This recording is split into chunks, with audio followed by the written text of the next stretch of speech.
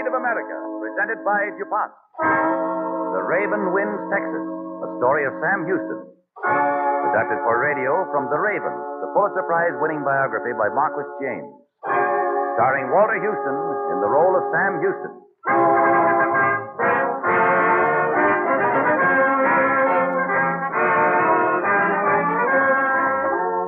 Tonight, the DuPont Company, makers of better things for better living through chemistry, again has the privilege to present Walter Houston in an original Cavalcade of America drama, The Story of Sam Houston. In a brilliant career in the American theater, Walter Houston is noted for his performances in The Barker, Dodsworth, and Knickerbocker Holiday. He has been acclaimed for his roles in the motion picture version of Dodsworth, as well as in Rhodes and The Light That Fades. This week, he returns to Broadway in a new play, Passenger to Bali. Tonight, he appears for the second time in this series of the Cavalcade of America in the role of Sam Houston in The Raven Wins Texas.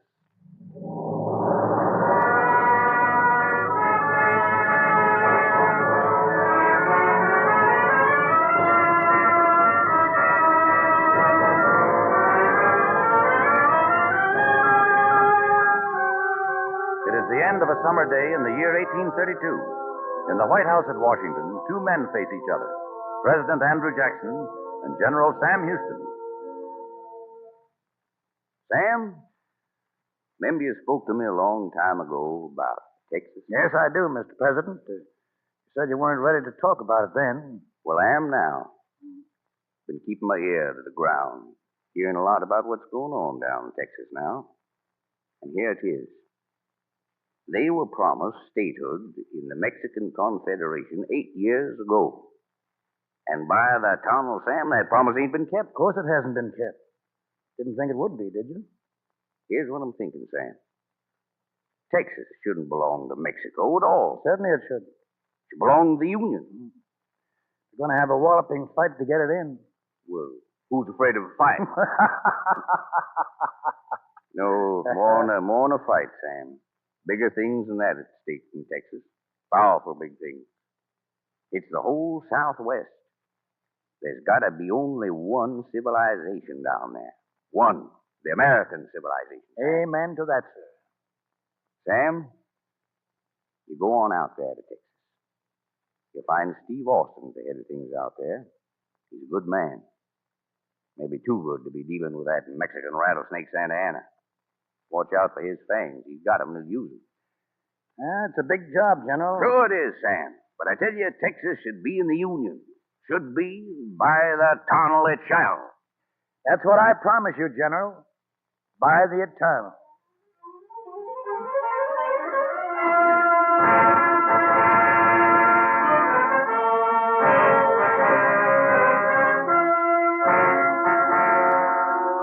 Mind if I walk with you to your horse, Mr. Austin? Why, no, General Houston. I'm glad to have a few words with you if you'd like. What's on your mind? Mr. Austin, ever since I came to Texas, I've been telling you Santa Anna is a split-tongued reptile that you can't trust. And I'm asking you for the last time, don't go down to Mexico City to see him. It won't do any good, sir. General Houston, I've got to go. You were at the convention. You know they sent me down there to ask Santa Anna to recognize the rights of Texas. I know it. I fought the plan all through the convention, and I still say it won't work. I tell you, you can't rely on Santa Anna. He's got every reason to be grateful to us. Texas helped make him president of Mexico. Listen, General, you've been paying too much attention to the hot-headed element down here. I trust Santa Anna, and I believe he'll give us our way in Texas. You can't trust him, sir. He's a tyrant, and you'll find out you're just wasting your time. Well, I'm the best judge of that, General. Goodbye, sir. Goodbye, Mr. Austin.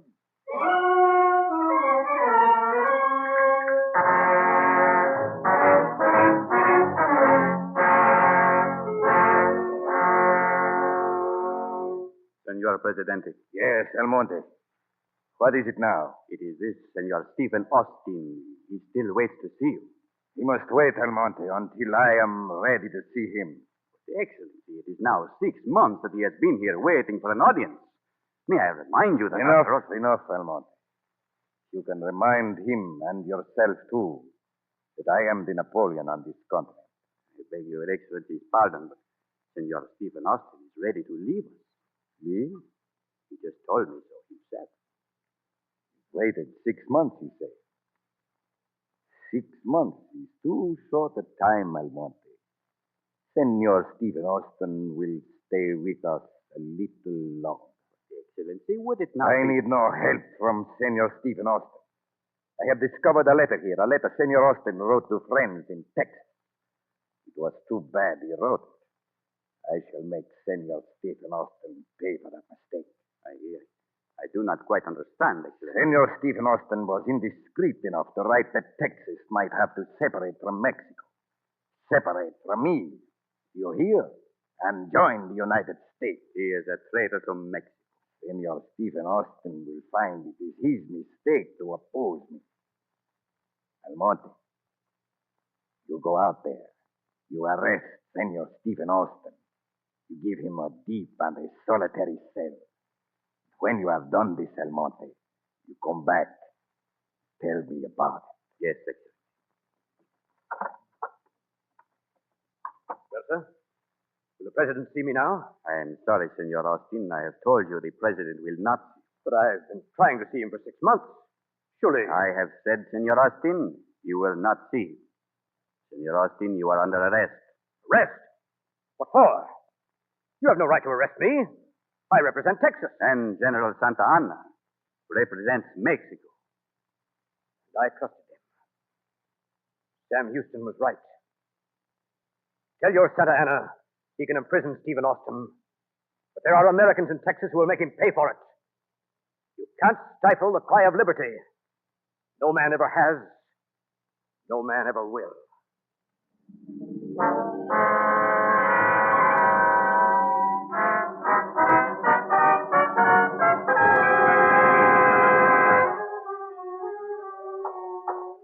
Mr. Speaker, General Sam Houston. Mr. Speaker, gentlemen, we all know what we are up against. Santa Anna still holds Stephen Austin in a dungeon. And what have our people done? Driven a few Mexican garrisons out, and what's the result? These paltry slaps at Mexico have done more harm than good. Santa Anna will be back any day with an army for revenge. And gentlemen, Texas is not ready for him. We have no government. We have no army. And we better organize both and be quick about it. Mr. Speaker, I move that Sam Houston be given command of the Army of Texas. I second the motion. Gentlemen, you've heard the motion. All in favor? Aye. Opposed? The motion is carried. Speaker? General Houston. Yes, what is it, Sutherland? A message, sir, from the boys at the Alamo. Santa Anna is attacking. Mr. Speaker! Mr. Speaker, just a minute. What's wrong, General? I've got a message here from Colonel Travis and David Crockett at the Alamo. In 10 days getting to us. It reads, I'm besieged by Mexican troops. Santa Anna demands our surrender. Otherwise, our troops will be put to the sword.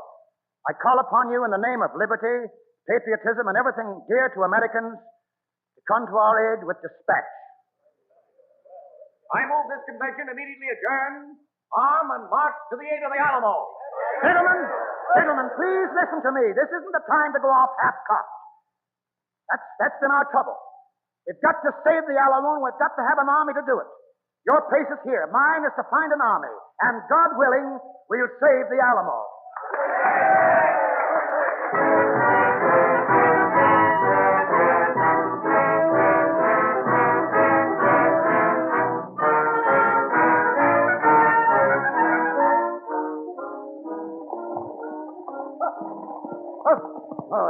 General Houston. Oh, Firefly, whoa. Oh, what is it, Major? Scouts up ahead found a woman riding by herself looking for you, sir.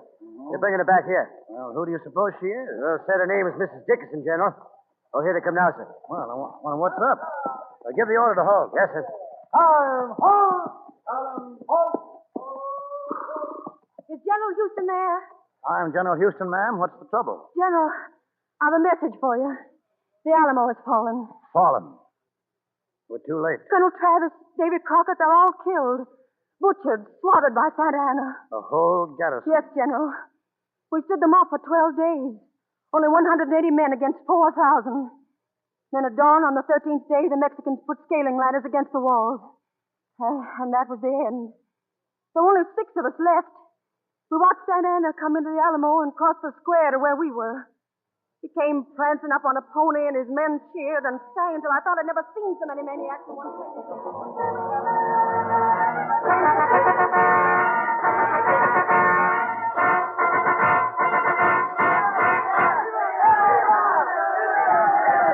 Well, there he is. great Santa Ana. 13 days. Well, it took him that long to ride inside these walls, anyway. What'll they do? What'll they do to us now? Keep up your nerve, Mrs. Dickinson. Don't let them think you're scared. Remember, we showed them what we could do for 12 days. We're not going to quake before them now. Make way! Make way for that Presidente! At ease! At ease! Well, Almonte, the victory is mine. Yes, Senor Presidente, but another one like it will ruin you. Silence, Almonte. Yes. These are the prisoners. These 5 men here, Senor. The woman there. Prisoners are a nuisance, Almonte. I do not wish to have him.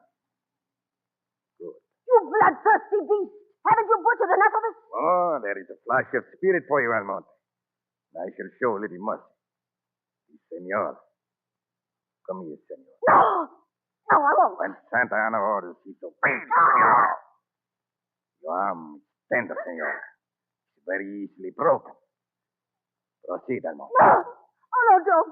Almonte, what are you waiting for? Yes, Senor Presidente. Ready. Aim. Fire. You see, Senora, what my mercy spared you. Now you can do something for me. You know this General Sam Houston? Yes. You will find this Senor Sam Houston. You will take a message to him. Almonte, you have a horse made ready for the Senora. Please. Listen well, Senora. Give him my compliment. Tell him what you have seen. Tell him to remember the Alamo.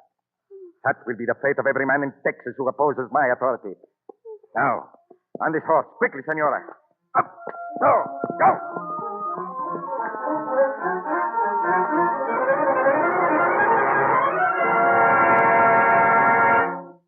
So, Santa Ana sends a message. And here's our reply, Mrs. Dickinson.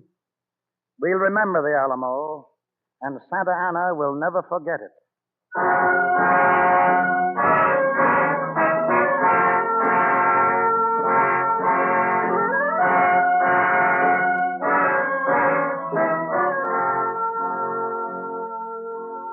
Hockley. Yes, sir? Tell the men we'll have to eat cold rations tonight. I want no campfires burning. Too easily spotted by Santa Ana's men. Yes, General. And they'll wipe us out anyway, if you ask me. I tell you, General Houston, it's no good. We haven't a chance. I'll throttle you if you keep up that talk. Very well, sir. But tell me how 900 men are going to drive off 7,000. That's my problem, Major Smith. The Mexicans haven't trapped us yet, and I tell you they won't. Texas is a powerful big place to fight in, and there's lots of room for one big blow. Come on, you. What's going on there? Come on here. What is it? Come in. What is that? What's the matter there? Scouts picked up a rattlesnake riddled into camp, General. Come on, you speak up, you spy. Santa Ana. Yeah, no, we don't savvy Mexico around here. English, you know English. All right. Tell him just what you told me. Go on. Santa Ana, he come this way. 4 divisions. He kill all. Right behind. Yes? Santa Ana right back of us? Shall I hang him or shoot him? No, por favor. No. No, de Dios. No, there's no hurry. Major Smith. Yes, General. Well, you're right, Smith. It's no use. We can't fight 7,000. I thought so. Yes, we'd better get out of here. Make for the border of the United States before it's too late. I guess it's all over, boys. We're licked. All right, sir. Makes sense to me. What's this spy doing in here? Kick him out of this camp before I change my mind and have him strung up. Get out of here. Come on. Go on, get out. We'll have to hurry before it's too late. Where are you going, Major Smith? I'm going to carry out your orders. Major, Yes, General? do you think I'm a lunatic? Didn't you just say it was all over? Sure, I said it. Sure, we're going to retreat. And when that spy tells Santa Ana, he'll come chasing after us, and we'll give him a run. A run he'll never forget. And then, boys, we'll strike. We'll hit him when he least expects it. All right. Go ahead. But you're making a mistake. I'm commanding this army. I give the orders. Sound the retreat.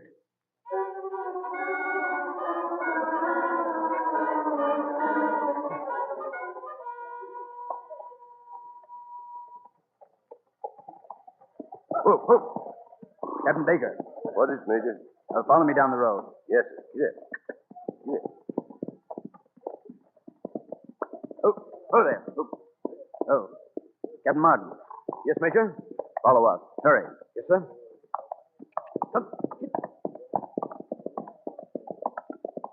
Who there? Major Hartley. Yes? Huh. You follow us off the road here, over in those cottonwoods. What's the matter? Come on. You'll see. All right. Yep. Come on.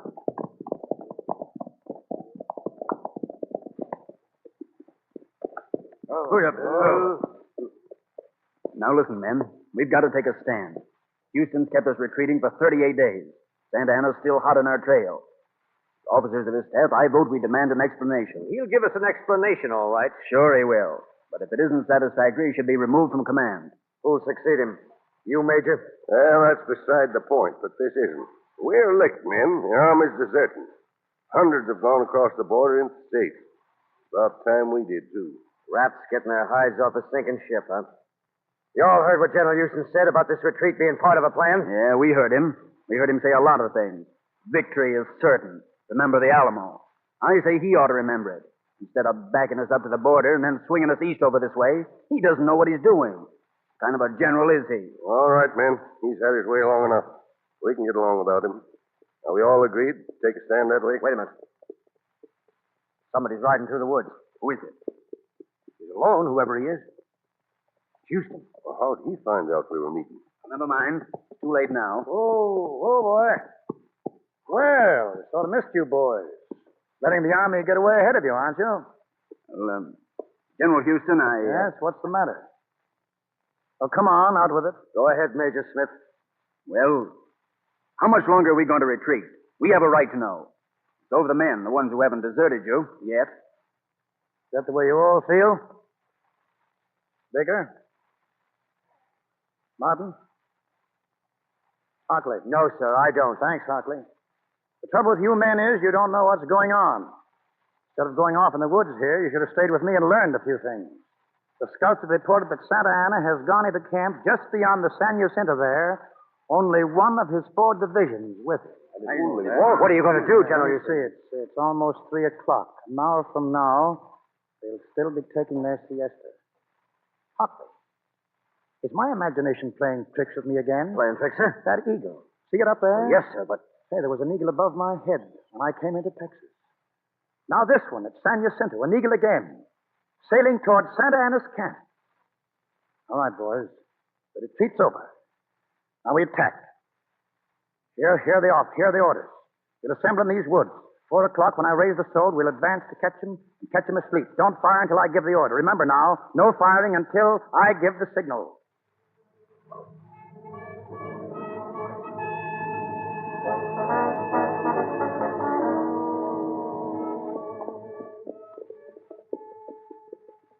Quiet, man, quiet. Got to catch him sleeping during siesta. No sign of life in their camp yet, sir. They've seen us, sir. Hold your fire, men. Hold your fire, Hockley. Yes, General. We're almost at the Mexican breastwork. I know. It's about 20 yards, sir. Everything ready? Yes, sir. Can you see our artillery? Men are looking this way. They're waiting for the signal, sir. All right. Wave your hat. Signal them to fire. Right, sir. Now, give it to them. Remember the Alamo, boys.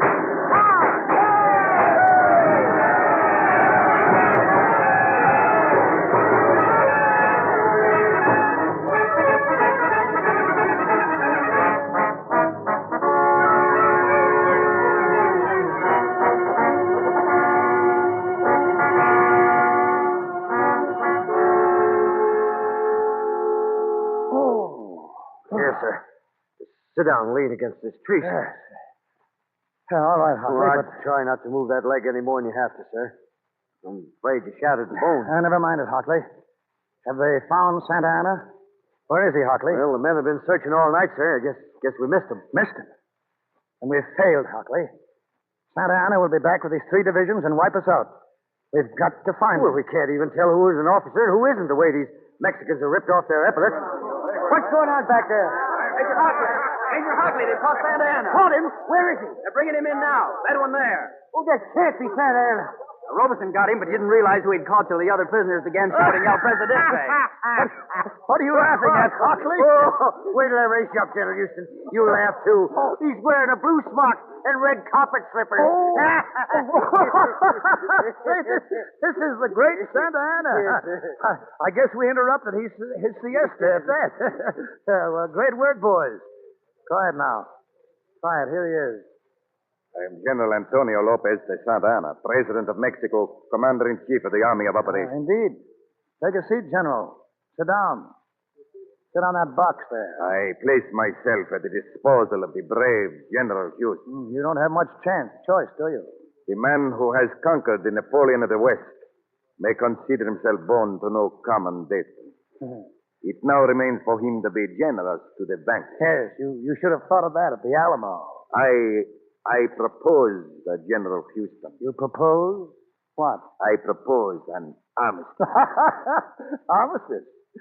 Well, I'll do all the proposing, understand? As you wish. You write an order instructing your troops to leave Texas soil forever. Could I have, has anyone a piece of opium? Opium? So? I would be very grateful. Now I see you in your true color. The Napoleon of the West. It is not a great thing, I ask. No? Nor I. Merely that your armies leave Texas. You'll write the order of evacuation. Yes, senor. Yes, I will do so. Take him away, boys. All right, General. Come on now. Hockley. Yes, General. Get me a paper and a quill. I'm going to write to Andrew Jackson. Yes. We've won our freedom. Now all that remains is for us to join Texas with the Union. When that day comes, and someday it will, I'll tell old Hickory myself. By the eternal.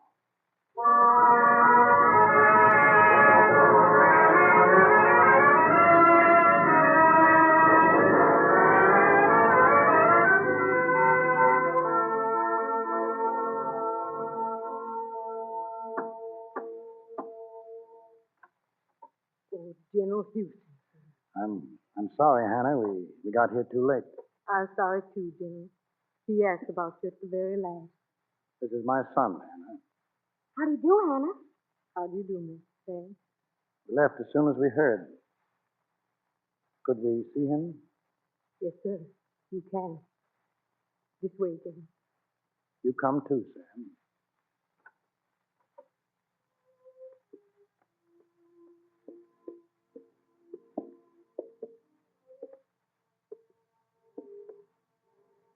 My son. Yes, Father? My son, always remember you've looked on the face of Andrew Jackson. He was a great man, wasn't he, Father?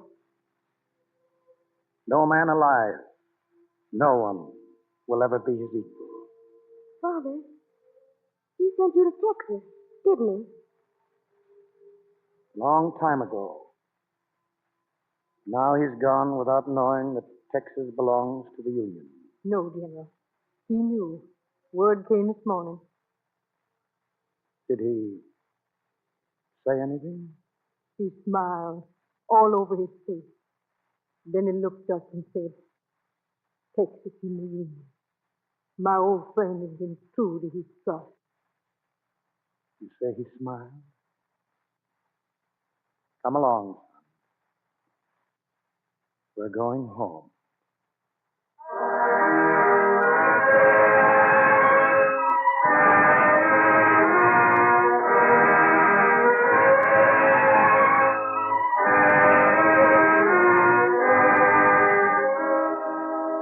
The Raven's flight is ended. But the heritage he left us lies in the greatness of the Lone Star State.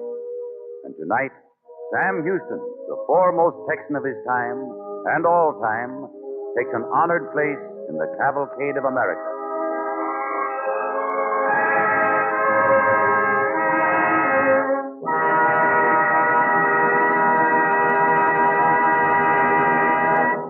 Thank you, Walter Houston. We are happy to have you as our guest on the Cavalcade of America. And now, before we hear from Dr. Monahan about next week's program, we have a story from the wonder world of chemistry. Picture a room with rows of green apples hanging from hooks on the wall. One green apple hangs from each hook. Sounds foolish, doesn't it? But it isn't. It's just a part of the careful research to find a better and safer way of controlling the codling moth and preventing wormy apples. Codling mothworms love apples. They cause heavy damage to apple crops and make you pay more for the fruit. Materials now used to protect apples from these pests must be washed off at harvest time in order to protect your health. You can see what a fine thing it would be to have a safe protection that wouldn't need to be washed off. Some years ago, DuPont scientists began a search for a material that would defeat the insects and not harm humans. So they built a dining room for the codling mothworms with tempting green apples hanging on hooks. They provided comfortable little cages for codling moths to live in and lay their eggs. Month after month, they treated green apples with various chemicals and watched the mothworms. It was a long search, but those DuPont men kept plugging at it, and finally they found a promising chemical with a long name, phenothiazine. Anyway, the name isn't half as important as the fact that it does protect apples against the codling moth when sprayed properly on the fruit. It also protects grapes against the grapeberry moth and a disease called the black rot. It stops Japanese beetles from feeding on plants and fruits and is proving effective against other insects, too. There's another queer angle to this story. Zoologists of the United States Department of Agriculture have tried out the same chemical as a remedy for certain internal parasites of sheep. They found it to be the most effective known remedy for this purpose. A single dose does the trick. It didn't take long for the news of this experimental work to travel to the great sheep-raising countries of Canada and Australia. Scientists there have had equally good results. And now similar trials are being made with cattle, hogs, and other animals. So you see, the benefits of chemical research travel far and wide. Whether you grow apples or raise sheep or merely buy lamb chops and enjoy apple pie, chemistry has been working to protect your pocketbook. And there you have the essence of the DuPont pledge, better things for better living through chemistry. And now the Cavalcade of America's historian, Dr. Frank Monahan of Yale University. Sam Houston, the founder of the Republic of Texas, was a great man molding a great event, and so his name is written large in American history. But it is true that frequently a great event can be approached and understood through the hopes and actions of the little people, whom history does not headline. The Cavalcade program for next week, entitled On Jordan's Banks, is the story of an unknown youth named Sam Davis. Sam Davis was a Confederate spy, a spy who was caught. But Davis, during his brief career, seems to me to represent the highest devotion to a cause, the most complete loyalty to an ideal. And these are qualities that have given strength to the fabric of American character and greatness.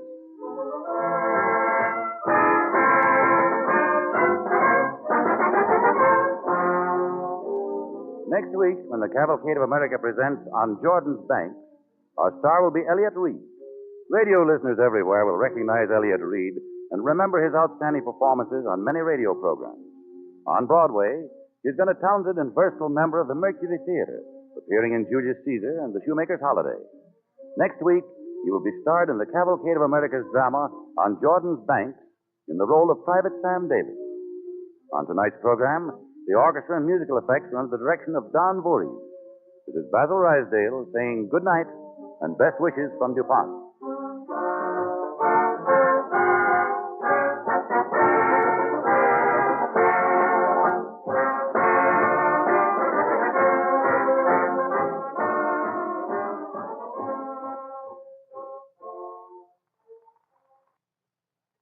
This is the National Broadcasting Company.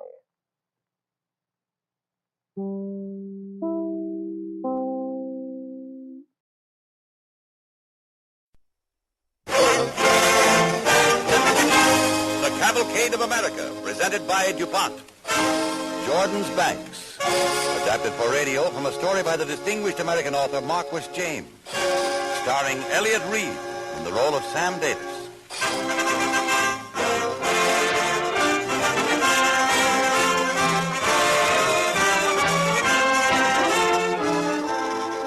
The DuPont Company, makers of better things for better living through chemistry, tonight brings you the story of a young Confederate soldier. His name, Sam Davis. In the role of Sam Davis, the Cavalcade of America presents Elliott Reed, talented young actor of radio and the theater, in an original radio drama, Jordan's Banks.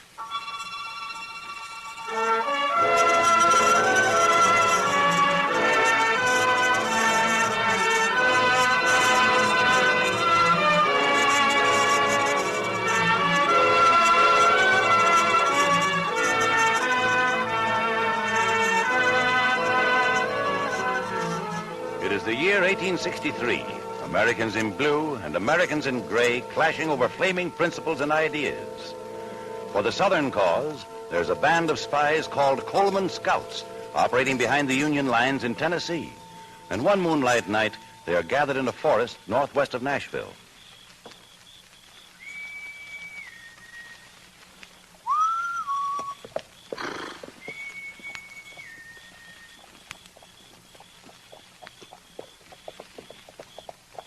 That's him. It's about time he was coming. All right, men. Quiet now. Oh, boy. Private Davis reporting, Captain Coleman. Very well, Davis. Have much trouble getting here? No, sir. Pretty lucky tonight. See any Yankee patrols? Plenty. But they didn't see me. Good. Now, men, we're all here. Listen carefully. We haven't much time to talk. I've got to report to General Lee in Richmond. But before I go, we've got to get these plans of Nashville's fortifications to General Bragg in Chattanooga. He needs them to recapture Nashville from the Yanks. Good, sir. One of us will have to take these papers and all the responsibility. There must be no evidence against the rest of us if the Yankees catch him. He will assume this duty alone. Is that clear?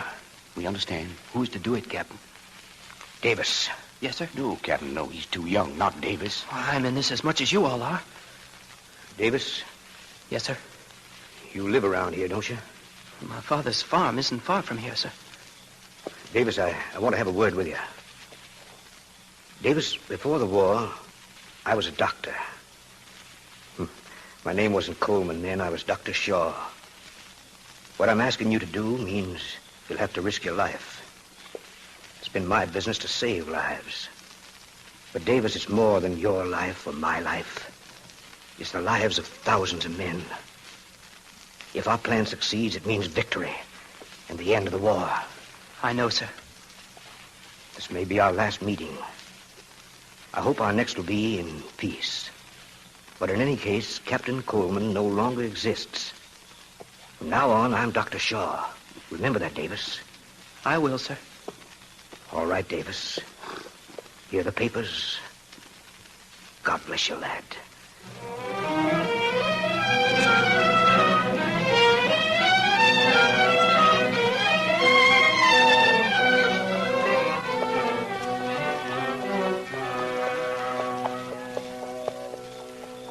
Whoa, Prince. Whoa, boy.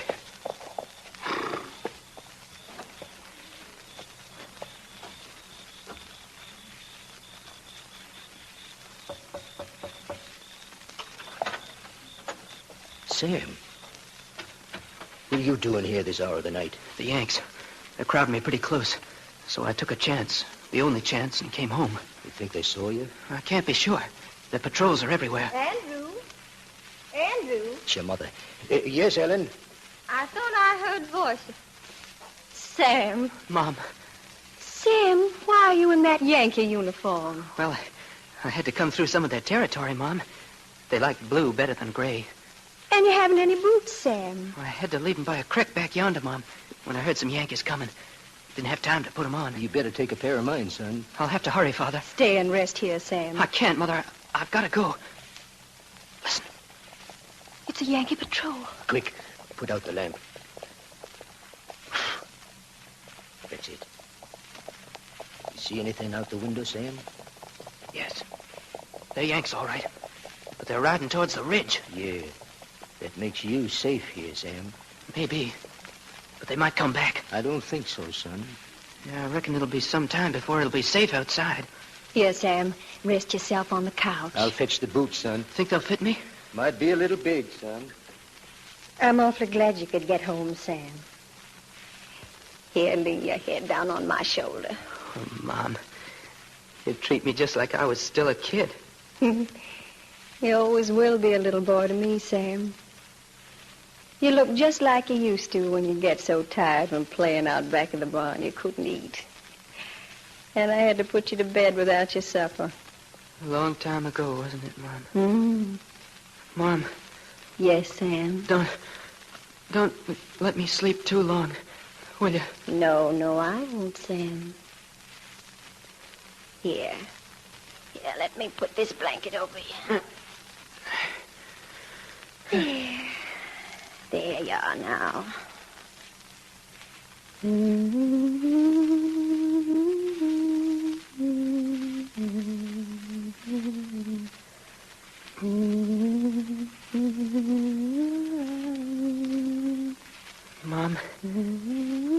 it's funny. That song sort of carries you back.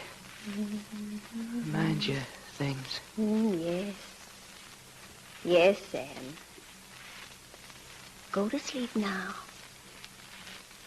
On rolling stony banks I stand and cast a wistful eye to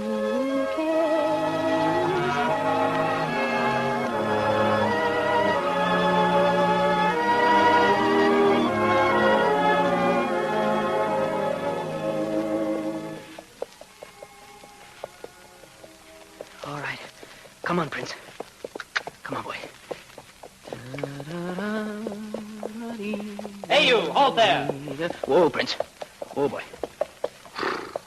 Well, sure a good sight.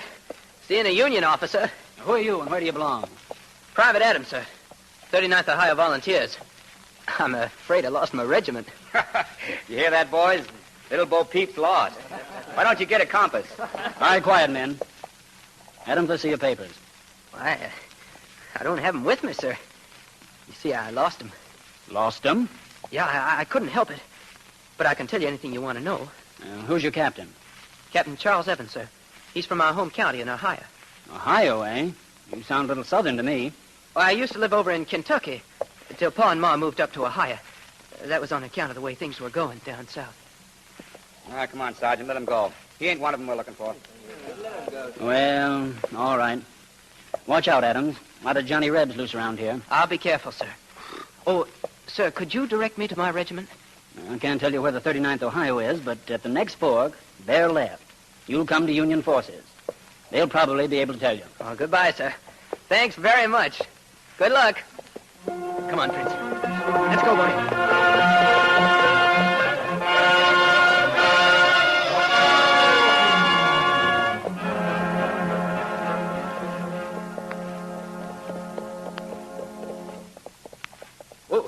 Whoa, Prince. Howdy, miss. Go on about your business, Yankee. What's the matter with the buggy? Here, wait a minute. Don't you go getting off that horse. I'll have no truck with the likes of you. Trace broke, eh? I reckon you almost had a runaway. I'll fix it. Never you mind. Oh, you won't fix it if you tie it that way. Here, I'll do it. Don't you dare touch me. Oh, I'm sorry, but I can't fix it, you know, if you're going to stand there. I declare I'd rather walk than take help from a Yankee. There we are. That's it. Won't break now. Looks better, don't it? I told Pa a million times we ought to have a new harness. Something's always the matter with us. Do you, live around here? We got a farm back of those woods over yonder. The trace is fixed up real nice. Ain't it? Yeah. Yeah, you'll get home all right. Reckon I will. You can go on up ahead and join your Yankees. Oh, did you see a patrol going down the road? Why, yes, I did. Don't you belong to it? Sure. Yeah, I just wondered where they were. Thanks for fixing the trees. What's your name? Name? Oh, it's... Well, does it make any difference? I'm just that Yankee you don't like, remember? Well, I gotta be on my way now. Goodbye. Goodbye, Yankee. Come on, Prince. Come on. Come on, boy. Hey, you're going the wrong way. Hey, not that way. The patrol's down the other way. Goodbye. Goodbye.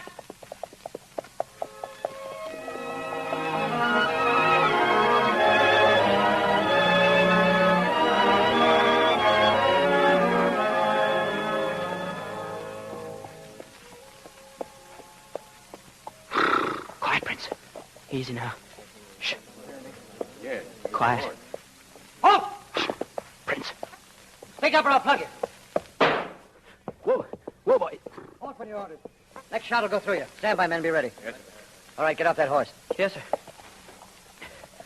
But why are you doing this? Hold his horse, Corporal. Yes, Lieutenant. Oh, What's the trouble? I guess I hurt my foot, Lieutenant. All right, now. Say, those aren't regulation boots. What kind of an outfit you got on, anyway? What's your name? Private Hull, sir. 21st Illinois. 21st Illinois, huh? What town in Illinois? Why, Springfield. Where do you live in Springfield? On 6th Street. Where'd you leave your regiment? Over Nashville way. That was before I got lost, sir. Yeah. Made a bad guess this time, Johnny. Fall in beside him, men. But, sir, I tell you, I'm lost. Too bad you didn't know the 21st Illinois is from Mattoon, not Springfield. Now, will you tell me who you are? No, sir. All right. It'll keep. Forward. Hutch. What's the matter? Why the limp? My feet hurt from these boots, sir. Yeah, we'll fix that when we get to headquarters. Then we'll find out who you are.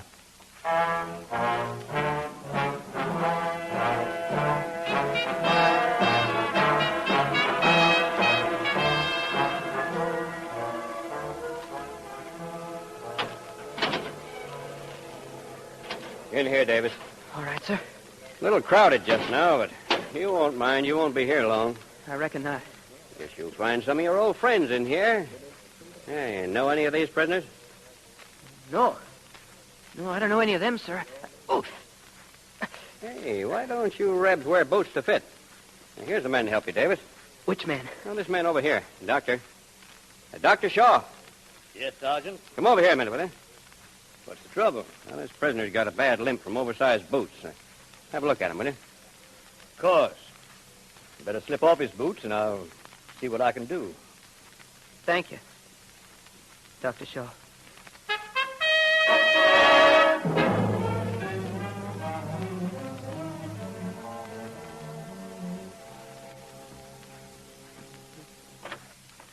Show the prisoner in, Lieutenant. Yes, sir.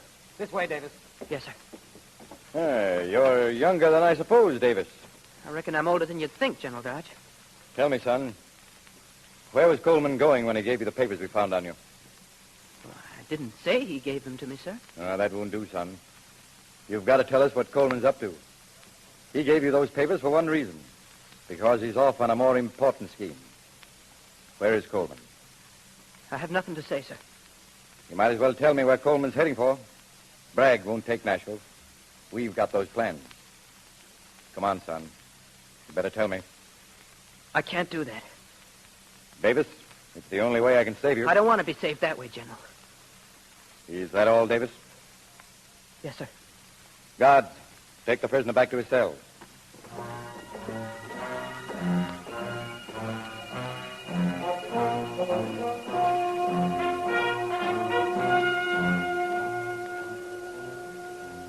Prisoner.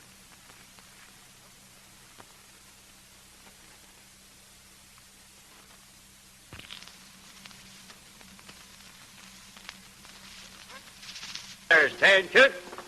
Answer the roll call. Privates Blair. Yeah. Bryant. Here. Davis. Here. Donovan. Here. Miller. Yeah. Mitchell. Yeah. Parker. Yeah. Dr. Shaw. Yeah. At ease. You've got a few minutes to stretch your legs, prisoners. Dismissed. You give us the right chance, Sergeant, and we'll show you how we can stretch them. Yeah, you'd have a time keeping up with the others, Davis, with those feet of yours. Here, my boy. Let me look at him again. Oh, thank you, Dr. Shaw. Sergeant's right. I couldn't run far, I reckon. Let me know, Doctor, if there's any medicine you need. Yes, Sergeant. Let's slip off your boots, Davis. Still pretty bad. Well, they're better. Thanks to you, Doctor. I'll take a closer look at him. Guards watching us. Go right ahead, Doctor. I won't weaken. He's out of earshot now. I'm sorry I failed you, Captain. You did your best, Sam. But I'll find a way to get you out of this. No, Captain, no. It's got to be this way. They mustn't know who you are. You have more important things to do, Captain. You've got to escape. What about you, Sam? Oh, don't think about me, Captain. Remember what you said when you gave me the papers? The lives of thousands of men depend on your work. You've got to escape so you can carry out your plans. You've got to. Watch it. The guard. Time's almost up, prisoners. But I tell you, Sam. Quiet, quiet. He'll hear you. All right, now, all right. Fall in. Prisoners, attention. Sorry, Davis. Sorry if I hurt you.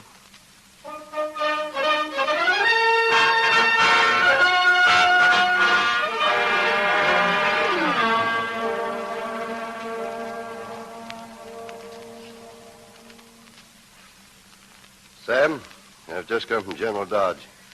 Wants me to talk with you again. Captain Chickasaw, we've been over this so many times.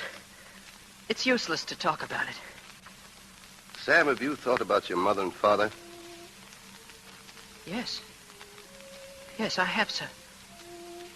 You see, they don't know anything about it. Oh. You could go back to them, Davis. You'd only see how useless this is. But I can't see that, sir. You know what I mean, Davis. I mean, we'll get Coleman. Not if I can help it. Davis, why do you compel us to hang you?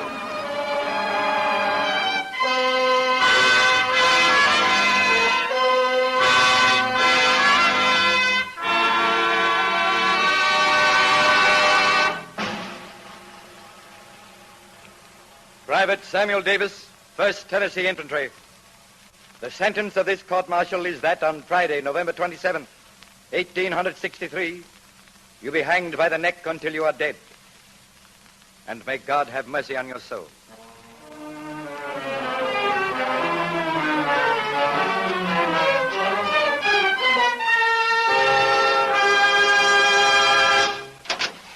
Davis, Chaplain Young to see you. Good morning, Sam. Morning, Chaplain. Is there anything you need, Sam? Anything I can do for you? No, thanks, Chaplain. I'll help you any way I can, Sam. There isn't much I can do, I know. Thanks, Chaplain. Sam, I'm not a soldier. Perhaps if I was, I might not be as helpless as I am. Oh, you needn't feel that way about it, sir. You've helped me. Have I, my boy? Well, it's not for me to urge you to have courage when I wonder how you have so much. It isn't only that, Chaplain. Sam, your life should be ahead of you because you're young and brave. Won't you tell them what they want to know? It's a small thing, isn't it? Chaplain, would you betray a trust? No, Sam, I wouldn't. I'm glad you said that to me.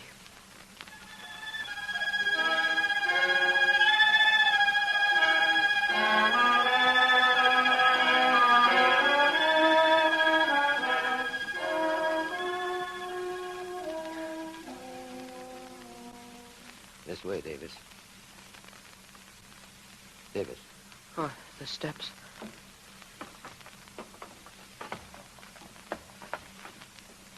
How long, Captain Armstrong? Only a few minutes, Sam. Any news of the fighting, Chaplain? General Bragg was defeated at Lookout Mountain. Oh, that's bad news. For us. All right, Private Stone. Yes, sir. You just stand over here, Sam. Well, Private Stone? Do we have to wait? Oh, I won't. I can't.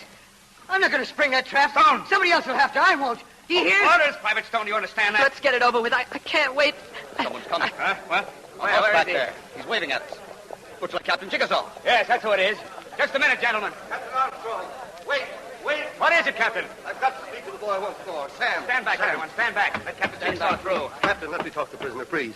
Go right ahead, Captain. Sam, General Dodge gives you one more chance. It's your last. If you'll tell us where Coleman can be found, you can walk off these gallows a free man. Well, how long have I to consider this, sir? Only a couple of minutes. Have you a paper and pencil? Yes. Here you are, Sam. I hoped you would, Sam. I hoped you would. General Dodge will be happy about it, too. We all will. There, it's done. But, Captain, can I hand it to the chaplain? Why, yes, Sam, if you wish, but I don't... Chaplain, this is a note to my mother. Will you deliver it, please? Why, of course, Sam. Is that all, Sam? Yes. I'm ready now. Chaplain. What is it, Sam? Would you sing Jordan's Banks for me? Very well, Sam. On Jordan's stormy banks I stand and cast a wistful.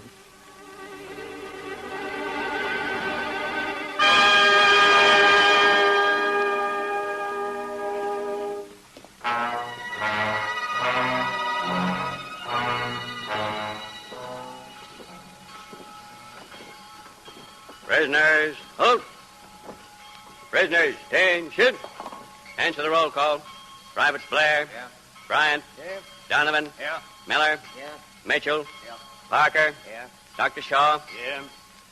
Climb aboard the train, prisoners. Take seats. Good. Hurt.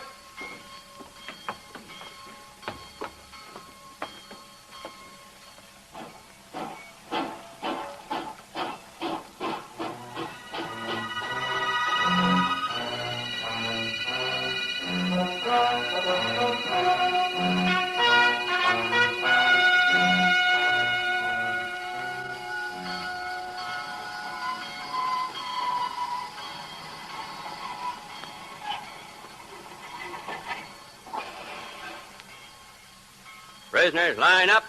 Attention. Answer the roll call. Private Blair. Yeah. Bryant. Yeah. Donovan. Yeah. Miller. Yeah. Mitchell. Yeah. Parker. Yeah. Dr. Shaw. Dr. Shaw. Dr. Shaw.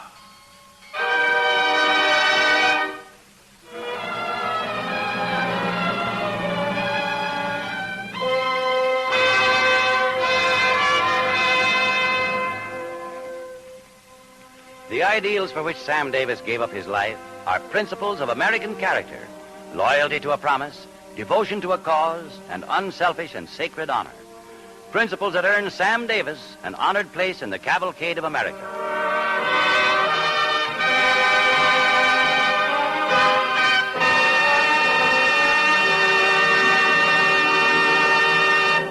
Thank you, Elliott Reed. And now, before Dr. Monahan brings us news of next week's program, we have a story from the wonder world of chemistry.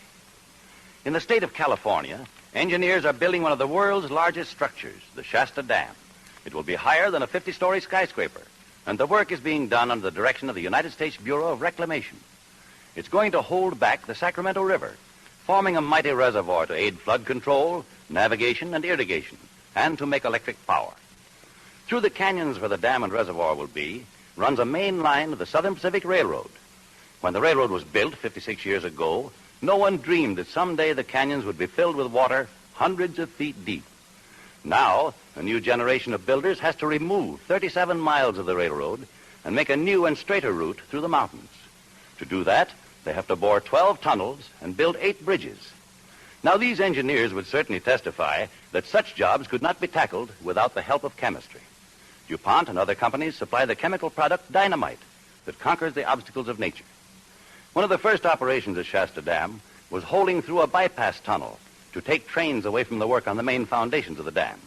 But this tunnel will be used only a couple of years until the permanent new railroad is finished. When the railroad is relocated, the tunnel will be turned into an enormous pipe to help carry the river away while the big dam is being built. And the railroad, running through 12 new tunnels made by men aided by dynamite, will be shorter and straighter than the old line and will save time for passengers and freight traveling up and down the Pacific coast. The Shasta Dam will stand as another great monument to the constructive genius of the American people. We are building for the future scene in the valley of the Sacramento, when the huge reservoir, furnishing a plentiful supply of irrigating water the year round, will turn the waste areas into fertile, prosperous farmlands, abundantly supplied with electric power and light from the dam's hydroelectric turbines. And never again will the peaceful countryside be at the mercy of devastating floods. We Americans may be well proud of our Shasta Dam project, and DuPont chemists are proud of the part they have had in its construction, which is another realization of the DuPont pledge: better things for better living through chemistry. And now the Cavalcade of Americans historian, Dr. Frank Monahan of Yale University. History often seems to be a great web of individual biographies. Their proper presentation makes the past more intelligible and real. I know it is perfectly natural that in the building of America, the life stories of men of action should predominate. but they certainly should not obscure the contributions of men of ideas. Next week, Cavalcade will present the story of John Fitch, a neglected, eccentric Don Quixote who invented the steamboat years before Robert Fulton's Claremont ever stirred the waters of the Hudson. The idea developed by Fitch was more important than many of the exploits of our generals and the deliberations of our statesmen. Fitch was a man of ideas, and one of these ideas was basic in the ultimate transformation of America. Yet he gained only loneliness and poverty, and finally an unknown and unmarked grave.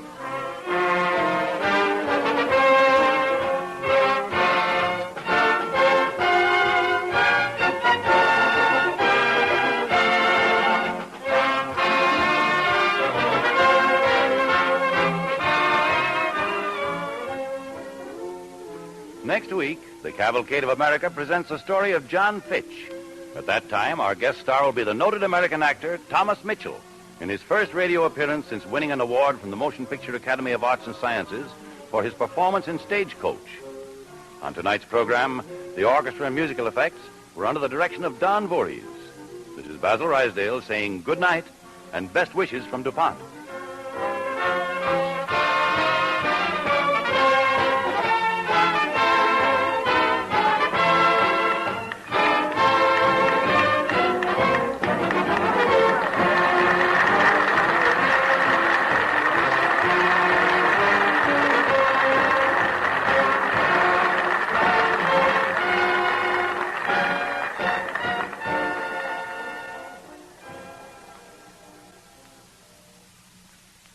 This is the National Broadcasting Company.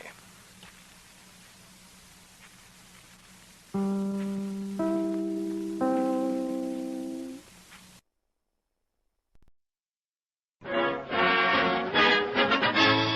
Cavalcade of America, presented by DuPont.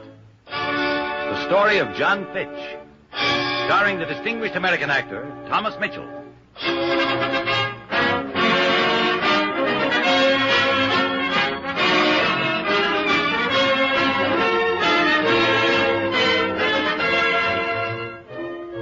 The DuPont Company, makers of better things for better living through chemistry, presents the Cavalcade of America, dedicated to those men and women in every walk of life who have shaped the destiny of America in the past, and to the youth of today who will shape the destiny of America in the future.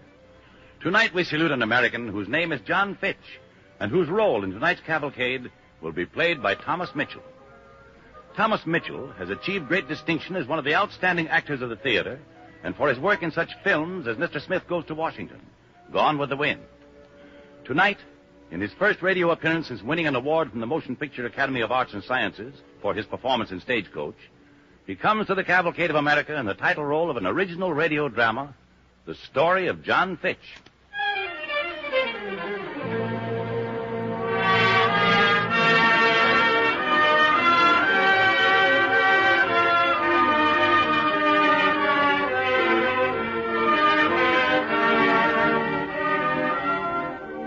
(1786), Philadelphia, Pennsylvania.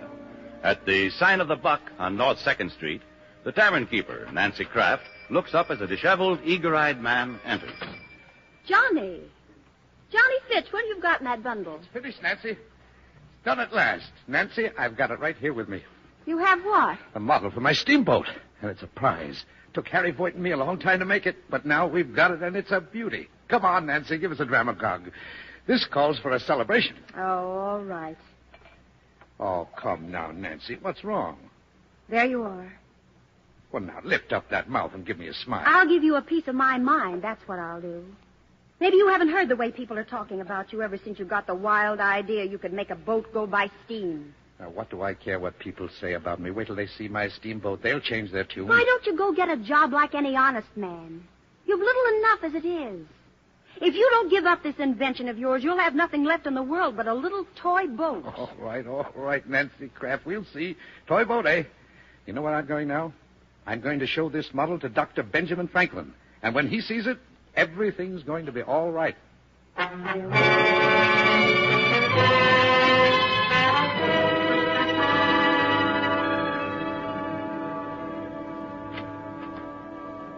Well, what is it? May I come in, Dr. Franklin? I'm exceedingly busy. It's been a long day, and I'm a little tired. I can't seem to do the work I used to. Well, I won't take up much of your time, sir, but this is very important. Well, all right. Come in, sit down. Thank you, sir. Now, to begin with, what's your name? Fitch. John Fitch. Well, Mr. Fitch, what is it you want to see me about? Dr. Franklin, I have here a model for a steamboat. A boat propelled by steam. Yes. In fact, I've thought of a similar idea many times. Very interesting. Here you are, sir. There's a model for the first steamboat in America. Well, I must admit that I've never seen anything like it before. Let me explain it to you, sir. The steam from this engine generates the power. That, in turn, pulls these chains. They're attached to two sets of paddles, and as the chains move, the paddles dip into the water, like Indians in a canoe. The paddles alternate. First one set, then the other. Yes, I see. Well, that's quite a process. But remember this, my friend. It's been wisely and justly said that nothing can be invented and perfected at the same time. Dr. Franklin, of all the things in my life, even above life itself, I believe in the success of this steamboat. My partner and I... Oh, so you have a partner, Mr. Fitch? Yes. Harry Voigt, the clockmaker. He has a shop here in Philadelphia. Yes, to be sure, yes. I know it well. Well, pray, go on, Mr. Fitch. Well, sir, I see the steamboat as a means of increasing the commerce on all the rivers of our country, developing all that great territory out west. Well, you know, don't you, that today men of influence and wealth are opposed to the development of the West. You need their support. You know that, of course. Well, I came here, sir, for yours. Mr. Fitch, I'm an old man, and I'm tired. I have more to do now than I can take care of. You know that when I returned from Europe, I'd hoped to retire, but the people of Pennsylvania called me once again to their service. Then you won't give me your assistance? I'm sorry, Mr. Fitch. I'd hope for your support, Dr. Franklin. Well, I'm sorry. Mr. Fitch, when you're my age, you'll find you can't do too many things at once. I've seen many changes in my time, and I've had my share in making some of them. But you young men can't expect us to go on forever. That's probably the greatest tragedy of old age. There are things to do, and you can't do them. No, Mr. Fitch, I can't help you. I've worked hard, sir, and I needed your support. But, Dr. Franklin, there's only one thing I know. I've got something. I'll make people realize that. I'll build that steamboat by borrowing money from my friends, penny by penny, pound by pound. And someday, sir, you'll see I'm right. I hope so, Mr. Fitch. I hope so. Goodbye, my friend, and good luck.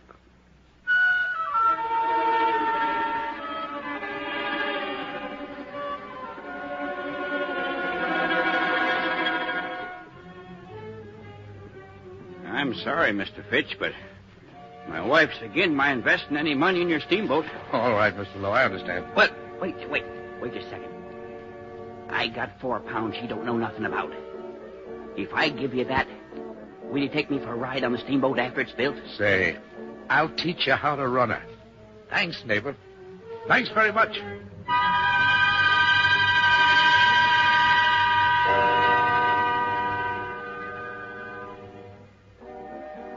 Look, John, my whole tavern business depends on the trade I get from the boatmen. And if your steamboat is a success, there won't be no more sailing. Where'll that leave me? But, Mr. Israel, don't you realize that the steamboat will increase river traffic? You'll get more business than you can take care of. Believe me, you will.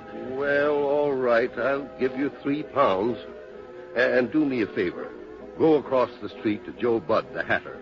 But don't tell him I sent you. Don't worry, I won't. Thanks. Thanks very much.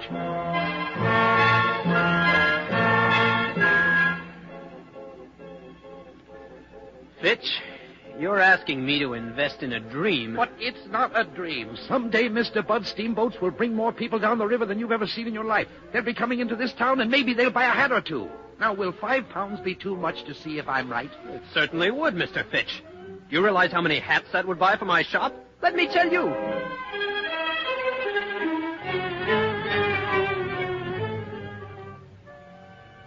A steamboat. Mr. Fitch, you're out of your mind. I don't see why you have to have steam blowing against the sails when there's plenty of good free wind that don't cost nobody nothing. Madam, you don't understand. There are no sails on a steamboat. Well, how's it ever going to get any place then? You're crazy, Mr. Fitch. Good day.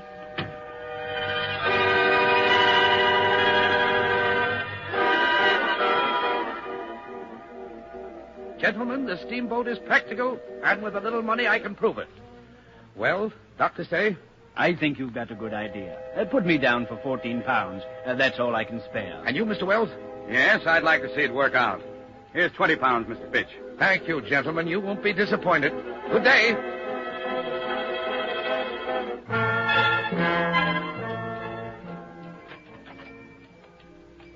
John, you've been gone all day. Did you have any luck? Oh, we've got it, Harry. We've got the money. Are you sure, John? Mr. Tolan, the grocer, just left. He gave us 8 pounds, but that isn't enough. We've got to have more, John. No, not now. I've got 34 pounds. Add that to the other contributions, and we have a total of 150. Come on, Harry. Let's get to work.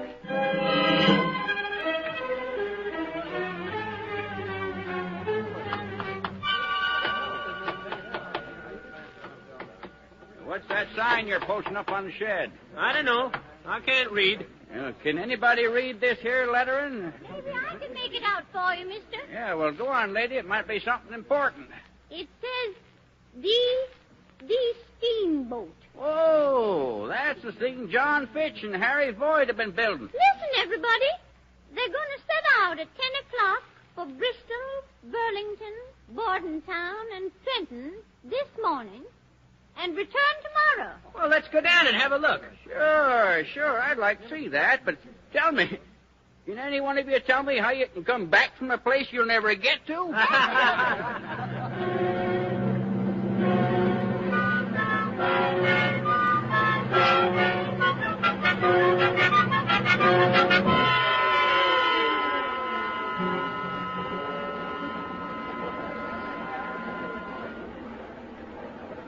Hey, Fitch, how far do you think you'll get? Don't forget the oars. Fools. Pack of praying jackasses. Everything ready, Harry? Yeah. You take the rudder, John. I mind the firebox. Good. We can get on the way, I guess. Say the word, John. I went through the revolution, but I wouldn't risk my neck on that monster. He'll blow up on you, Fitch. Wait and see. One side, please. One side. Let us through. Mr. Fitch. Mr. Fitch. Hold her a minute, Harry. Coming aboard, Mr. Wells? Yes, wait for it. I wouldn't miss it. Hurry, Dr. Say. There we are. Well, Mr. Fitch, are we all ready? Just in time, gentlemen. Make yourselves comfortable. All right, Harry. Here we go. Give her the steam. Here she is, John.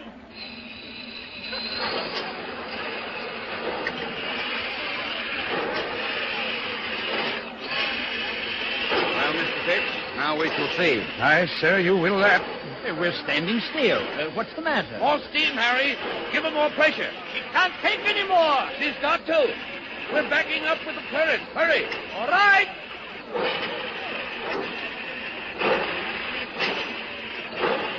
There she is, gentlemen. There she is.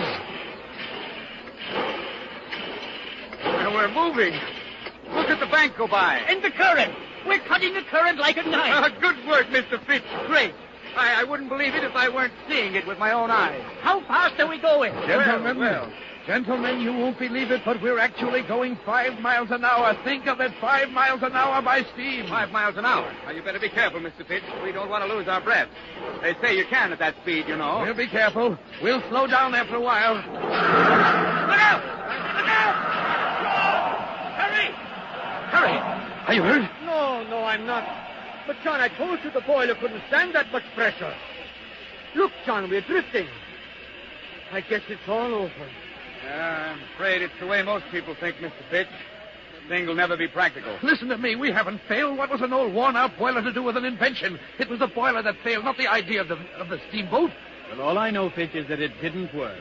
But the boat moved, didn't it? We were on it. You saw it. Well, I'm sorry, Fitch. It's just not practical. Maybe he's right, John. We work so hard, and it all goes wrong. Maybe it's no use trying anymore. I didn't think you'd give up, Harry. I tell you, gentlemen, I'll make it work.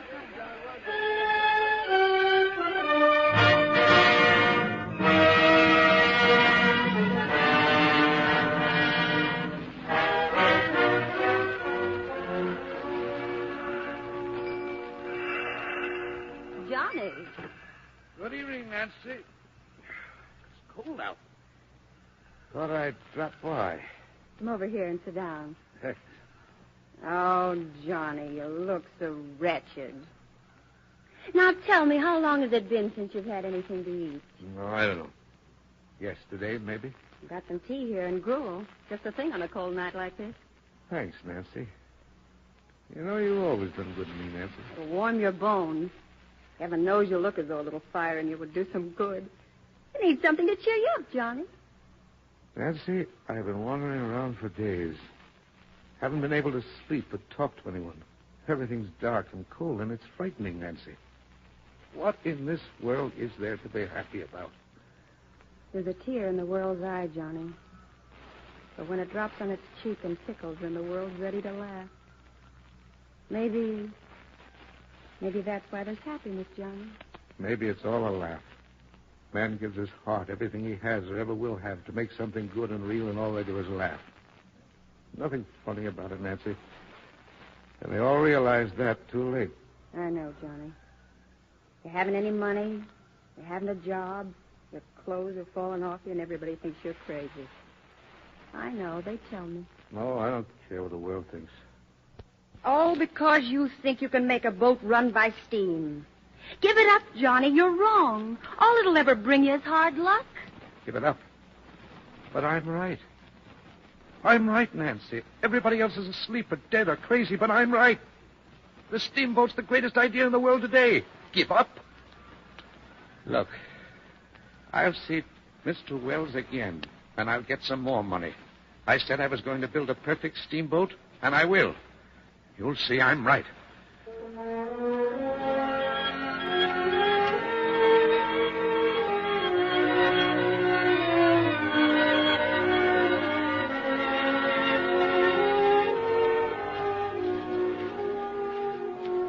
Mr. Wells, I need more money to finish building the Perseverance. I salvaged the other boat and got the boiler fixed, but I still have to have more money. Now, you're the chief stockholder. If I can convince you, the others will help. Oh, I'm sorry, Mr. Fitch, but none of us are in a position to risk any more money. You can waste your time, but we can't waste our money. But I wouldn't come to you at all. Only I've raised all I can myself. I'd like to help you, Mr. Fitch, but people simply aren't ready for your invention. But they will be when they watch the Perseverance go up the river. Mr. Wells, this time I'm certain the steamboat will go as fast as 7 miles an hour. I agree. That's an extraordinary speed. But you're not considering the cost, Mr. Fitch. I only see that my steamboat will increase our commerce all over the world. I'm a businessman, Mr. Fitch. I see that your ship will cost more than it can possibly make from passengers and cargo. Well, then, won't you at least come down to the waterfront and have a look at my steamboat, Mr. Wells? Well, there can surely be no harm in that. All right. Come on. Wait till you see it, sir. Hey, what's all the excitement? What's everybody doing? It's fire down at the waterfront. Boat's burning. You don't want to miss it? A boat? It's the Perseverance. Come on, Mr. Wells. Yeah.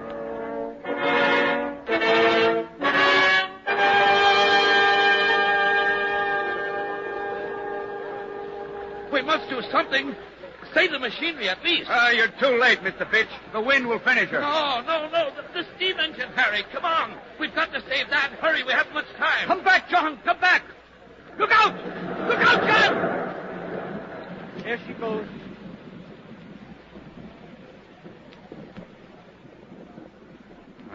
Now, Mr. Fitch, all your work has been for nothing. What will we do now, John? I don't know, Harry. Well, it's gone. I'd better see the other stockholders, Mr. Fitch. Sure, Mr. Wells. Go ahead. They'll have to know, and I know what they'll think. I'm sorry about this, Mr. Fitch. I'll be on my way. Good day. Maybe I should go too, John. Back to my clocks and watches. All right, Harry. But I don't blame you. You see, John, I have a business. Every day I'm losing customers. Pretty soon, I have no business. Go on back to your shop, Harry. And thanks for doing what you could anyway. Goodbye, John. John. Yes? You come with me. Maybe we have supper. No, Harry. I want to stay here by myself. Goodbye, Harry. Goodbye, John.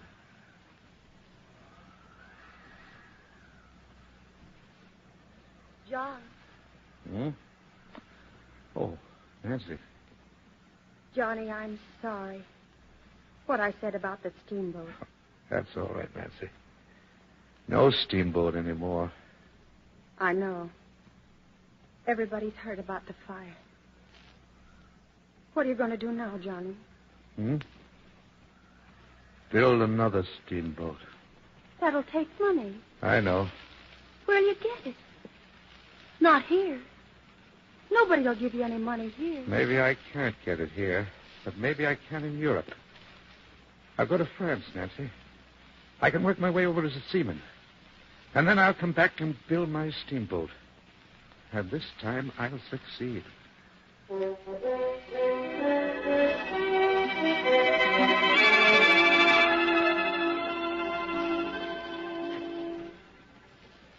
American consul will see you now, Mr. Fitch. Thank you. Come in, John. Come in. Morning, Mr. Vale. Any news for me today? I'm glad to see you, John. How are you? Well, very impatient, sir. Not with you, of course, but with the French. Will you sit down? I'd rather stand, thank you. As you wish. Mr. Vale, what's going to be done? Pretty soon winter will set in and it'll be too late. I'm afraid it's already too late, John. But aren't we going to be able to go ahead and build a steamboat? Now? With the revolution going on? The terror in Paris? Revolutions. The steamboat will outlast any revolution. Mr. Vale, isn't there anything we can do? John, I believe in your steamboat. But there's nothing you can do in a country that's fighting against itself. Why don't you return to America? You know, it's funny. It took a revolution to stop me this time. Well, maybe when men are thinking about liberty, they can't think about anything else. John, if you need any money... No, thank you, sir. I don't need any money for myself. No. I work my way over, and I can work my way back.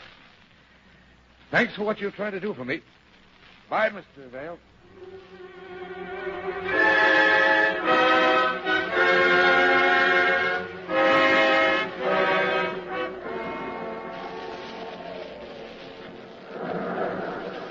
I tell you, Fitch, every time I ship on one of these tubs, it's the same thing. I say it'll be the last. Take in sail, pile on sail. That's all we've been doing for the past 4 days. Ain't this weather never going to let up? It isn't the weather, my friend. Well, whatever it is, I don't like it. Look at my hands. Reefing frozen canvas has shredded them almost to the bone. Hey, they do look bad. Better let me wrap them up a bit. Well, I'd certainly be much obliged. I can't do much myself. Hold out your hand. You know, I know about a fellow in the United States who made a boat that didn't need sails. Didn't need sails? Yep. That fellow had a great idea. There was a boat that ran by steam. Trouble was, he couldn't get enough people to believe in it. He was convinced that the steamboat would replace sailing vessels. Yes, sir. It was a great idea. You mean to tell me he thought a boat run only by steam could cross the ocean in weather like this? He did. Then I say he was crazy. Probably also said something about crossing the ocean without using the water. A steamboat. Yeah, he was what you might call strange. Most everybody he talked to thought he was crazy. Funny how a man can spend his whole life knowing he's right about something when everybody tells him he's wrong. Well, how do we know? Maybe he is right. And someday, when steamboats are moving across all the great rivers and the seas, then maybe people will admit that he was right. Maybe they'll understand, finally, what he was trying to do.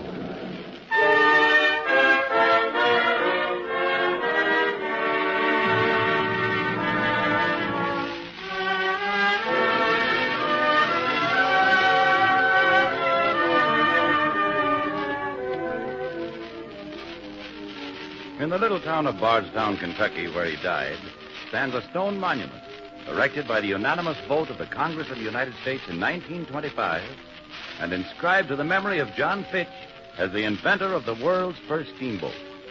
And tonight, John Fitch, the American pioneer of moving a boat by steam, takes an honored place in the Cavalcade of America.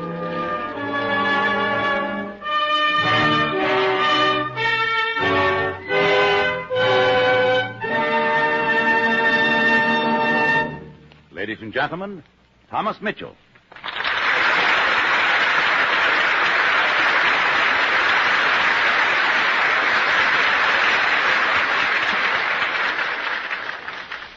Thank you. I'd like to express my thanks for the opportunity of playing the part of John Fitch on the Cavalcade of America. He had courage, that John Fitch, and the conviction that his idea was right. I think that's a typical characteristic that belongs to Americans. And that's, as I gathered, what this Cavalcade of America is all about. And really, I'm very happy to be on it. Thank you, Thomas Mitchell. We're proud to have you as our guest tonight. And now, before we hear from Dr. Monahan about next week's program, we have a story from the wonder world of chemistry. A story about color. Sometime or other, you've probably used the expression, as white as snow. Well, you may be surprised to hear that snow isn't white at all. It's just a trick of Mother Nature. Snow crystals have no color, but they reflect most of the light that strikes them, and the reflection makes the snow look white. At any rate, people who like white houses continue to want their houses to look as white as snow. Chemical research has made their wish come true through the use of a new kind of pigment for white paint, titanium oxide. It's a peculiar fact that this pigment, which is a brilliant white, is made from a raw material that is an almost black sand. For the past 10 years, DuPont chemists have done a lot of research for the purpose of improving house paints. This study has shown the remarkable advantages of titanium pigments. One great feature is the fact that these pigments keep themselves clean. Or you might say they wash their own faces. These new paints continually accumulate a fine chalky powder on their surface. This is washed away by rain and wind, carrying with it the dust and dirt which are always collecting from the air. Everyone knows how quickly a house painted with ordinary paint gets streaked with sooty dirt and soon loses its bright, fresh color. This will not happen now because the new DuPont paint rids itself of the dirt and stays clean. Old-style paints, as they wear, produce a rough surface, unsuitable for repainting unless considerable surface preparation is undertaken. On the other hand, through chalking, this paint made with titanium dioxide retains a smooth, even surface for repainting.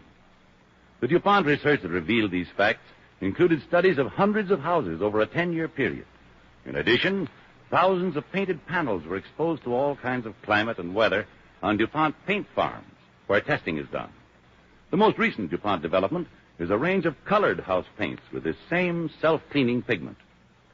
Paint is a mighty essential product. It helps protect the bank account of every homeowner in the nation. This new paint will improve the looks of your house and save you money. We have just published a booklet entitled Styling Your Home with Color. We'd be glad to send a copy to anyone who writes DuPont, Wilmington, Delaware. This improvement in paint is an important example of the DuPont pledge, better things for better living through chemistry.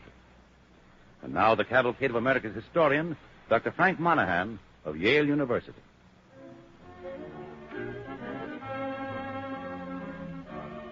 Like John Fitch, the subject of next week's Cavalcade of America was also a man of vision. He was not an inventor, but one of the most brilliant military leaders of the American Revolution. He, too, found himself frustrated. But, being a man of action, he defied the fates, so that posterity knows him as the greatest traitor in American history. I think that even now, posterity does not fully understand Benedict Arnold. Many important old manuscripts concerning him have recently been acquired by the William L. Clements Library of the University of Michigan. These new documents, never before exploited by historians, have been used in the preparation of our cavalcade script on Benedict Arnold. This tragic figure twice performed invaluable services in saving the American nation, and then, once, betrayed it. But he learned bitterly that there is one allegiance that cannot be betrayed, no matter what the provocation, allegiance to one's native land. For where can the man without a country lay down his head in peace?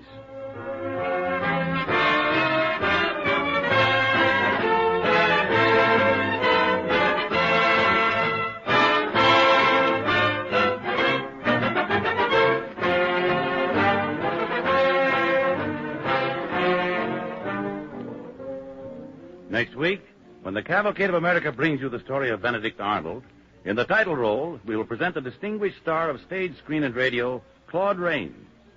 You will remember Claude Rains for his performances in the stage play, They Shall Not Die, and in the motion pictures Four Daughters, Mr. Smith Goes to Washington, and Juarez. The original music and the orchestra on the Cavalcade of America are under the direction of Don Voorhees. This is Basil Rysdale saying good night and best wishes from DuPont.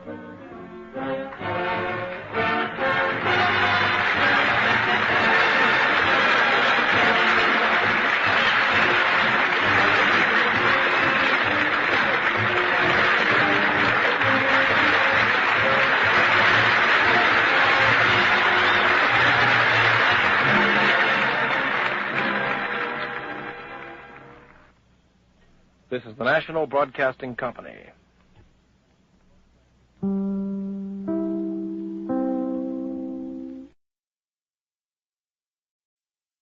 The Cavalcade of America, presented by DuPont. The story of Benedict Arnold. Starring the distinguished actor of stage and screen, Claude Rains.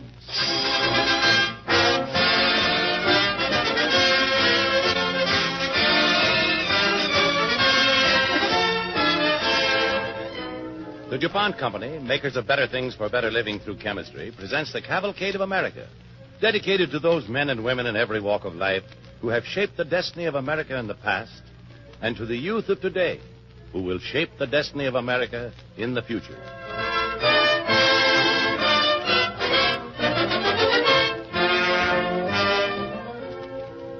Tonight, Cavalcade presents one of the most prominent actors of our time, Claude Rains, in the role of Benedict Arnold. In the theater, Mr. Rains has distinguished himself in many plays and achieved his widest acclaim in They Shall Not Die. In motion pictures, he has been widely hailed for his performances in Four Daughters, White Banners, and Mr. Smith Goes to Washington. He makes one of his infrequent radio appearances tonight in the title role of the Cavalcade of America's dramatization, The Story of Benedict Arnold, who twice saved and then once betrayed his country.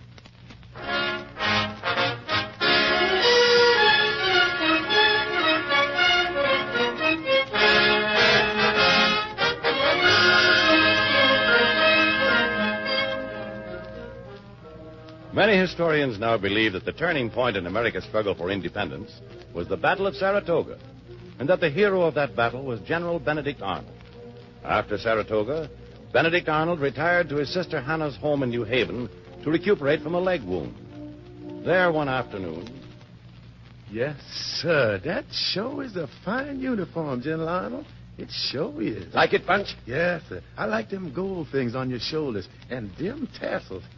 Who you say give them to you, Master? General Washington sent me those epaulets and the sword knots too, Punch. Master, if you don't hurry back to your bed, Miss Hannah's going to scalp me ball when she come back here. You know, she told me... You leave Hannah to me. I'll handle my sister, Punch.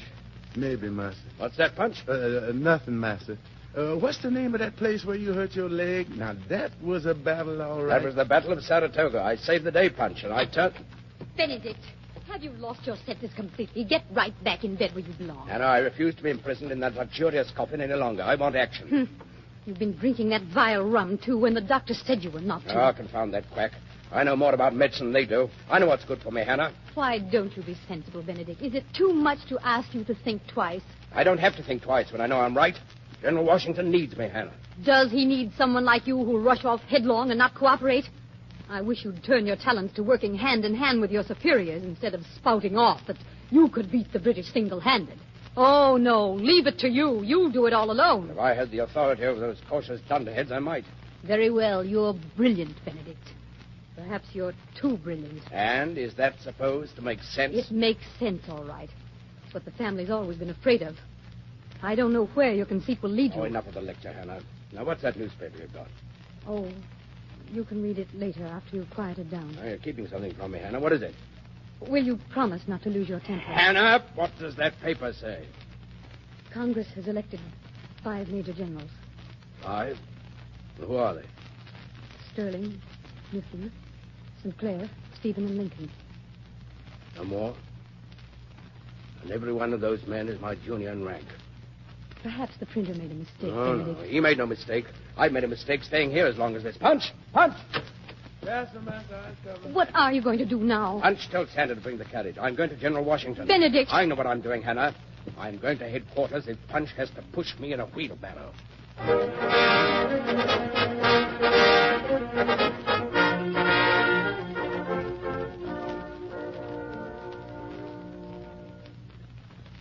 What you told me is very interesting, General Arnold. General Washington, I'm sorry that you had to hear it from me.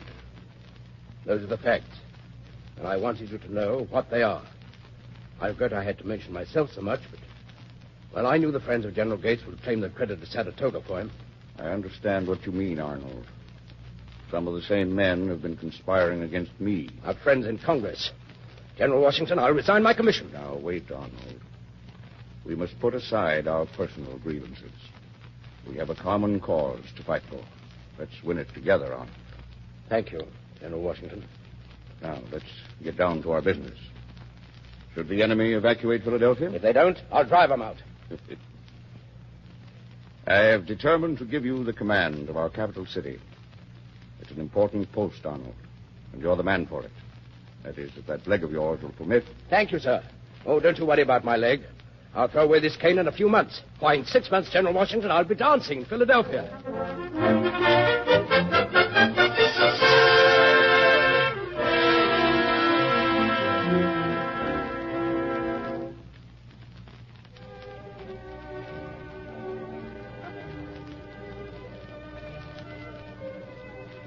You mustn't hold my hand so tightly, General Arnold.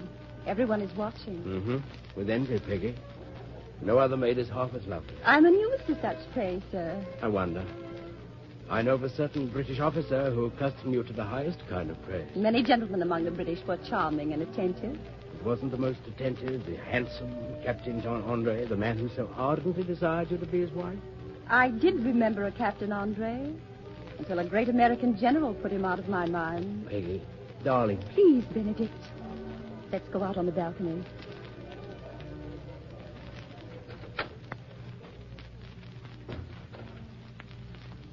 Peggy, you've made me afraid of a question. Why, Benedict? Well, I can't offer you a title, Peggy. And my fortune is only a soldier's pay. A soldier's pay? And all the magnificence of this ball you're giving tonight? What I lack in fortune, Peggy, I make up in boldness. Oh, yes, they're accredited. No. All I have is an untarnished soul. And a future as bright as the sun. And this you consider either better than a loving heart. Peggy. Yes. Will you marry me? Yes. I love you enough to be lonely, Benedict. Lonely? Isn't that always the fate of a soldier's wife? And more so when that soldier is ambitious? Oh, here you are, General. Dreaming with a lady beneath the moon, eh? Oh, good evening, General Reed. Evening, Miss Peggy. I want to talk to General Arnold. You may stay here, Peggy. Arnold, as president of the Pennsylvania Council, I have a right to talk to you about these disgraceful food profiteers. We'll talk about it tomorrow, sir. We'll talk about it now, if you don't mind, General Arnold. The council wants every food shop closed. If that doesn't teach them a lesson, a lot of us will see to it the pirates hang. Will you be good enough to excuse us, President Reed? Excuse you? I have the honor to be Miss Shippen's partner for this figure. Is that so? The Supreme Executive Council of Pennsylvania passes an order. I sign it. But Arnold, the almighty military governor, is too busy dancing with a Tory. Oh. Why? It's all right, Peggy. All right. As your host, sir, I bid you good evening. Very well, Arnold. You'll find out who gives orders in Philadelphia. Good evening, sir.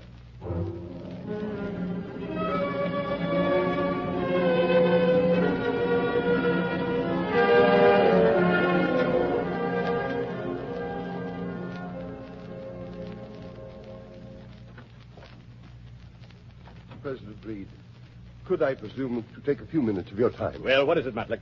Allow me to present my son, Timothy, sir. This is a great honor, sir. Thank you, boy. Thank you. Matlick, get out your book. We've got work to do. Good day, my lad. Good day. But this has to do with General Arnold, sir. Oh. You see, Timothy's had rough treatment from the general. Indeed. Sit down, my boy, and tell me about this. Well, sir, you see, I'm in the militia, and I was on orderly duty outside General Arnold's headquarters. A housemaid opens the door and says, Major Frank needs a shave. Go along and fetch the barber. Yes. Go on, son. Go on. Well, isn't that enough, sir? Don't you see? Major Franks needs a shave. Go along and fetch the barber. What about it? Why, my son had to take orders from a housemaid, sir. Major Franks is General Arnold's aide. Oh, of course. Well, thank you, my boy. You'll not have to suffer menial duties at Arnold's pleasure any longer, I assure you. Thank you, my boy. Thank you. Yes, sir. Thank you, sir. Matlick, get out the book. Yes, sir. Take your quill and add this to the list of complaints against General Benedict Arnold. This will be number 8, Matlick. Yes, sir. Write the charges out for me to sign. I'll have Arnold tried for them. He'll find out who's running Philadelphia.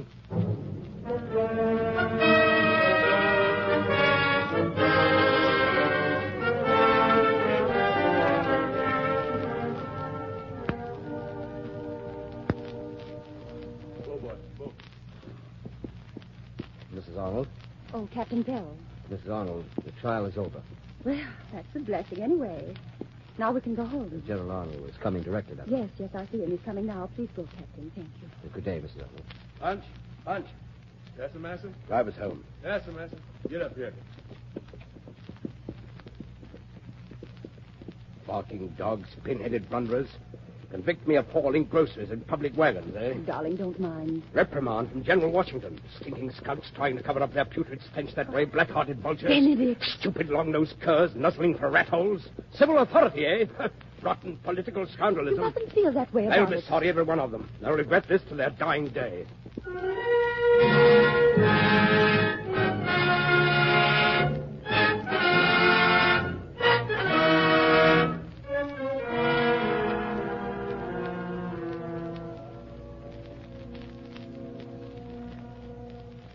Arnold, I don't understand this request. West Point. There's nothing to do there. I've always thought of you as a man of action. Well, West Point is a vital post, General Washington. If we lose it, we'd be cut in two. It's not that important, and we couldn't lose it anyway. Well, haven't I been crucified enough, sir? At any rate, until I can convince you that it is important, give me command of the post at West Point until my wound is healed. Very well, Arnold. I was hoping for better things for you. I don't understand it, but if West Point's what you want, you can have it.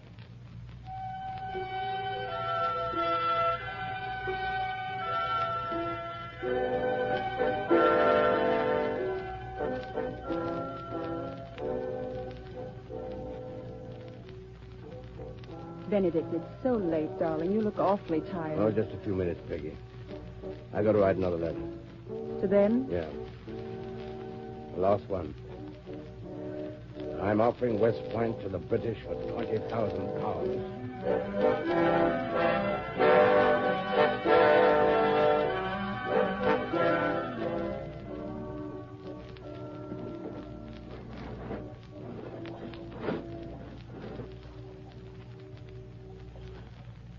Major Andre? At your service, sir. You know what we are to do. I have my orders, sir. And by your commander's word that he agrees to my terms? We will pay your price. 20,000 pounds if we succeed. Half that if we fail. Good. Major Andre, tonight I'll take you to a friend's house. You'll be quite safe there. And we can talk better there. My orders were not to go inside American lines. Well, you've got nothing to fear. You must take my word for it. Oh. Thank you. I'll give you a pass. In the name of John Anderson. That is my part of the bargain. The plans of West Point. Yeah, take them. My orders were not to accept any papers, General Arnold. I'm afraid you have no choice, Major Andre. Very well, sir. I'll take the papers.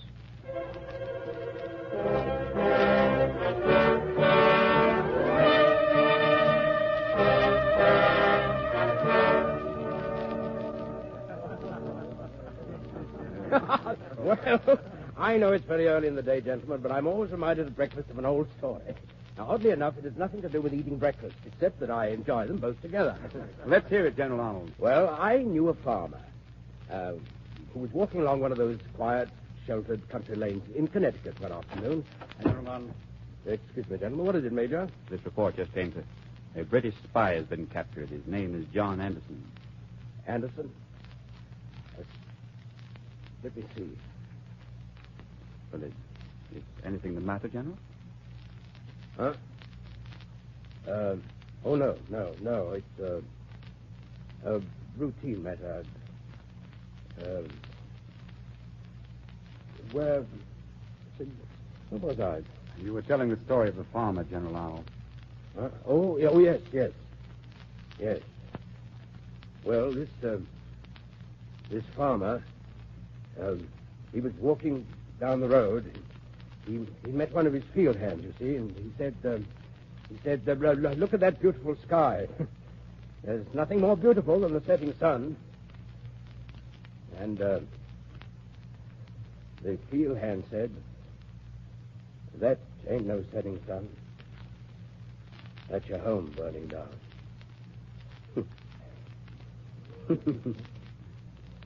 Now, I'm sorry, gentlemen. Excuse me. I've got to speak to my wife.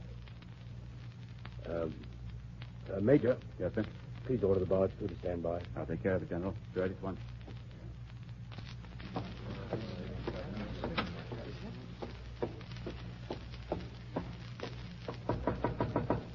Yes? Peggy, I must speak to you. Of course, dear. What is it? Andre has been captured. No. Oh, no, I don't believe it. No, stop it, But Peggy. Be quiet. I quiet. can't, I Shh, put yourself together. Listen, Washington is on his way here, and by now he knows all about it. Washington, what'll you do? I must go at once. What'll I do? I swear you know nothing. Have aesthetics. Do anything. Wait. But I can't stay here and face Washington. Now, goodbye, my darling. Where will I come to you? Oh, I don't know. Only come. Come when I tell you. I'll need you. Desperately.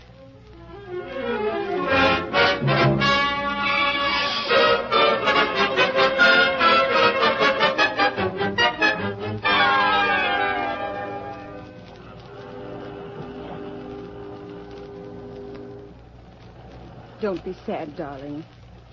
Think this boat is carrying us to a new life in England. New life. Does anybody ever have a new life? Darling, don't think of the past. You've served the king. Surely they won't forget that. In London, you'll be a hero. A hero? Look, Peggy. America is growing smaller and smaller. Look at it now, Peggy. Look at it as long as you can. You'll never see it again.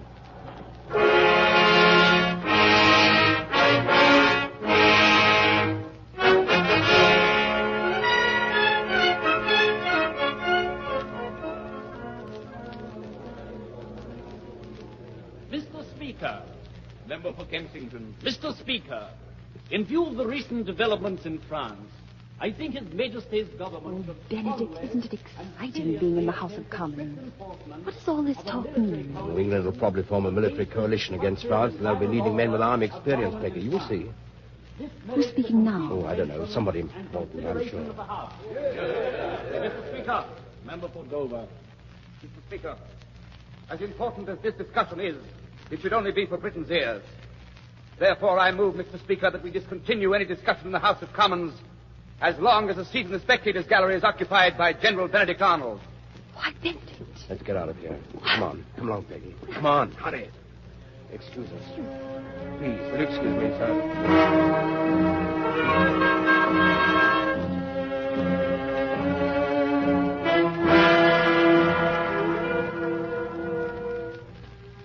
I'm sorry, General Arnold. The Duke of York is too busy to see you. I've been here so many times. Please, will you remind His Highness I've been waiting for 3 hours? His Royal Highness knows that, General Arnold. Well, when is the first time he'll be free today? I'm sorry, sir. I cannot say. Perhaps late this afternoon. All right, I'll wait.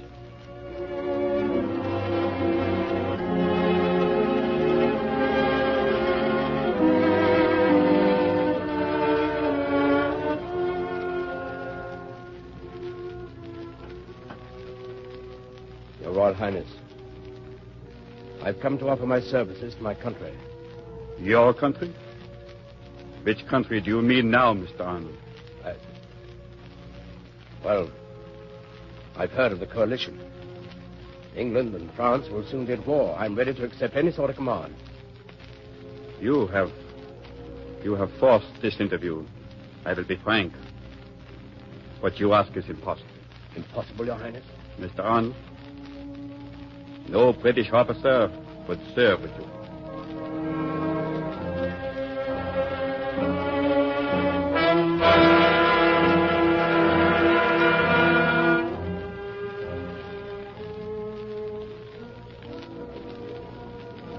Excuse me, sir. Have I the permission to sit at your table? Be seated, monsieur. Be seated.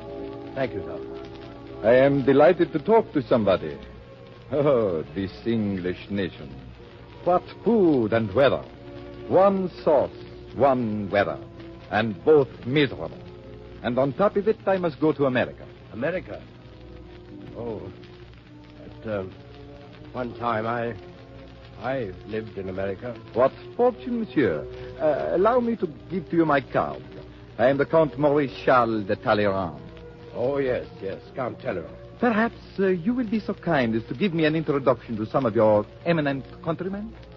Sir, I am the only American in the world who cannot give you letters to any man in his own country.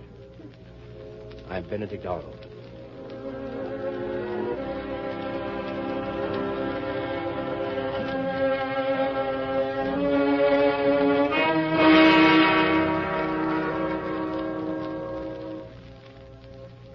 Look, Peggy. Graves in Westminster Abbey. What a place. A reflection on mistakes. Remember yours, Peggy? That night at the ball in Philadelphia? Benedict. I do. You said, I did remember Captain Andre until a great American general put him out of my mind. Oh, don't. Stop it, darling, please. Here we are. The plaque to the memory of Andre. Surrounded by the greatest names in English history. Look. Inscription. No. Sacred to the memory of Major John Andre, who fell a sacrifice for his zeal to his king and his country, aged 29, universally beloved. What a fool you were to marry me, Peggy, instead of a hero.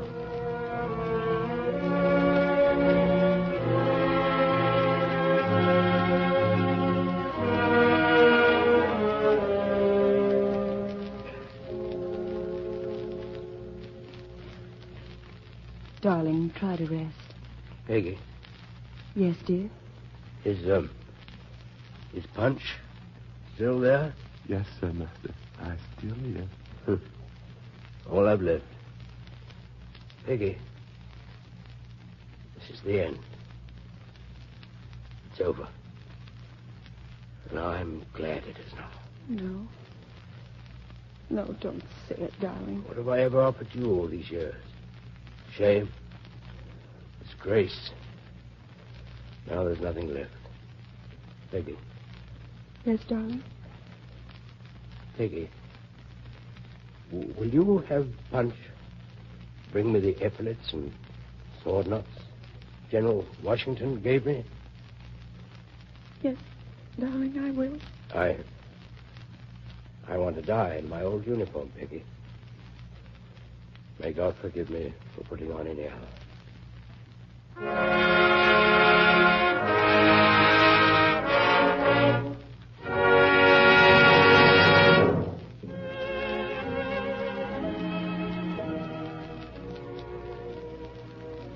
For the man who betrays his country, there is no peace. And for Benedict Arnold, there is no place in the Cavalcade of America.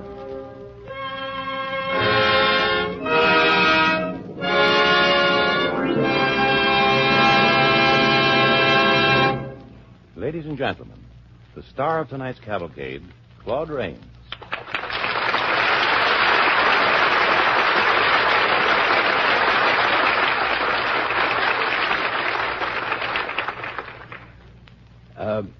In playing Benedict Arnold, the truth of what his life teaches us came pretty sharply home to me. You see, I imagine all of us should be reminded that a man without honor or love of country has no place with other men. And if I've conveyed this feeling to listeners, then I should feel proud of having played this role in the Cavalcade of America.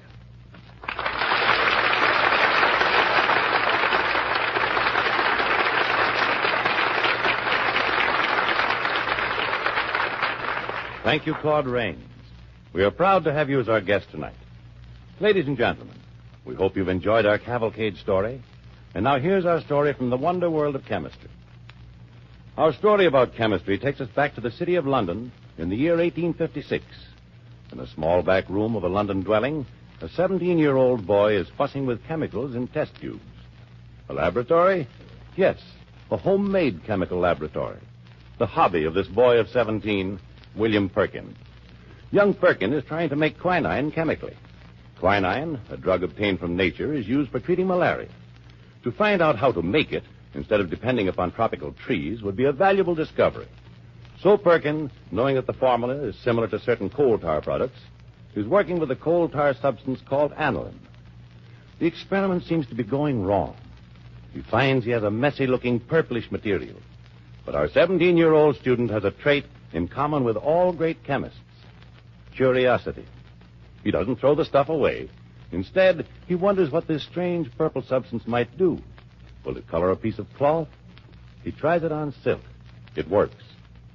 That was the discovery of the first coal tar dye 84 years ago, the beginning of dyes made by chemistry, dyes that are better and less expensive than the ones men used to get from nature. For nearly 60 years after Perkin's discovery, right up to 1914, the world's supply of dyes came largely from Europe. The United States made less than 10% of the dyes it needed, and these largely from chemicals that came from Germany. To solve this national emergency, DuPont, together with several other American chemical companies, set out to build a new American dye industry from the ground up. For 5 years, DuPont's part of this costly enterprise operated at a great loss. How well those chemists finally succeeded is shown by the fact that today, American textile manufacturers can get all the dyes they need right here at home.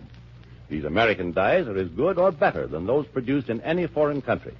And equally important, the jobs of American workers no longer depend on a supply of dyes from abroad. Today, as you use fabrics dyed to suit your taste, you may think kindly of that young Englishman who later was knighted. To honor his name, the American section of the Society of Chemical Industry now makes an annual award called the Perkin Medal for outstanding services in applied chemistry. For the year 1939, this medal was presented to Dr. Charles M.A. Stein, who is responsible for general supervision of DuPont's research. So the fine tradition of William Perkin is carried forward in the spirit of the DuPont pledge: better things for better living through chemistry. And now the Cavalcade of America's historian, Dr. Frank Monahan of Yale University.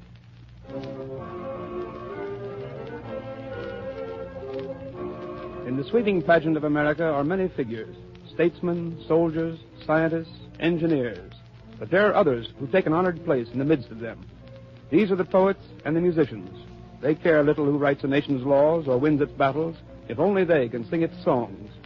Next week, Cavalcade presents the colorful melodies of America's first troubadour, Stephen Foster. Ill-prepared as he was to cope successfully with the rugged, robust America of his day, he yearned for and found the companionship of those he called the dear friends and gentle hearts. Through him, America became articulate in the universal language of music, for it was Stephen Foster who sang of romantic America and who gave us American songs to sing.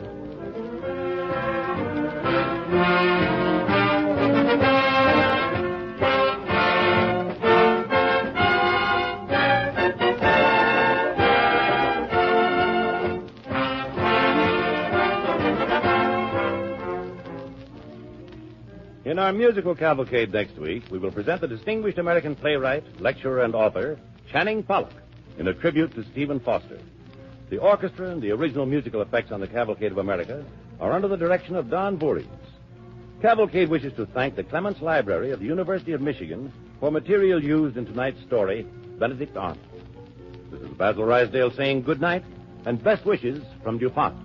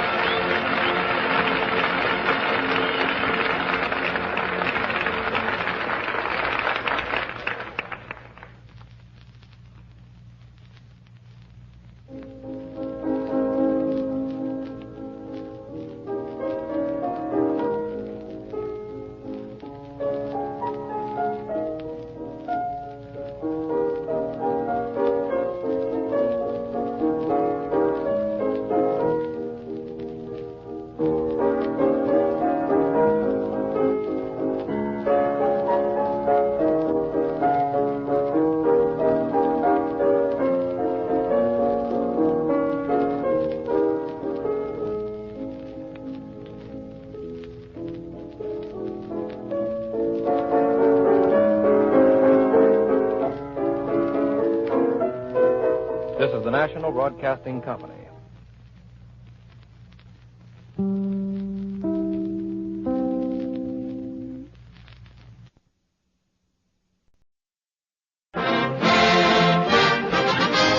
The Cavalcade of America, presented by DuPont.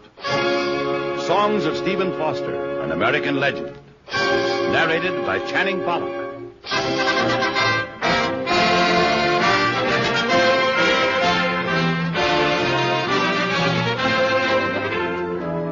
The DuPont Company, makers of better things for better living through chemistry, tonight presents a man who knows and is known by all America. His lectures have taken him to almost every city in the country. And his books and plays, notably The House Beautiful, The Fool, and The Enemy, have brought him distinction as one of America's foremost men of letters. He is Channing Pollock. And in this radio portrait of America's singing, he will act as our narrator, as we offer tribute to a man who touched life and found song. Stephen Foster, whose melodies have an important place in the Cavalcade of America.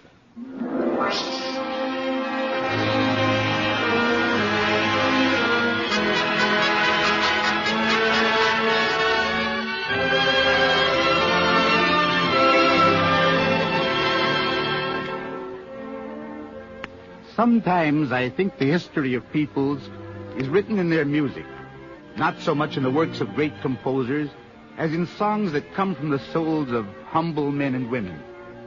Tennyson said, "The song that serves a nation's heart is in itself a deed."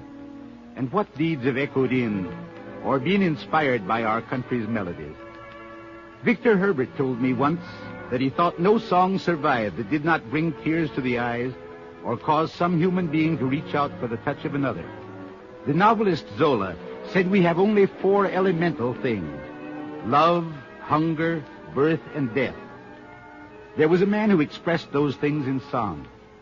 His name was Stephen Foster, and his songs are deathlessly dear to us because of their common touch. One of them may be our earliest memory.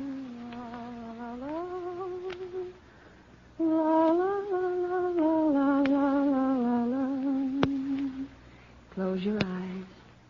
That's a good boy. Go to sleep, honey.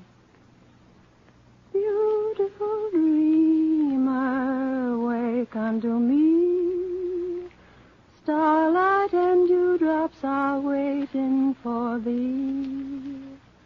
Sounds of the rude world heard in the day. Lulled by the moonlight have all passed away.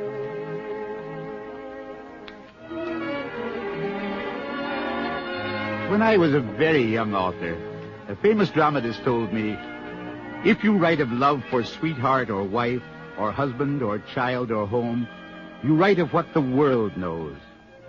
For every man of us, there was a certain girl, the most beautiful girl in the world. And for Stephen Foster, there was Jeannie. Jeannie, I thought you'd be alone. Well, I'm sorry, Stephen. I didn't know you were calling this evening. You know Mr. Richard Cowan? Evening, Mr. Cowan. Glad to know you, sir. You see, Stephen, Mr. Cowan... I'm sure Mr. Foster feels no embarrassment. I certainly don't. Very plain to see, Mr. Cowan. I'm sure you two gentlemen will want to know each other better. Mr. Cowan is in law, Stephen. Stephen writes songs. Songs? Interesting. I knew a chap once who wrote songs. I knew a lawyer once. 10 o'clock. I'd no idea it was so late. Nor I. I'm afraid I must take my leave now, Miss Jeannie. It's time a gentleman retires. Thank you for a most charming evening. It was kind of you to call, Mr. Cowan. Good night. Good night, Miss Jeannie. Going my way, sir? Nope. Stephen. Well, I really must get on now. Good night again, Miss Jeannie. And thank you. Stephen, really, how could you be so rude? Mr. Cowan is one of our up-and-coming young men. Stephen, stop playing that piano and listen. Stephen.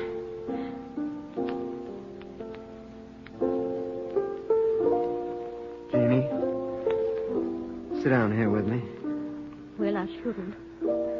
I want your answer. Is it yes or no? My answer, Stephen? Yes or no? It's yes, Stephen. Oh, Jeannie. Oh, my dear, sweet Jeannie, I... Yes, darling. Oh, Jeannie. I'm not much good, but I'll do my best for you. I'll try to make you happy. I know you will, Stephen.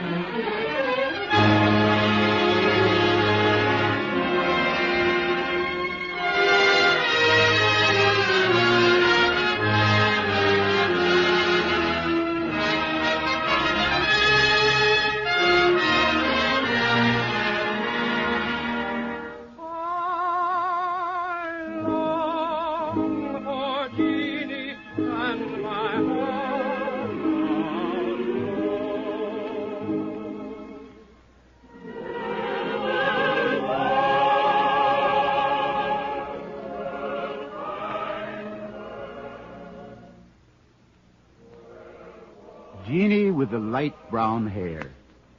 America sang it then, and we are singing it tonight.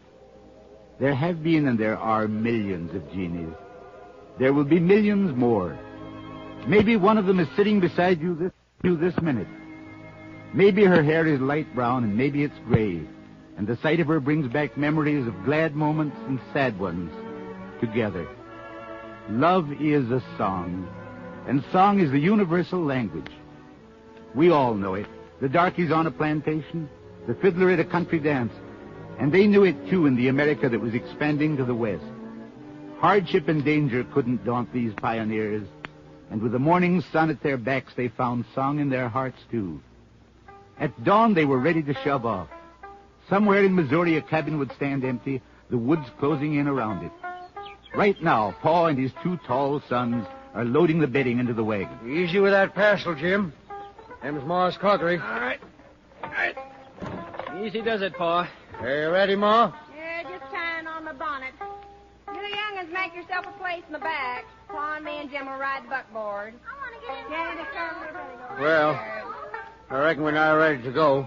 Look at them harness again, Jim. Won't have no trouble. Oh, they're plumb secure, Pa. Well, I reckon we better start, huh? Yeah.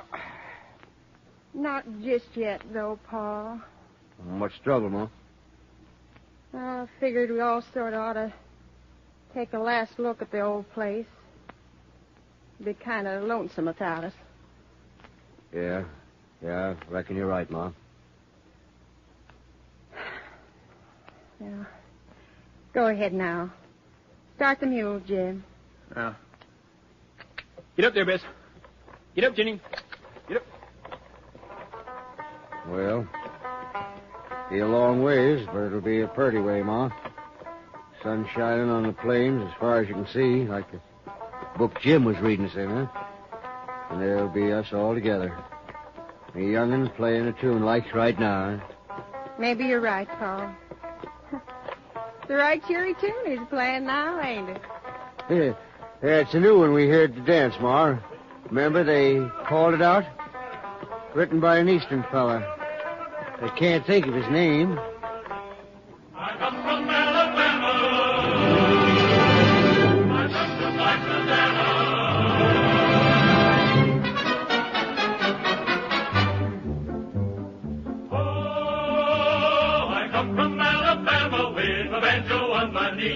I climbed to Louisiana, my true love for the sea. It rained all night today, I left the weather, it was dry. The sun so hot, close to the death. Susanna, don't you cry. Oh, Susanna, oh, don't cry for me. I come from Alabama with my banjo on my knee. Hey, Wilson!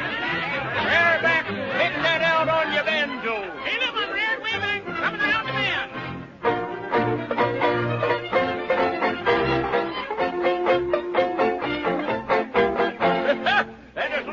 Boy, you must have been practicing. Thanks, Caleb. But now I'm hankering to hear you get sentimental on that last verse.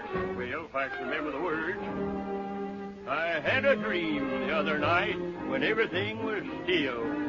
I thought I saw Susanna, dear, coming down the hill. The buckwheat cake was in her mouth, the tear was in her eye. I says, I'm coming from the south. That's pretty gal. Susanna, don't you cry. Oh, Susanna, don't cry for me. I come from Alabama with my banjo on my knee. With my banjo on my knee. Alabama, don't cry. Not one family, but thousands of families. Not one voice, but thousands of voices. And all singing, "Oh, Susanna," as America marched westward over the prairies. That is the spirit of America. There are still plains to cross. There are still frontiers and dangers to be faced and problems to be met. May we face and meet them together. A united America, with America first in our hearts, courage still in our souls, and a song still on our lips as in the days of '49. Home is any place where the world is shut out. Or, as James Whitcomb Riley said, any place that holds love and the smiling face of her. That's the kind of a home Stephen Foster dreamed about as he took Jeannie down the Mississippi for their honeymoon, and they stood on the deck of the old Riverside wheeler. Happy, darling? So very happy, Stephen. I think this is the loveliest night of all. The moon's almost full, isn't it? Mm-hmm. Look, Jeannie. The lights of that plantation on shore. Yes. Beautiful. It's like the end of a song. Song I must write. Well, that's us, Jeannie. You and I. We'll have a home. May not be as nice as that plantation, but it'll be ours. We'll have it, and we'll have ourselves and our memories there.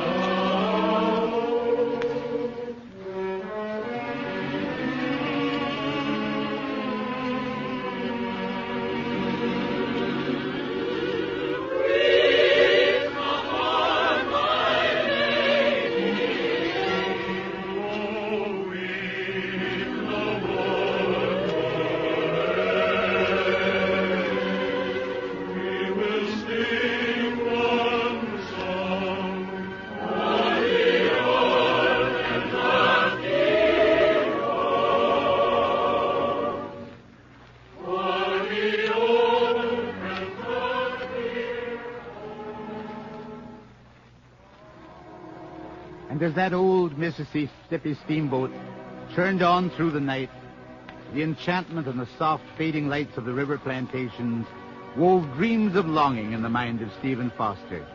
And we all know what he felt whenever we hear My Old Kentucky Home. We have so many memories, so many customs vanished and gone. For example, nothing was ever more American than the old-time minstrel show. Many of Stephen Foster's songs were first heard in minstrel shows. There was E.P. Christie's Sable Harmonists, and I wonder how many of you remember Primrose and West, or Haverly's Minstrel. My first song was sung by a little minstrel troupe that played on the second floor of a dime museum in Salt Lake City when I was 12 years old. I can still feel the thrill of the night I climbed up the stairs and heard an end man singing my words. I'm sure one of the reasons my father was glad to have children was that it gave him an excuse to see the minstrel parade, for there was always a parade before the show. How we scrambled for our places at the curb.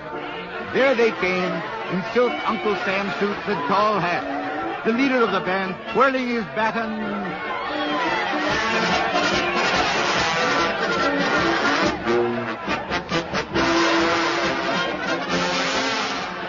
By the time that parade had passed, there was no question in my mind or my father's. We were going to that minstrel show.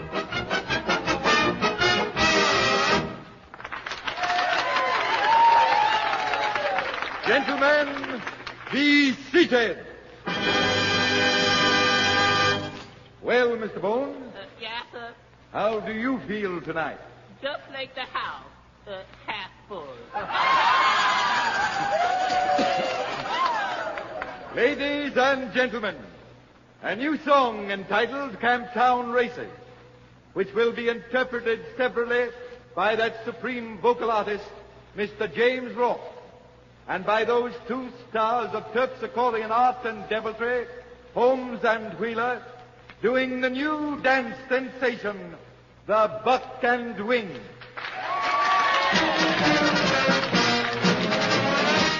The Camptown ladies sing this song, doo-dah, doo-dah. The Camptown racetrack 5 miles long, oh, doo-dah-dee.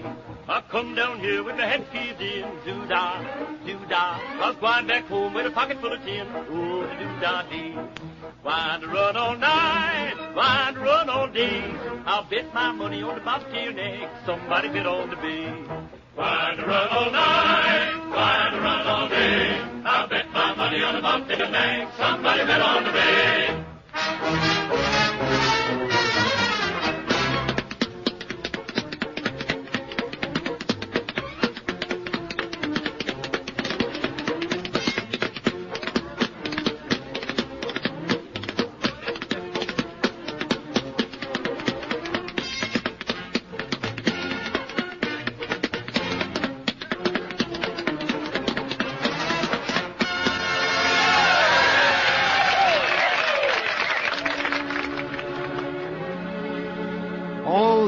The homely American things, the homely heart-held American songs. There is none of us who cannot be touched by the pity and tenderness of those never-to-be-forgotten melodies of a younger and simpler America. Evening, Master Stephen. Evening, Joe. I'll take your coat.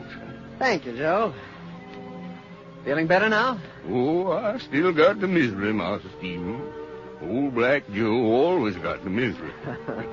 But how you been? Making more songs, Master Stephen? Yes, lots of songs. Too many, I think, sometimes. They're all in the songs. All my friends. Someday you'll be there, too, Joe. Better not, Master Stephen. Nobody care nothing for songs about old Black Joe.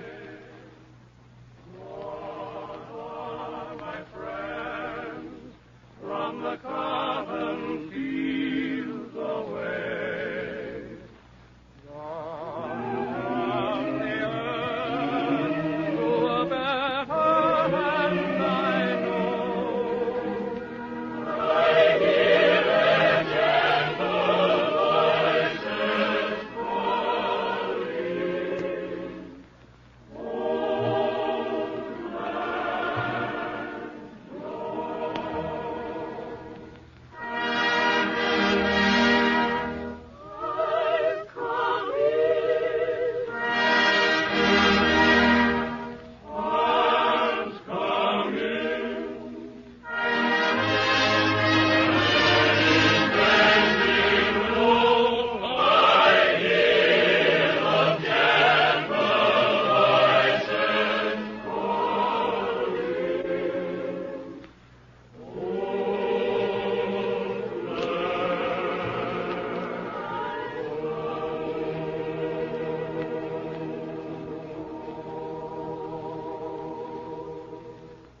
Someone said music washes away from the soul the dust of everyday life. Someone else said architecture is frozen music. There were men who expressed the spirit of our country in soaring bridges and towering structures of stone and steel, in poetry and ringing prose, and in music. One of these men lives in the memory of every American. The last words he wrote were, "Dear friends and gentle heart." And not all of them knew that he left behind the legacy of a treasure of song. Know anything about him? Not much. He was sort of peculiar, that one. Leave anything? There's his pocketbook on the bureau. Yeah. Let's see. 38 cents. What's that piece of paper stuck in the lining? It says, "Dear friends and gentle hearts." Don't make sense, does it? Well, doesn't make much difference one way or the other. Nobody ever paid any attention to him anyway. Close that window, will you? That hurdy-gurdy's getting on my nerves. I don't want to close it. That's one of my favorite songs. Oh, it's just one of them things that'll be gone next month. They never last anyway. Nobody'll ever remember it.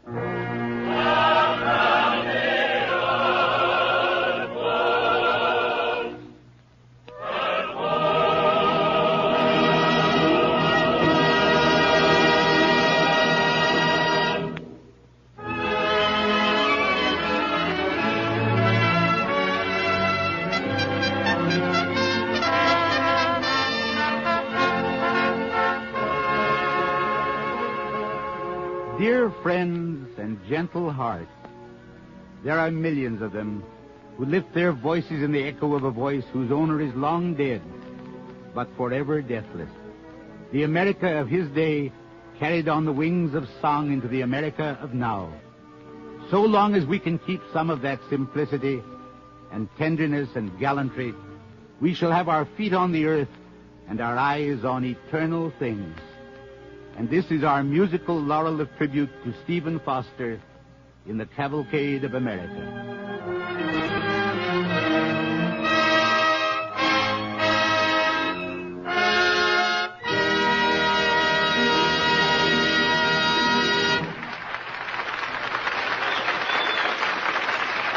Thank you, Channing Pollock. Ladies and gentlemen, we hope you've enjoyed this tribute to the spirit of Stephen Foster in American song, and that you will enjoy our story from the wonder world of chemistry. In a DuPont laboratory not long ago, the chemists were solemnly frying eggs. Before they put away the frying pan many weeks later, they had fried 1,347 eggs. They fried these eggs to help you get beautiful dishes for your table at low cost. Eggs are hard on the colors in dishes, The reason is that eggs contain sulfur that turns nice, bright colors black. A manufacturer who wanted to decorate glass plates in solid, opaque colors came to DuPont for help. The plates were to be used for breakfast sets and had to resist staining by fried eggs. That's what the egg-frying chemists were working on. Their experiments took place in a DuPont plant that provides ceramic colors, that is to say, colors for glassware and china. They tried using sulfide gas to test the colors, but a fried egg still left a dark ring on the plate. So they had to fry egg after egg and work with color after color until they produced colors that fried eggs would not stain. The result of their research, attractive, inexpensive glassware now will remain bright and beautiful in your home, even if you have fried eggs for breakfast every morning. There's another interesting story about gold decorations for glassware. Until a few years ago, glass of this sort was quite expensive. But now handsome tumblers or goblets with a gold decoration or initial can be bought for as little as 5 or 10 cents. And the decoration is real 22-karat gold. This beauty at low cost also came about as a result of DuPont research. A liquid bright gold is supplied to the glassmaker, who puts it directly on the glass by a stencil process. The usual gold band around a glass tumbler is 1/10 of an inch wide. 1 pound of gold will make such a band 65 miles long. So in this story of ceramic colors, you see once more how DuPont chemists help create things of beauty for your home. Things that give you enjoyment, that last long, but cost little. Another example of the DuPont pledge, better things for better living through chemistry. And now the Cavalcade of America's historian, Dr. Frank Monahan of Yale University. Cavalcade's subject for next week is one of the most famous men of American history. Millions have followed the trails he blazed through early America. He cut the wilderness road through the forest and led to the settlement of Kentucky. Daniel Boone always wanted elbow room. If there was a neighbor within 50 miles, he felt crowded and moved on beyond the horizon, marking the path of America's westward march. Next week, in the role of Daniel Boone, our star will be John McIntyre. On tonight's program, the chorus was directed by Ken Christie. The orchestra and the original musical effects on the Cavalcade of America are under the direction of Don Voorhees. This is Basil Rysdale saying good night and best wishes from DuPont.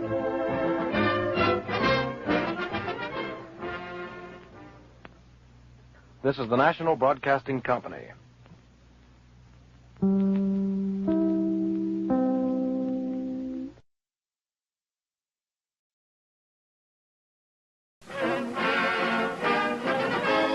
Cavalcade of America, presented by DuPont. The story of Daniel Boone. Adapted for radio from material suggested by the distinguished American author, Marquis James. Starring John McIntyre in the role of Daniel Boone.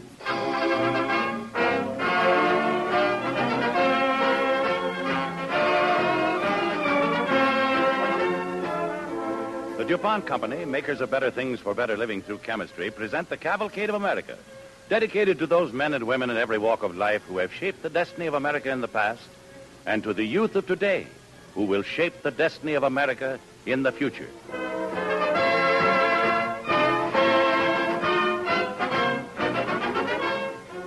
Our story tonight is Daniel Boone. Our star is John McIntyre, whose voice you have heard on many of radio's leading programs. On the Cavalcade of America, he has notably portrayed the role of Andrew Jackson, presenting John McIntyre in the story of Daniel Boone.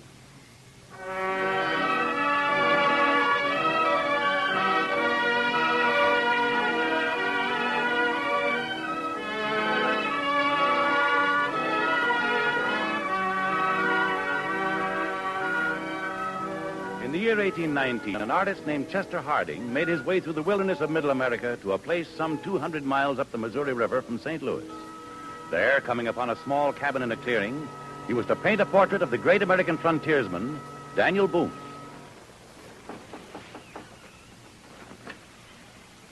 Well, morning, mister. Good morning, ma'am. Could you tell me where I could find Colonel Daniel Boone? Why, sure. Colonel Boone's my grandpet. What would you be wanting of him, mister? Well, ma'am, I'm an artist. Everybody back east has heard of Daniel Boone. When I heard he was out here in Missouri, I set off to find him. It's taken me over 3 months to get here. But if you let me paint his picture, it'll be worth it. Well, mister, It's a hard time you'll have of it if you hanker to paint his likeness. His head do wobble like to roll off on his shoulders, and he'll talk you into an early grave. But I'll have my young'uns lead you to him. Jimmy? Yes, Ma? Becky? You want us, Ma? Come here. Who'll be the stranger, Ma? Now, don't be questioning. Lead the stranger to your grandpap and be quick getting back, for there's chores to do. Yes, Ma. Just follow us, mister. All right. Grandpap lives over yonder hill. You be a city fella, ain't you?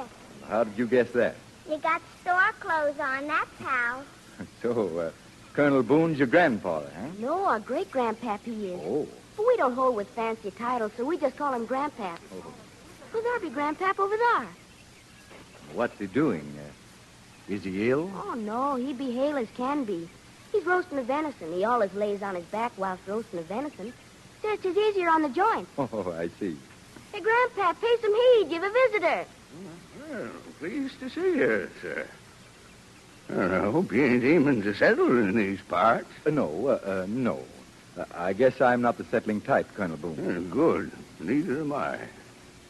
Where are you from, stranger? Boston.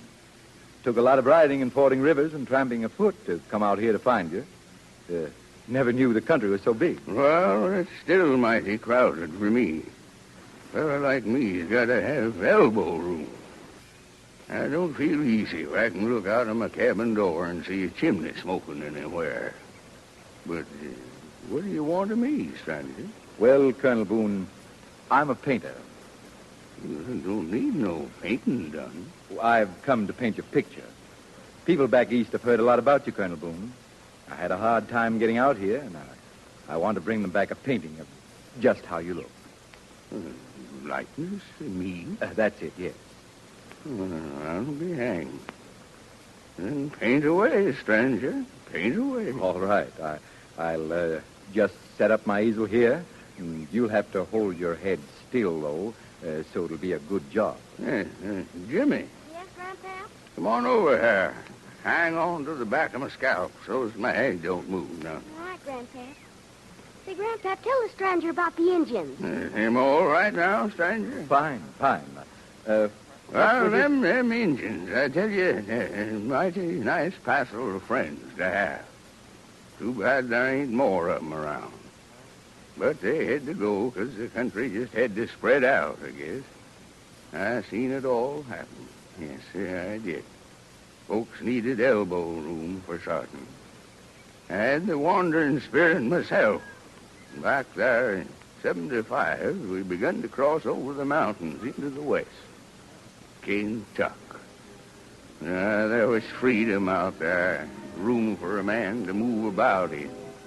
We wanted to get beyond the mountains and build homes where we'd have our say about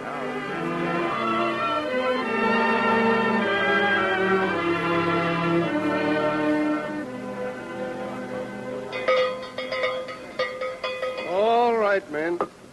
Now be quiet and listen. We all started out here from Carolina, strung our pack horses and wagons along over the mountains. We blazed the trail to Kentucky.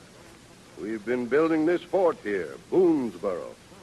The land we bought fair and square from the Cherokees. Now the British say we have no right to settle on it. Well, Indians were here before them. It was their land to sell, and we paid for it. It belongs to us now.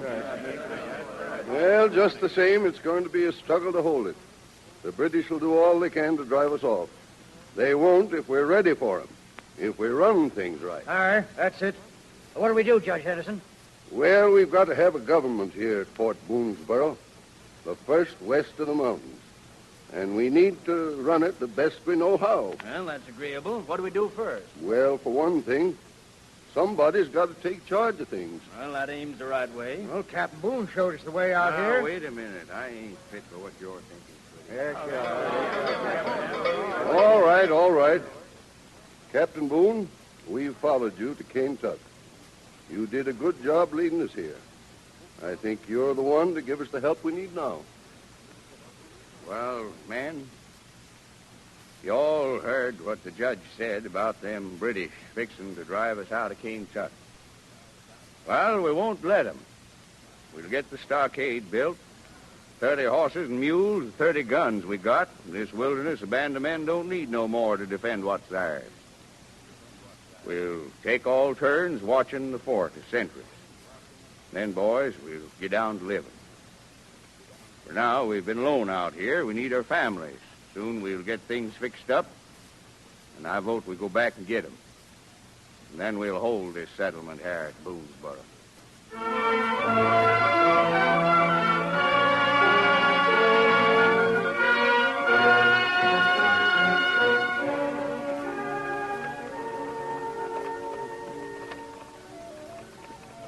Well, Becky, we crossed the Holston River. We come through Moccasin Gap and down the Clinch. It are pretty, weren't it? All the laurel and canebrake. Yes, Daniel. It were pretty, but it were wild and fearsome. Well, don't worry, Becky. It's been slow going in this wagon for sartin, but you and our daughter Jemima have borne it brave. I'm right proud of you. Wait. Woo, woo. Well, there it is, Becky. Down there. Down there in them valleys is the dark and bloody hunting ground. Kentucky. What's that mean, Pa? Among the meadows, daughter. That's what the Indians call it. There she is. 20 million acres of her, and all of it ours. Yes. Yes, it's fair land, Daniel. And the Indian said, brother, it's a good land, but you'll find it hard to hold. Hard to hold. Be aiming to settle down for good at Boonesboro, Daniel? Sure I aims to, Becky. Wait till you see our fort. Becky, there ain't nothing going to stop us. We've blazed a trail out here, and we have a place to live where men aren't plagued with kings and their orders. It's a home for you and me and Jemima, Becky. A home in God's wilderness. Yes, Daniel. Is it a hard thing I'm asking of you, Rebecca? Come out here to the wilderness? Daniel, I've seen your eyes turn to the hills. I've felt your yearning to be wandering. But, Daniel, remember on the words in the Bible, the words of Ruth? Entreat me not to leave thee, and to return from following after thee. For whither thou goest, I will go.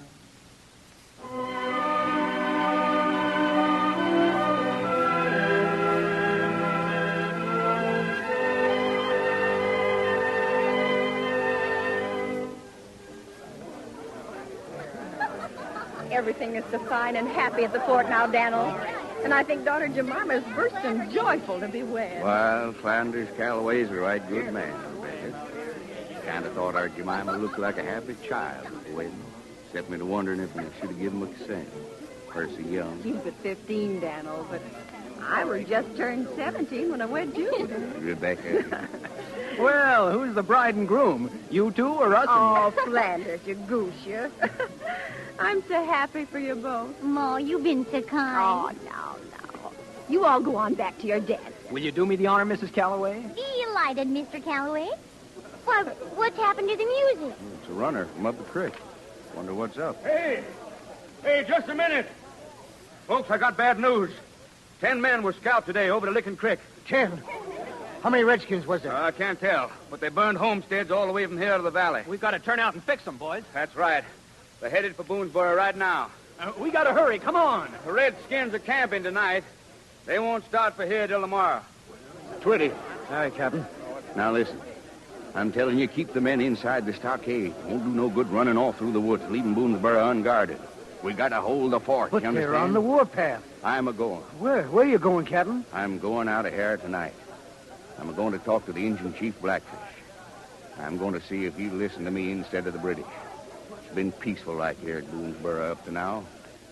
I know Indians. They ain't men to attack for no reason. Someone's lying and putting them up to it to drive us out of Kentucky. And I tell you, Twitty, remember this. We got to fight now as never before for our rights.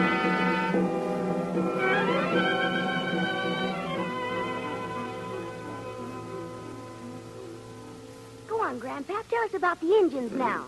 I'm aiming to have a look at that likeness of me, so I'm coming over to see it, stranger. Don't move, Colonel Boone. I'll turn the easel around for you. Do I look like that? Well, when it's done, you may look a little like it. Now, if you'll turn his head just a bit more to the right, Jimmy. Mm-hmm. This way, Grandpap. Little more. Now hold it. Grandpap's been painted before by the Indians.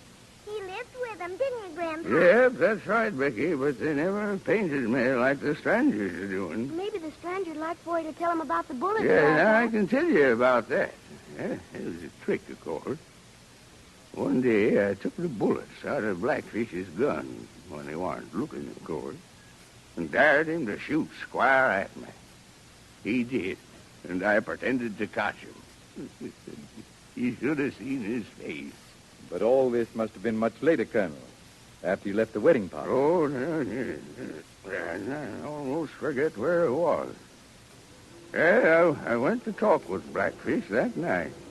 And after I'd walked through the woods, thinking things over, I decided I'd better be plain and speak right out what was bothering me. And I know the Indians would understand me better than they would the British.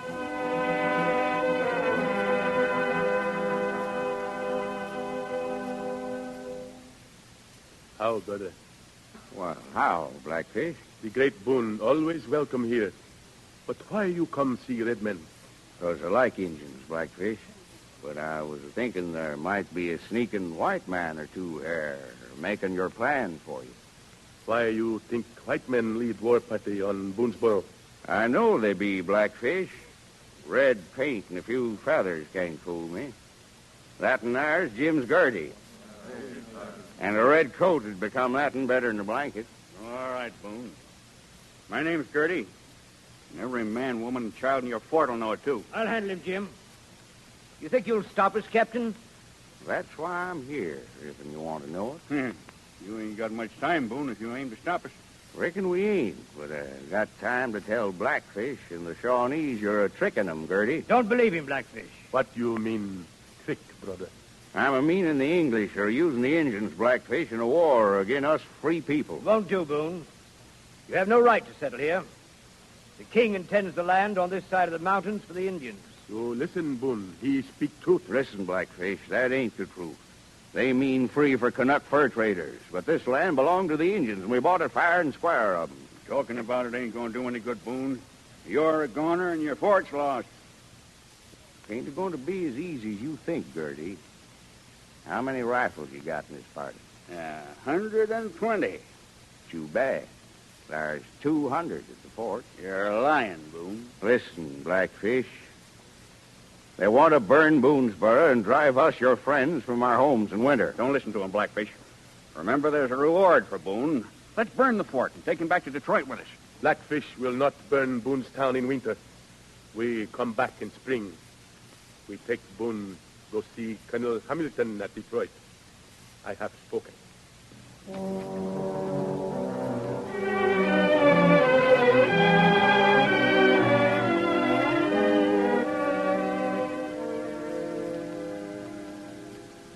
Ah, Blackfish.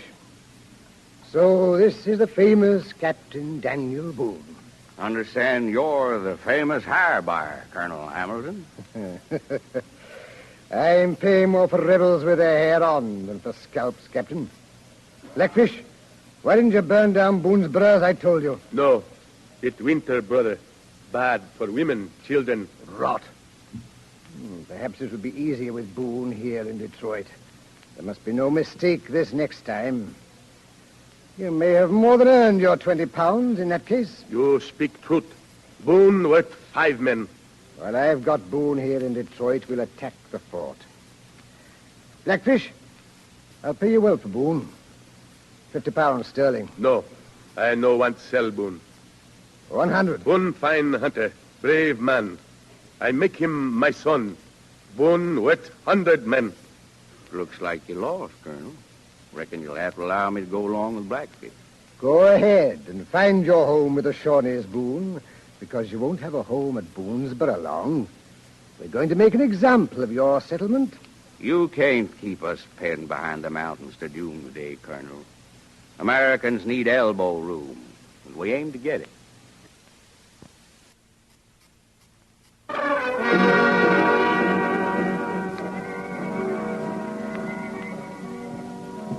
Boone, when we caught you last night, you trying escape? Well, maybe I were, maybe I weren't, Blackfish. I have warned many times, Boone. You, one of our tribe, my son. Next time, braves kill you. If you see me, Blackfish. Boone, you no escape all the way to Boonesboro. 7 days journey. You fine woodsman, but we catch you. Easy. You wait. We go Boonesboro soon. That's what I figured, Blackfish. From the drums. Hamilton, make us send war pipe to Mingos and Delawares. Too late for you, say Fort. Well, too late today, anyway. I warn you last time, Boone. My own tomahawk kill you first.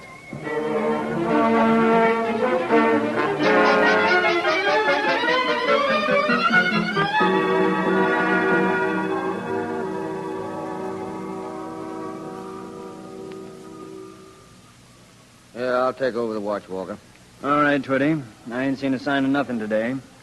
Nothing, you say? Look, staggering inside that tree. Redskin. Let me get a beat Wait on a him. minute.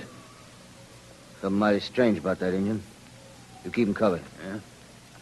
Just a minute. He's holding up his hand. Hold your fire, Twitty. It's Daniel Boone, come home from the dead. Jemima, Mrs. Calloway, everybody come running. Daniel Boone, he come home. Daniel Boone. Stop all you yelling, boy. Open the stockade. Pa! Pa! Come on. Oh, Ma's all right, Pa. Don't you worry. Here, Captain. Drink some of this if you can. Jemima, where's Rebecca? No smoke at her cabin. Where is she? Ma went back to Carolina, Pa. She thought you was dead. We all did. You see, Captain, I scouted for you and found nothing but Injun signs. We was Oh, certain... never mind now. Rebecca's safer in Carolina. Quick, Twitty, how many rifles have you? I got 50 riflemen to port now, Captain. Don't you worry. Worry. We ain't got time to worry. We're facing the dangest British attack you ever heard of. Now get busy, all you boys. Get to work on the stockade. We'll need new blockhouses. If we got time to build them, drive the stock inside the walls. I tell you, they'll be here any minute. If we're ever going to hold Kentucky, we got to fight to hold it now.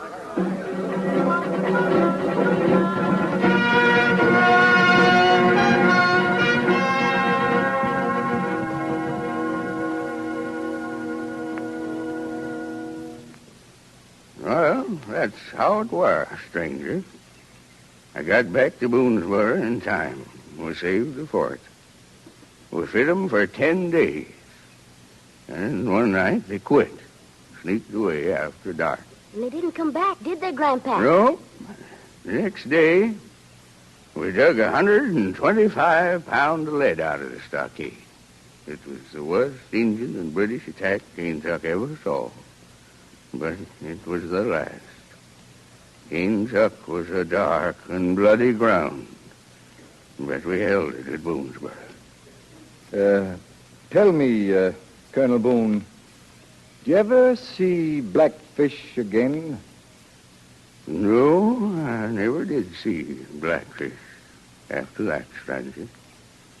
Account of how he was killed in the siege. Whatever happened to all the land you staked out in Kentucky? Well, stranger, I never bothered to find out. Too many people followed me into Kentucky. No elbow room. So I moved on 2 or 3 times. Now they're even following me here to Missouri. Well, in that case, Colonel, maybe you'd better push on further west. That's just what I've been thinking, stranger. But for a man well over 80, I ain't got too many moves left. A couple of seasons ago, I went out to the Yellowstone. Danged if I won't be there soon. I'd sort of like to see what's hid behind them Rocky Mountains out there, too. Must be elbow room in California, eh? California is a mighty long way off, Colonel. It'll be a whole generation before America reaches the Pacific, I'm afraid. Don't you be thinking that, stranger. America weren't meant to be hemmed in by no Mississippi River, and the Rockies neither. When I started down the Wilderness Road in 75, it was a mighty small country. Look at it now. It growed all over the place. I reckon most folks is like me. They're all looking for elbow room. Mighty soon they'll be spread clear to the Pacific. Tell me, Colonel Boone, were you ever lost? Well, stranger, can't rightly say that they were lost, but once for 3 days I was mighty bewildered.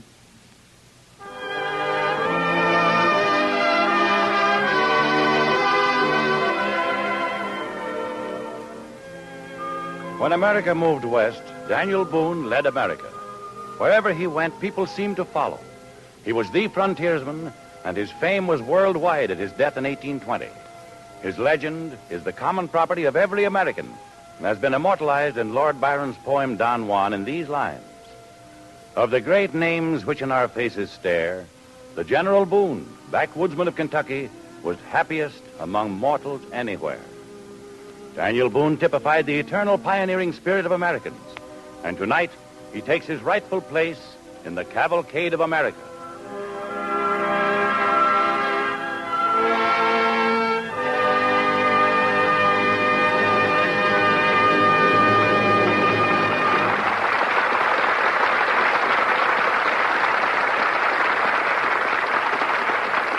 Thank you, John McIntyre. Ladies and gentlemen, we hope you've enjoyed our story tonight and that you will enjoy the story we bring you from the wonder world of chemistry.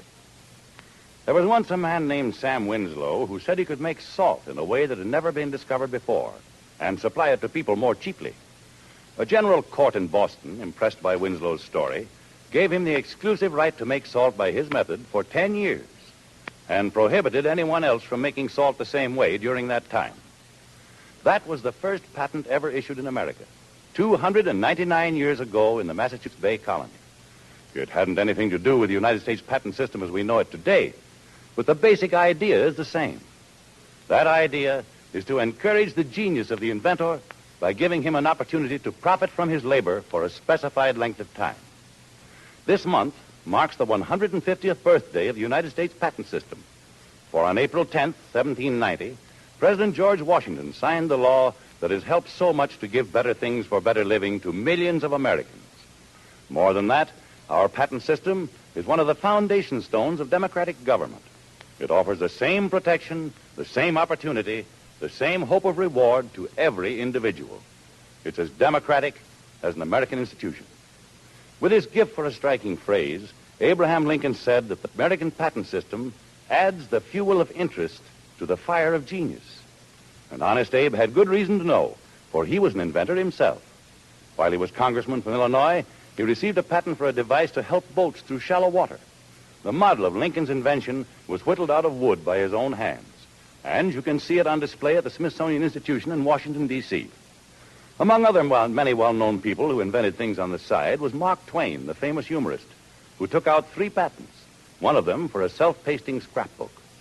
But such examples are merely curiosities, and although the Patent Office in Washington is full of amusing stories and strange machines, its true importance is shown by such inventions as McCormick's Reaper, Morse's telegraph, Mergenthaler's linotype machine, Bell's telephone, the Wright brothers' flying machine, and Edison's incandescent lamp. Edison, during his lifetime, was awarded 1,101 patents. As new products have been invented, countless new jobs have been created. For example, the recent development of nylon by DuPont chemists, after many years of research, made necessary the construction of a large plant. And when the workmen finished building the plant, about 850 new jobs were filled in the little community of Seaford, Delaware. In this way, American inventions have played a big part in building America, as well as creating the American way of life, which provides comforts and happiness for many instead of a few, which is the spirit of the DuPont pledge, better things for better living through chemistry.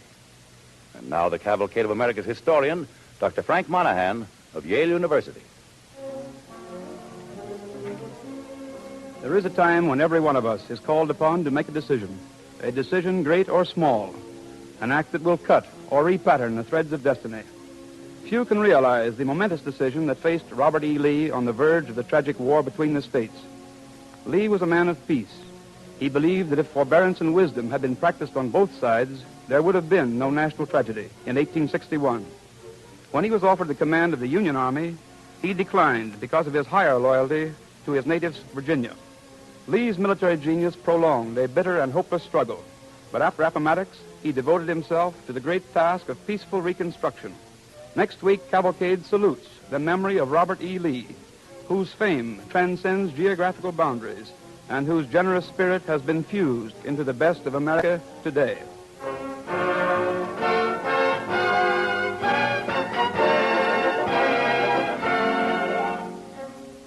Our next broadcast of the Cavalcade of America will come to you from the stage of the Mosque, the great showplace of Richmond, Virginia. There, in commemoration of the 75th anniversary of the surrender of the Confederacy at Appomattox, and in the home city of the South's most heroic and beloved figure, we will present the distinguished actor of stage and screen, Philip Merivale. The drama is an original radio portrayal of General Robert E. Lee. Our story is based on the Pulitzer Prize-winning biography, R.E. Lee, by the distinguished American author and editor, Douglas Southall Freeman. The orchestra and original musical effects on the Cavalcade of America are under the direction of Don Voorhees. This is Basil Rysdale saying good night and best wishes from DuPont.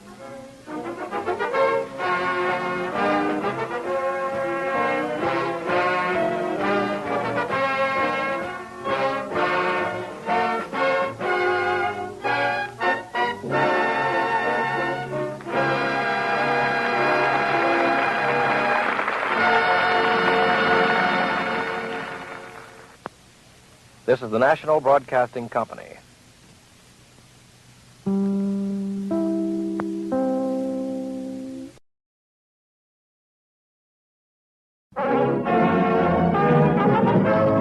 Cavalcade of America, presented by DuPont. Robert E. Lee, portrayed by the distinguished star of stage and screen, Philip Merivale. An original radio play based on the Pulitzer Prize-winning biography, Robert E. Lee, by the noted American auditor and author, Dr. Douglas Southall Freeman.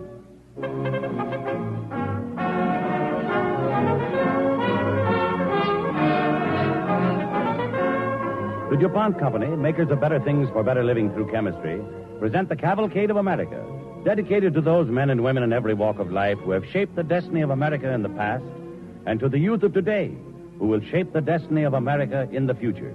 Tonight, our broadcast comes to you from the stage of the Mosque, the great civic center of Richmond, Virginia.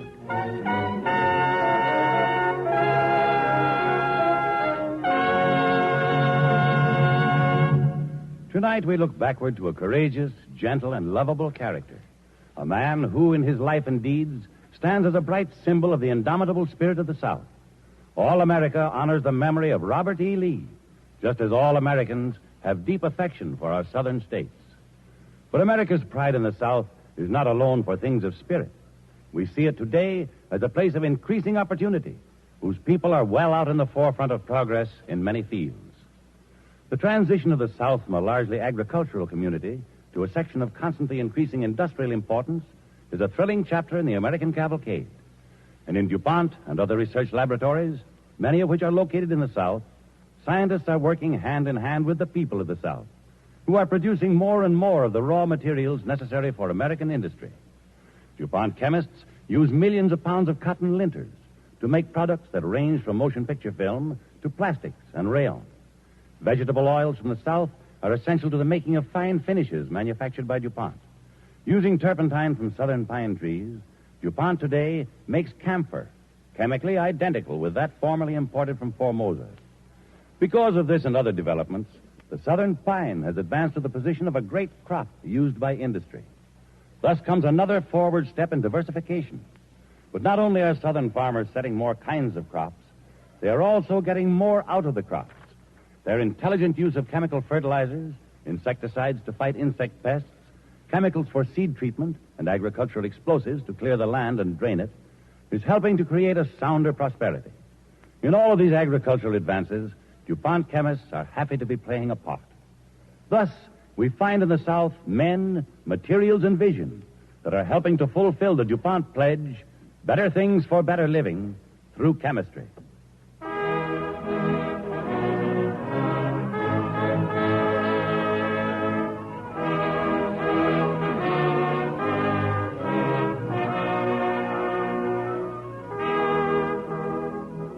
Robert E. Lee.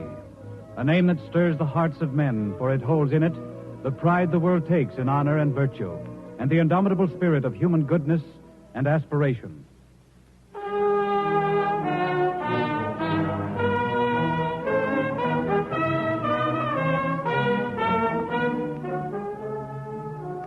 It was the year 1861, a time of darkness and storm.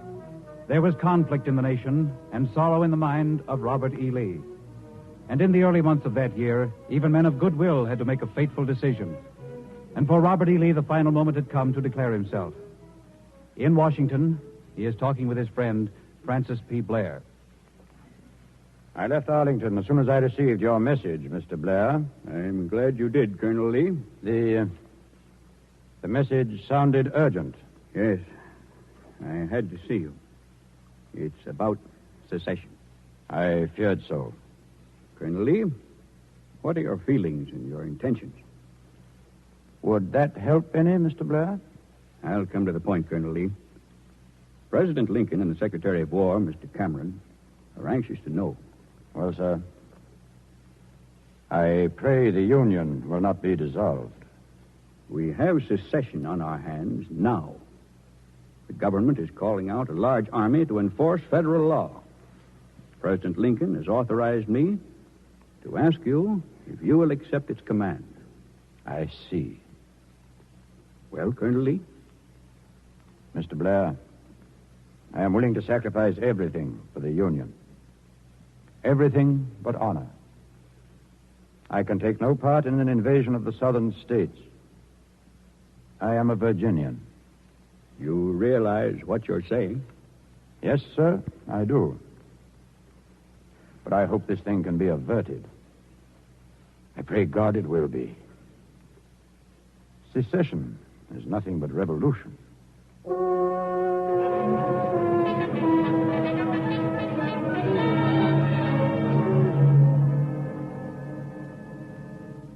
General Scott. Colonel Lee, come in, Colonel. Come in and sit down. Thank you, sir. How have you been? How are you? Tell me about yourself, Colonel Lee. General Scott, I've been asked to accept command of the Army. I knew that was coming, Colonel. Congratulations.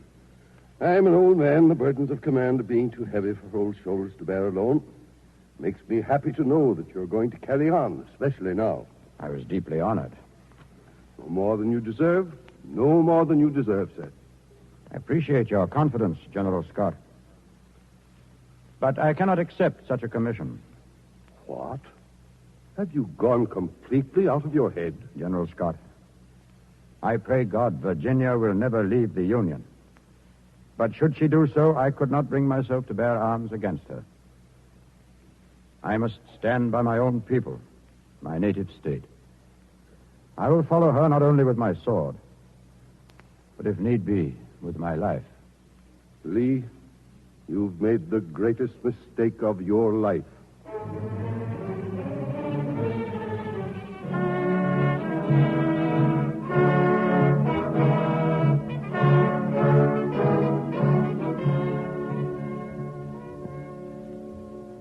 The state of Virginia is in full possession and exercise of all the rights of sovereignty which belong and appertain to a free and independent state.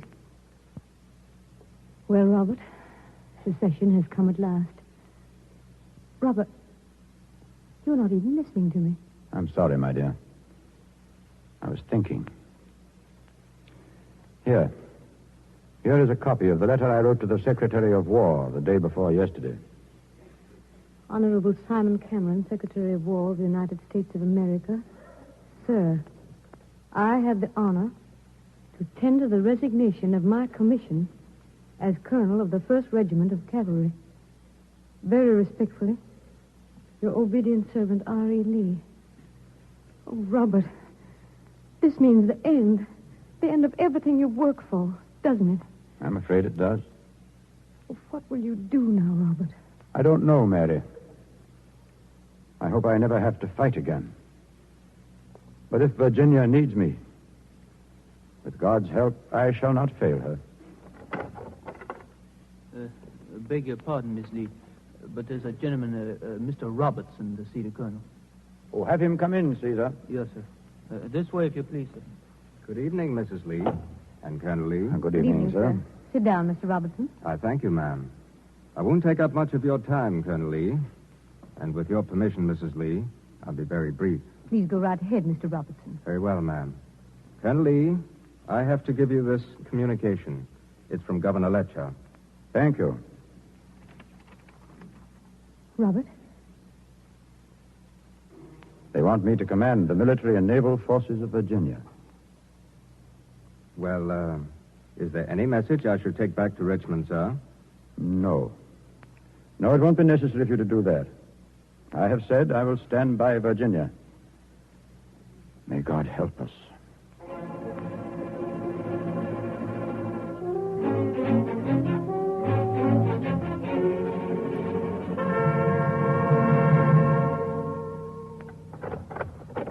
Good day, Major Jackson. General Lee, congratulations. You ought to be at the Capitol. They're celebrating your commission right now. I suspected they would be. We're facing trouble. Terrible days in the South now. Well, General Lee, anxiety and sorrow have prepared us. The people are crying out for deliverance. The time has come, sir, to send our divisions immediately to the north and crush the enemy. We can't waste lives in a hopeless offensive, Major Jackson. But, General Lee, it won't be hopeless. Yes, at present it would be. Major Jackson, no matter what happens, and we can't even call our lives our own now, from now on, I'll be depending on you. I will be with you, General Lee. All the way, I hope.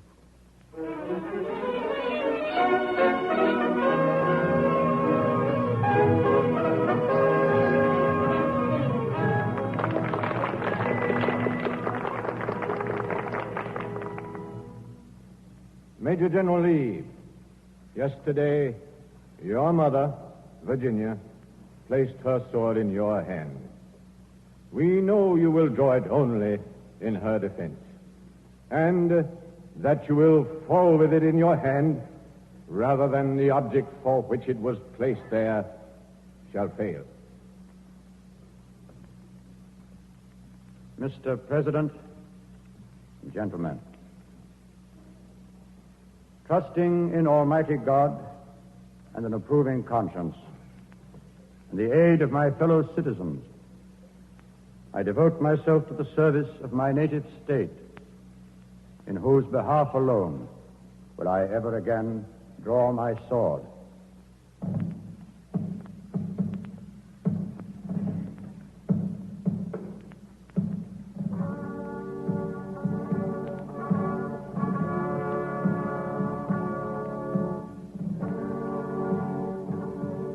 There was a battle on Bull Run, and the Federals lay where they fell. They fought in the peninsula and in the west. There were a dozen battles before Mechanicsville, and the war had scarcely begun. There was a battle on the Chickahominy, and it lasted for 7 days. Then the men of Robert E. Lee crossed the Rappahannock and stood again on Bull Run. There was another battle on Bull Run, and some thought the war had been won by Robert E. Lee. Good work, General Lee, good work. As governor of Virginia, I tell you, you have the gratitude of the whole people. Outnumbered 2-1 and the Federals routed. A victory indeed, General. Victory? Yes, Governor, but at what a cost. The Federals always come back. The Federals always will come back because there are so many of them. But you've stopped their advance, General Lee. Those lives were not lost in vain. I pray God they were not. In the spring, we shall see. Let us hope for more than the spring. Let us hope this terrible conflict will have passed away when our fields are green again.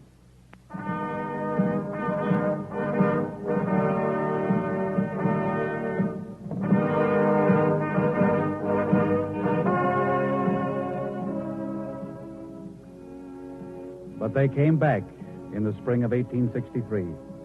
Their numbers were greater than ever. They swarmed through the woods at Chancellorsville, 120,000 to Lee's 60,000. And Lee stayed with 14,000, sending the rest with Stonewall Jackson. And there was a twilight battle in the wilderness. Lee was waiting for news. The news came, and it was late. very late. Beg to report, General Lee. General Jackson's victory is complete at Chancellorsville. Thank God. Take General Jackson my best compliments. And... General Lee. Yes? There is one thing I must report, sir. General Jackson was wounded. His left arm was badly shattered. They may have to amputate. Jackson. You will send him my orders to recover. Tell him, should he fail me, I will have lost my right arm.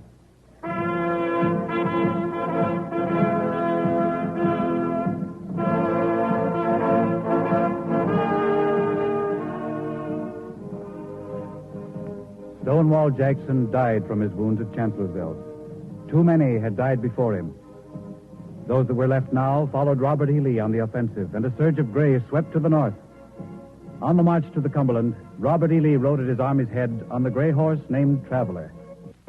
He passed through many towns, and he talked to many people. General Lee, Yes, madam? I lost my 2 sons at Antietam, General Lee. Your men took our horse. We can't plow no more. Did they have to take our horse? I'm sorry. Sorry it's necessary. My man's too old to fight. He can't plow or get to grieving. He misses the boys so much. I'll see if I can arrange for the return of the plow horse, ma'am. I'm sorry I cannot return your sons.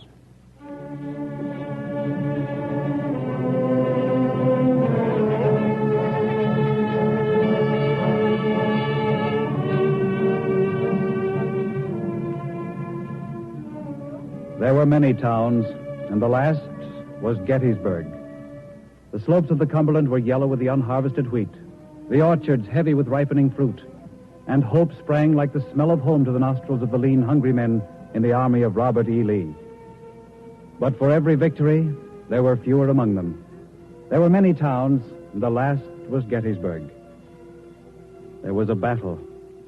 It was the night of the 2nd day of July in the year 1863. Gentlemen, we have had victory in the first day's fighting here. We gained ground from which we can sweep Cemetery Ridge, and we must do it in the morning. But they've got more men than we have. I know, General. Now, here's my plan. Yes, sir? Your position will be along the Emmitsburg Road. Have one corps block the road. As for General Ewell's design for an operation at Culp's Hill, I favor that. That leaves Seminary Ridge. General Lee. Yes? Tell me, sir, what will be the disposition of General Pickett's division? You will instruct General Pickett, sir, to place his men on the right of Hill's corps at Seminary Ridge. I hope nothing goes wrong. You're thinking of the number of federal troops, aren't you, General? Yes, precisely, General Lee. I will take all responsibility. That is all, gentlemen. We will attack tomorrow morning.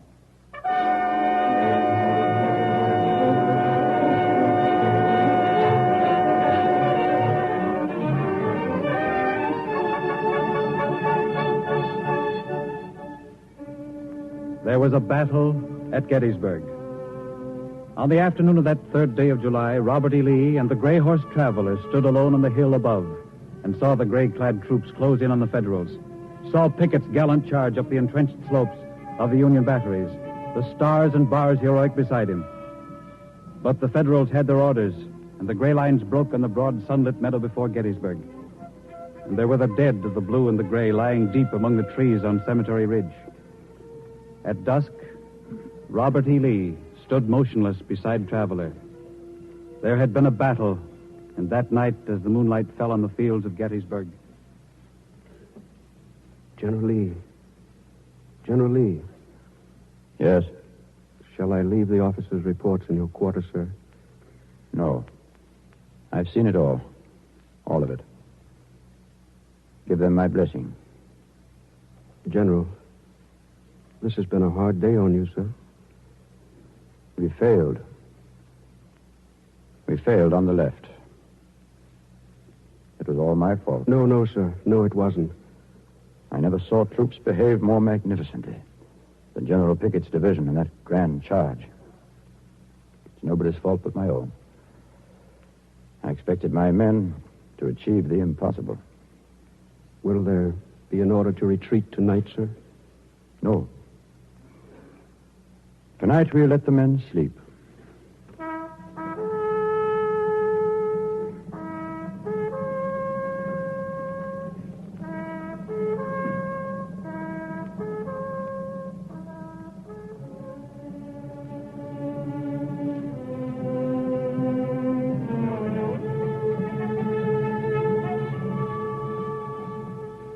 There would be 2 more years of it. But before the yellow-gray smoke of Gettysburg had rolled into the hills, the war was lost. The cause was there still, and the fighting, but the cause was a lost cause, and the fighting a long epilogue to a finished tragedy. Robert E. Lee and his staff came at last before a place called Appomattox. Gentlemen, I have called you together to explain that our last hope of obtaining supplies has gone. For some days, I have struggled with this problem. Now, there is clearly no alternative. We must surrender. General Lee. Yes, General Alexander. The men of the First Corps are still in condition to fight. We can still cut through General Grant and the Federals. Let's not deceive ourselves. We can't. Then disperse this army without formal surrender. The men will form guerrilla bands. That way we'll hold off an occupation indefinitely. Suppose I took your advice, General Alexander.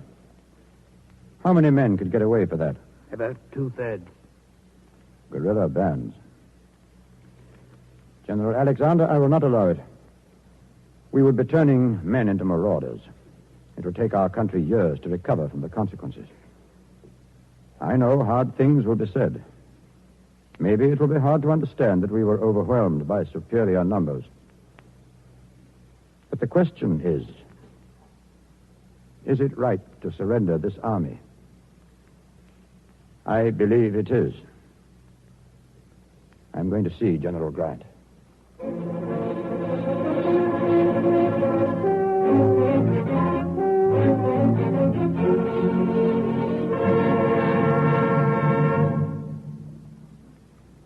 General Grant? General Lee. Good day, sir. I met you once before while we were serving in Mexico. Yes. Yes, I remember. General Grant, what are your terms for the surrender of my army? Well, General Lee, here they are. The men and officers who surrender will have to be disqualified for taking up arms against the United States. That is, until properly exchanged. I see. And, individual parole, officers to retain sidearms and horses, officers and men allowed to return to their homes. I hope you find the terms generous. They are more than generous. They are magnanimous, General Grant. Thank you, General. There's just one thing I'd like to ask, General Grant. What is it? In our army, sir, most of the cavalry, as well as the officers, own their own horses. I would like to understand whether these men will be permitted to retain their horses. Oh, I didn't know that. Why, certainly. Let all the men who claim to own a horse or a mule take them home to work their little farms. Thank you, sir. That will have a good effect on my army. I'm glad they'll feel that way, General Lee. Now that we have peace again. Yes, General Grant. Peace.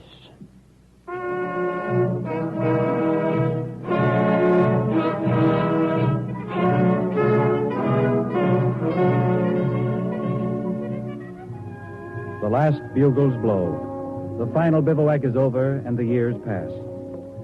In a house in Lexington, Virginia, sits a venerable warrior, a college president, a paroled prisoner treated with honor. They came from miles around to talk with him, and he saw them all. You spoke to me at Chancellorsville, General Lee. Of course. I remember. You wanted to leave, and I had to reject it. Well, now you have it. You're returning home now? I've been home, General Lee. I ain't got no home no more. They burned it down. Took everything. Nothing left to work the fields, even. There will be hardships for all. We must all find some work to do. Rebuild. I'll find work to do, General Lee. But not here. I'm leaving the South. I can't stay here after what those Yankees have done to us. Just thought you might want to know that. No, young man. I don't want to know that. We fought like men. Now let us accept defeat like men. But how can we live? How can we ever hold up our heads again? By being proud. Go and rebuild your home. Hew logs and put them together if you must. Go back and rebuild your home. Promise you will. And be tolerant. Well, all right, sir. If you can feel that way about it, I can. And you'll be glad, too, in the days to come. You can work for Virginia, to build her up again, to make her great again. You can teach your children to love and cherish her. Yes. I understand, sir. Remember, the truth is this. The march of Providence is so slow, and our desires so impatient. The work of progress is so immense, and our means of aiding it so feeble. The life of humanity is so long, that of the individual so brief, that we often see only the ebb of the advancing wave and are thus discouraged. But we mustn't be discouraged. Thank you, General Lee. I won't forget. Remember, it is history that teaches us to hope.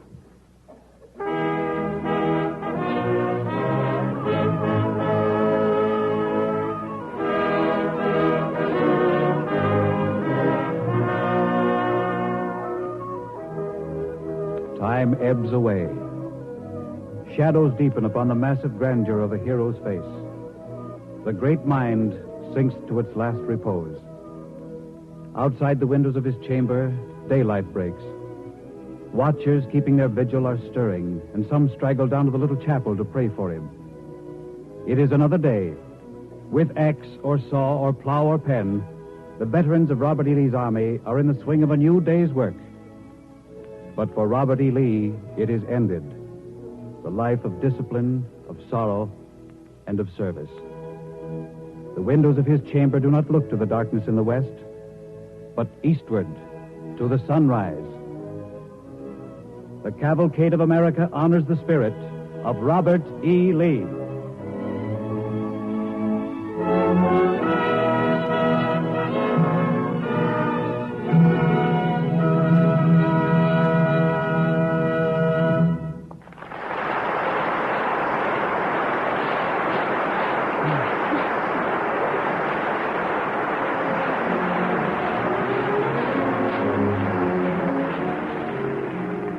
Now, the Cavalcade of America's historian, Dr. Frank Monahan of Yale University, with a word about next week's program. Among the builders of the American nation, few hold a higher place than Tom Paine, a penniless Quaker immigrant who gave us the will to be free. It was in London in 1774 that Dr. Benjamin Franklin advised an obscure, middle-aged shipwreck of a man to begin life anew in Pennsylvania. Tom Paine did find a new life in America, and through his writings, Americans were themselves prepared and stirred to find their own political independence. His pamphlet, Common Sense, was one of the most effective publications in American history. Within 6 months of its appearance, Richard Henry Lee's resolution for independence was adopted, and another Virginian, Thomas Jefferson, had written that famous declaration.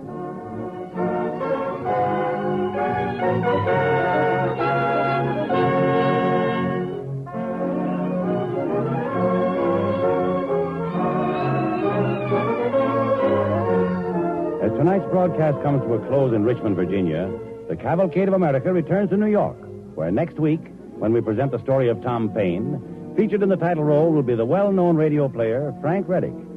The orchestra and original musical effects on the Cavalcade of America are under the direction of Don Voorhees. This is Basil Rysdale saying good night and best wishes from DuPont.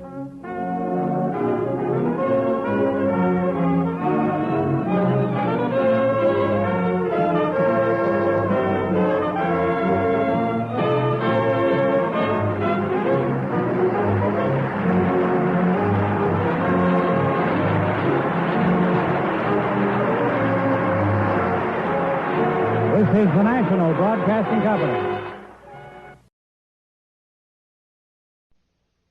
Better Things for Better Living Through Chemistry present the Cavalcade of America, dedicated to those men and women in every walk of life who have shaped the destiny of America in the past, and to the youth of today who will shape the destiny of America in the future.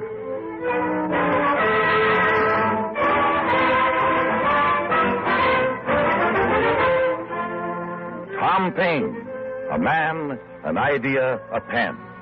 It was that brilliant pamphleteer of 18th century America, whose conception of the dignity and freedom of mankind knew no territorial boundaries, who gave a voice to a young America groping toward a realization of the ideal of freedom.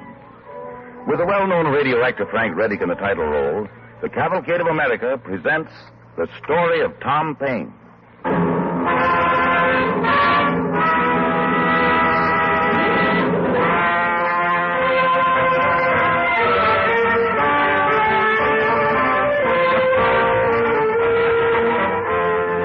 London, the year 1774. Late one afternoon at the Cheshire Cheese, two men are talking. The older, England's great 18th century poet and dramatist, Oliver Goldsmith. The younger, a man of medium height with brilliant, piercing eyes, Tom Paine. You say you were visiting the Houses of Parliament this morning, Mr. Paine? Yes. Yes, I go as often as I can, Dr. Goldsmith. Well, at the same time, I find it a stimulating and aggravating experience. Yes, I know, sir. The current of ideas, the free expression of convictions. I always find it a vital evidence of freedom. Evidence of freedom. It's not enough. Freedom should be made a fact. It should be lived.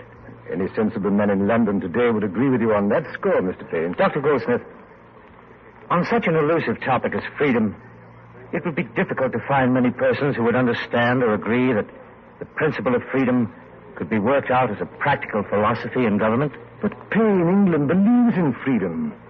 We've had a glorious tradition of liberty. Take England in the 13th century, when the rest of Europe was sunk in wholesale despotism. We gave the world England's first great triumph over arbitrary power. Yes, I know. Magna Carta. And then, of course, there's the long struggle of Parliament against the continual exercise of ruthless power. And that struggle culminated in England's Bill of Rights in 1688. In times like these, Mr. Paine, it's reassuring to recall the contributions of England toward the liberation of mankind. It's a precious thing, liberty. It's one thing to achieve it, it's another to hold it. Unless free men are constantly alert, before they know it, they've lost these rights. Liberty is a responsibility. Quite true, Mr. Paine. Freedom's watchword should be eternal vigilance. And there are men today devoting their efforts to that end. Dr. Franklin, for example, have you met him? Oh, yes. We had some very interesting discussions along those lines.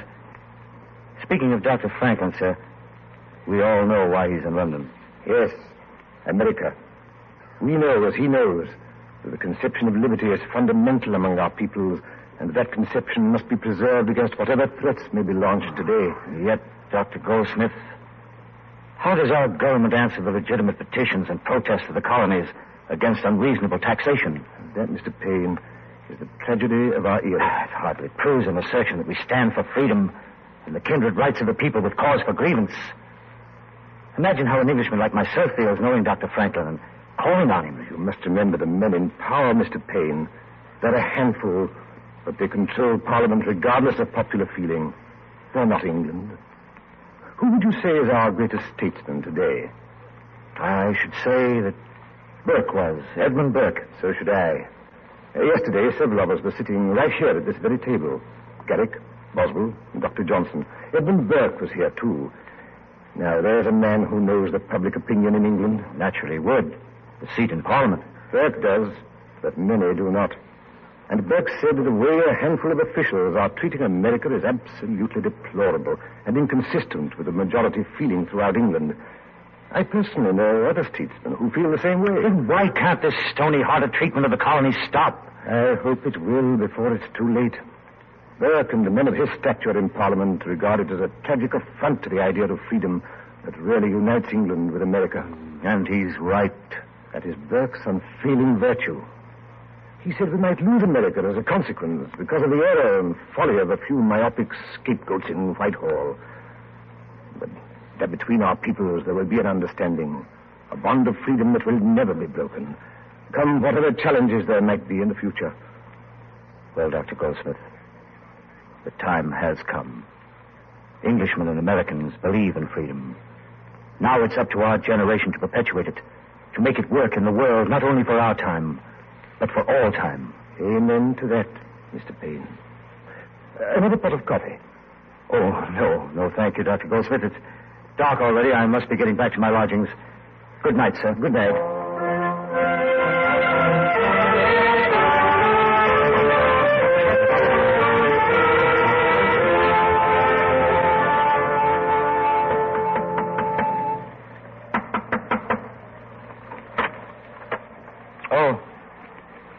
It's you, Mr. Strumble. And who did you think it'd be on a day like this?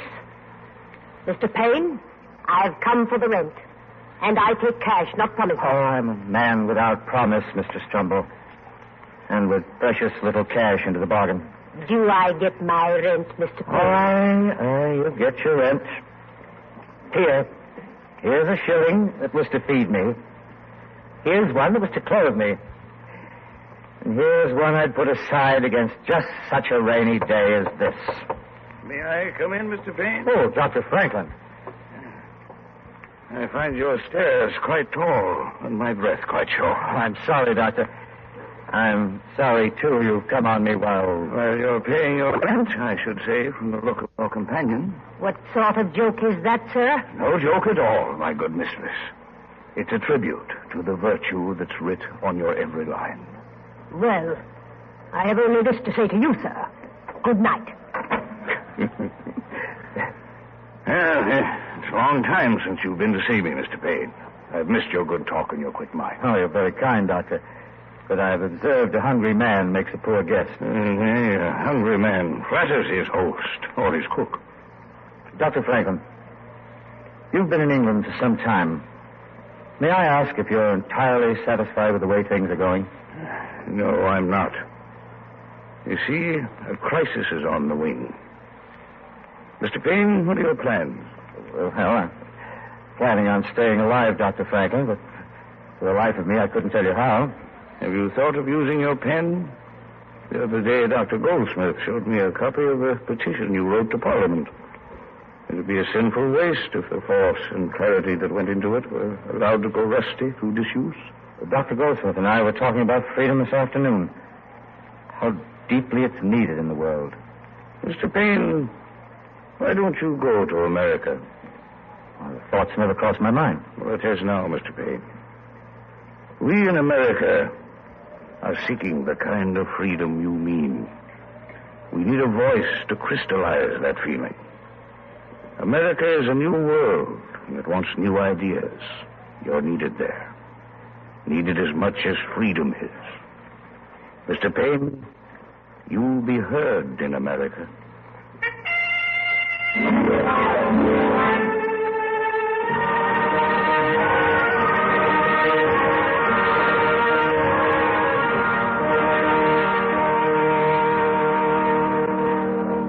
Will this table do, Mr. Colvin? Yes, fine, thank you. Oh.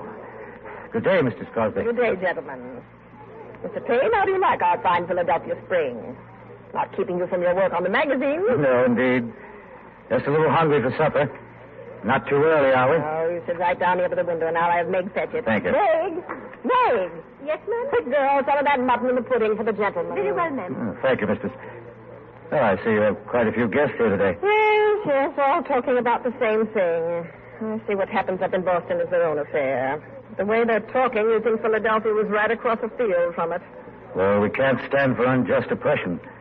That's fundamental, Mistress. Well, myself, I'm no Tory, but I say as my mother did before me. I can't stand for things turned topsy-turvy. Why can't we keep on as we are? I serving you, another gentleman, the best ale in Philadelphia, and all of us loyal subjects of His Majesty. You hear that, Coleman? Yes. That's the stagecoach from New York, isn't it? Aye, it comes from Boston, too. They'll be bringing news. Aye. Let's go outside and see for ourselves, It's Coleman. your supper, gentlemen, and they just about has it ready. Now you just come. Oh, you Stop keep it warm. entertaining. We'll be right back. Oh, driver, have you any news? I have indeed, sir. The Redcoats fired on the men in Lexington and marched to Concord. The countryside's turned out an arm. Why does some fool always have to fire a musket at the wrong time? Perhaps there's still a chance of reconciliation with the Oh, crowd. not now, Colburn. I thought there was once. Not after this affair at Lexington. From here on, there's no telling what will happen. But I know this. Freedom will take root in America. It's the cause of God and humanity. It's common sense. Plain common sense. Come on. Let's go back to the office. I want to write. Mr. Paine, wait. Here's the gentleman, Sutter. I'll take it back, Meg. I guess Mr. Paine and his friends are set. Maybe they're not hungry anymore. Well, I'll put it down. I'm hungry enough myself. Thank the stars for simple pleasures, eh, Meg? Yes, ma'am. You always know what's best, ma'am.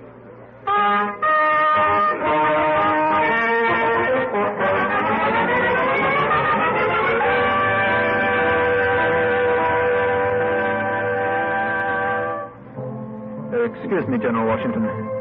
If you are occupied. No, Lieutenant. I've just finished reading a pamphlet by Thomas Paine of Philadelphia. Indeed, sir? Well, sir, here are the orders of the day. Oh, yes, of course. Have you by any chance seen Mr. Paine's pamphlet yet, Lieutenant? Why, no, sir, I have not. What is it? It's a pamphlet called Common Sense, Lieutenant. And it is plain common sense. It deserves to be read by every corporal's guard in the Continental Army. And if necessary, I'll issue an order to that effect. Yes, sir. I wish and hope every man, woman, and child from New Hampshire to Georgia will read this pamphlet. It's the best kind of common sense.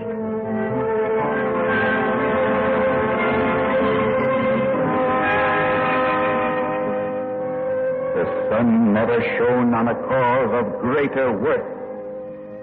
Every spot of the old world is overrun with oppression. Ye that oppose tyranny, stand forth. Europe regards as a stranger. O America, receive the fugitive and prepare an asylum for mankind. Now is the seed time of continental union. Now is the time for faith and honor. Now is the time for freedom. Now is the time for independence. Independence. Off with the yoke. Independence. The hour and the days that have. Independence. Independence. Independence. Independence. Independence. Independence. Independence.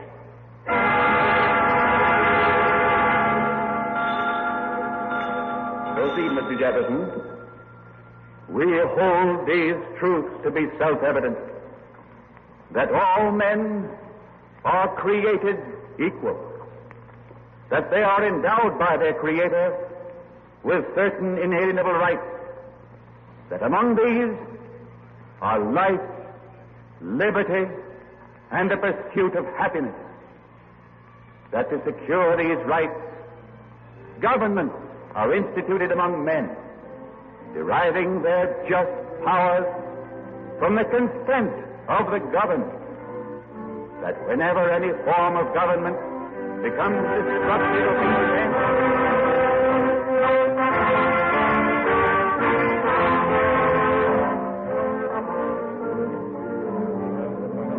Mr. Jefferson! Mr. Jefferson! Yes? Oh, good day, Mr. Paine. Congratulations, Mr. Jefferson. Thank you. Well, we've bravely declared independence. Yes? Now we must make it a fact. Oh, we must.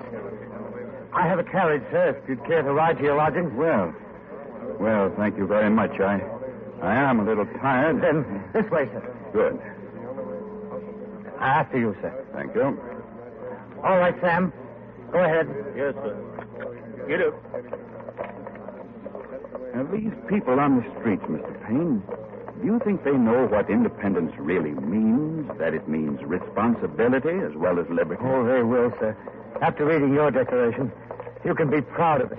You have as good or better right to be proud yourself. Your pamphlet, Common Sense, prepared the way. It made people ready to declare their freedom.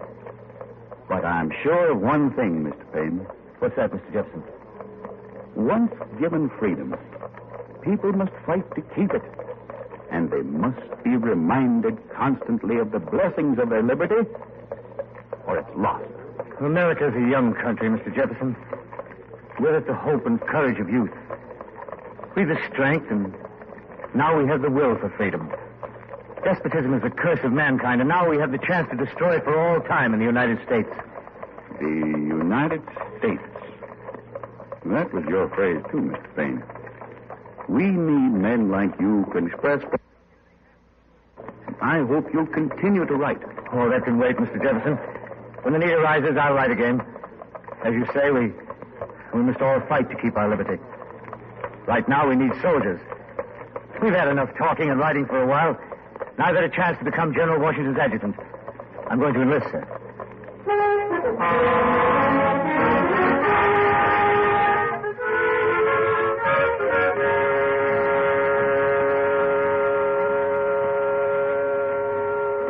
Halt. Who goes there? A friend. Advance, friend, and be recognized.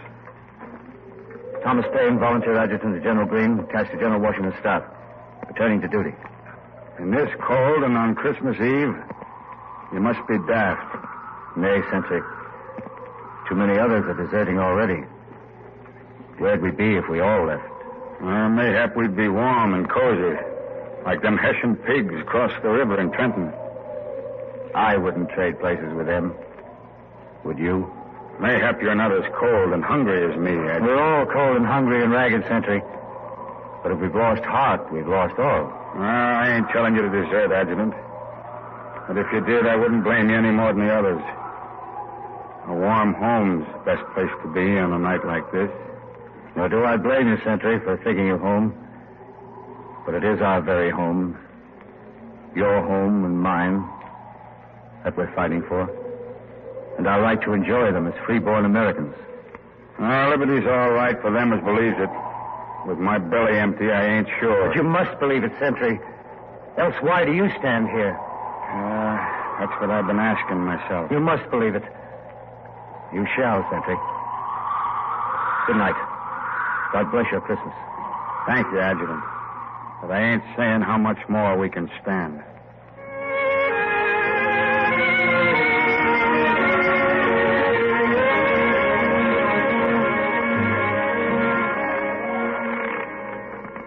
Who's that? Oh, it's you, General Washington. I saw your fire, Adjutant. Thought you were writing.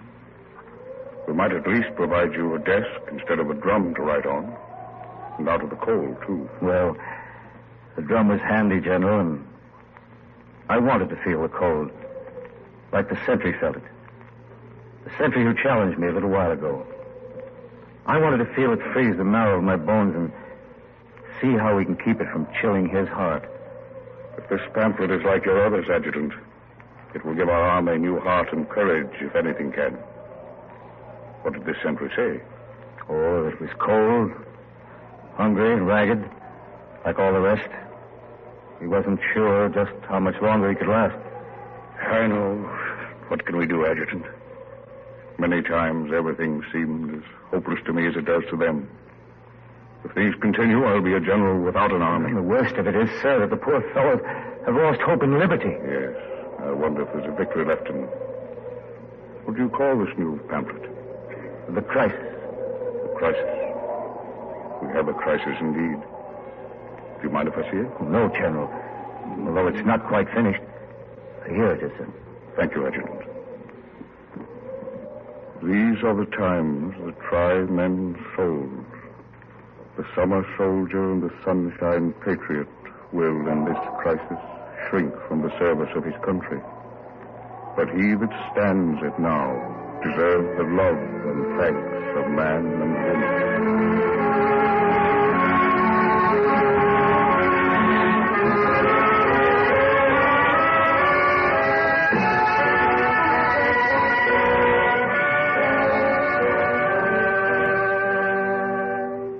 Liberty's all right for them that believes it.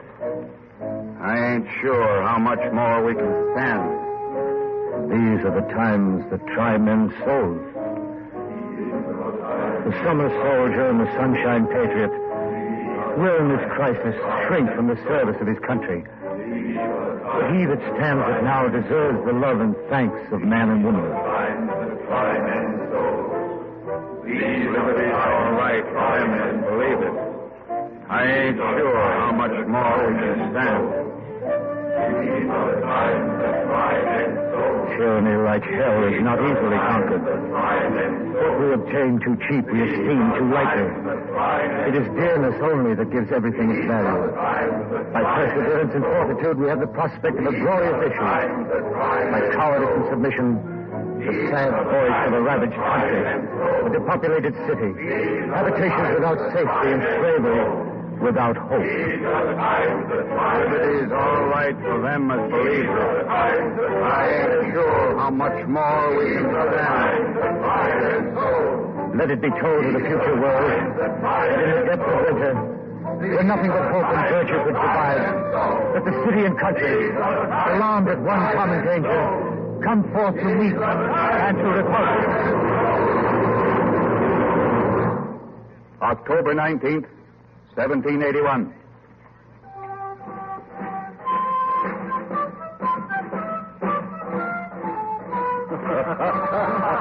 Gentlemen, one more cup before we go out to the parade ground. To our glorious victory. Just a moment, Colonel Hamilton. To General Washington, our commander. And in eternal memory of this day here at Yorktown. A toast to General Washington. Thank you, Marquis de Lafayette. Thank you. May I call your attention to the music? Perhaps you in France are not acquainted with the brave old tune, The World Turned Upside Down. Well, it certainly turned our world right side up. Significant they should be playing that today. We've done more than defeat my Lord Cornwallis, gentlemen. The crisis is over. We won our cause. And now we have our freedom.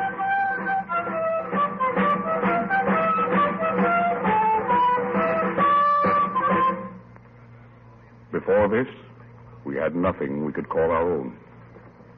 Now we're no longer dependent and disunited, but the independent and united States of America.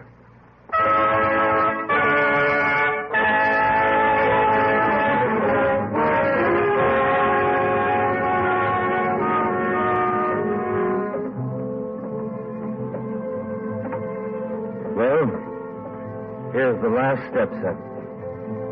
And here's my room. After you, Dr. Franklin. Thank you. Sit down, sir. Thank you, Tom.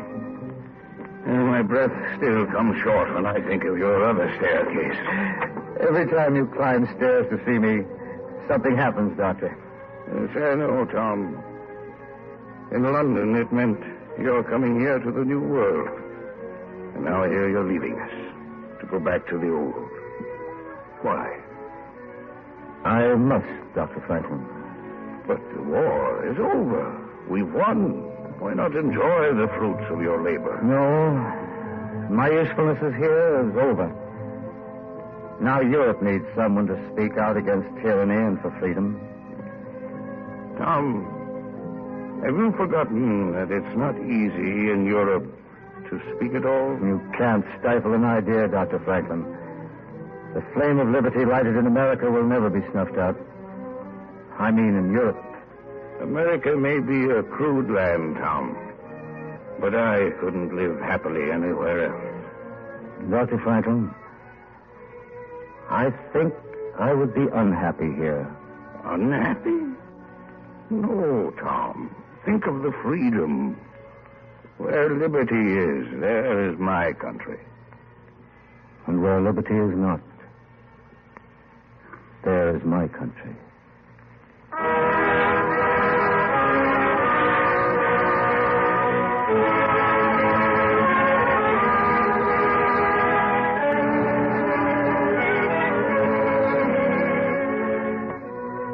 All his life, Tom Paine was a champion of the rights and freedom of humanity everywhere. And so he will be remembered by the world. But because it was America that gave him his first cause, and because he inspired in America the will to be free, Tom Paine takes an honored place in the Cavalcade of America.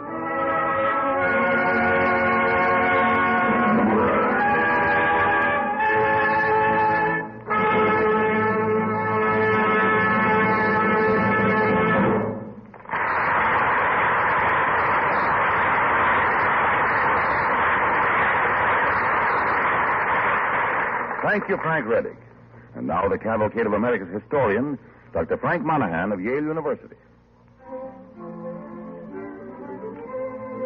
Next week, Cavalcade presents the story of Nancy Hanks, the mother of Abraham Lincoln. I think we will all agree that Abraham Lincoln was, in the exact meaning of the word, a great man.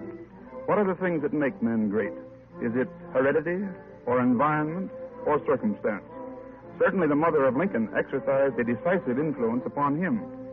Nancy Hanks knew the hardships of the frontier, but in the midst of scrubbing and spinning and mending, she kept her eyes lifted to the horizon and beyond.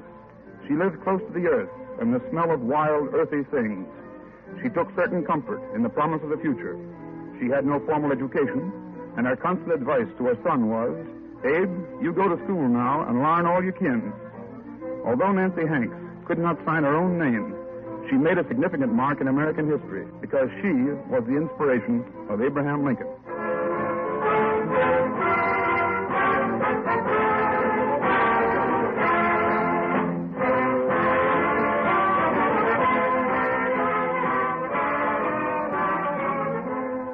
In our story of Nancy Hanks next week, the Cavalcade of America presents in the title role the well-known radio actress Agnes Moorehead. The orchestra and original musical effects on the Cavalcade of America are under the direction of Don Voorhees. This is Basil Rysdale saying good night and best wishes from DuPont.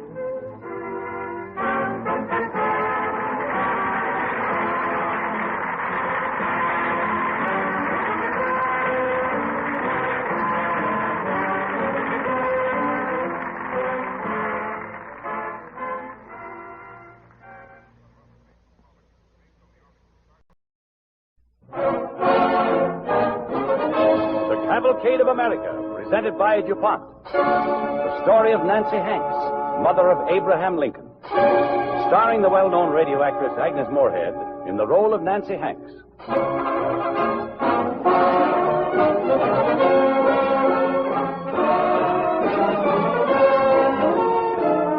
The DuPont Company, makers of better things for better living through chemistry, present the Cavalcade of America, dedicated to those men and women in every walk of life who have shaped the destiny of America in the past, and to the youth of today who will shape the destiny of America in the world of tomorrow.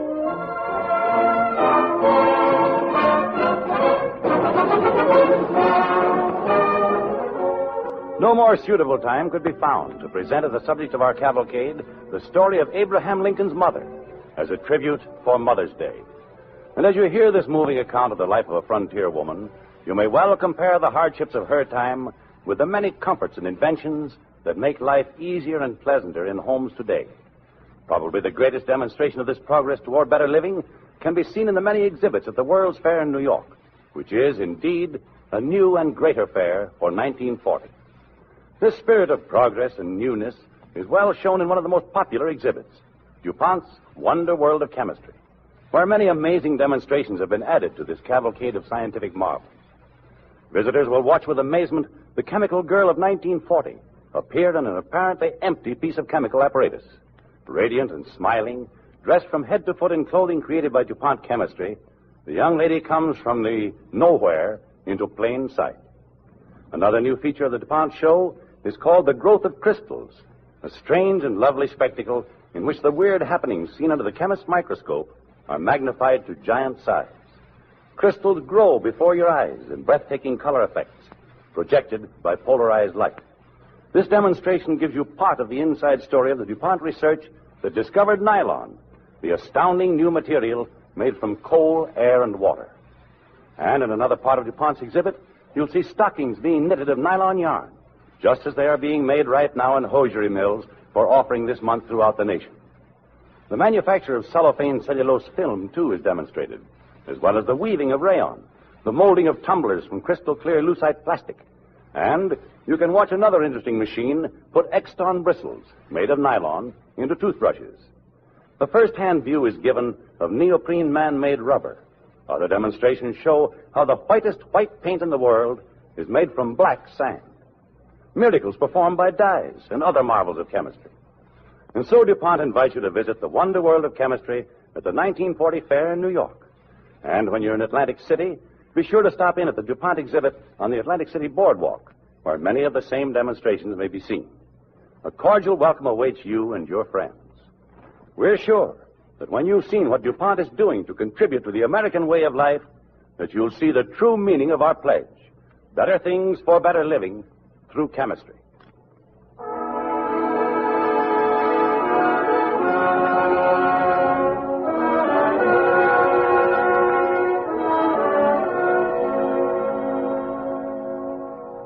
The story of Nancy Hanks in the Cavalcade of America. My name was Nancy Hanks. I was born in Virginia and brought to the wilderness when I was yet a babe. I never seen my pa, but Maud loved him, and I grew to love him too, I reckon. Ma said he was a gentleman. I like to stay to myself. I was always like that, like I was waiting, like looking afar off and waiting for things to happen, like I knowed what they were to be before they came to pass. Like seeing Tom Lincoln that day, crossing the field yonder, and waiting to hear the words I knowed he'd come to speak to me.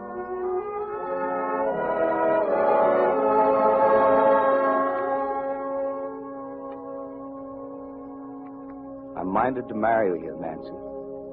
I'm come to get your answer. I know that was your thought, Tom. I bought a piece of land over at Elizabethtown. Elizabethtown? You see the hills from there. I aim to build a cabin there first, Nancy. Oh, Tom, I'm proud to be spoke for by such a man as you. It ain't much I can offer you. Just a home and my love, Nancy. Tom, I can't say the words I want to say. Is it that you love another, Nancy? No, Tom, I love you well. It's just... What's the matter, Nancy? I can't rightly say it, Tom. It's like the purple light yonder in the hills. But when you get to the hills, it ain't there anymore. It's always yonder. You're a girl, Nancy, and girls get to thinking like that. But so much of me is like that. You'll be happy, Nancy, I promise. No, Tom, it wouldn't be fair to you. Nancy, you're a strange woman. I don't rightly know what you're saying. But I believe God meant you and me to marry together. I'm coming back again tomorrow, and I aim to make you my wife.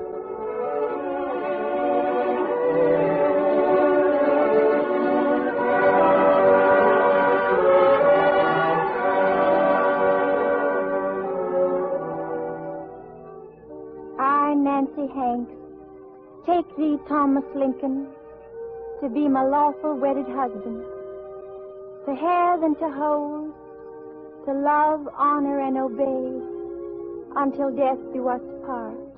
I, Thomas Lincoln, take thee, Nancy Hanks, to be my lawful wedded wife, to have and to hold, to love and to cherish, until death do us part.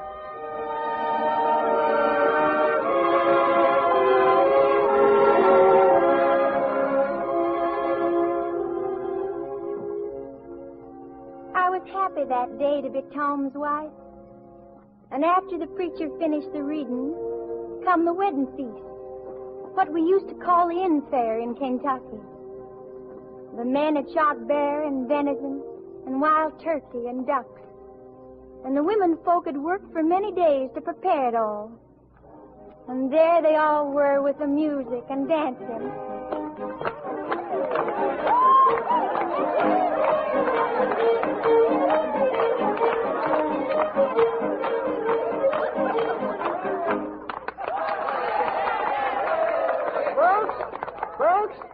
Whilst the women prepare the feast, there'll be a race for the best bottle of whiskey in Kentucky. Well, hang the by gall, let's go. Mind you there, Dennis. Be off with it. You'll not be in a race to get a bottle of whiskey. Men, the race will be from here to yonder Kiver and back. And the winner gets the whiskey. All right, now. Line up. Mind you don't win the race, Charlie. Maybe it won't be so hard to make sartain of that, Jenny. I'd make sartain who'd win if I was in it. Oh, would you? You ain't got the shanks of a mud turtle even. Don't you go blabbing off to me that way. Here. Be quiet now. They're starting. All right, men. On your marks. Get set. Go. Run, Charlie, run! You can win if you will. I thought you said you didn't want your Charlie to win. It's the whiskey. I don't want him to win, Aunt Peggy. But he must win the race. Looks like Tom Lincoln's ahead now. It isn't over yet. Oh, run, Charlie, run! Here they are. Come on, get Tom Lincoln's race. Here's the best sprinter I ever seen. All right, folks. All right. The winner of the race and the whiskey, Tom Lincoln. Thank you. Thanks. This is my lucky day, I guess. Well, ain't you going to pass it around, Tom? Reckon I will. But first, I want to propose a toast to the lady who this day's made me the happiest man in the world, Nancy Hanks Lincoln.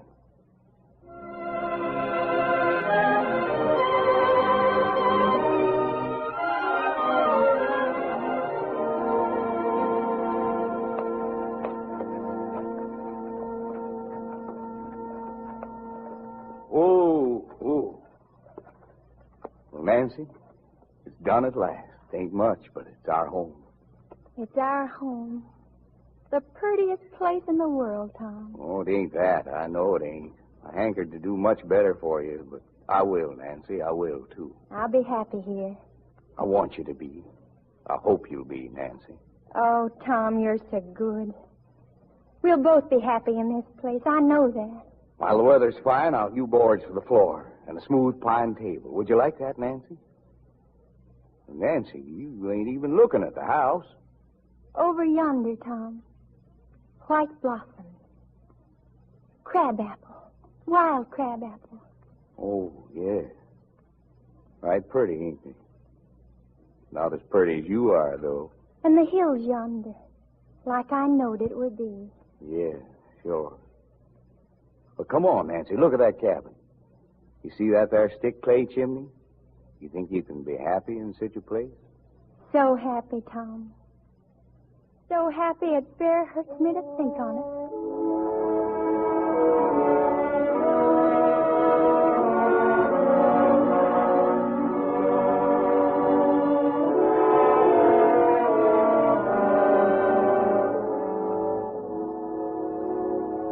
It was a fair land, but for Tom it was rocky, and the clay stuck to the plowshare.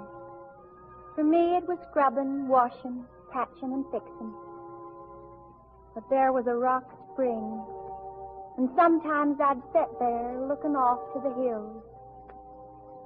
It was there one day I knew I'd not be looking yonder alone come springtime, that my time was coming.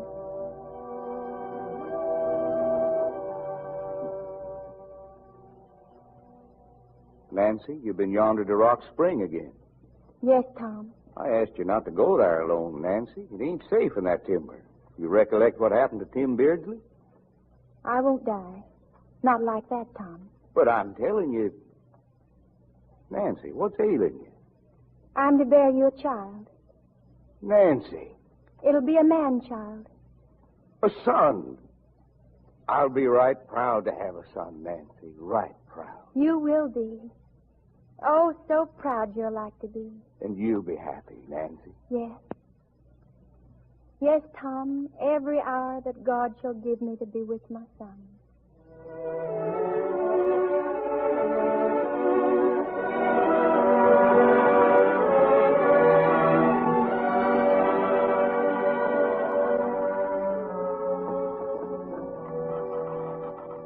Hi, neighbor. Good morning, Tom. Wait. Where you be off to? Oh, down to the creek to grab a fish line or two. Will you go by the granny woman? Aunt Peggy Walters? Oh, she's to the other side of the slope. Sure, but fetch her, will you, neighbor? Oh, can't, Tom. Those fish don't bite. You gotta fetch the granny woman for me, neighbor. I can't leave. Nancy needs help starting now. Oh, sure. I'll fetch her. Sure, Tom. Right away.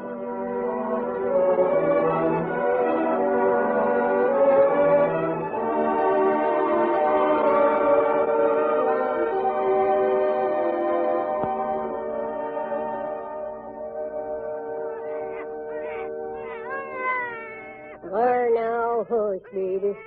Hush, lamb. E-Y,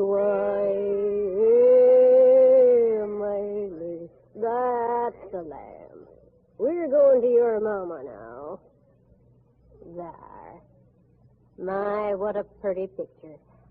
I think he favors his paw, Mike. Don't you, Dennis? He don't look like nothing, Miss Lincoln. Babies never do. Dennis, what do you say? Who does he favor? Well, I don't rightly know, Nancy. Would you look at that chin of yours, Miss Lincoln? A blushing to the hair roots. Did you never see a wee baby before, Dennis? Well, yes, but not like that. I mean, well, ain't he ailing a mite? Of course he ain't ailing, Dennis. Why do you say that? He'd be so red of face and wrinkled like a monkey he is. All new babies look like that, Dennis. Oh, could I hold him a mite? Be careful, Dennis. For you are the first boy he's ever seen. Oh, there now. Up you go. Oh, I'm thinking he don't take to me. You ain't holding him right, Dennis. Here. Now, like to this. You see? Oh, like this? That's it. What will you name him, Nancy? I'm going to name him Abraham. Abraham? Yes, for his grandfather. Abraham Lincoln. It's a right sounding name.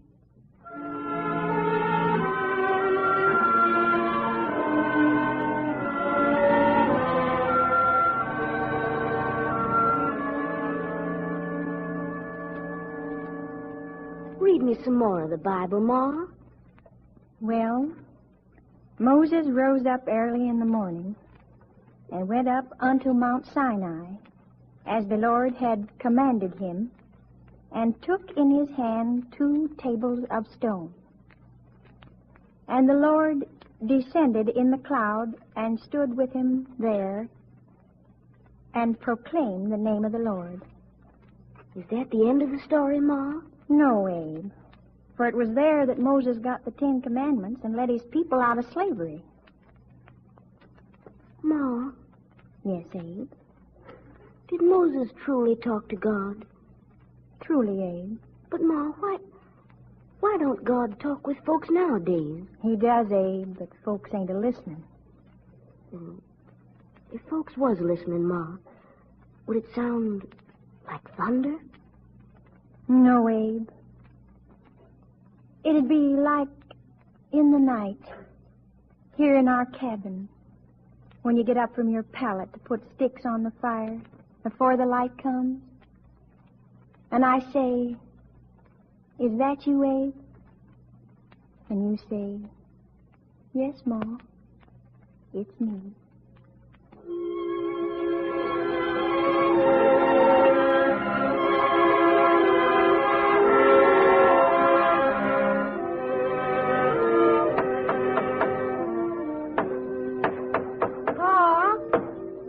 Son? What are you building? A raft. A raft? What for, Pa? Well, don't tell your ma yet. But we're fixing to move on up the river to Indiana. Tom, Lincoln, stop that pounding. Your wife's asleeping. Her and the new baby. All right, Aunt Peggy. How is Nancy? Well, she's well enough. Now, get on about your business, Tom. I've got my work to do. And don't be coming into the house. Well, I reckon that leaves nothing for us to do but talk, eh? Why are we going to Indiana, Pa? Because of the new settlers. They're coming up from the south, thousands of them. Some with slaves, too. The independent farmer ain't got a chance. What does independent mean, Pa? Well, I reckon it means being poor, having nothing at all.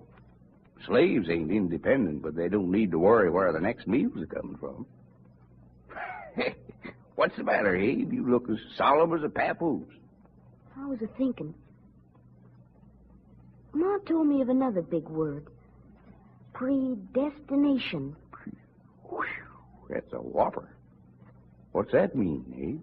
Well, it means that what's going to happen, they're going to happen anyways, and folks can't do nothing to stop it. Maybe it's like that about us going to Indiana. And the new baby and everything.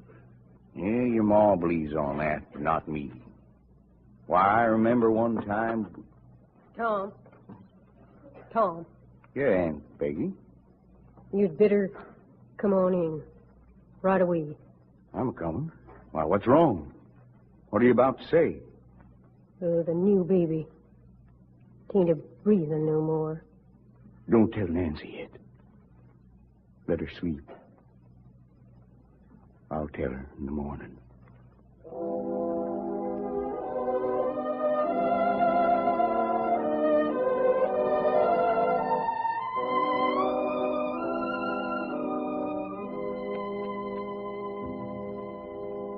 Is your pa near finished loading the raft, Abe? Almost, Ma. Right soon we'll be riding her to Indiana. You'll like that, won't you? You will too, Ma. Riding like Pharaoh's daughter on the Nile. Oh, Abe. My little shirt-tail boy. Ma, you want to go to Indiana, don't you? Of course, Abe. It's just leaving the hills that's made me grieve. Abe, I want you to promise me something. Yes, Ma?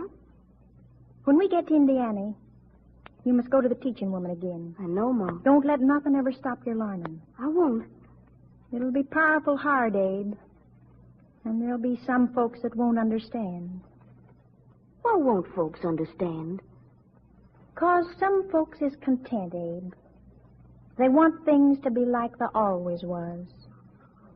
But you ain't to be that way, Abe. I promise you, Ma. I'll mind my learning. Abe. Oh, I can't say the words, and you're such a little tyke. But I've a feeling, Abe, like you were going to have burdens when you get out yonder. And I want you strong to carry them. I'll remember, Ma.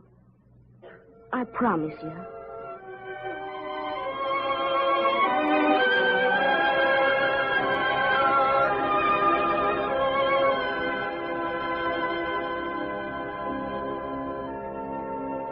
What air you were writing, Abe?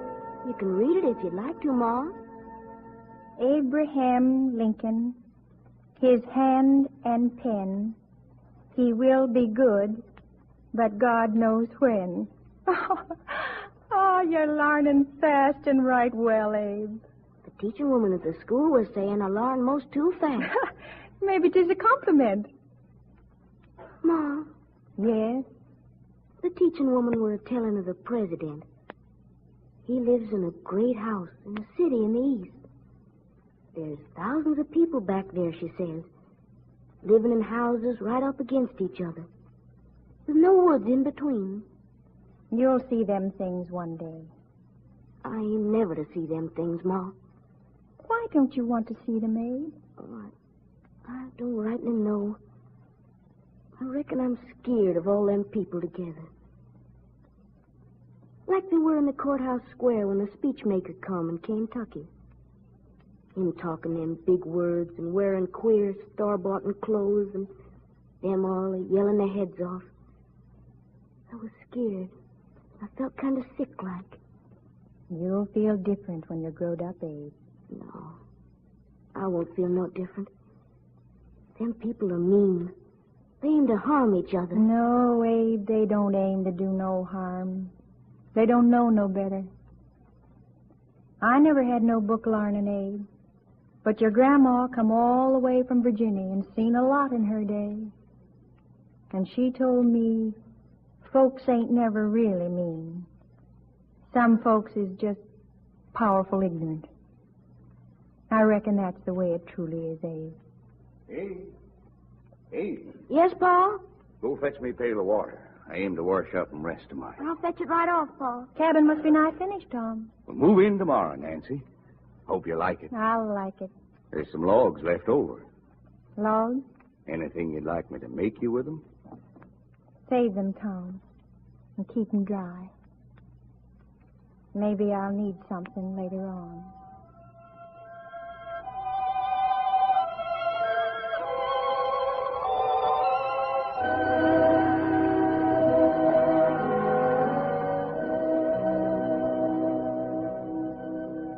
I were right happy in the new house, singing while I done my chores.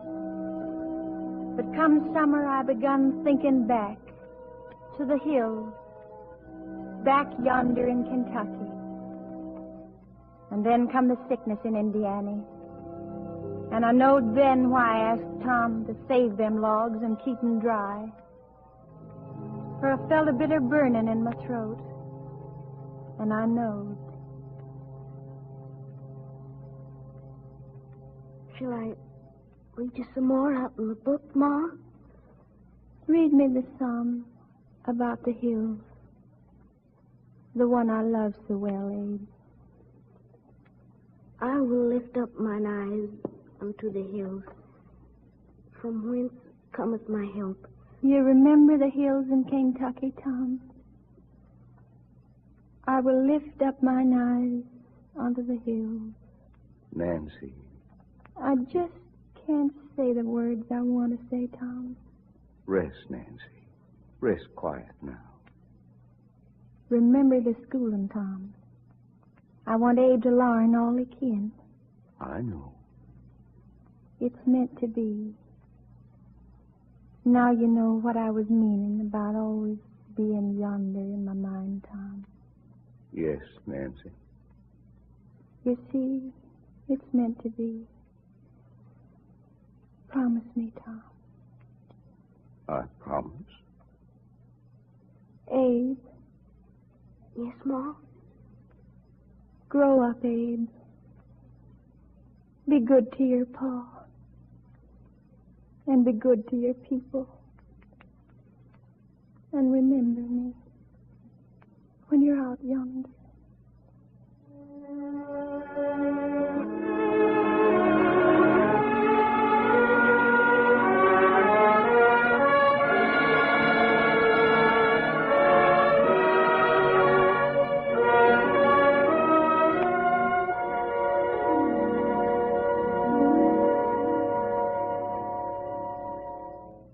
Nancy Hanks came back as a ghost, seeking news of what she loved most. She'd ask first, Where's my son? What's happened to Abe? What's he done? Poor little Abe, left all alone, except for Tom, who's a rolling stone. He was only 9 the year I died.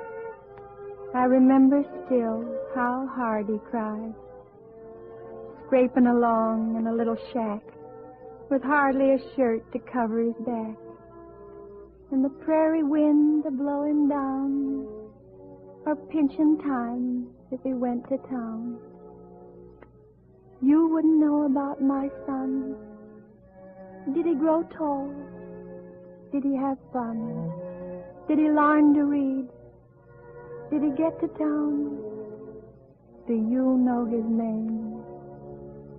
Did he get on?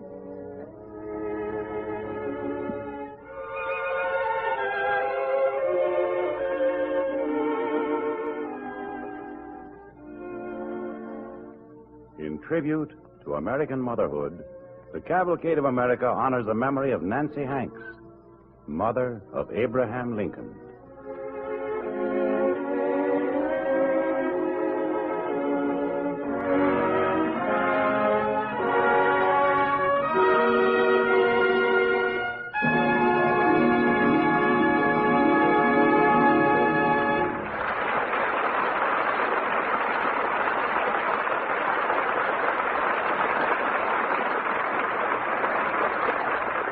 Thank you, Agnes Moorehead. And now we present the Cavalcade of America's historian, Dr. Frank Monahan of Yale University, with news of next week's program. Next week, Cavalcade presents the story of Roger Williams, the foremost American crusader for complete religious liberty.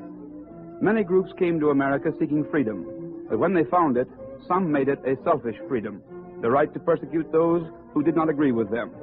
This seemed to Williams a most peculiar and undesirable kind of freedom.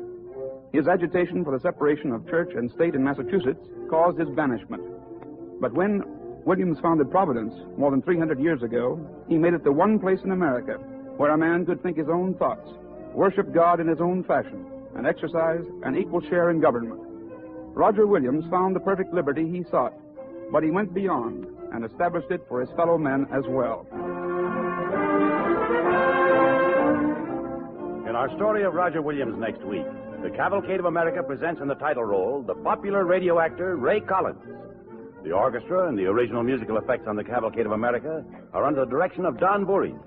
The poem Nancy Hanks at the close of our drama was written by Rosemary Benet and is from a book of Americans by Rosemary and Stephen Vincent Benet. This is Basil Rysdale saying good night and best wishes from DuPont.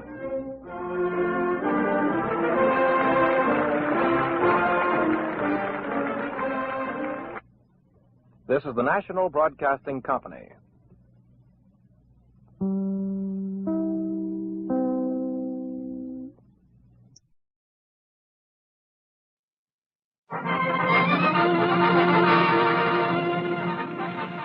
Before you hear this story of one of America's first great advocates of religious freedom, we should like to introduce to you Dr. Frank Monahan of Yale University, historian of Cavalcade of America.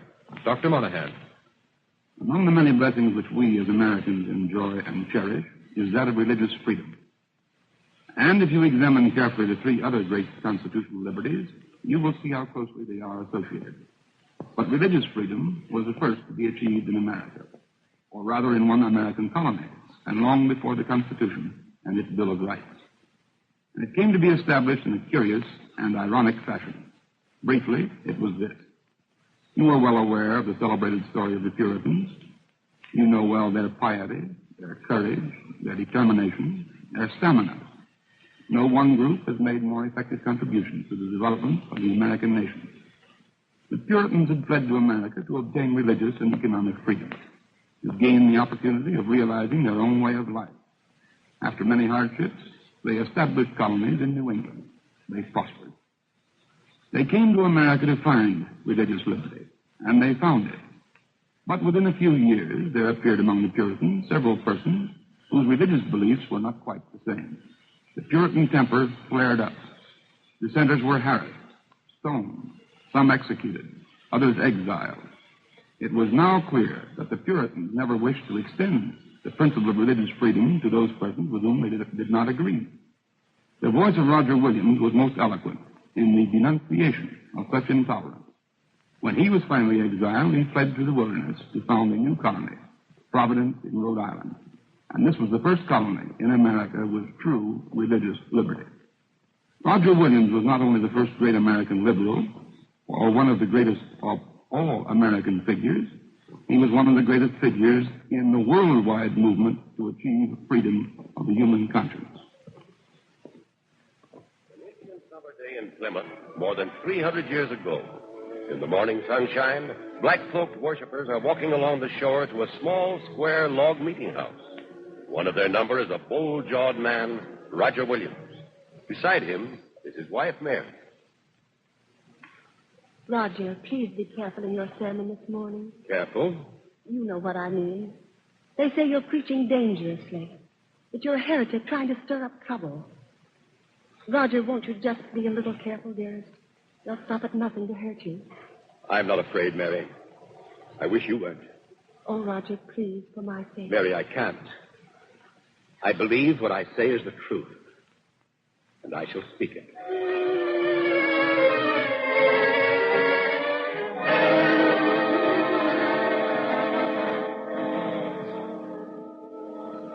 We know that the 9 rulers of this colony are ministers of the established religion in Massachusetts Bay. They not only govern the church, but the colony as well. A few brief years ago, we landed at Plymouth to escape a union of church and state. And already we have religious intolerance again. We have those who deny us our God-given freedom. We must worship God their way, not according to the dictates of our own consciences. Brethren, this religious tyranny must come to an end. God must be worshipped by each man according to his will. We must no longer submit to a civil and ecclesiastical authority joined in the diabolical suppression of man's free conscience. Intolerance is not the mark of a true believer in Christ our Lord. Tolerance and freedom must be the sentinels of this or any Christian.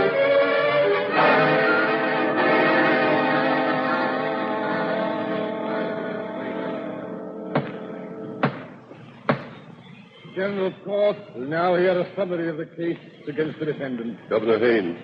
I, Mr. Winthrop. May I ask that the defendant be given a chance to recant what he has said in his sermon? Just a moment, Mr. Winthrop. Roger Williams has had ample time to recant his heresies. A Christian court should show mercy. Remember, Mr. Williams has no counsel. No counsel. What about your own zealous efforts, Mr. Winthrop? Do you harbor the same pernicious opinions as the accused? No. At this time, to remove all doubt, the court deems it advisable that the defendants be examined again. Mr. Dudley. Very well. Roger Williams. I am ready. Roger Williams, in addition to preaching sermons which are open heresy, you also stand accused of holding that His Majesty the King does not own these lands which make up our colony. Is that correct? I hold this land belongs to those who first possessed it. I mean the Indians. I say this in the name of justice. No one has a right to take land away from the Indians, least of all a Christian monarch. Why do you say a Christian monarch? His Christianity should prevent him from taking what is not his. But no monarch would have the right any more than an Indian sachem sailing up the Thames to claim London. Roger Williams, do you persist in denying our authority? Yes, I do. You restrict a man's right to believe what he chooses. You do this both in civil and religious matters. You accuse me, I accuse you. You forbid freedom of conscience. You force your religion on the souls of free people. Yours is a vicious authority. Brethren, this heretic would destroy the Massachusetts Bay Colony. I'm not going to destroy this colony. You are. All of you. That's enough. It is not enough. We came to America for freedom, to escape intolerance. We should have complete freedom here. According to the word of God, we ought to permit Jews or Turks or anti-Christians to live among us. It is not heresy, it's tolerance.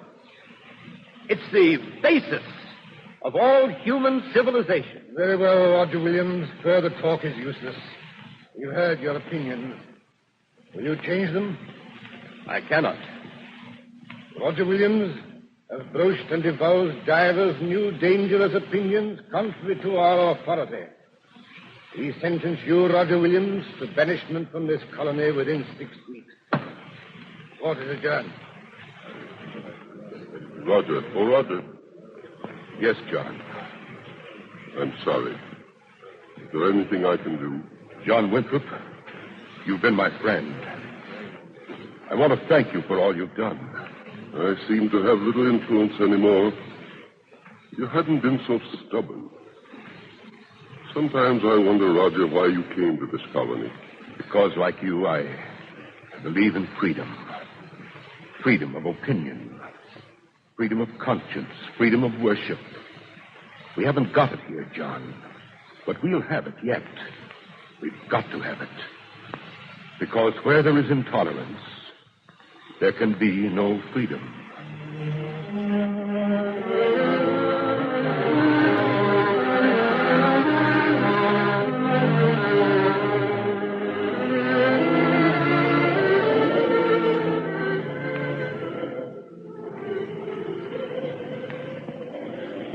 Roger, what'll we do? What'll we do now? Mary, you believe in me, don't you? You know I do, Roger. Then they can't hurt us, Mary. It's just that it's no use anymore. Banished from the colony, there's nowhere for us to go now. There's the wilderness, Mary. There's peace out there. You mustn't give up hope. What about our child freeborn? I can stand it, Roger. I'll follow you anywhere, but I'm afraid when I think of taking her into that wild country. Mary, it's God's will. Trust in His providence. We're doing what we know is right. God won't fail us, my dear. I wonder who that is. Better see. Yes. William? Oh, come in, Master Skelton. Thanks. Well, come in, Thomas. Come in. Sit over here by the fire and warm yourself. Mr. Williams, I came here to warn you. They're sending an officer with a warrant to take you back to England in irons as a felon. Felon? No, Roger, it can't be. But they are, mistress.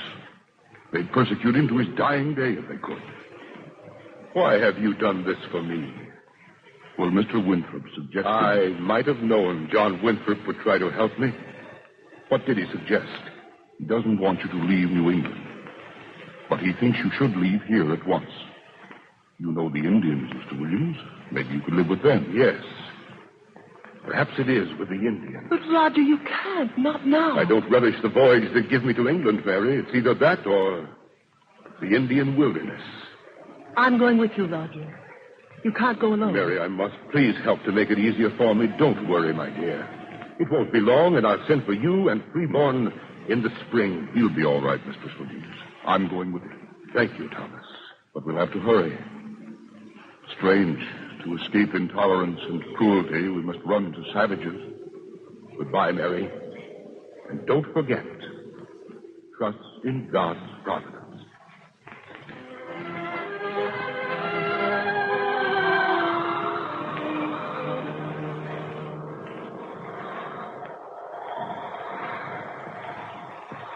Mr. Williams, how do you keep going? Must be the fever that drives me on. There's not even a sign the storm will let up. Not a sign of a shelter either. Providence will lead us on. Mr. Williams, take my arm. Take my arm, Mr. Williams. Thomas, What is it? What's the matter? I can't go on. You go back, Thomas. No. The end.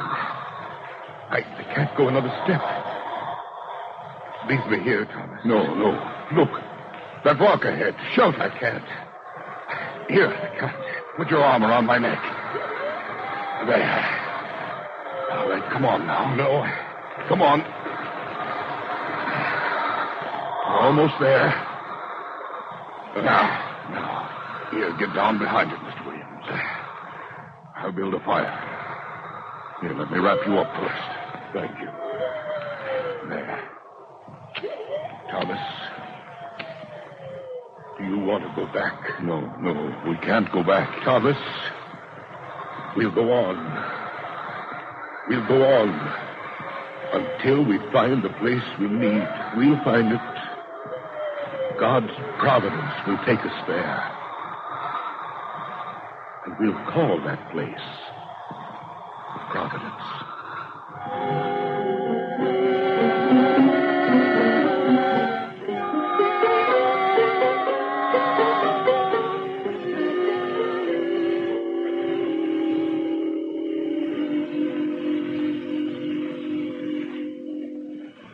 I missed you so much, Roger. Well, I missed you, Mary.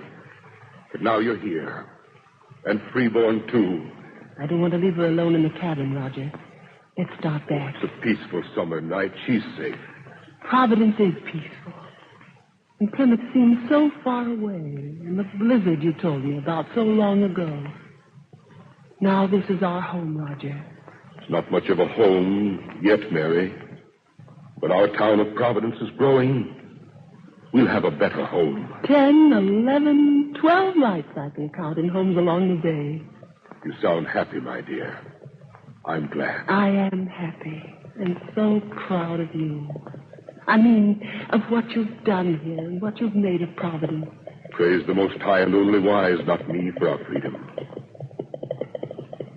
Listen. Who can be riding here at this time of night? I'm frightened, Roger. Now, Mary, we've got a good dozen muskets. If I sound an alarm...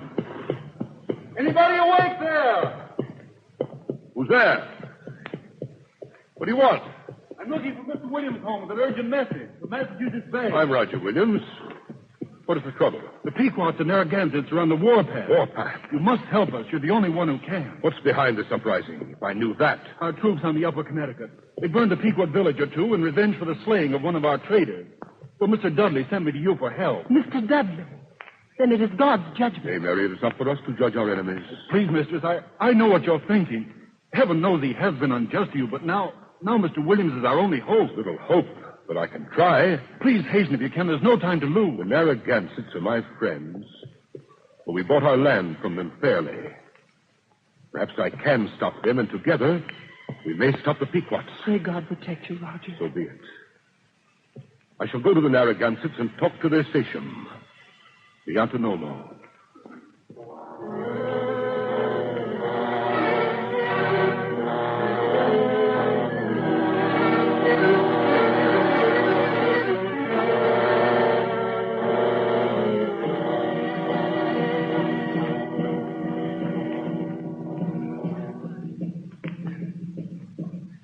Biantonomo, brother,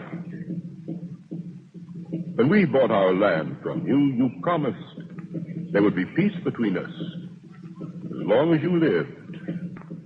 You let us follow our own God. Biantonomo trusts you, but no other white man.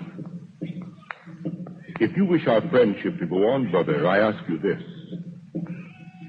Silence your war drums. Put aside your tomahawks. Smoke the peace pipe with all my people. Not you people, brother. You enemies. Bad people, they are my people, brother. I ask you to do this as my friend. I promise you it will be a just peace. You were good, brother. You friend. I am your friend now. I cannot be if you fight my other friends. Brother, Biantonomo will do much to keep you his friend. He hold council with Narragansett warriors. Tell them. What are the Pequots? Biantonomo talk to Pequots. But maybe Pequots no listen. I pray they do, my brother. Tell me, Biantonomo, why you good to people who hurt you? Brother, I do not preach to you, but the only way I can answer you is in the words of my Lord, Jesus Christ. He taught us to forgive our enemies. He said, return good for evil. Do unto others as you would have them do unto you.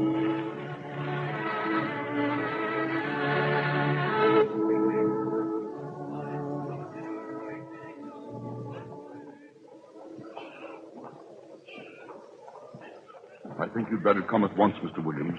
They may harm this woman. What do they want to do? They're trying to drive her out of town. Well, there they are now in front of Gorton. Aye, and now I see the poor woman over there. Let's hurry. Nay, even my enemies in Massachusetts gave me a hearing before they banished me. This doesn't demand a hearing. We know of you, Mr. Van Hutchinson. We don't want your kind in Providence. I see I was mistaken in Providence. I thought it was a place... Brethren, what is the meaning of this? We make it plain to this woman she is not welcome. But she is welcome, my good man. Any man or woman who has suffered for conscience's sake is welcome here. I thank you, Mr. Williams, for your kind words. Do you mean you agree with this woman's behavior? Why, she doesn't even act like a woman. She's already made herself a nuisance talking about equal rights for women. I don't hold for women preaching. Oh, brethren, listen to me, please. It is not a question of whether I agree with her, Mr. Gorton, or whether you do. You may think her opinions outrageous. I may think yours the same. At this moment, I do. Mistress Hutchinson, my wife and I invite you to our humble board. I shall accept gladly, Mr. Williams. Then come with me now. Thomas, if you will assist me with her baggage. Aye, Mr. Williams, I will. Then Providence is what I heard after all. A refuge. And the only one for me to come to. But you have so many here now, Mr. Williams. So many to feed. Can there be room for me? Why, I'm sure the Indians will sell you good land as they have sold it to me, mistress. It is good farmland. Good for grazing and corn. We have a good harbor, as you can see. There are islands as fertile as the mainland. Yes, there is room for you. Good. And thanks to you, it is at peace. As are all the New England colonies. Do you know they plan a League of New England? A League of Defense? A league will be a fine thing for all of us. It will be, if it is for all of us.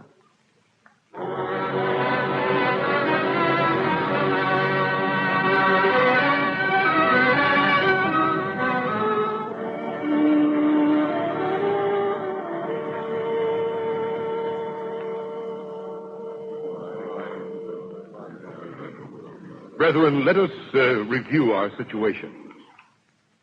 Behind our colonies, the Indians are being armed by England's enemies.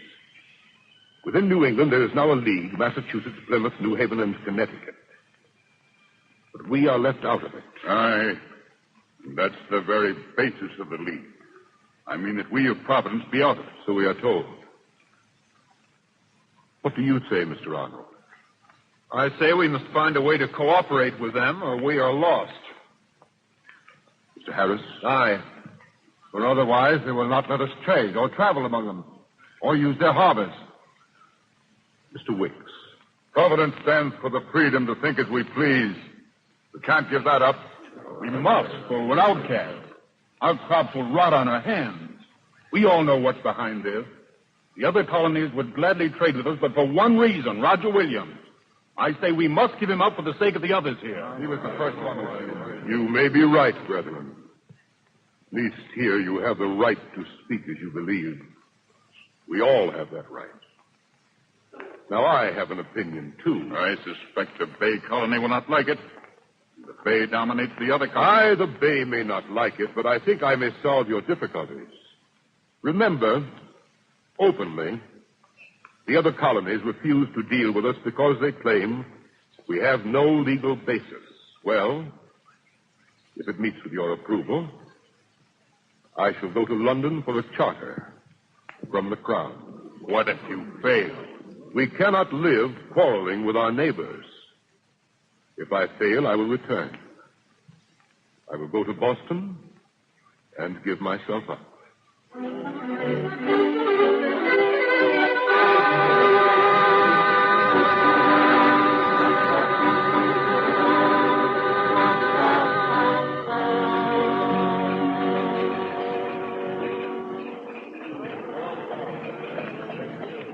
All ashore.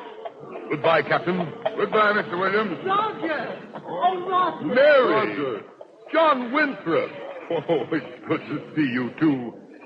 I didn't expect to find you in Boston, Mary. Oh, Roger, thank God you're with me again. I'm sorry you risked it, Roger. I don't see how you can avoid trouble, but I'll do whatever I can to help you. I know I can depend on you, John. Thank you, but I don't think that... Roger Williams. Roger Williams. Mr. Dudley. It's a pleasure to see you. Roger, what are you saying? Roger Williams, you were warned never to set foot on this colony again. You're under arrest. Yes, but all this Mr. Dudley, my husband wishes no more than I to tarry in this colony one moment longer than necessary. If you will permit us to go. Yes, Mr. Dudley. I will guarantee his quick departure. Please, if you will only... Enough of this. Williams escaped us once. He shall not again. Then let me, Mr. Dudley, speak my mind. That is something you cannot understand, I know, for you do not have the freedom to speak here, and your mind is narrow and vicious. Mistress Williams. Oh, I know, or at least I can imagine what you have it in your power to do. To persecute me as you have my husband and oppress all of us here. But I had to speak out, whatever the cost. We'll discover that soon enough, mistress. Williams, you'll come with me. Before I do, Mr. Dudley, I wish you would examine this letter from the leaders of Parliament. Among others, Oliver Cromwell. It is, you will see, a letter of safe conduct. You have a letter of safe conduct? Read it. In recognition of Roger Williams' good affections as the sufferings by the oppressors of God's people, his Indian labors. If that's not enough, this also may interest you. It has pleased Parliament to grant to Providence Plantations a free and absolute charter of civil government. Well, am I still under arrest? No. No, you are free, Roger Williams. You have won your point. Oh, I've won more than a point, Mr. Dudley.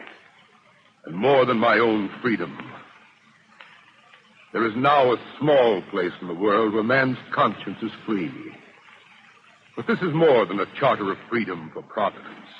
Even you cannot stop that, for liberty is a God-given right. It is as natural as the air we breathe. Liberty is hardly got and is hardly kept. But someday even these colonies will be free, and all America, too. And, God willing, all the world may yet be free.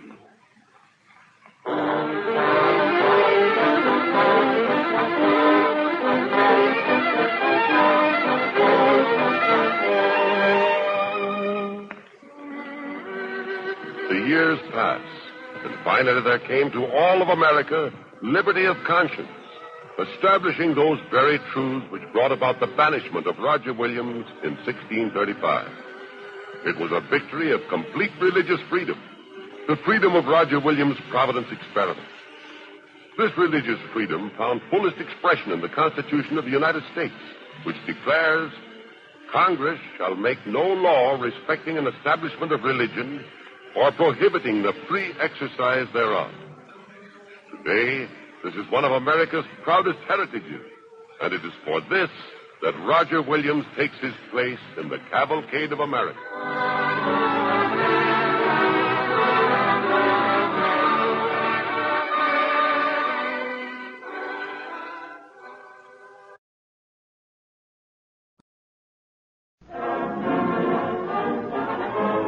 Cavalcade of America, presented by DuPont. A story of Jane Addams of Hull House. Starring the great American actress Helen Hayes in the role of Jane Addams.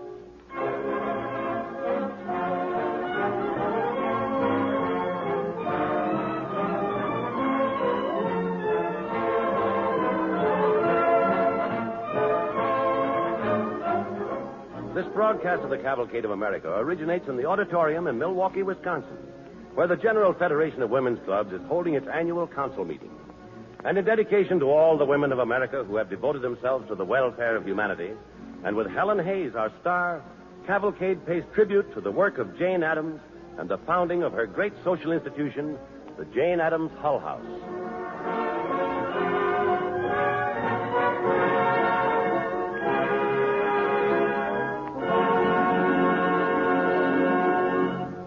In marked contrast to the story of Jane Addams is the old story of King Midas, who made a wish that everything he touched would turn to gold.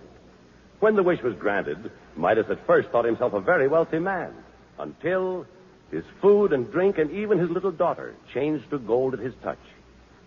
What is this thing called wealth, anyway? Money has no value except for what it will buy. Real wealth consists of those things you can use and enjoy, those things which contribute to man's comfort and happiness. The fact is that the average American is better off in the things that constitute real wealth than were the richest men in the world a relatively few years ago. King Solomon, in all his glory, didn't even have a toothbrush. Last year, the University of Notre Dame, after studying the management of the household budget of the people of the United States, reported that man today, as a result of science and invention, is surrounded in his home by comfort unparalleled in the history of the world. Comfort for more people. The creation of real wealth, true wealth, by improving upon the gifts of nature, by creating new comforts for mankind from the forces that are found in the sunshine, the earth, and the water. This is the dream and the practical day's work of the chemists who are toiling in DuPont and other laboratories. The products of chemistry are in the house you live in. Your icebox, your radio, your automobile, the clothes you wear, the dishes on your table, the books you read. DuPont chemists have contributed plastics to make many things you use, paints and finishes to beautify and protect your home and much in it, better yarns for clothing, better dyes for fabrics, and many other advancements that touch your daily lives. But the chemist is never satisfied. He knows that although we may think we're living in an age of wonders, it has really just begun. So as the chemist works, he thinks not only of today, but of the future. And by so doing, he helps fulfill the DuPont pledge, better things for better living, through chemistry.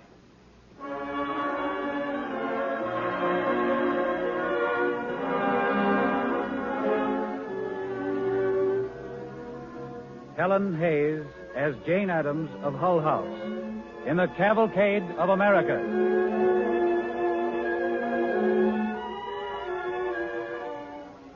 In the town of Cedarville, Illinois, one spring night in the late 1870s, a boy and a girl walked arm in arm down a quiet residential street. The boy's name was Charles Carlton. The girl, was Jane Addams. At the door of a substantial red brick mansion, they paused for a moment, and Jane extended her hand. Good night, Charles, and thank you for a delightful evening. Jane, Yes, Charles? Oh, nothing. Silly. There. Jane. Good night, Charles.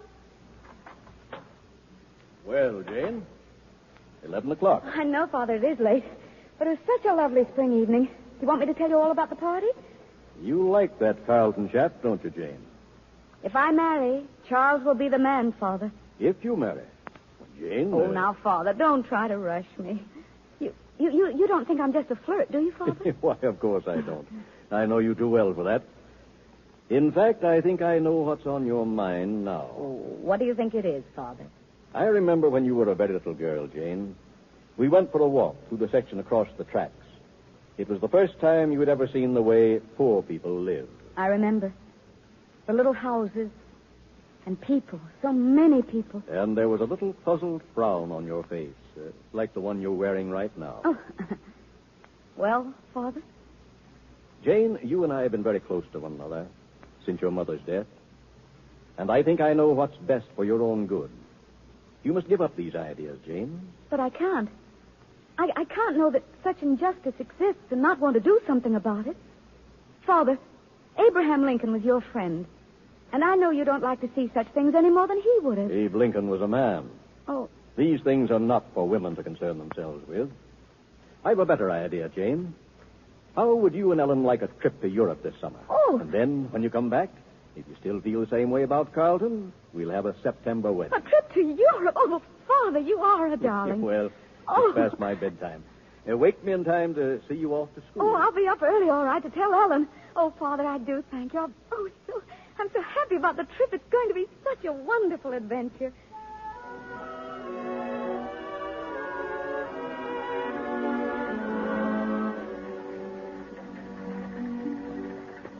On in, road. All out. On in, road. Oh. Shall we get down, Mr. Addams? Oh, yes, of course. I want to see it all. Be careful there. Well, this is it. You might call it the senior side of London. Look, Jane, the crowds of people around those carts. Hucksters' carts. The poor come here to bid for food. Not a very pleasant sight, is it? Oh, the smell. That's not fresh food. And their hands. Why do they hold their hands up like that? Well, you see, they haven't the money to buy. So the dealers throw out a rotten cabbage once in a while to thin out the crowd. Oh, that's horrible. Thank God we have nothing like this in America. Young lady, have you ever been in Halstead Street in Chicago? Why, no. Well, Miss Addams, you'll see things just as bad as this in Halstead Street.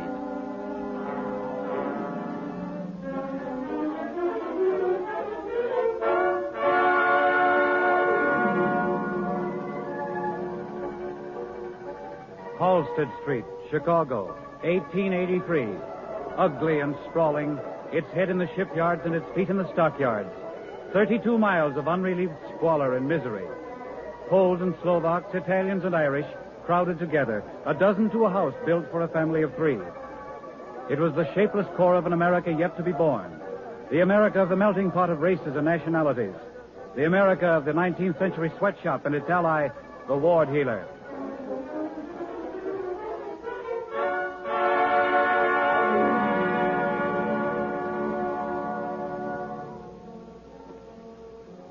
Well, Mr. Siller, what's up? Just this, Regan. You run this ward. You know where this place, Hull House, is. What's it worth to kick that Addams woman and her crony out of it? What for? What's she doing to you? Stirring up trouble with the girls in my factory. Got them coming to me asking to work less hours. That don't do no harm, does it? Well, I'm telling you, she's putting ideas in their heads. Next thing you know, they'll be wanting more money. They think they can live soft, hanging around Hull House. Ideas, Regan, dangerous ideas. Yeah, he's right, boss. We're losing votes because of her, too. Why didn't you tell me that before, Callahan? Oh, honest, boss, I didn't know it was important. These 2 women move into Hull House. Saloon on one side and Mamie Clark's on the other. We thought it was charity-like. But it ain't only charity. She's giving them ideas, too, like Scylla says. And them ideas ain't doing us no good. How long's this thing been going on? Long enough. That's what the landlords are going to tell you, too. She's back at the tenants complaining about the rent and the stairways being broken. I get it. What I don't get is why. What does she care? She don't have to live down here. Search me, boss. All I know is she does care. Plenty. Listen, there's only one thing anybody really cares about, Callahan. And I figure she must be getting pretty low on cash. I think we can get her there. Sure, boss. All right. Send her a ton of coal, see? Fix her taxes or something. You know, get her on our side. Then we start suggesting things, huh? Won't work, boss. I'm telling you, we got to get busy right now. That's big talk. With whom are you going to get busy, Mr. Callahan? Oh, why, Miss Addams, we were just talking about you. Oh? Hey, Joe, set up a beer for Miss Addams. Oh, no, thank you. I wanted to talk to you about a few problems in the neighborhood. Well, I'm the man to talk to about that, Miss Addams. Oh? I know this neighborhood inside out. Do you really, Mr. Regan? I do. You know about the bales of oily rags stored in the basement of 2840? And the broken fire escape in the rear house of 2718? Do you know about the unquarantined cases of smallpox in Mr. Murphy's Well, house? in a city as big as Chicago, Miss Addams, in a section as crowded as this ward, everything can't be taken care of. I'm afraid I don't agree with you, Mr. Regan. In fact, I'd like to tell you about a plan I have. Why don't you come to Hull House tomorrow? Always willing to talk things over, Miss Addams. Good. Then I'll expect you. Well, I must rush now. Good night, gentlemen. Good night, Miss Good night, Addams. Miss Addams. Well, see what we're up against, boss? Huh. I do. But two can play at that game, and here's where I play the ace. Callahan, grab a hack and go down to the Free Press. Go to the front office. Tell the old man I sent you.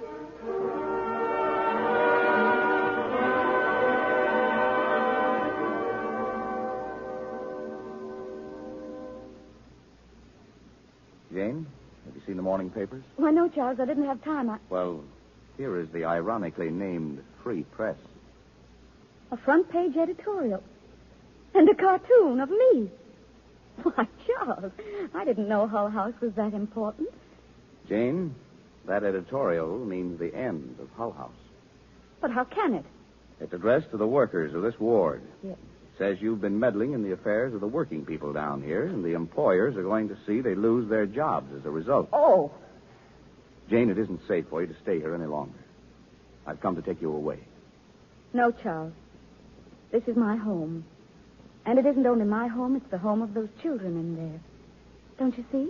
Jane, these people only understand one language, the language of stones and riots. You'll be injured physically if you stay on here at Hull House. Please come with me now. No, Charles, I won't.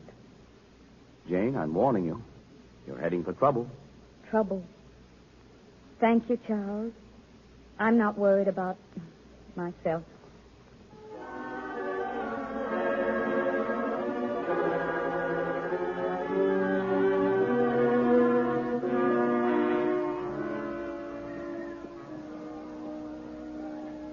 Jane. Yes, Ellen? Do you hear that noise? Yes. I wonder what it is. Jane, come to the window quick. What is it, Ellen? They're coming up Halstead Street, this way. Is it a parade? Well, I don't... I'll stick you, you mealy-mouthed jewel pigeon. Such a lady she is. Coming around as presents and all the time stealing the very livelihood out from under our nose. Why, Mrs. O'Brien, you said yesterday that I was your friend. You told me that the Irish never turn on a friend. Do you remember that? Not on a friend the Irish won't turn, but on a Why don't you Judas. mind your own business? Oh, please, all of you. Will you listen to me for just what one are we moment? going to hear? What more are we going to Get out of hear? there. We're coming Listen, you've got to listen. You're angry at me because of something someone has said. You've condemned me without a trial. Why? Have I ever broken a promise to you? Can't you see I'm trying to help you? Oh, please go to your homes now. Oh, please. Oh, don't break the house. It's your house. Don't you understand? It's your house. Jane, it's no use. Come on, Jane, you'll be hurt. Let's get out of here. Come on, Jane. What are we waiting for? Break in the door.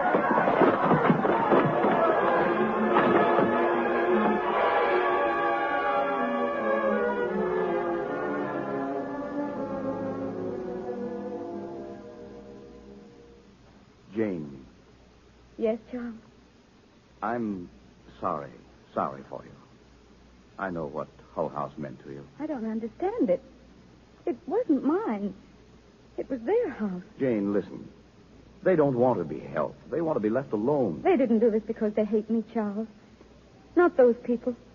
They were led into it by the men who want to drive me out. Oh, I'm not through, Charles. I'll rebuild Hull House if it takes me the rest of my life. That's utterly impossible, and you know it. Charles. I'm sorry, Jane. Why don't you admit the obvious? The obvious, that's just what I do admit. These people need help. That's why there's got to be a Hull House. And everybody in town's laughing at you. Everybody, Charles. Jane. Charles, will you help me? Will you? All right, Jane. I will. Huh. If we could get support from the important people. Hull House needs friends now more than ever. Charles, you're a member of the Manufacturers Association here. Yes. Would they let me talk to them? Could you arrange that, Charles? I could. Oh. Oh, yes, I see, of course. It would hurt you in their eyes if I came to them through you. I'll see that you get a hearing, Jane. I thank you, Charles. I know you'll never fail me.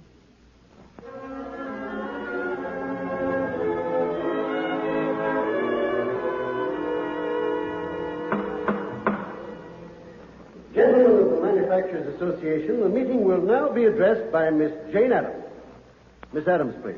Thank you.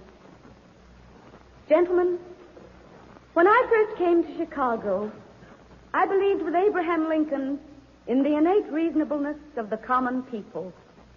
I also believed in the innate reasonableness of the employing class.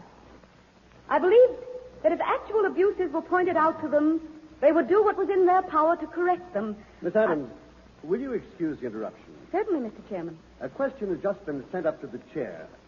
Ask Miss Addams whom she represents. I represent Hull House. What does Hull House represent? It represents every man, woman, and child in the 20th Ward. It should, in turn, represent every man here. But it apparently doesn't. It certainly doesn't. Gentlemen, you don't have to try to make this experience any more painful than it is. What I want to say to you is this. One of the men in this room is working a 10-year-old child from 15 to 18 hours a day. What is he going to do about it? One of the men in this room is paying a child who is going blind 5 cents a day to do fine sewing in a dark room. What is he going to do about it? One of the men in this room is heating a textile factory with oil stoves, the floor covered with inflammable material. And there are 40 girls working in that factory. That's none of your business, Miss Addams. Oh, thank you for speaking up, sir. I ask you, what are you going to do about it? There are hundreds of factories like yours where girls are working under those dangers. What if a fire breaks out? If Miss Addams wants fire escapes, why doesn't she go to the Philanthropic Real Estate Board? Oh, gentlemen, this is America. I can't believe that you, with every advantage, can be so short-sighted, so even cold-blooded. People are starving. Well, Miss Addams, when it comes to charity, I don't think you'll find us as cold-blooded as you think. I move, gentlemen, the association advance Miss Addams a check as an indication of our cooperation. Say a check for $100. Yes, I'd vote for that. I thought any intelligent person would see my point. I'm afraid I was mistaken. I see you misunderstand me, gentlemen. Goodbye.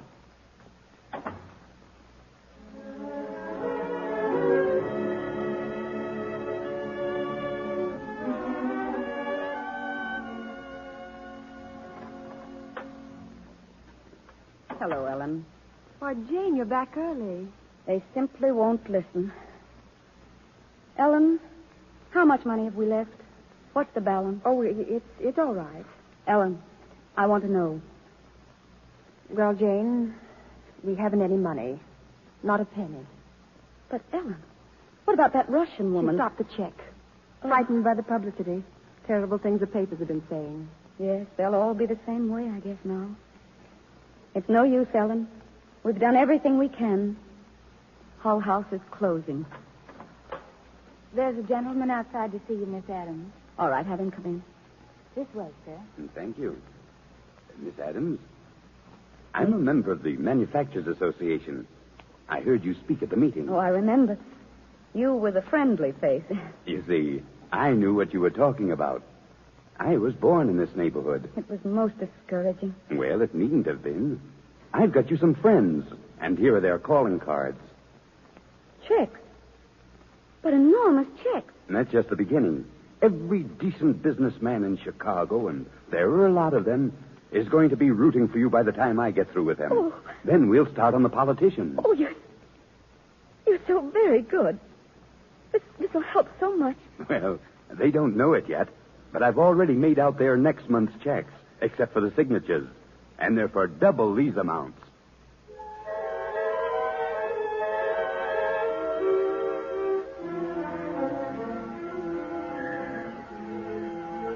Ellen. Yes? Ellen, wake up. Wake up. There's a fire somewhere. Fire? Yes, get up, Ellen. Come look. Sky, it's all red. Do you know what it is? No. It's Stiller's factory. Get your clothes on, Ellen. I'll call a hansom cab. We're going out there.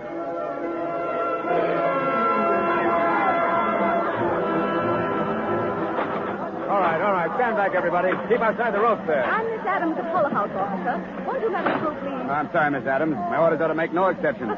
The building's due to crash any minute now. Firemen, they're not doing anything. They're just standing there. Well, there ain't nothing they can do, lady. Them girls are out of their misery now anyway. All right, everybody. Move away now. Quick. She's giving way. Stand back. Right there.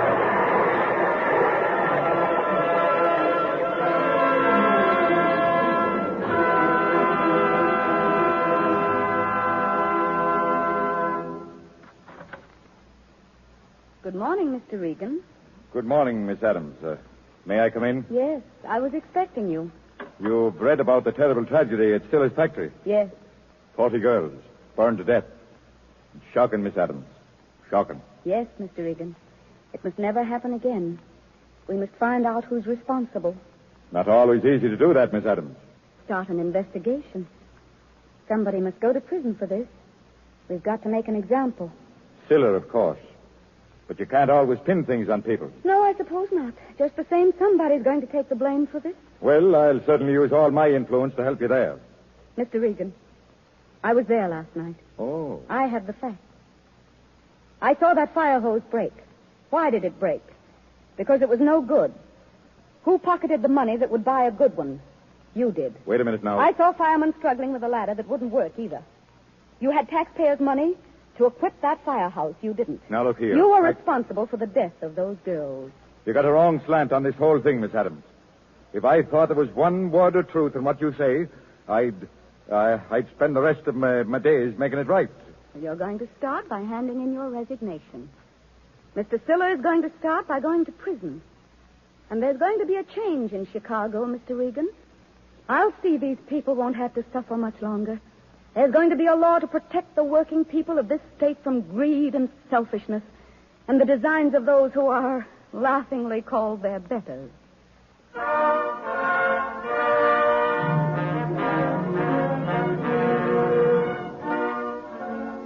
The labor bill is ready for your signature, Governor. Very well. I'll sign it now. Well, Miss Addams, you should be very proud today. I want to congratulate you, Governor, and thank you for all the help you've given us. I congratulate you, Miss Addams. You are really the one who is responsible for these new laws regulating labor in Illinois.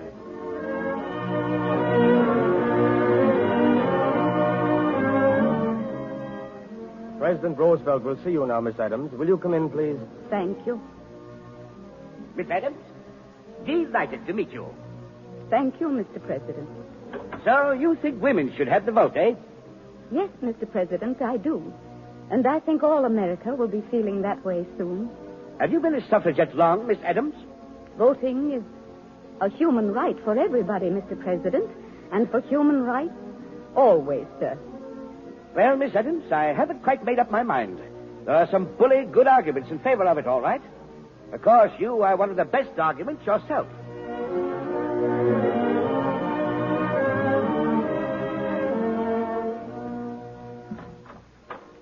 Miss Addams. Yes? What is it? The reporters are outside. Shall I have them come in? Oh, yes, by all means. This way, please.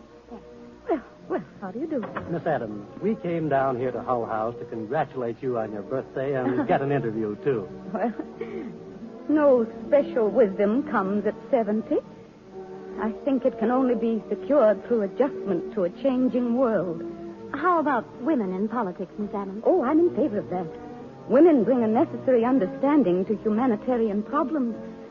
I suppose it's because they're closer to them. I think their viewpoint will improve living conditions all over the country. Any statement on your Women's International League for Peace and Freedom, Miss Addams? Well, that's what interests me most, especially now. A world education for peace. We must continue to unite all our efforts in that direction. It is the only way we will ever be able to have a permanent peace in the world.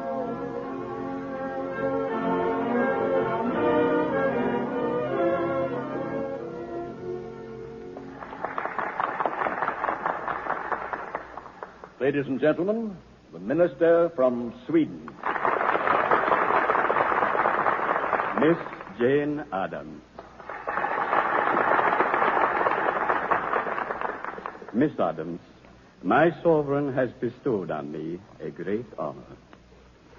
It is awarding to you the great accolade of the people of Sweden. You are being awarded this tribute in their name, for, like you, they are dedicated to the principles of peace among nations. Therefore, Miss Addams, I award you in the name of Sweden the Nobel Prize for Peace. Thank you.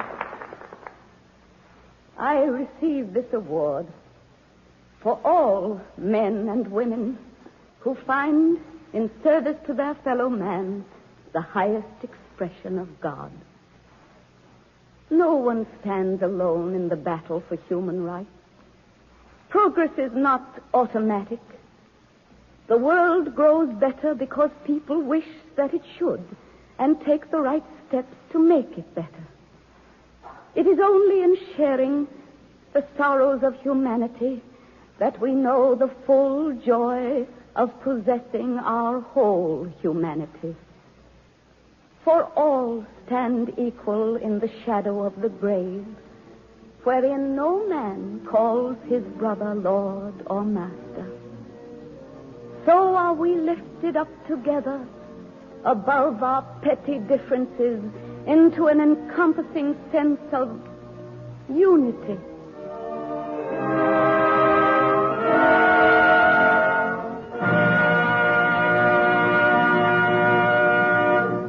The Cavalcade of America honors the great, kind spirit of Jane Addams of Hull House.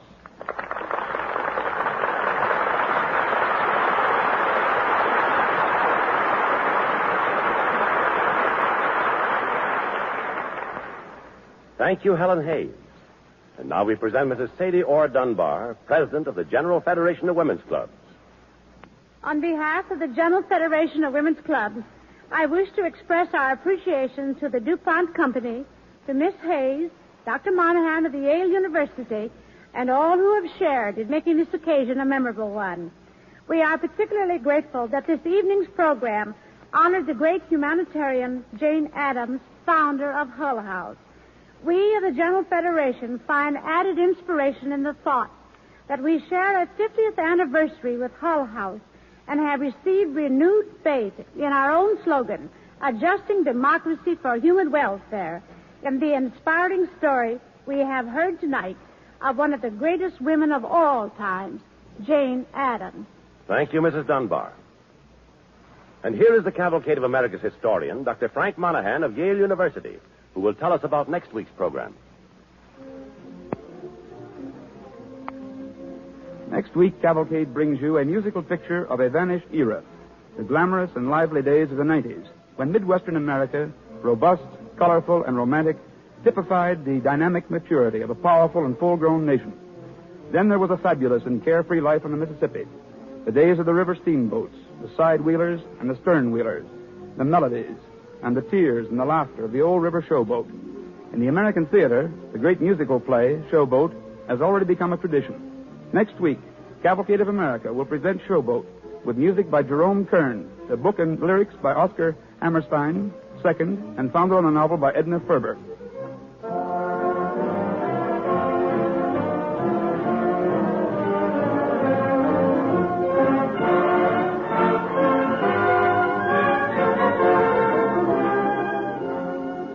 Our listeners tonight will be interested to know that a motion picture on the life of Jane Addams of Hull House, starring Irene Dunn, is soon to be produced by Charles R. Rogers of Columbia Pictures, to whom we are deeply grateful for cooperation in research and preparing our broadcast.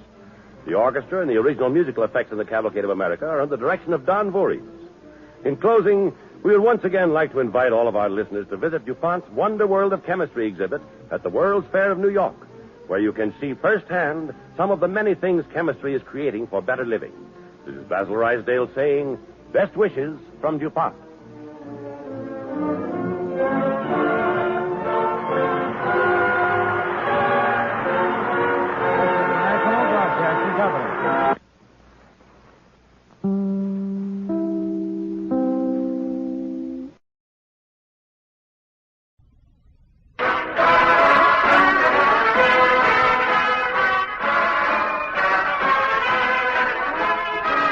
Cavalcade of America, presented by DuPont, makers of better things for better living through chemistry. Offering this evening the celebrated American musical play Showboat, with music by Jerome Kern, book and lyrics by Oscar Hammerstein II, founded on Edna Ferber's best-selling novel, Showboat.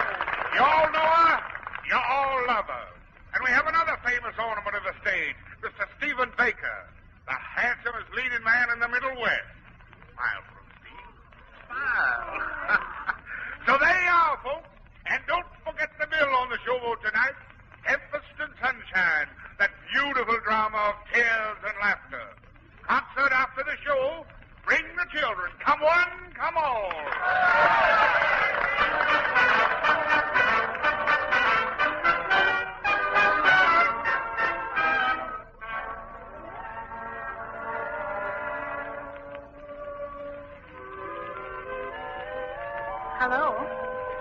Oh, how do you do? Do you live here? Why, no. I'm just a wayfarer along the river. So am I. Which way are you going? Either way, where are you going? Anywhere Papa gives shows. He's Captain Andy Hawks of the Showboat. Oh, are you an actress? Oh, no. But I'd give anything if I could be. Why? Oh, because you can make believe so many wonderful things that never happen in real life. But wonderful things do happen in real life. Why, this very moment, I was standing here on the levee, and suddenly I looked up. Oh, I must go now. Why? Well, you're talking to me, and I don't know you. Now, look, if you like to make-believe things, why can't we make believe we know each other? Let's just suppose we've fallen in love at first sight. We could make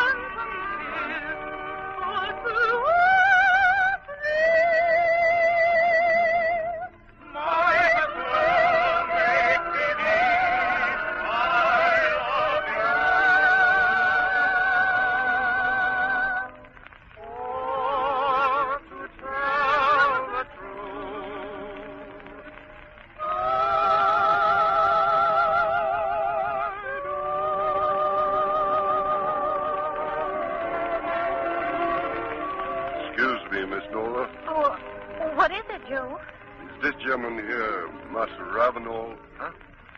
Oh, yes. What is it? The sheriff said the judge wanted to see you. Did he say what for? He's saying nothing serious. He's to talk over some trouble that happened last year. Oh. You'll excuse me, ma'am? Why, certainly. I hope I'll see you again in a little while. Good day. Joe, Yes, Miss Nola. you saw that young man I was talking to. Yep, I see them. See a lot like him on the river. Oh, Joe, he was such a gentleman. Where's Miss Julie? I gotta tell her. I gotta ask her what she thinks. Better ask the old man River what he thinks. He knows all about them boys. He knows all about everything. There's an old man called the Mississippi. That's the old man that I'd like to be. What does he care if the world's got trouble? What does he care if the land ain't free? Old Man River, that old man River, he must know something, but don't say nothing. He just keeps rolling. He keeps on rolling along.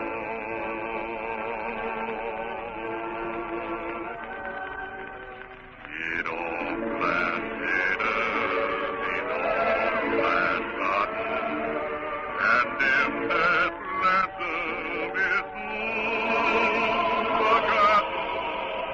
But old man River, he just keeps rolling along.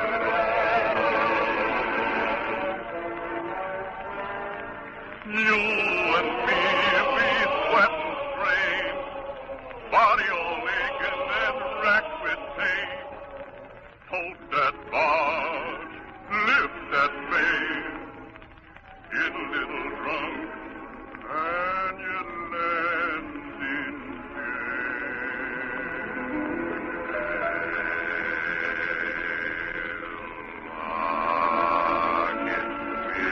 and sick of trying, I'm tired of living, I'm scared of dying, but old man River, he just keeps rolling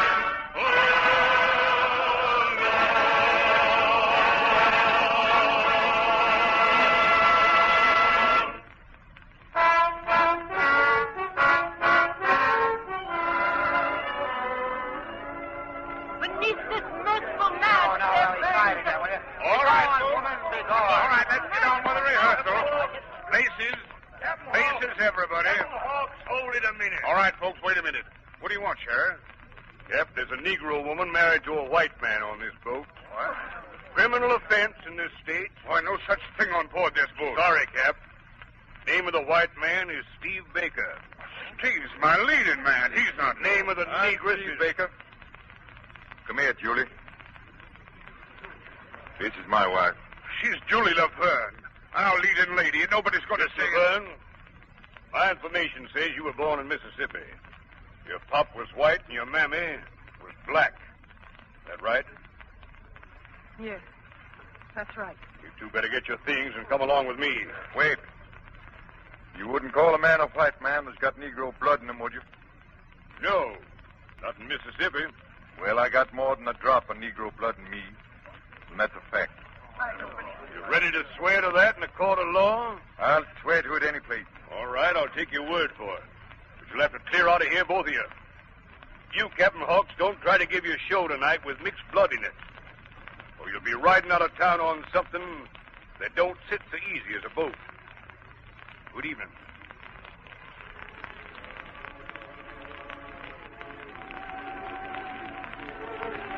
Well, you needn't all look at Julie and me like we're a couple of wild animals. We're not going to hurt anybody. Come on, Julie. Let's go and pack our things. All right, Steve. Julie, I'm going with you. Nola, you stay here. No daughter of mine's going to talk to that lion. Let me go, Mother. Never mind, honey. You'd better stay here. We'll be all right. Well, Hawks, now what? And, Parthy, the thing we got to do now is figure out how we're going to give a show without Steve. You're just as bad off for a leading woman. Well, Parthy, I was thinking we'd let Nola jump in. She knows all the parts. Over my dead body. There never was an actress in my family. They ain't gonna be. Well, she don't know much about acting, but she's got $1 million smile. Ain't gonna act. Oh, now, sure. We can make out with Nola. But who's going to be the leading man? We haven't got... Captain Hawks. Who are you, sir? Ravenel's my name. Gaylord Ravenel, the Tennessee Ravenels. Well, I thought, sir, if I could have a bed on your boat tonight, I could pay you my fare tomorrow at Fort Addams. I expect a remittance. You ever acted? Act? On the stage, been an actor. We need a juvenile lead. You mean, sir, that's just what he means, young man. We don't like to pick up actors off the docks, but we can't be choosy now. Madam, your courtesy is only exceeded by your charm. Huh. You better take the job. 15 a week, no responsibility, chance to see life. I accept with pleasure, sir. Then that's done. Meet your leading lady, my daughter, Magnolia. Hello, Mr. Ravenel. We meet again, Miss Nola. You see, wonderful things do happen in real life.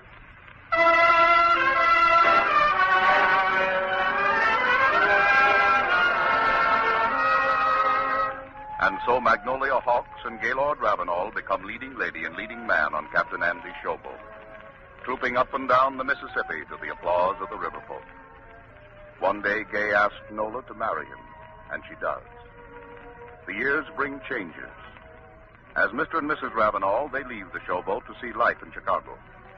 They're riding high when Captain Andy and Parthy come to visit them in 1893 at the time of the World's Fair.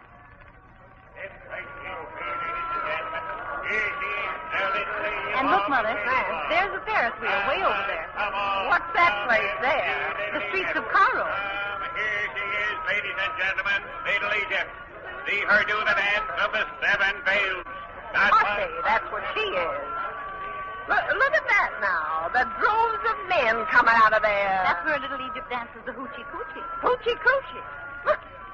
Man ought to be ashamed to see near the place. What? Nola, is that your father coming out of there? Father? Father? Hello, Nola. Hi, Parthy. I'll be darned if I know how she does it. Andy Hawk, stop doing that shameful dance. Never had so much fun in my life. Oh, there's Gay. Gay! Oh, Gay! Ah, there you are. Well, everybody having a good time? Sure, Kay, sure. How are things going? Fine. Just concluded a deal for a handsome profit. So now what do you say to a little jamboree? We'll go to the Palmer House for dinner? No, guess we won't go with you tonight, Gay. You young folks go out together and have a good time, eh? Come on, Hawk. Well, good night, sir. Good night. Nola, I must go have another fling. Oh, Gay, do you think you ought to? While the cards are running for me, honey, I must play them. All right, darling. Oh, I'm so happy and so proud of you. Why do I love you? Why do you love me? Why should there be two happy as we? Can you see the why or wherefore I should be the one you care for? You're a lucky boy. I am lucky too. All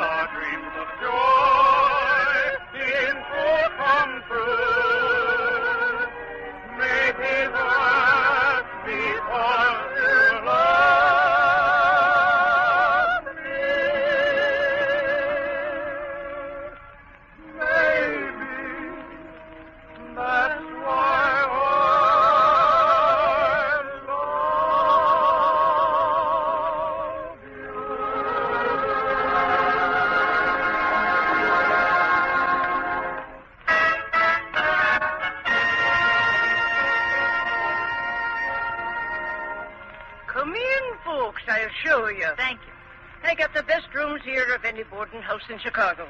Gee, Frank, this is a big room, isn't it? Yeah. Yeah, it wasn't like this in the old days on Captain Andy's showboat, huh? Can we look inside this closet? Sure, look right in. They don't seem to be using much of it. There's more space than they need with everything they've got in pawn. A gambler is what he is. 10 years off and on, they started coming here, right after the World's Fair. Sometimes he'd strike it rich, and off they'd go to the Sherman House. And then they'd be coming back here, a pawning things. His fancy cane or diamond ring or fur coat and everything. Nola. Ellie! Frank! Know each other? Oh, sure we do. We were on the showboat together. Nola, dear, it's been years. Oh, Ellie, my, but it's good to see you. How did you know where we live? Well, as a matter of fact, Nola. They just came here to look for rooms. I told them you were leaving. Oh, yes, of course. You see, Ellie, these are only temporary quarters. It's so near Gay's business. And...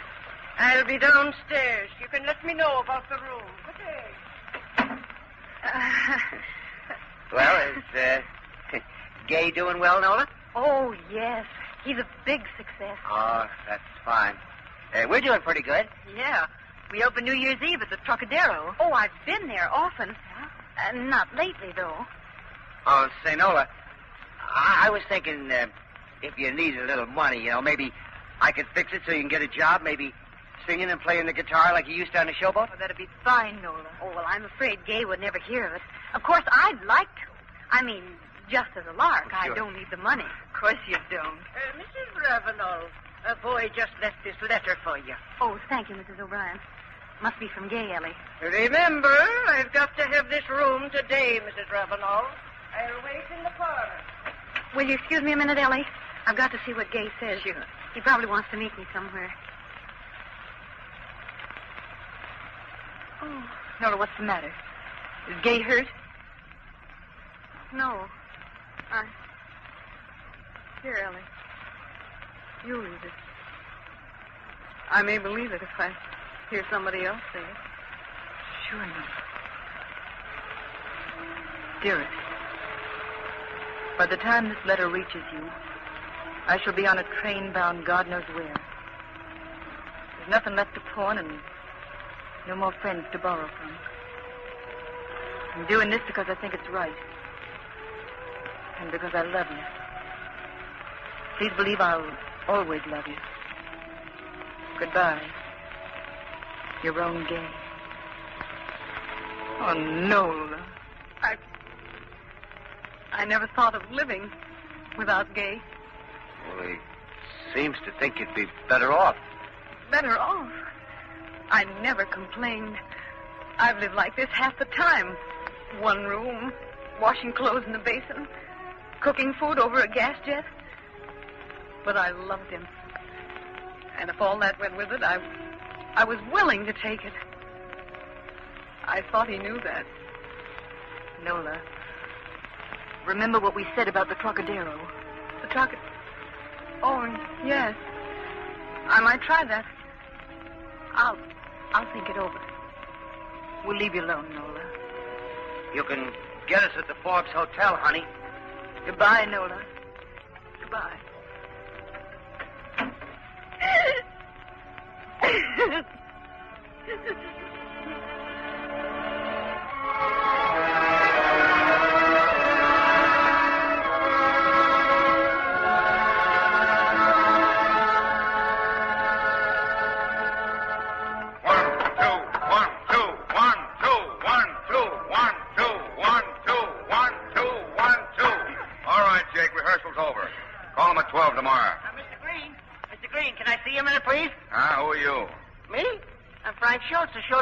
The well-known comedy team. Oh, the no act, huh? Yeah. What you want? Well, I got a girl outside I'd like you to hear sing. I don't need nobody. Oh, I know, sir, but I thought maybe... Well, you thought wrong, see? I'd like to... Who do you want to see? Well, this is the girl I mean, Mr. Green. I'd like to sing for you, Mr. Green. All right, let's see what you can do. Have you got a guitar? Here, sister, you can use mine. Oh, thank you. Get out there on the stage, Nola. Show them what you can do.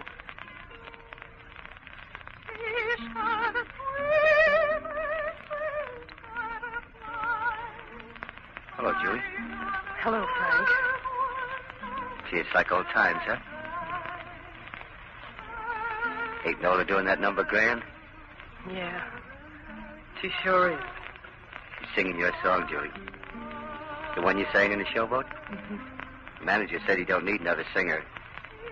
Of course, that's true, because you're the star. Maybe he'll give Nola a job anyway, huh? Frank. Yeah, Julie? I'm walking out of this place. And listen, don't tell Nola I was ever here. Remember now, don't tell her. Sure, Julie.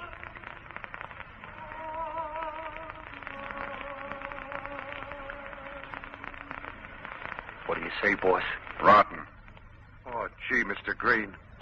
She was a star on the Cotton Blossom, the showboat. A star of a showboat don't mean nothing in Chicago. Hey, boss. Yeah, what?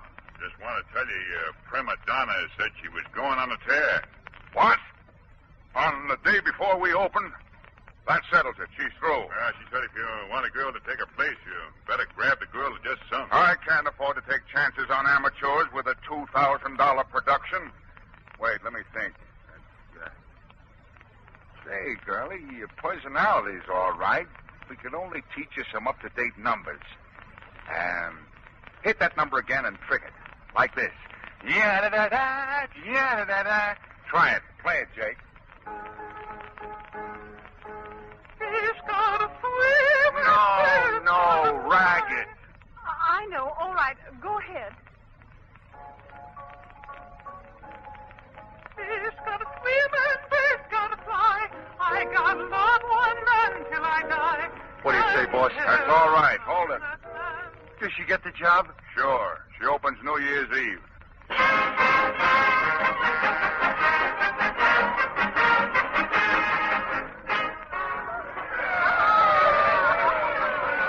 New Year! I ain't done this in years. What'd it be, girlie? A cold bottle and a bird?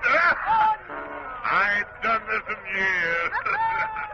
Now, girlie, what'll you have? Andy. Well, if it ain't Frank, I'm glad to see you. Captain Andy. How did you happen to come here? Well, Parthy and me come up to Chicago to surprise Nola and Gage. But they ain't stopping at the Sherman house anymore. Captain Andy. Yeah? Nola's here. Where? She's singing here at the Trocadero. Gage left her. What? Yeah, Gage gone. Went broke and quit. I'm telling you this because Nola's opening here tonight and everything's got to be smooth. Gee, Andy, it'll be awful if Nola don't make a hit. What do you mean, don't make a hit? My daughter'll stand this crowd on their ears. Ladies and gentlemen, I regret to announce that Miss Julia Laverne is indisposed and cannot appear tonight. But we were fortunate, however, in obtaining the services of Miss Magnolia Ravenel, who will sing in all favors. Magnolia Ravenel!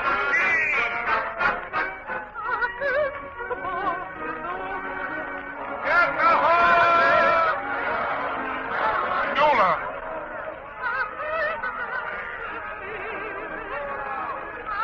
Nola! Nola, honey! Father! Smile, Nola. Smile, honey. Just like you used to on the showboat, honey. That's it, honey. That's it.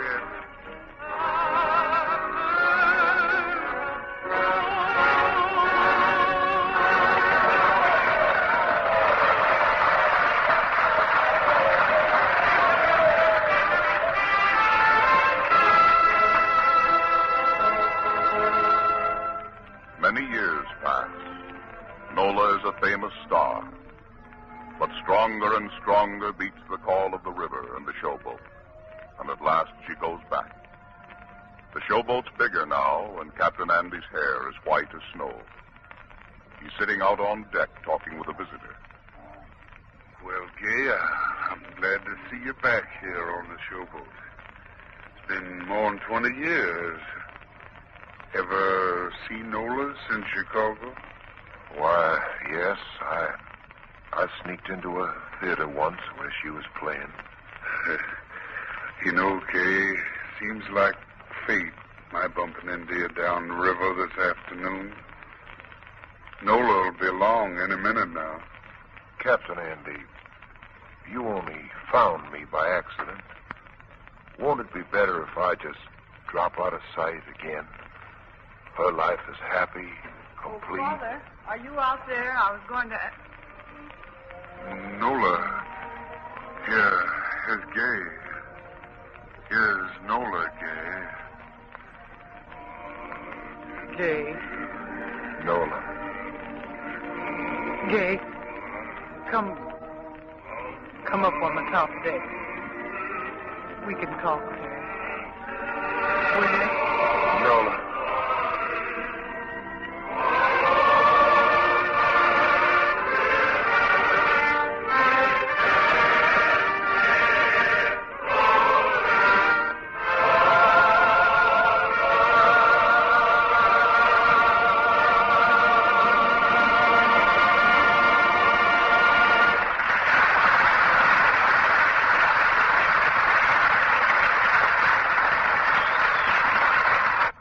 Cavalcade of America's historian, Dr. Frank Monahan of Yale University. Next week, Cavalcade presents the story of John Sutter, a Swiss immigrant who settled in the valleys of California. On his great land empire was discovered the gold which brought America rushing westward in the days of '49. But although his hills were truly golden, John Sutter deplored a world's greed for riches. He devoted his life to the colonization of California as a land where industry and agriculture could shape it, far more than gold, into one of our nation's finest states. Next week in our story of John Sutter, our star will be radio's distinguished player, Edwin Jerome. The musical effects on the Cavalcade of America are under the direction of Don Voorhees. This is Basil Rysdale sending best wishes from DuPont.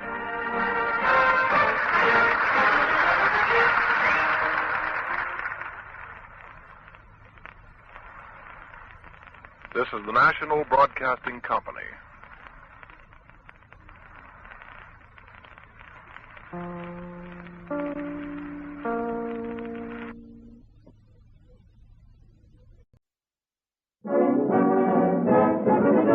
The Cavalcade of America, presented by DuPont. An original radio play inspired by the life of John Sutter and the California Gold Rush. Starring Edwin Jerome in the role of John Sutter.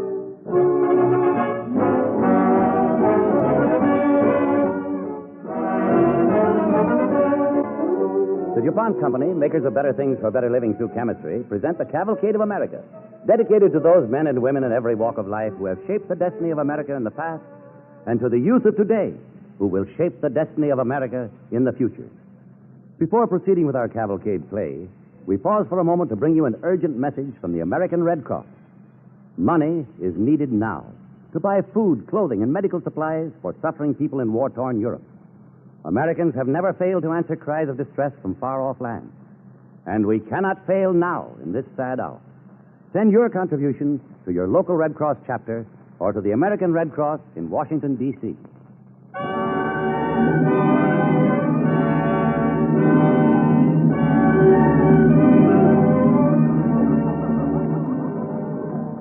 California in the year 1839. California under Mexican sovereignty. Purple Valley, missions, ranchos, and haciendas. At Monterey, His Excellency the Governor Juan Bautista Alvarado has arrived at his capital on the Pacific. Striding across the courtyard, his cloak billowing from his shoulders like a vermilion cloud, he is surrounded by clamoring, excited settlers of the valley. Governor, the cattle plague is in the valley again. Governor, what do we do? The cattle are dying. Tell us, Excellency. We'll have to leave the valley. Our haciendas, our ranchos, we'll have to return to Mexico again. Same story, all the way up the valley, I hear it. Sick cattle, whole herds dying, plague, starvation. But what can I do? But we don't want to go back. Show us how to cure the cattle. Please, Excellency. See, Excellency. One moment, all of you. You have your ways of curing stock of the plague. Try it. Make it cure them. We have tried, but it does no good. I'm no farmer. I don't know how. Why do you come here to me? You are the Excellency, the Governor. You've got to help us. I would if I could. You all know that. There must be some way. There must be someone who can rid our cattle of this plague. If there is, I'll offer 50,000 pesos. 50,000. Excellency. Si, Senor Horta. Excellency, I have heard of a man curing one heifer. It was on my rancho. Who was this man? Why haven't you brought him here? He left. Where he is now, I do not know, Excellency. He must be found. What was his name, senor? He was Swiss, Excellency. He was Sutter. John Sutter.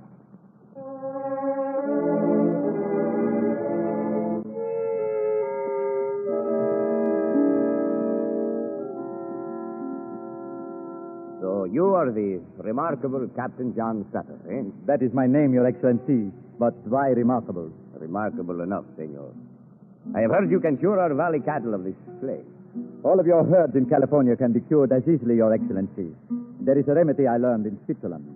We care for our stock as if they were members of our family. So? Well, Captain Sutter, I will give you 50,000 pesos if you rid us of this cattle plague. I shall pay you in gold. I am sorry, Your Excellency. I am not interested in gold. But you must be mad, senor. All men want gold. Your Excellency, what good is gold? Can you feed it to starving people? Can you cure sick cattle with it? Captain Sutter, you are a strange man. You mean you do not want wealth? Certainly I want wealth. I did not endure 3 years of hardship getting to California to acquire the gold that destroys men. That is not what I promised my wife, Alma. And when I send to Switzerland for her to come to me, I want to show her real wealth. And real wealth is land. Very well. You cure the cattle. The land is yours. But as far as the far hills there, as you know, it is already taken up. But I want this far beyond the hills. The valley of the Sacramento. What part of it do you want, Captain Sutter? I want all of it. The entire Sacramento Valley? All, east and west. From one mountain range to the other. What you ask, Captain, is equal to half of France, and your little Switzerland could be tucked into one corner of it. That is why I wanted, Your Excellency. You say you do not understand me. Perhaps you would if you had grown up in Switzerland. Crowded little farms. Always I dreamed and told Anna of a place like this, like the Sacramento Valley, with vast plains and fertile land. Now I understand a little, yes. But still, it is much land, you ask. Perhaps it is too much for my people to understand. Your people have been here for years and have not dared to set foot on it. They will never develop it. I will. But can you? If I don't, you can have it back. Give me a professional grant. If I make good what I promised, the land is mine. Captain Sutter, you rid us of this plague, and you will have the chance to develop the whole valley of the Sacramento. If you succeed, you hold it. That is the balance. Salute, Captain Sutter. Salute, Your Excellency.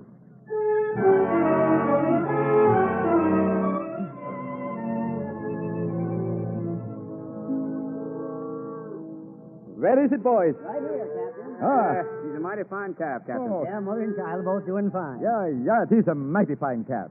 And Fitch. The captain's so proud of you, Bessie, can't talk. Bessie's looking like she's got something to be proud of, too. She ought to. Bessie, you've just had the first calf born at Fort Sutter. That's right, Bill. Oh, you look all right. Some other time, Emily. Captain's busy right now. But, Joe, we got something to ask him. We just gotta know. What is it? Speak up. What is it, please? Go on, Emmy. You ask him. No, you're the one to ask him, Jeff. Well, Well, you were marrying us when they told you about Bessie. Oh, yes. I was marrying you, wasn't I? Where was I? Oh, yes, I didn't quite finish. Jeff Clark, Emily Taylor. I now pronounce you man and wife. Oh, she is. Oh, thank you, Captain. Goodbye. Let me see. She must have a name. Well, who do you mean, Captain? The calf, Joe. The calf. First thing born on my land. The first of a herd that will cover these hills. It's like a first seed that grows and multiplies, for it has greatness in it 1,000-fold. Yeah, Joe. It is the beginning of everything, like in the first book of the Bible. Well, little one, I am going to name you Genesis. That's for Genesis, the beginning.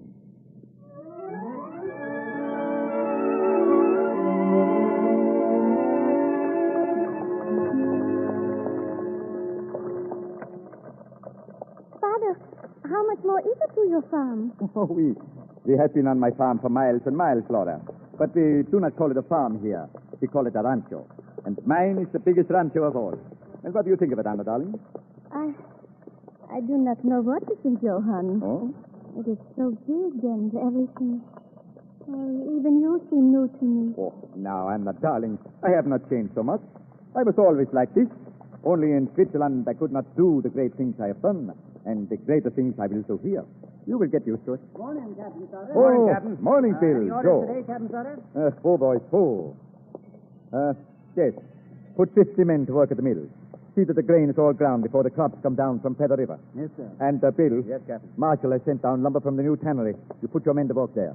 There's a new bunch of settlers showed up down the valley, Captain. Good. They need 100 more up in the South Orchard. The next group can go to the vineyard. All right, we'll put them to All work, right, Captain. Goodbye, Captain. Come, boys. Get up. Zip. Who were all those men, Johann? Oh, some of my foremen, Anna, darling. I have many others. For all the thousands and thousands of acres of wheat and grapes and timber, I need them all. And will they get all the people you just ordered? They must get them, Anna. For I must work every acre to hold it. And settlers are coming every week from all the 29 United States to live under me, Captain John Sutter. Somehow this frightens me, Johann. It's nothing to be frightened of, Anna. You're almost like a king, father, or an emperor. Yes. Yes, I am, my child. Of a land bigger than all Switzerland. As big as half of France. You see, from the mountains there to the others yonder, and as far as you can see between it, it's all mine. Oh, boys. Here we are. Here's Fort Sutter. A fort? Why must you live in a fort? Why? Because I am the chief of all the government of the frontier, of the Rio del Sacramento. Oh, it's not much like Switzerland, is it, Anna, darling? No. No, Johann. Everything is different. Even my Johann. You forget all your worries, Anna, darling. I, the king, command it. For tonight, I give a Spanish fiesta in your honor.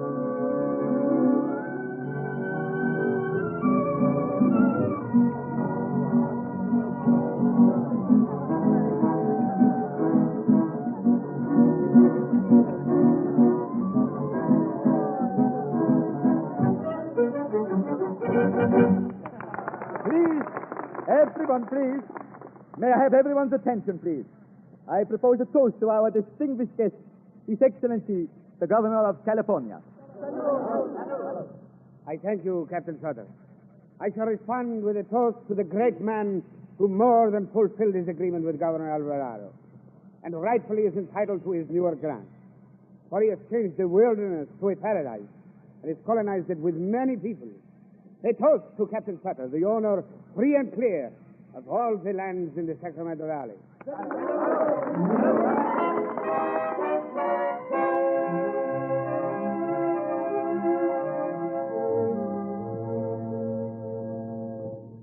Come, Anna, darling.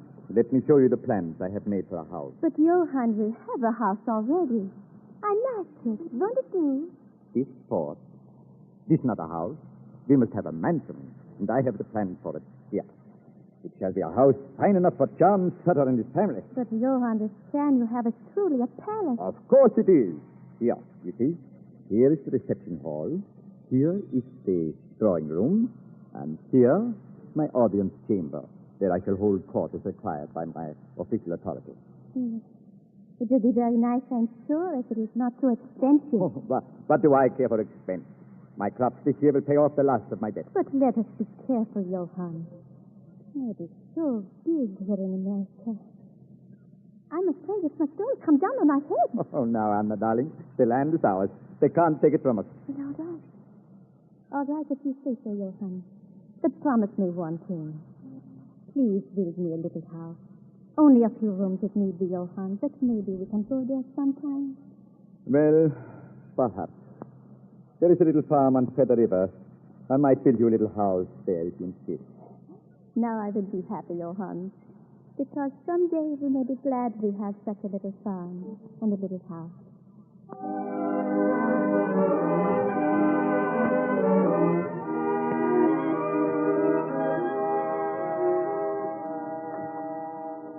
Captain Sutter.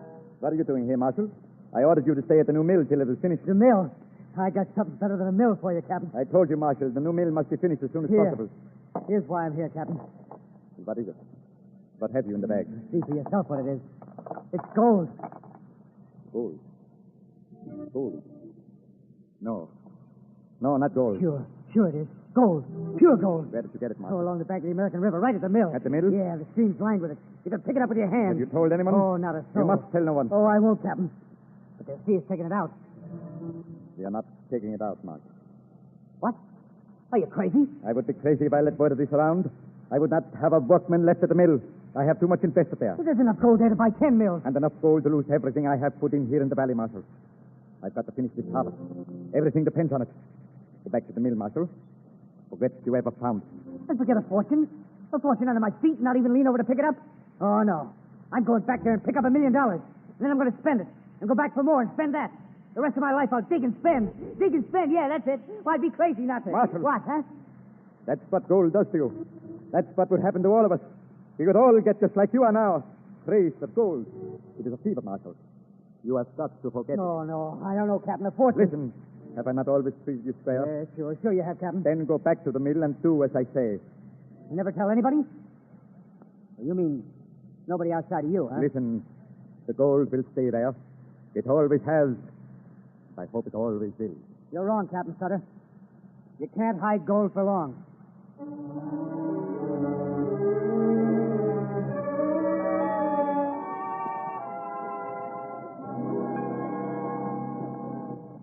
No, I haven't got time for another one, boys. Gotta get back to the mill. Captain Sutter wants lumber. Oh, lumber can wait, John. It's a long drive back. But it's a long drive that has no turning, they say. You both need another drink. Yeah, that's right. All right, same thing, Sid. Let's have one for the Scotty, too, huh? All right. All in the house, boys. That suits a Scotchman, huh? Hey, that do. Especially when the wee whistle is rusted. There's nothing like a hard ride to do that, eh, Marshal? Well, maybe I won't be making that long ride much longer. What do you mean? Oh, nothing. Nothing at all. You're going to quit the sawmill, are you, Marshal? Quit that sawmill? I should say not. Better let me pay for the next one, Marshal. You haven't much money. What do you mean I haven't any money? Your purse was empty, I saw it. Trust the Scotchman to notice that. Sure, it's empty. But I always keep a reserve. Well, if you believe he's got a reserve, Sid, set us up again. All right. What do you think this is? A lot of rocks, I'd say. A lot of rocks, huh?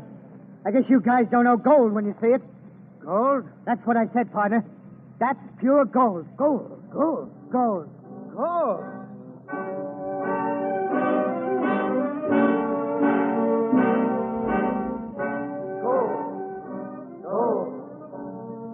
Yeah, heard it over at the saloon yesterday. They discovered gold up at Sutter's. Come on, let's get over there and take out the claim. No, you can't come on my land. It is mine. You have no right. No right. California, pick up them mules. Come on, let's go. California, No, my land. All of it. All mine. Not yours. Well, all set, Billy. Just follow the sunset way out to the west. It's mine. Keep out. Stay away from here. Sure, I'm going. We're all heading to California. Think of it, Molly. Halfway there. Now, you better get out those chairs ready for all the gold in Kingdom Come. Come on, tell the others. Let's go. No, it is mine. You can't take it from me. That's my land. Yeah, you heard me. When does the next boat leave for California? That's what I said, California. No, all of you. Get out of here. Get off my land. Bien, s'il vous plaît, pour la California. Bien beau, lady baby, California. Money, Governor. It's a ticket. I want double ticket. A ticket to California. Sure, everybody's following the dream over the world to California. Everybody. You can't take it away from me. My land. Mine, I tell you. All right, folks. Here we are. Here's California, Over there, Sutter's Fort. Come on, let's move right in. No. Stay out. Keep out of here. You're taking my land. You can't. It's mine.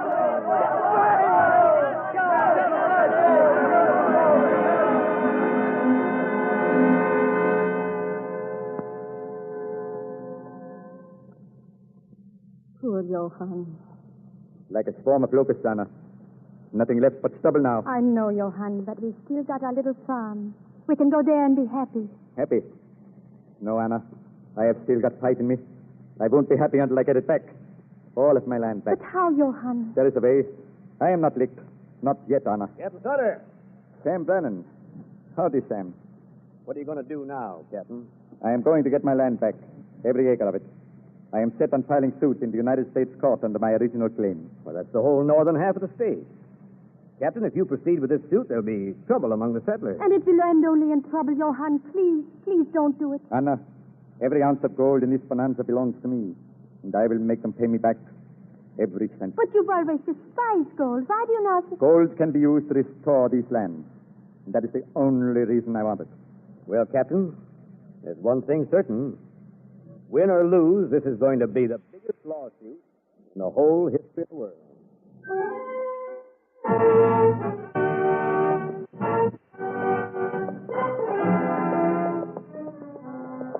You know what, Hank? The fellow Sutter says he's going to get all that land in the Sacramento back. Going to court about it. You mean he thinks he can drive us off our farm? That's what? Why, he's crazy. Crazier than that yonder mare of mine. Come on, get up. Did you ever hear the like, Sarah? That great goat of a Sutter trying to say we're on his land. They ought to pin him up where he belongs. Tie his whiskers to the gate for him. Yeah, that's what the crowd's doing over at the courthouse. Big Mouth Sutter's trying to get back our farms. Says it's been his land all the time. Yeah, big mouth. That's more than you can say for his wits. The judge will fix him, I tell you.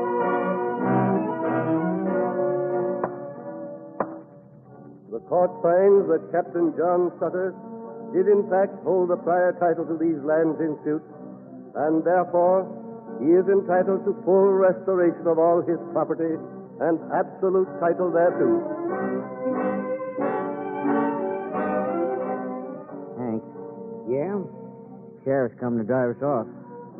Get the boys together. Meet tonight down to Sutter's Fort. Got your picks, men? Sure. We're ready. As soon as the rest get here, let's go. We got enough now. Come on. No. Listen. Everybody's going to be in on this. Where we're heading for ain't going to move away anyhow. All right, men. You ready? Yeah. Come on. What we waiting for? We'll get that Sutter coyote tonight, boys. Let's go.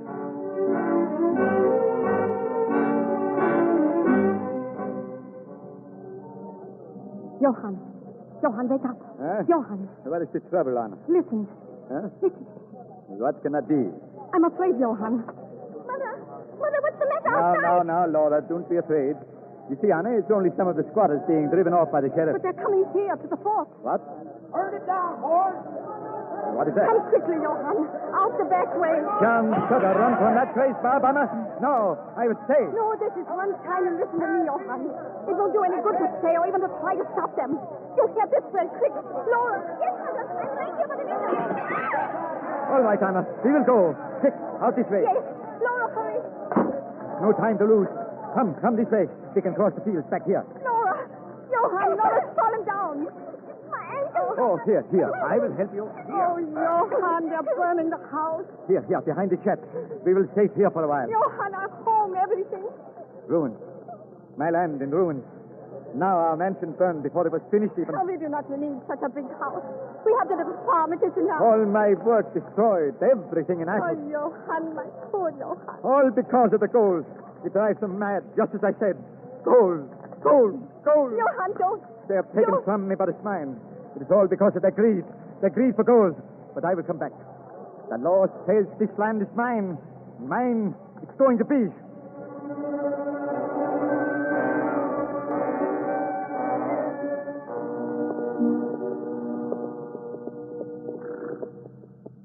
Good morning, Mr. Brannan. Morning, Laura.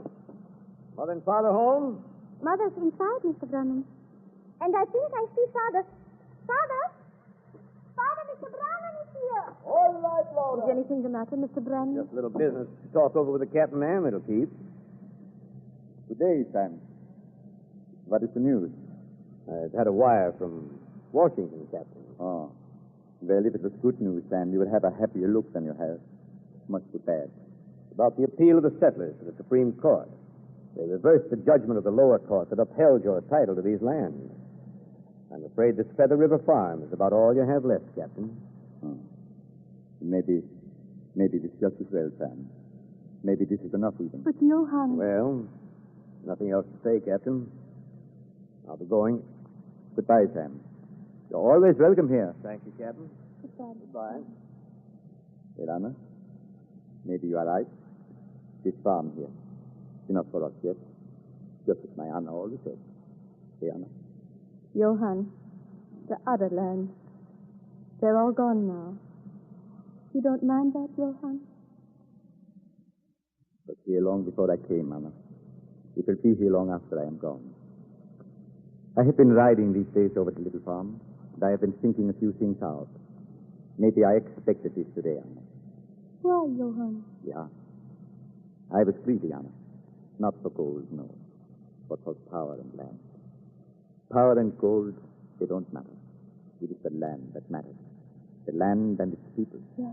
The people who will fill these valleys with little farms like ours. People with their crops and their orchards, their homes. Yeah. They will be the ones who will make California greater than I could, or any one man.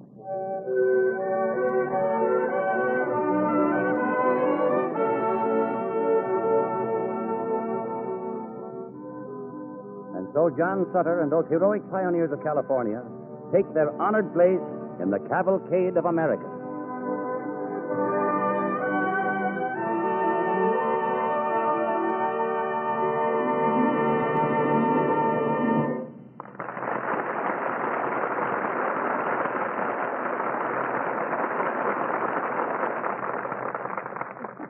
Thank you, Edwin Jerome.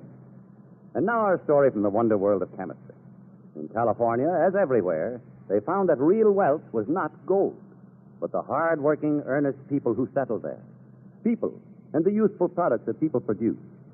What painstaking hands and creative minds can do with nature's raw materials is well shown by something that Columbus found on his second voyage to the New World. He saw natives playing games with bouncing balls that were made from the sap of trees. Those bouncing balls were rubber, but not rubber as you know it. For the stuff that goes to make the many modern rubber products you use is much more than raw rubber out of a tree. Often a dozen or more other materials are added to raw rubber to make a compound suitable for your tires, your hot water bottle, your garden hose, or whatnot. Down a list longer than your arm. This list is so long, in fact, that one company alone is said to make well over 32,000 rubber products. Almost every important use of rubber was predicted by a smart Connecticut Yankee 100 years ago, when rubber was little more than a curiosity. Needless to say, he didn't have automobile tires on his list, but he did suggest rubber tires for wheelbarrows. That Connecticut Yankee, Charles Goodyear, did a lot more than imagine ways of using rubber. He made the wide use of rubber possible by a great discovery, vulcanization. In the early 1800s, a factory was started in Massachusetts to make rubber clothing and shoes, life preservers, and wagon covers. They weren't much good. In hot weather, they melted and got sticky, and in cold weather, they cracked. Today, DuPont produces many chemicals which have aided chemists of the rubber industry in improving the quality of rubber products. Some of these chemicals give rubber the right consistency for manufacture. Others aid vulcanization. And still another group give greater resistance to the destructive forces of oxygen and sunlight, and to cracking caused by constant bending. But in addition to helping improve products made of natural rubber, DuPont has created a new kind of rubber called neoprene. Products made of this man-made material serve industry where other products fail. In the development of neoprene, chemists have forged another link in the chain making America secure within her continent.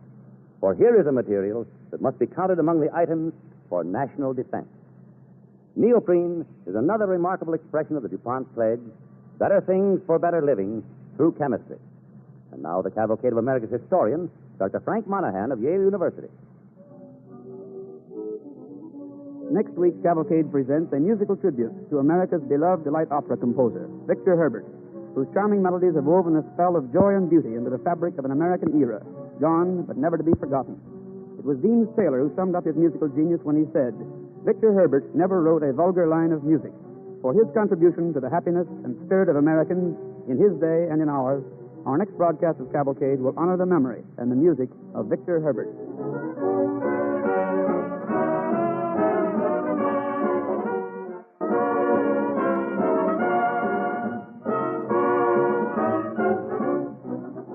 When you visit the World's Fair, don't fail to visit the DuPont exhibit. There you will see firsthand many of the wonders of chemistry. The orchestra and the original musical effects on the Cavalcade of America are under the direction of Don Voorhees. This is Basil Rysdale sending best wishes from DuPont.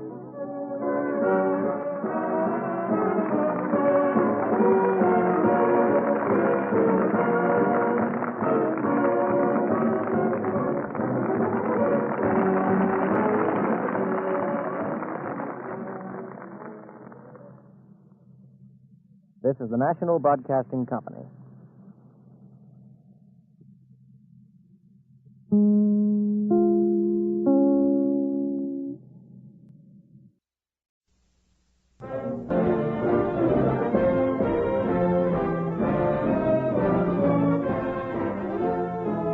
Cavalcade of America, presented by DuPont, makers of better things for better living through chemistry. Offering the music and a portrait of the music maker of an era, America's beloved composer, Victor Herbert.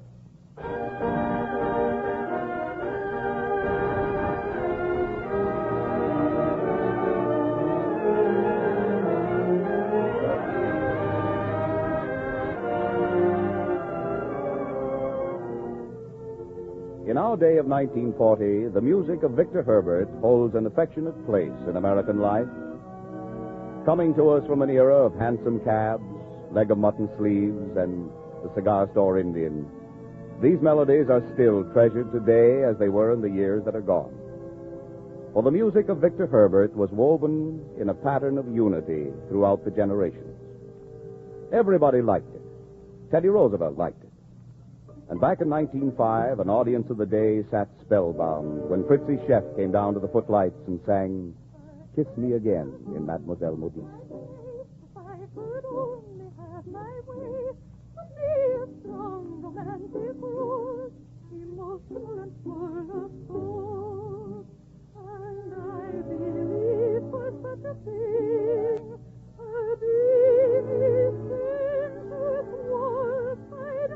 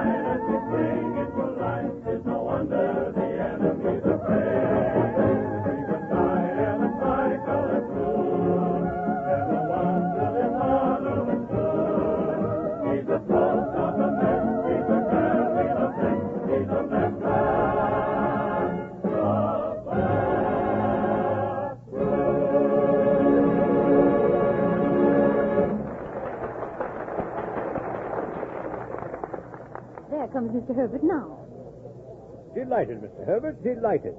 Thank you, Mr. President. I asked you to come up here to my box to say all the congratulations in the world, sir. I'd hoped you'd enjoy it tonight, Mr. Roosevelt. Tonight, we'll all be enjoying that music for years to come. That song Miss Chef sang, Kiss Me Again, that's bully.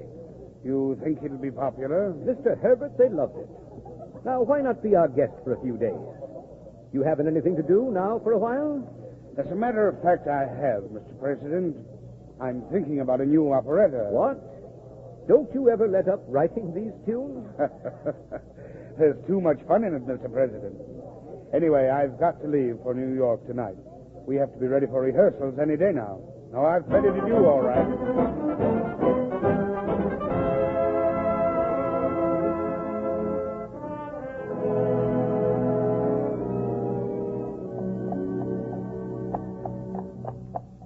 Oh, cabby. Wait, stop here a minute, my boy. Oh, there. Orville. Emma.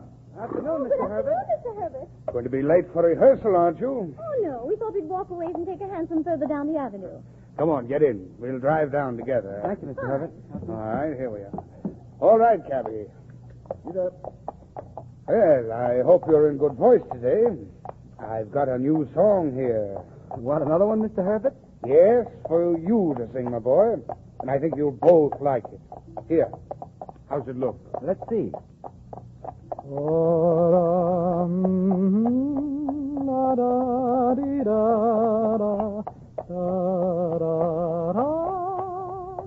Come on, Emma, sing it with me.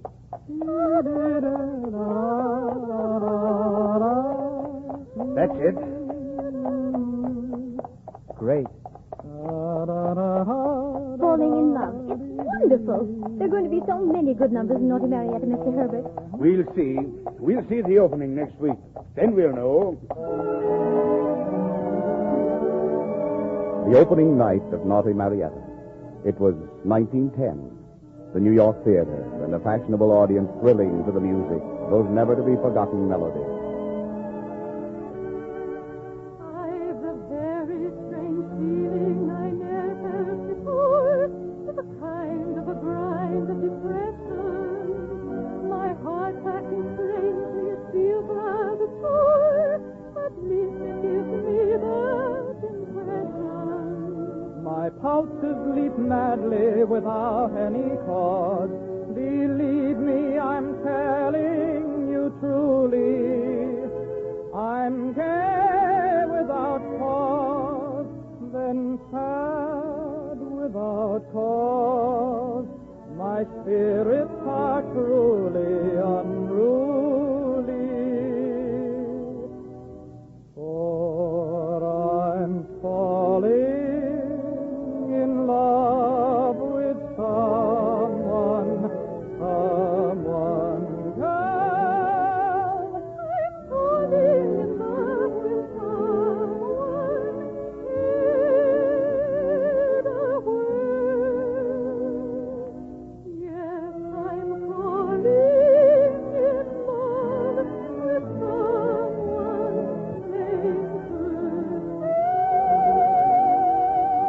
I'm sure I could love someone madly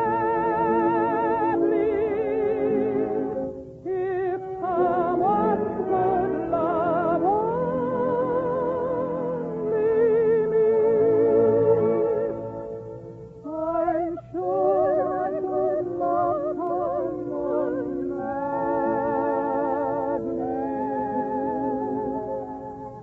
if someone could love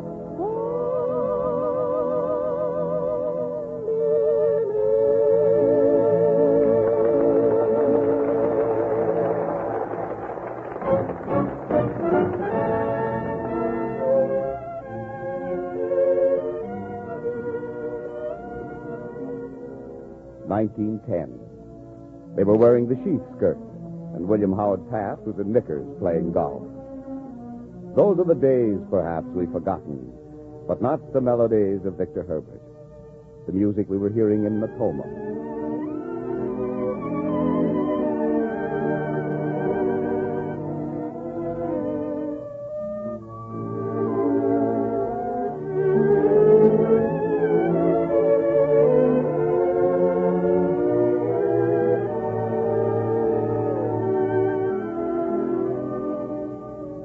Matoma.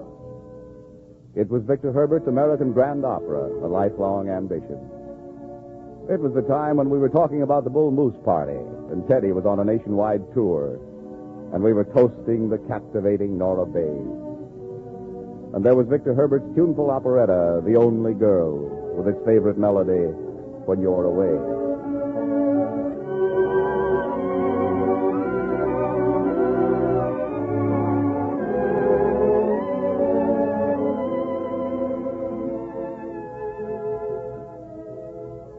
when you're away.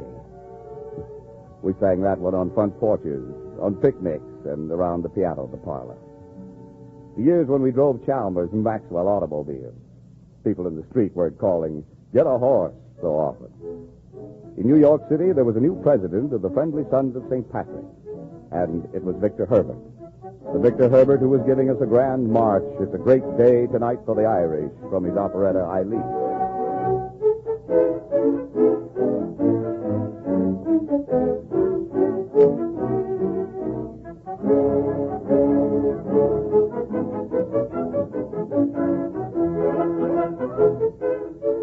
Yes, those were the days when we were cheering Raymond Hitchcock in Hitchy Coo.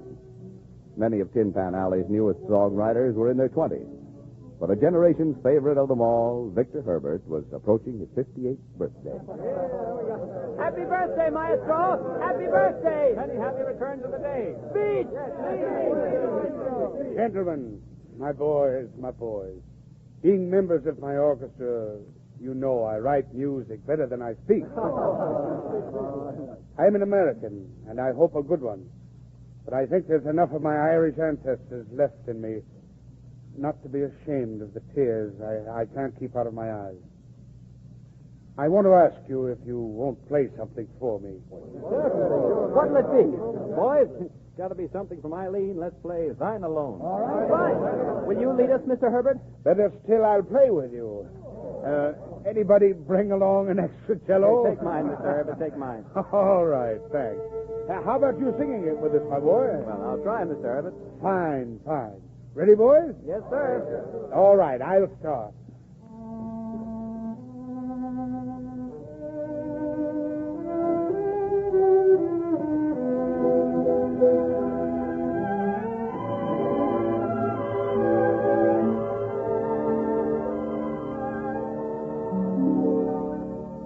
Tell me, why is there a doubt within thy heart, my own? Tell me why,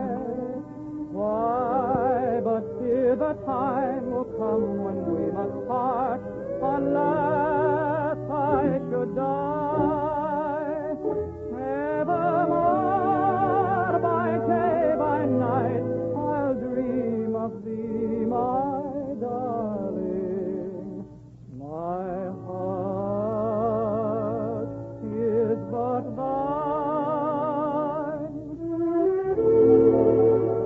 thine alone.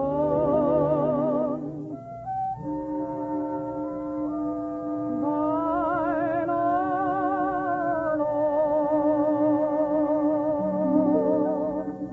In thine arms enfold me, my beloved. Let thine eyes look fondly into mine. For thy love bears a spell all too wondrous to tell. Is a rapture that calls divine. So within thy tender arms enfold me, for thy love the world could not atone.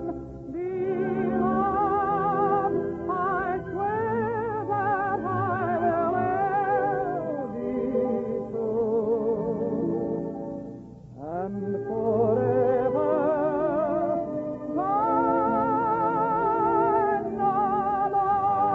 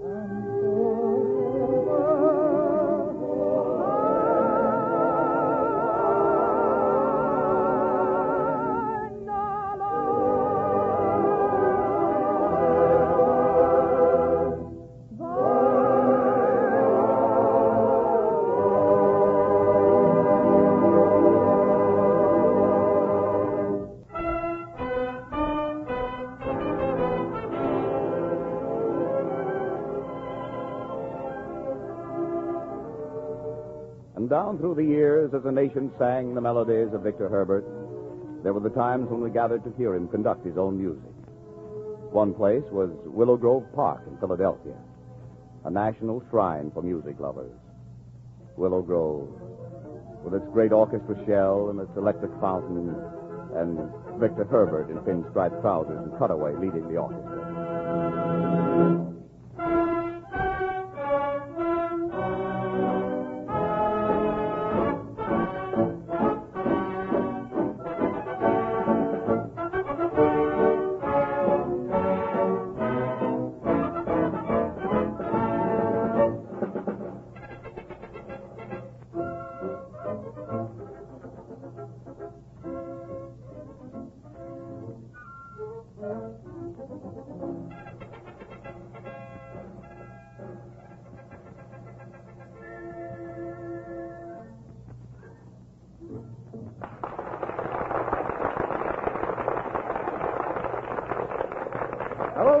Hello, Victor. Why, hello, Phil, my boy. How have you been? Fine. Still writing articles about music? Yeah, just got here for the last number. That March of the Toys is still good, Victor. Let's see, I forget now. When did you write that anyhow? Pretty long ago, I guess. 1920 now. That was back in 1903. About 17 years. Oh, what are you working on now, Victor? I'm supposed to be busy on a ballet for the new Ziegfeld Follies. Sure. You'll be writing jazz yet. Oh, I don't know. I doubt that, my boy. I'll bet I'm right. You know, Victor, the amazing thing about your music is it's kept right up with the times. You can be proud of it. Oh, well, Bill, I don't know. After all, I'm just a tunesmith.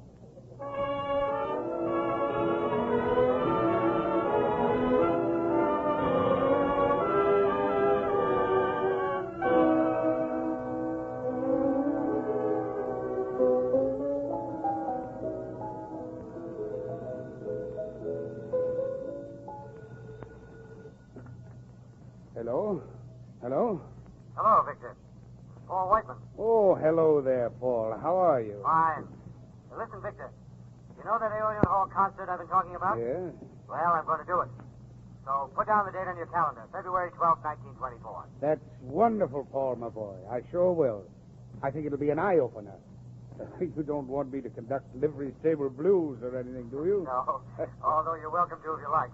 But here's the point, Victor. I want you to write something for the concert.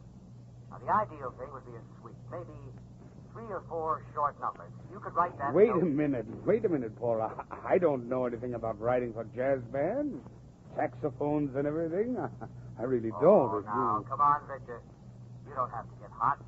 These can be perfectly straight pieces. George Gershwin's promised to write a rhapsody for me, but I need you above all, Victor. Now, how about it? All right, Paul. I'll do it. I don't know how good it'll be, but I'll do it. Well, Victor, thanks. Thanks a lot. I'll get busy right away. Goodbye, Paul. Let me see now. Maybe serenade. 4 moods, perhaps. Let me see. E flat, B flat.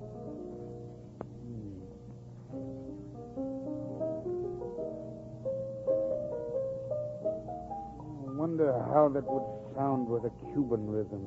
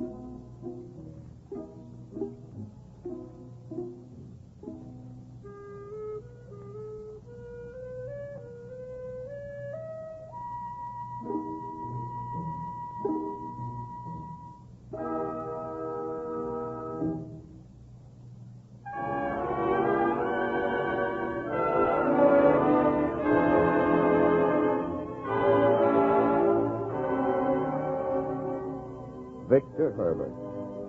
Music for his generation and for ours. Down through the years, a nation cherishing that treasury of matchless melody. My Little Gypsy Sweetheart.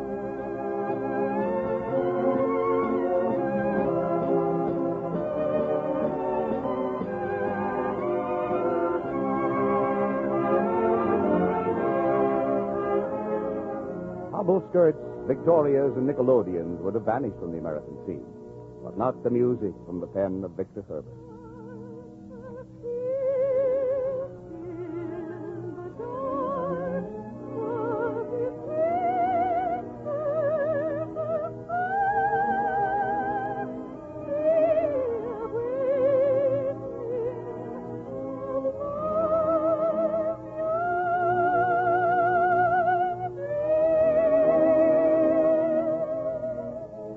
It was music everybody liked and everybody remembered.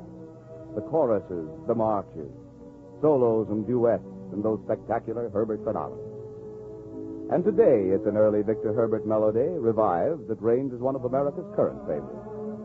Indian Summer. You're the tear that comes after Junetime's laughter.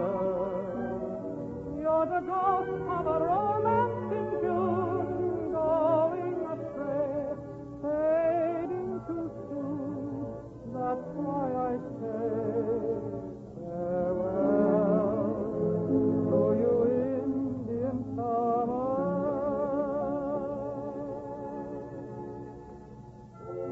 Victor Herbert, whose imperishable music joins the past with the present. The music whose living beauty spans the years in the truest sense of the Cavalcade of America.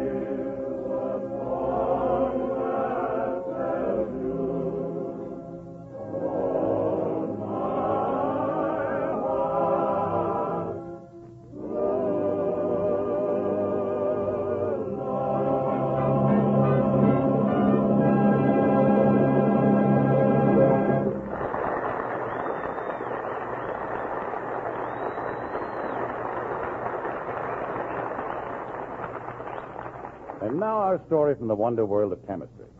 If you were asked the question, which do you think makes the better perfume? A fragrant bouquet of lilies of the valley or a lump of black coal? The chances are you'd surely say the lilies of the valley. But strangely enough, the answer is coal. The true lily of the valley odor is not obtained by extracting the natural oils from the flowers themselves. The essence is too delicate to survive the process of extraction. But chemists, seeking to capture this delicate odor, found it in coal tar for a world of women. The odor you smelled as you passed a field of new-mown hay comes from a chemical called coumarin, formed on the drying grass. It isn't practicable to extract this elusive material, but the chemist succeeded in obtaining the same odor from the same compound, coumarin, extracted not from hay, but from coal tar. And this same compound, coumarin, is used as the basis of many fine perfumes today. Now, Mother Nature, wise and generous though she may be, did not think of everything.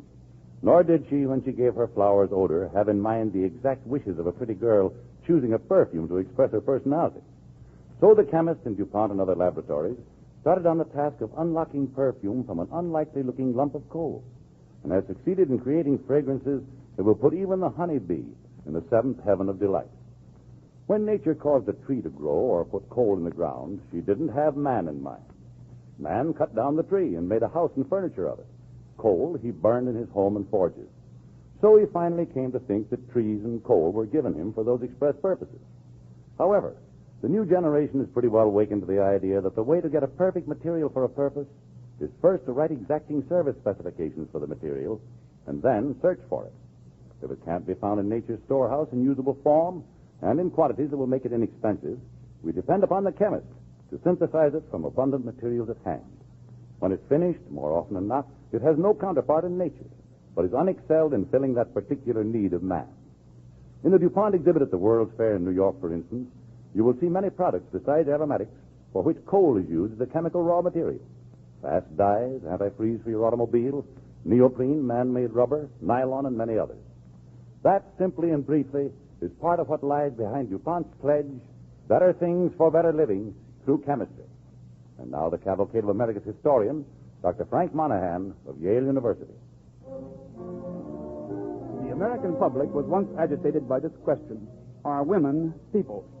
Next week, Cavalcade presents the story of the woman who gave the answer. She was Susan B. Anthony. To her, America owes much in its march toward equal human rights.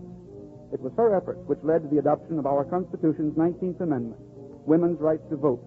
But more than that, the life of Susan B. Anthony is a testament of American faith in the ultimate triumph of complete and universal freedom.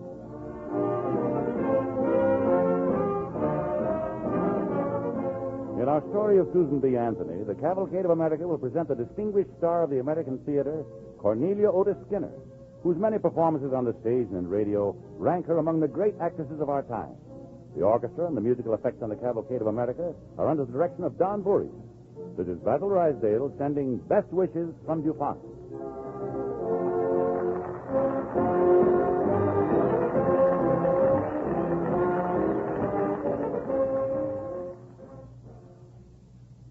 This is the National Broadcasting Company.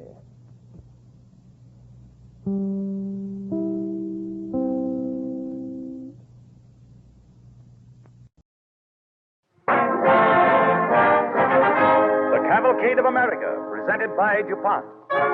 An original radio play inspired by the life of Susan B. Anthony.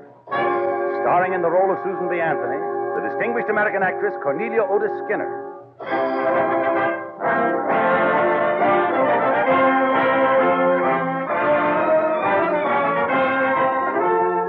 The Cavalcade of America is presented by the DuPont Company, makers of better things for better living through chemistry, and is dedicated to those men and women in every walk of life who have shaped the destiny of America in the past, and to the youth of today who will shape the destiny of America in the future. The other day, a man with curiosity decided to get some real information about a feminine habit. Like most men, he'd often watched women search through their handbags on a bus or a streetcar at a ticket window. He wondered how many items were actually carried by the average woman in her handbag. And so he had a count made. The final figure showed an average of 39 items per handbag. One woman carried 106 different articles. And the variety of things found in this search ranged from the usual lipstick and powder to an extra pair of stockings, and even a dog collar. So it's easy to see why women's handbags must have capacity nowadays. But the reason why they're handsome and colorful, and yet so inexpensive, is another story, one in which chemistry plays a part. One of the earliest developments of our modern chemical age was peroxylin-coated fabrics, which DuPont makes under the trademark Fabricoid. About 40 years ago, Fabricoid was used as an upholstery material for buggy seats and dashboards. Then DuPont chemists began to improve it, gave it color, various interesting textures, and even greater wearability, with the result that today, coated fabrics serve hundreds of uses. One of these is in the form of tontine, the first of all washable window shades, noted for its beauty and long life. Another use important to women is handbags. It wasn't so many years ago that women had to pay at least $5 for a good-looking handbag. Today, she can buy several smart handbags made of Fabricoid for the same amount, and thus can have a different bag to match each costume. And they stay attractive because they're washable. Now, this entrance of peroxylin-coated fabric into the handbag field has had other important effects. In 15 years, the number of people employed in making handbags of coated fabrics has jumped from less than 2,000 to a total of over 10,000 people.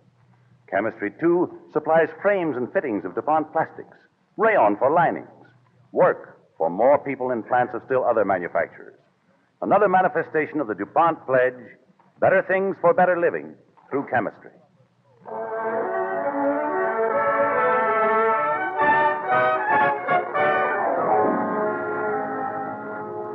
Cornelius Otis Skinner as Susan B. Anthony in The Cavalcade of America.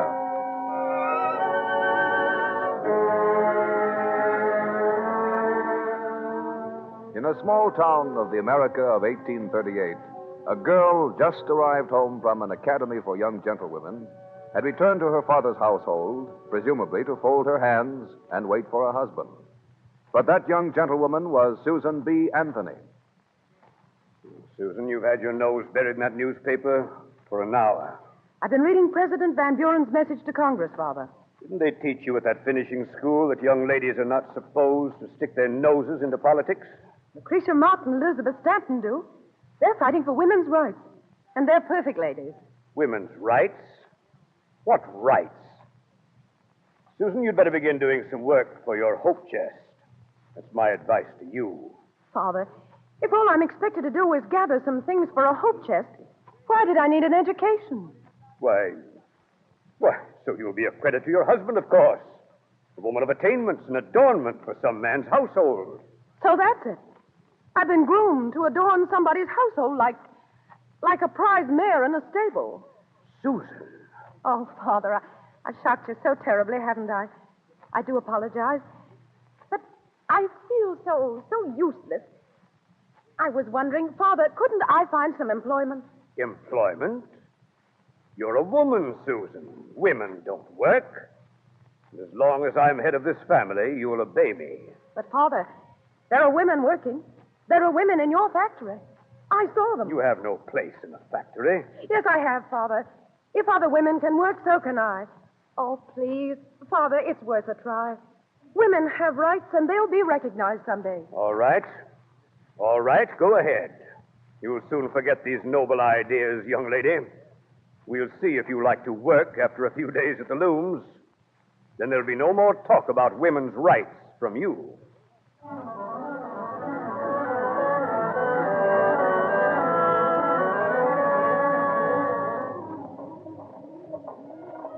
Hey, you. Were you speaking to me? Sure. What's your name? It's Susan. Susan, O'Malley. Never worked before, have you? No, I haven't. But I'm happy to work. It's what I wanted. You won't get what you want here or any place. What is there in life for us women? There's the old hawk. Who's the old hawk? Sherm Stanton. Old Hawkeye. Who'd you think? You mean I mean our employer? Sure. He don't want us to talk when we're working. Better come to the meeting tonight. Learn a few things. What kind of a meeting is it? It's for women's rights. But why all this secrecy? We got to keep our jobs. But even so, what's wrong with having a meeting? It's against the law for women to hold meetings. But that's ridiculous. Sure it is. But don't forget, men make the laws. That's why we're having the meeting. We've got to organize for our rights so we'll have something to say about things. I think I see now. Yeah, we don't only mean here. We mean outside. In our homes. Our kids. Schools. Things like that. You gonna come? Yes. I'll be there, all right. Yes, I'd like to attend your meeting very much.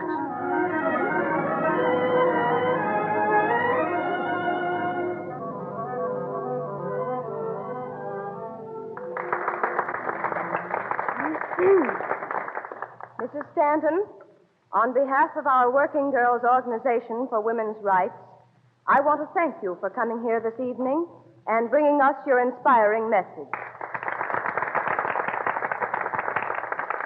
Thank you, Madam Chairman, and young women.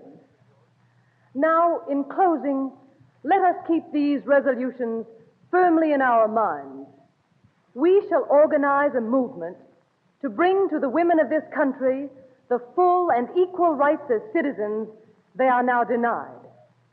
Our primary step will be to secure for women the right to vote. Once this is accomplished, our nation will see the complete emancipation of women in every walk of life. Thank you, and good night. Well, girls, that's all for tonight. Meeting's adjourned. Mrs. Stanton? Mrs. Stanton? Yes. What is it? Mrs. Stanton, you probably don't remember me, but I heard you speak at our school. My name's Susan Anthony, and I... Oh, yes. I do remember you. You were the one who asked so many questions. But what are you doing here? I'm working in the factory. But you don't belong in a factory, Miss Anthony. Oh, yes, I do. Anywhere I can learn things. I want to do something for women's rights. You do? Do you very much? Yes, Mrs. Stanton. Miss Anthony, will you take my advice then? Yes, I will. Then give up your employment. Be a teacher. It's the one profession open to women. You can help our suffrage movement by teaching what it means to our youth. Will you do that? I'll do whatever I can, Mrs. Stanton.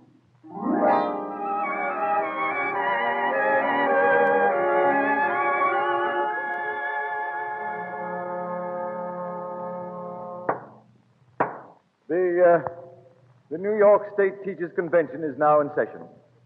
The first question scheduled for debate is the question, what can we do to increase the public's respect for the teaching profession? The chair is ready to recognize delegates who wish to speak to the question. Mr. Chairman. Mr. Chairman. Miss Anthony. I wish to speak to the question. Well, Miss Anthony, our time being limited and recognizing a delegate not versed in parliamentary procedure, that is... Mr. Chairman, I know enough about parliamentary procedure to know that you are violating every principle of it at this moment. I repeat, I wish to speak to the question. Well, is there a second? I second the motion. Discussion. Mr. Chairman, I raise a point of order. No woman has ever entered into parliamentary discussion. I hold that precedent rules Miss Anthony out of order. Is it the gentleman's contention that I am not a qualified delegate to this convention? Not a delegate qualified to enter into debate. There's nothing in the rules of this convention disqualifying any delegate from debate. Mr. Chairman, is Miss Anthony to be ruled solely by the rules of this convention and not by moral and natural laws? There's nothing in the rules specifically prohibiting murder on this floor. It might be to the gentleman's interest if there were. Gentlemen, please.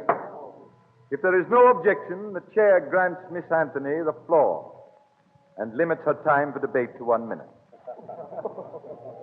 Thank you, Mr. Chairman. 1 minute is ample for what I have to say. You ask why the teaching profession is not as highly thought of as, say, the profession of medicine or of law. I'll tell you. Women who are not considered bright enough to be doctors or lawyers are nevertheless considered bright enough to teach the nation's youth. If you want to improve your station in life, all you fine gentlemen, I suggest you join the women's suffrage movement.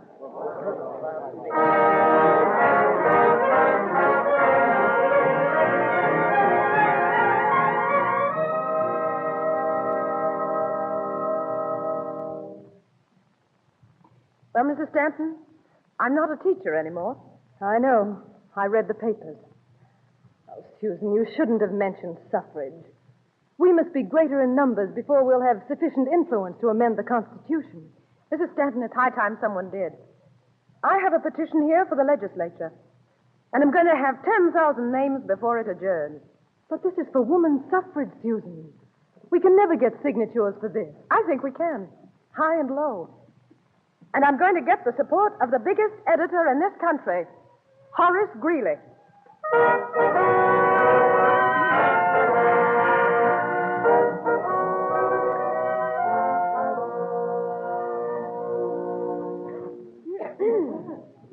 Well, ladies, what can I do for you? Mr. Greeley, years ago you were almost alone among editors in your support of women's rights. We wish to know why you are opposed today. Miss Anthony, I have always favored women's rights. I believe that economically, financially, and in the eyes of the courts, woman should stand on an equal footing with man. But politically, no. But, Mr. Greeley, you must realize that without the ballot, woman has no power to improve her position in all the other respects. Are you aware, Miss Anthony, that the ballot and the bullet go together? If you vote, are you also prepared to fight? Certainly, Mr. Greeley. Just as you fought in the late war, at the point of a goose quill. Miss Anthony, this is my final word. I stand on the fact that the best woman I know, my wife, does not want to vote. Pardon me a moment, Mr. Greeley. Mrs. Curtis. Yes, Miss Anthony. The petition, please. Mr. Greeley, I hold in my hand a petition signed by 300 women of Westchester County asking that the word male be stricken out of the Constitution. I am not interested in a list of names, Miss Anthony. Perhaps you will be, Mr. Greeley, when I tell you the first name on the list is Mrs. Horace Greeley. And I tell you there will be thousands more.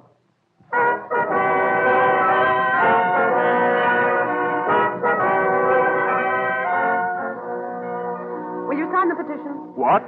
Help you undermine the sanctity of the home? No. Will you sign the petition? So you're Susan Anthony. Why, I heard you were the worst ever, but you're not at all. Yes, I'll sign it gladly, Miss Anthony.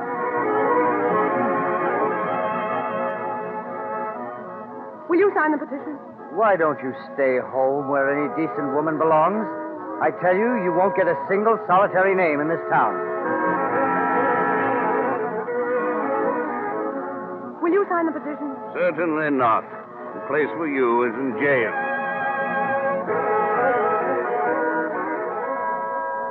Will you sign the petition? Yes, I'll sign it.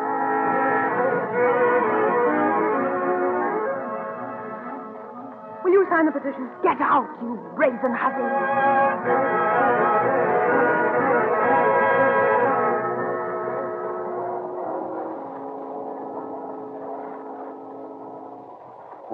Well, Miss Anthony, I didn't expect the pleasure of seeing you on this train. Oh, good morning, Senator. I don't see how you stand this constant traveling about. As a junior senator, I made many tiresome journeys to see my constituents. Thank heaven I don't have to do that anymore. Senator, are you really so secure you don't have to find out what the people want? Tut, tut. You women will never comprehend the elemental in politics, Miss Anthony. People don't know what they want. Perhaps you should go back to elemental, Senator, and meet your constituents, as you used to. What do you mean by that? I mean, I've been meeting your people. I've been traveling all over America, and I've found they do know what they want. They want women's suffrage, and they're going to get it. You're very determined, aren't you, Miss Anthony? I have a plan, Senator. I'm going to do two things that women aren't supposed to do at all. I'm going into a barber shop. What? And I'm going to vote.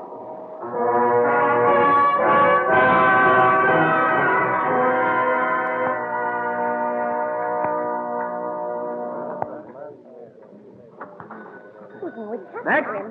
Who's next? Oh, excuse me, lady. You don't want to come in here. This is a barber shop. Oh, but I do. Isn't this where you register? Well, yeah, but, well, right in the back room, ma'am. Thanks, sir. Pardon me, but is this where I register to vote? Boy, here's a lady who wants to vote. You're Miss Anthony, aren't you? Yes, I'm Susan Anthony. This is my voting district. I'm afraid not, ma'am. Only men can vote. Is the Constitution a joke? Well, what do you mean, joke? Well, I have here copies of two amendments to the Constitution of the United States. Amendment 14 says that all persons born in the United States are citizens of the United States. Yes, I know all that, Miss Anthony, but you... And Amendment 15 says that the right of citizens of the United States to vote shall not be denied. Yes, but you can't... Does it say anything about male or female in those amendments? No, it doesn't, but I... Are women persons? Now, you know that ain't the point at all, Miss Anthony. Oh, but it is. It's just the point. But I can't register you, miss. You can't flaunt the Constitution. Well, I don't know what I should do about this. I know what you can do. You can register us. Well, may mean my neck and yours too, Miss Anthony, but here goes. Your name, address, and occupation.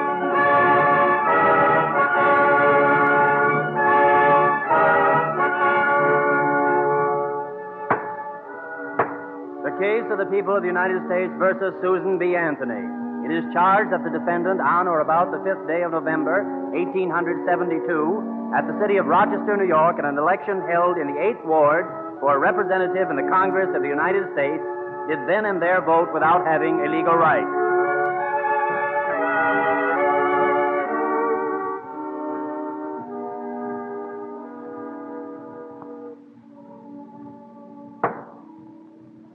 Gentlemen of the jury, you've heard the evidence presented in this case.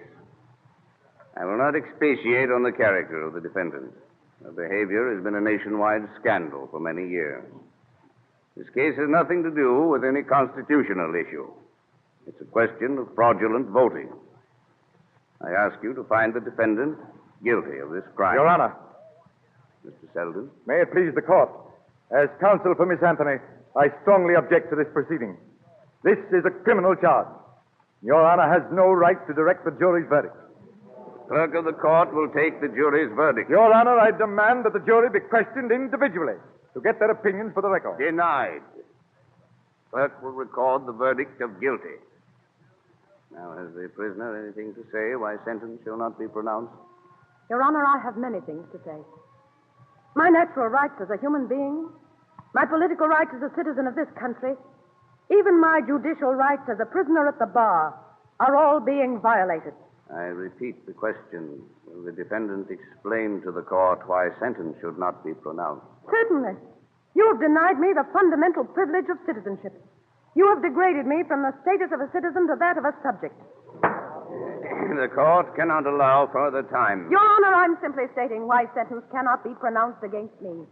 Your denial of my right to a trial by a jury of my equals is an offense against the law. The court cannot allow the prisoner to go on. May it please Your Honor, not one of those jurymen is my equal, but native or foreign born, white or black, rich or poor, educated or ignorant, sober or drunk. Each and every man of them was not my equal, but my political superior. Is that all, Miss Anthony? That's all. And I ask not leniency, but a course that will do you far more harm. The full rigor of your self-constituted so-called law. So be it.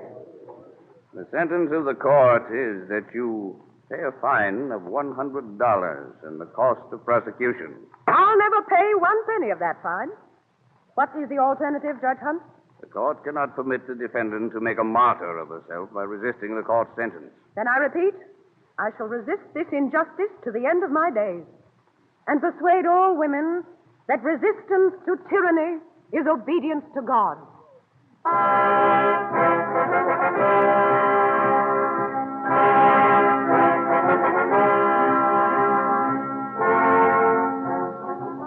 Susan B. Anthony did resist, and fortunately for her cause, her days were long.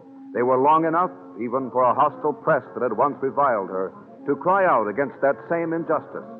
And as the long days rolled into the long years, she became, even to her enemies, a brave and heroic figure. There came a day when her secretary entered with a morning mail. Good morning, Miss Anthony. Here's your newspaper. Thank you. And listen to this. As we approach a new century, the 20th century, a valiant fighter of the old is approaching her 80th year. And the whole nation takes this occasion to honor the spirit of Susan B. Anthony. Well, Miss Anthony, that's a great change from what the papers used to say about you. Why not? They think I've failed. And at 80, they no longer fear me. Well, I'm thinking of retiring soon. That should bring even more bouquets from the press. Retiring, Miss Anthony? Yes. But before I retire, I've got one more job to do. What is that? I have a letter here from Lady Aberdeen, the leader of the women's suffrage movement in England. If I can help the suffrage movement in England, it will help us here. But you know the influence of Queen Victoria in England, and she's violently against women's suffrage. But if Queen Victoria were to receive me at Buckingham Palace... Oh, Miss Anthony, you're the greatest politician of modern times. Thank you. That does me more good than a dozen flowery editorials.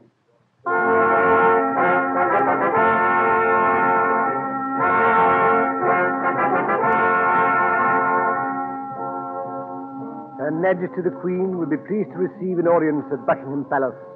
Her loyal subjects, the Lady Aberdeen, and most especially desires that Lady Aberdeen's guest, Miss Susan B. Anthony, will be able to accompany her.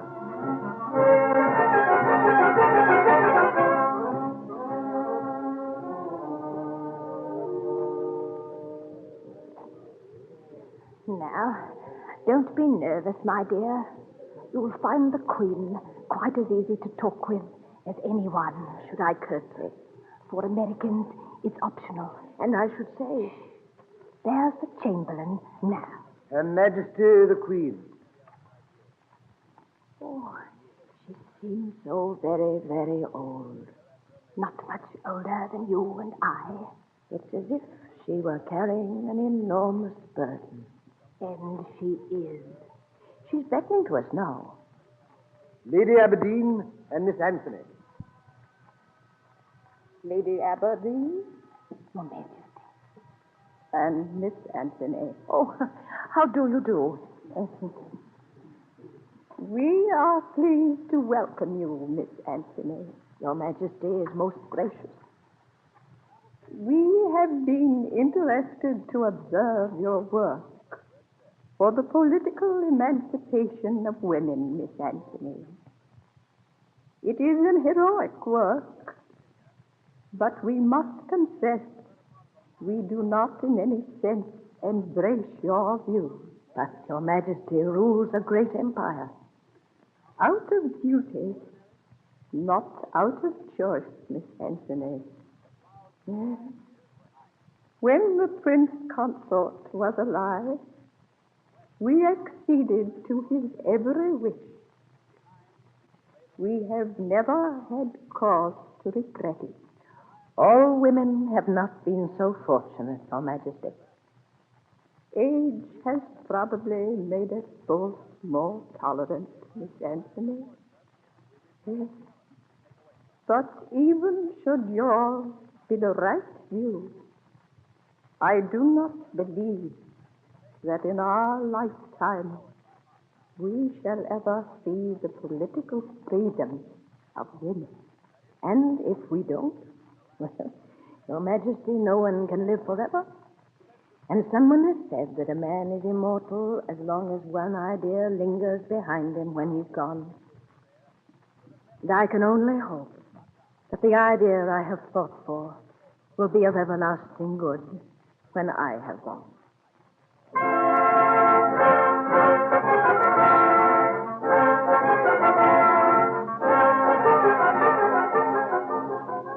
Susan B. Anthony did not live to see women go to the polls as full-fledged voters. But the right to vote was the priceless heritage she has left to the women of America. For her lifelong crusade in the name of complete freedom, Susan B. Anthony takes an honored place in the Cavalcade of America.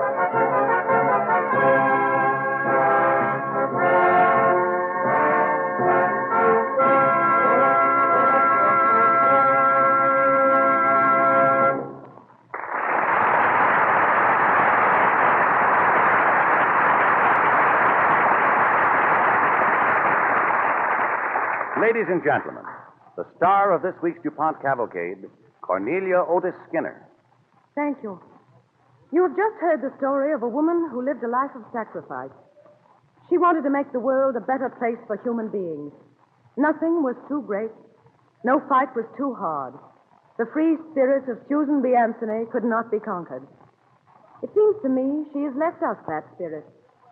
And if she were among us, we would see her, we'd see Susan B. Anthony out front, as she was in her own time, and we would hear that moving cry of hers against whatever injustice is striking at life, liberty, and the pursuit of happiness. Susan B. Anthony was that kind of woman. Thank you.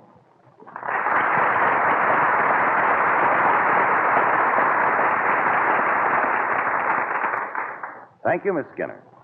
And now a word about next week's program from the DuPont Cavalcade of America's historian, Dr. Frank Monahan of Yale University.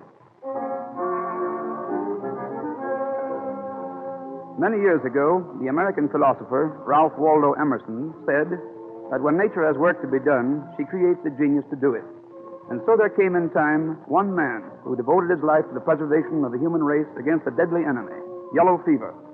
This man was Walter Reed, whose story we will bring you next week.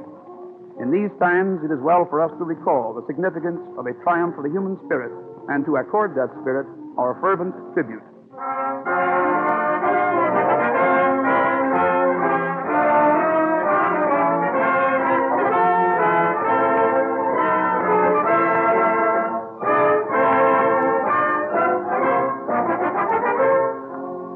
In the DuPont exhibit at the World's Fair of 1940, you can see for yourself striking demonstrations of the numerous things which DuPont chemistry has developed or improved for your convenience and happiness.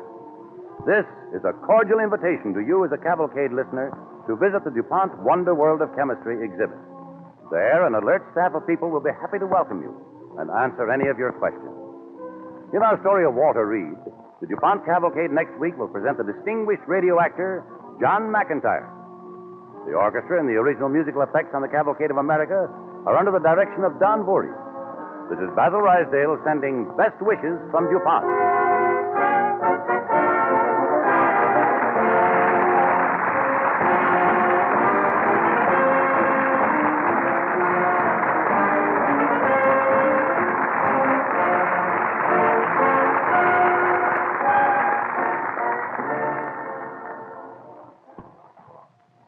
This is the National Broadcasting Company.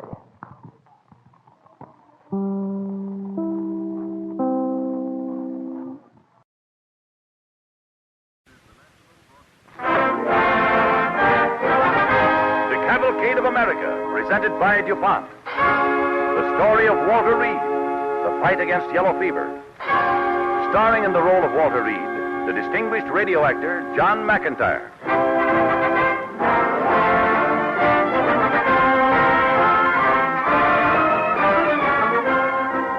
The DuPont Company, makers of better things for better living through chemistry, present the Cavalcade of America, dedicated to those men and women in every walk of life who have shaped the destiny of America in the past, and to the youth of today who will shape the destiny of America in the future.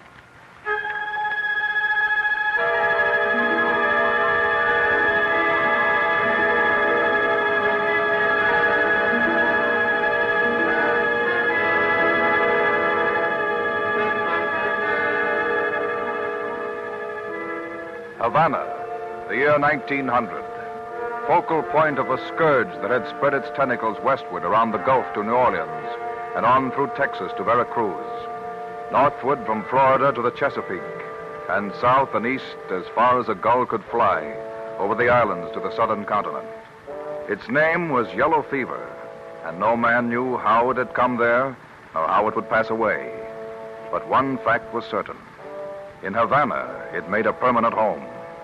Through the narrow old world streets, through the low-lying misted jungle, through the warm uplands outside Camados and the salt marshes streaking the shore, its deadly pace was the same.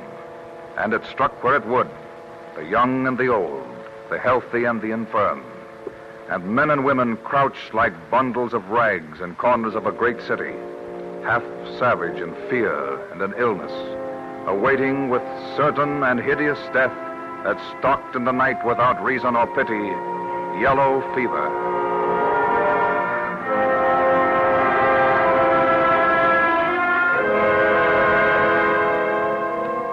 One night in the fall of 1900, lights blazed outside Camados in one building of the darkened American Army barracks, the camp hospital.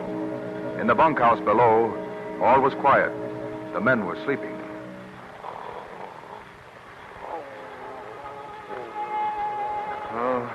What's the act? Hey. What's that? Skeeter's been bothering me all night. Hey, there he is. He's after you now. Get him. Oh, Mr. Man. Hey, will you guys be quiet? Yeah, what's the idea of keeping us awake? Oh, you wasn't asleep anyways. Who says I wasn't? Well, keep quiet. That's all I'm asking. Yeah, quiet. Who do you guys think you are? Well, I'm the guy that's going to ram your bridge work down your throat in 1 minute flat. All right, you asked for it. Climb out of that bucket, put him up. Oh, did you think I wouldn't? Oh, shut up and go to bed, both of you. I'll take care of you later. Well, start something. Go ahead, start something. Go on, Rolf. Let him have it. Not so fast. Oh. Yeah, and there's more. Where'd that come from? Now get up and take it. What's the matter? You had enough? Uh-oh. Attention. Well? What's all the racket about? Well, sir, the mosquitoes was bothering a couple of us. Mosquitoes? Yes, sir. You know, sir, how mosquitoes... I know you've wakened the fever patients up in the hospital. Mosquitoes not much excuse for that, is it? Is it? No, sir. Now, who started this? Well, I guess I did, sir. Very well. Private Emmett, you will report first thing in the morning for extra duty. Yes, sir. As you were, men. Sergeant, Yes, sir. what's the matter with this man? I caught a chill, sir. I didn't feel so good after mess. Sergeant, get that man and carry his cot up to the hospital right away. Yes, sir. Hey, Smith. Yeah? Give me a hand here. Yeah. Come on. All right.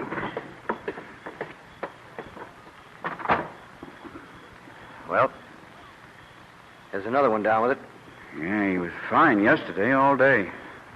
Pretty soon there won't be enough left to get up a game of poker. Oh, I'm getting some sleep. Hey, douse the glim, will you? Yeah.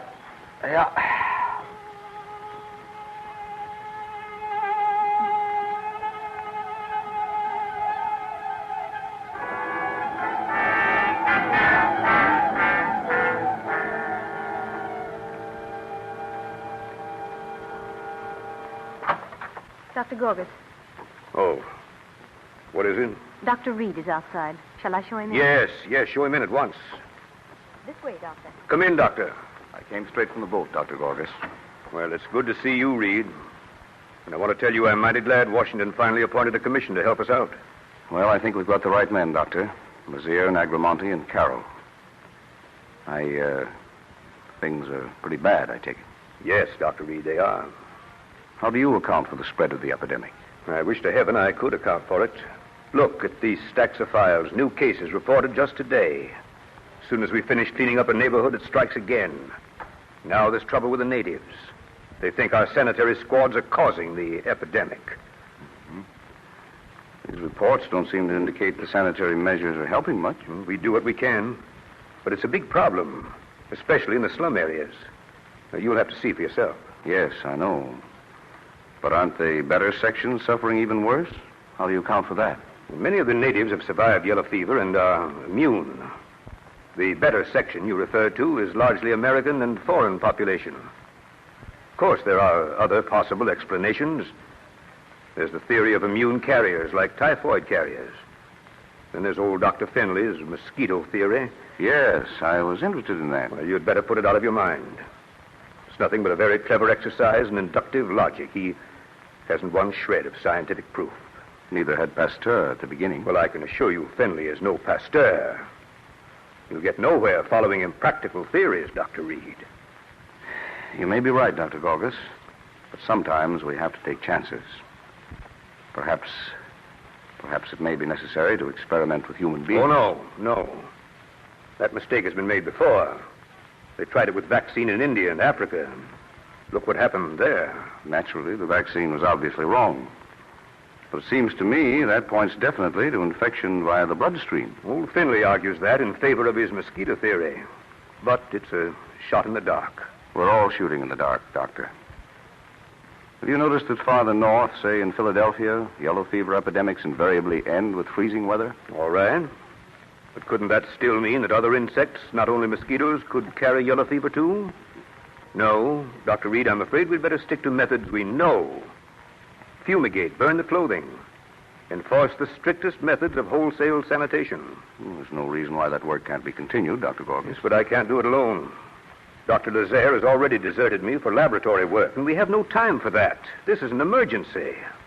Yes, you're right, Doctor. This is an emergency. So there's no better time for laboratory work.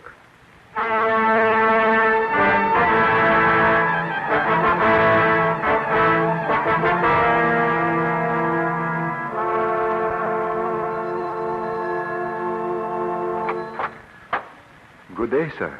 My name is Walter Reed, Dr. Finley. I just arrived from the States, Yellow Fever Commission. Ah, welcome to my house, Dr. Reed. Come in. Thank you. This is my laboratory. Through here, Dr. Reed. Oh, yes. I'm interested in your mosquito theory of yellow fever, Dr. Finley. Alas, that is incomplete. There is little I can show you. Here. Here is my best specimen at present. A female stegomyia. Infectious? Deadly. What do you propose to do with this mosquito, Dr. Finley? I do not know. For years, I have studied the habits of the stegomyia mosquito. It is now necessary only to prove that the bite of this mosquito is the only cause of yellow fever. Unfortunately, I do not know where to go from here. The next step would be to let the mosquito sting me. But I have had yellow fever and I am immune. So it is still theory. People only laugh at it. I don't laugh at it, Dr. Finley. Oh? Then perhaps you are the man I have been waiting for, Dr. Reed. I may be. I don't know. You are not yet convinced, but you will be. I am certain of it. I, Dr. Reed, I am old, too discouraged for the bold and courageous action that must be taken. I am going to give you this, Dr. Reed. It is my legacy to you. I hardly know what to say, Dr. Finley. Don't say anything. It is a curious gift. Mosquito eggs.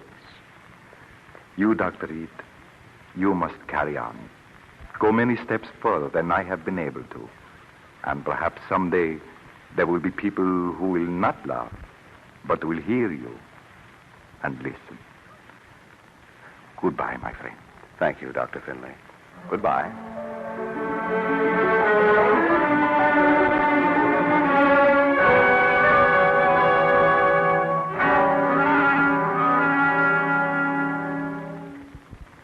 Now try to get some rest. No.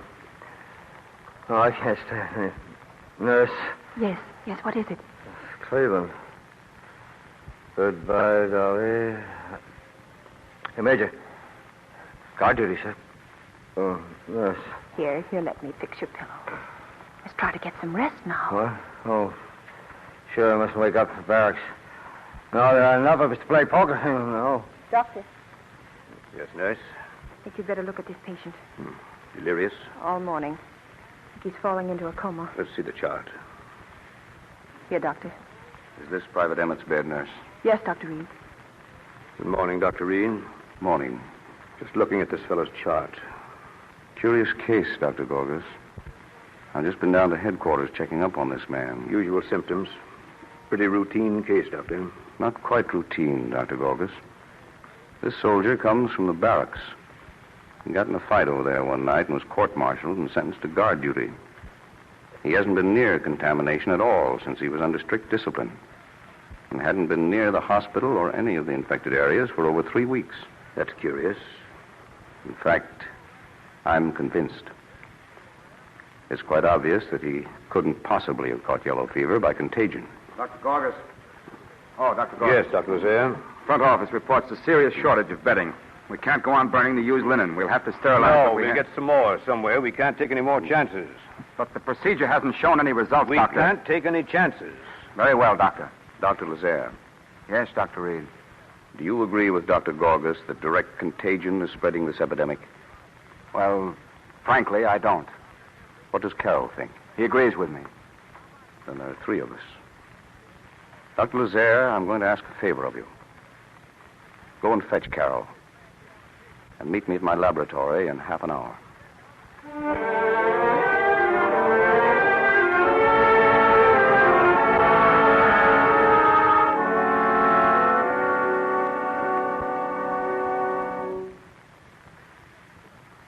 Gentlemen, I believe you're familiar with Dr. Finley's theory that the bite of the female stegomyia mosquito is the means and the only means of transmitting yellow fever. Yes, Doctor. I confess I was skeptical myself at first. Now, I think there's something to it. So do I. And I, Dr. Reed. But what we've got to do now is to prove it. Gentlemen, I have here 3 test tubes containing stegomyia mosquitoes. They were hatched from eggs Dr. Finley gave me and have bitten yellow fever patients. I propose that we allow ourselves to be bitten by them. Dr. Reed. Yes, Dr. Lazaire? I don't think you should take part in this experiment. Why not? Because you have to go to Washington to make your report. And on that report may hinge the government's further aid in helping us down here. We're going to need that badly, Dr. Reed. Lazaire's right. The 2 of us can do it. Record the findings and check on each other while you're away. No, I want to be in on this, too. Perhaps we'd better postpone it. Dr. Reed, we might as well be realistic about this. You know there's no time to lose in fighting this yellow fever. You leave it to Carol and myself, and when you come back, we'll have saved time. And in the end, that means lives. Lives. It's the best way, Dr. Reed, for all concerned. Very well, gentlemen. I'm leaving tonight. You'll receive written instructions in the morning. Goodbye and good luck.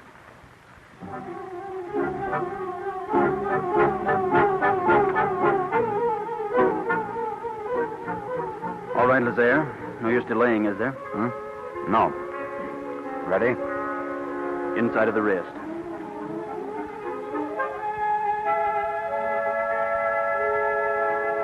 Well, wasn't much to that. Now it's my turn. All right, Cal, go ahead. Are you ready? I'm ready.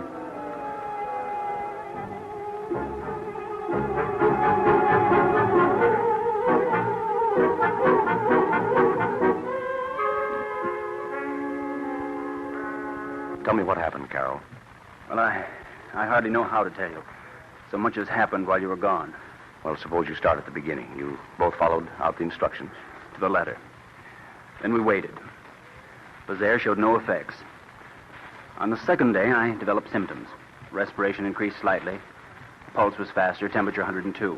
Nausea and all the rest. I was pretty sick, but in 13 days, I recovered completely. And Lazaire? Well, no symptoms whatsoever. Respiration, pulse, temperature normal. Nothing happened as a result of his bite. And there must be a period of time when that stegomyia mosquito is not infectious. Now we've got to find out when it is. But go on about Lazaire. Well, 5 days after I had recovered, he developed yellow fever. A week later, as you know, he was dead. That delay is what makes it baffling. Unless he was bitten again later. Well, he was, Reed, accidentally. He recalled later that it was a stegomyia. Now we're sure of the type. Yes, you're right, Carol.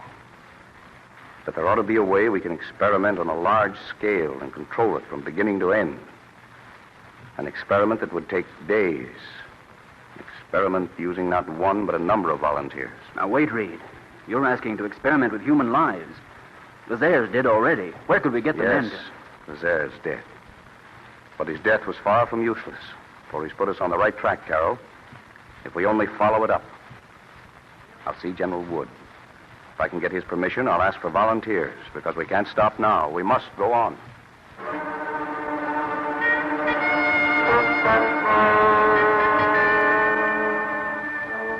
As commanding officer of the United States Expeditionary Force in Cuba, I hereby authorize Major Walter Reed to call for volunteers for the practice of any medical experiment and the construction of a quarantine camp under his command to be known as Camp Lazaire. Leonard Wood, General.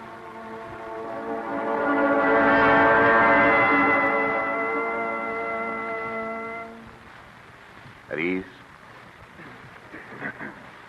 Men, 17 of you here have volunteered blindly for something that may be more than any human being should be asked to do. Major Reed, we don't know what your plans are, but I think all of us want to clear this thing up as much as you do. Sure, Major. There's only one way to do that. Double quick. This is right. Thank you, ma'am. But you're entitled to know what you're up against, so that you may withdraw if you wish. Now, no man can say with any certainty that this experiment will succeed.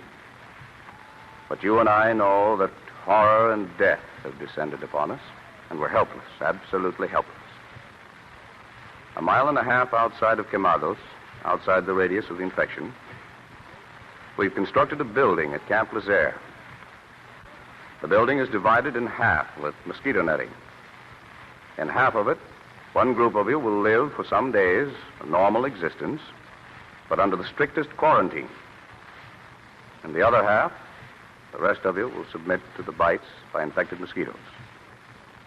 You know what that means. Well, Major, I guess we're all ready to go through with it. That's with me.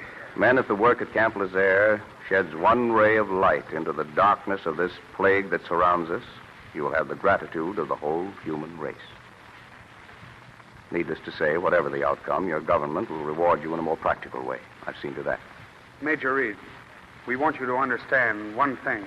What's that? We're not doing this for money. Gentlemen, I salute you.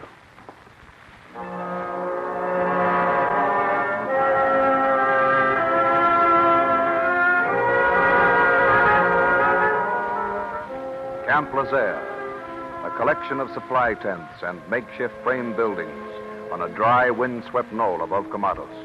looking more like a construction camp or a road gang than an experimental laboratory.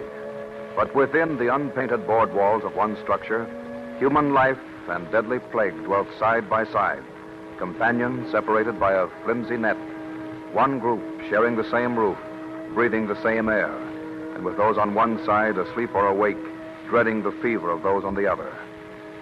At the end of 10 watchful days, it was a pale and haggard Walter Reed who entered the shack to check again the results of his experiment. Hello, boys. Hello, Doc.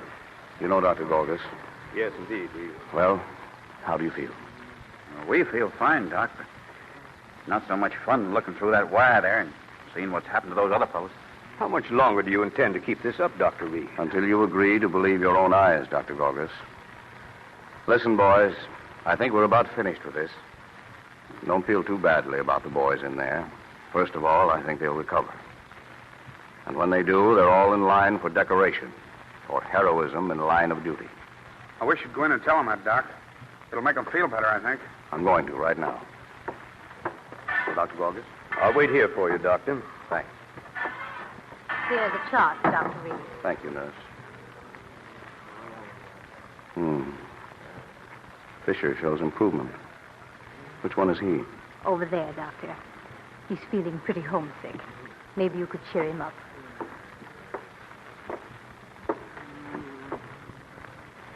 Hello, soldier. Hi, Doc. What's up? The experiment was successful, son. How do you feel today? Well, better, I think. I'm glad you figured it all out, Doc.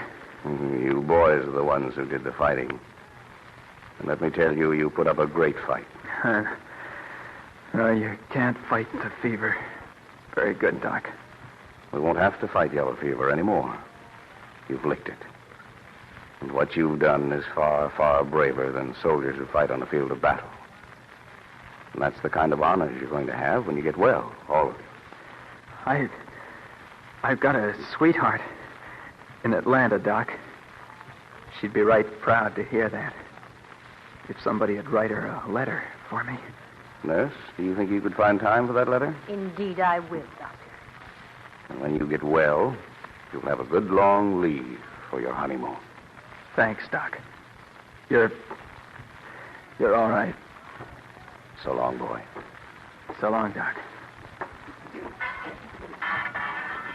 Well, charts all show improvement, Dr. Gorgas. Well, that's some satisfaction, but what if you do lose some of these men? They'll know it was worth it. We've licked yellow fever. We know what causes it. A mosquito. A mosquito, yes. But you still haven't proved that contamination doesn't cause the disease, too. Then I'll do that, too. Well, how, may I ask? Dr. Gorgas, there's a shack down the hill here that's stacked high with rotten and filthy bedding and dressings of yellow fever patients. I'll send this non-infected group down there and keep them shut up with that dirty, contaminated stuff for 3 weeks if necessary. And you'll see. None of them will come down with yellow fever. It's a dreadful responsibility you're taking, Reed. You're risking your entire future in the Army, in medicine, even as a free citizen of the United States. I'm not risking anything. You'll see I'm right. If one of those men does die from yellow fever in that shack, I'll resign my post, and you may indict me for manslaughter.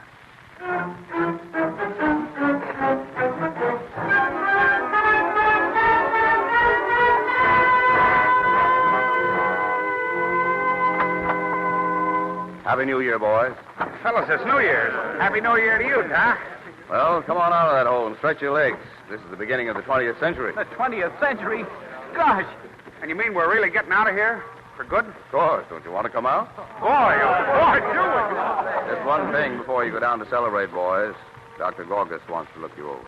No, Reed, it won't be necessary. You've proved your case. Well, thanks, boys, and congratulations. Your courage is something the world will never forget. Well, see you later, Doc, and Happy New Year. Come on, boys.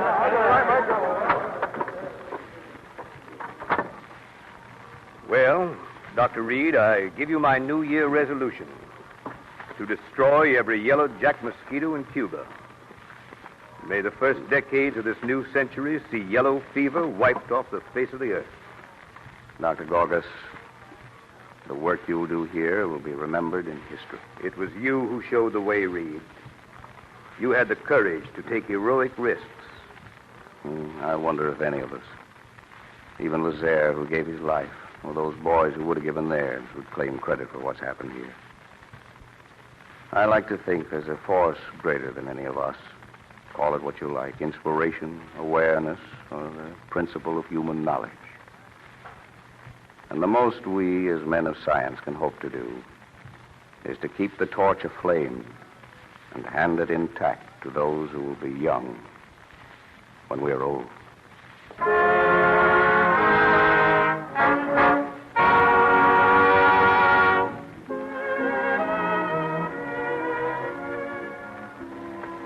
A mysterious enemy came by night and brought death from the unknown. But science sought out that enemy and found it in a tiny, buzzing creature. Man's knowledge won, and in this triumph of man's intellect, it is Walter Reed who stands as a leader in the Cavalcade of America.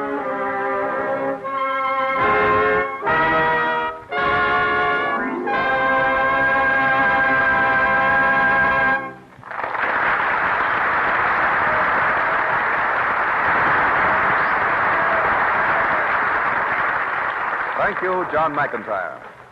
And now our story from the wonder world of chemistry. Tonight is the last program in our 5th series of Cavalcade of America broadcasts. We hope to return again in the fall with a new series and with new stories for you from the wonder world of chemistry. For DuPont Laboratories never cease in their efforts to make old products better and to create more new products for everyday needs. To the chemist's mind, nothing is ever finished, nothing is ever perfect. Research work will continue on even as new product as nylon in an effort to find additional ways to make further use of this newest triumph of science. Research work continues on neoprene, seeking ways to make this man-made rubber even lower in price. And refrigerants, such as Freon, plastics, such as Lucite, will likewise continue to receive the chemist's increasing study. One new product from DuPont Laboratories that will come to you next fall is a new non-evaporating antifreeze. This new product, perfected by DuPont's forward-looking research, will be named Xerex. Even now, it is being manufactured and shipped for use in freezing weather. It isn't optimism that is keeping men and scientists at work making Xerex now, but a sure realization that it will be needed in the coming fall and winter.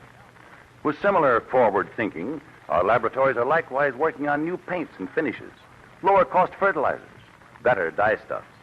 For the needs that justified the research that brought these products to their present state of development will continue to justify the research that will make them better and better. And eventually, it is the hope of every research scientist that his way of solving problems may become the common heritage of all people. And it may be that in the final analysis, the greatest gifts of science are not only the material products, but the adoption by mankind of the scientist's way of life, his calm and reasoning approach to the problems which inevitably surround us. And now the Cavalcade of America's historian, Dr. Frank Monahan of Yale University. The Cavalcade of America is the greatest epic march in the history of the world. The upward surge of millions of men and women in search of freedom, opportunity, and human happiness. Millions have come to these shores of the new world to find the precious things denied them in the old. Their successful quest and their defense of life, liberty, and happiness is the dynamic motif of the great chronicle. And today, America stands as a nation of greatest achievement in education, science, industry, and general well-being. The high courage, the intelligence, the goodwill, the deep faith of millions of men and women, obscure and great, have made this nation what it is. Cavalcade has presented dramatic episodes of these qualities in action, their struggles and their victories. History has made us great, and so we shall remain if we keep faith with that glorious tradition. It is history, said Robert E. Lee, that teaches us to hope.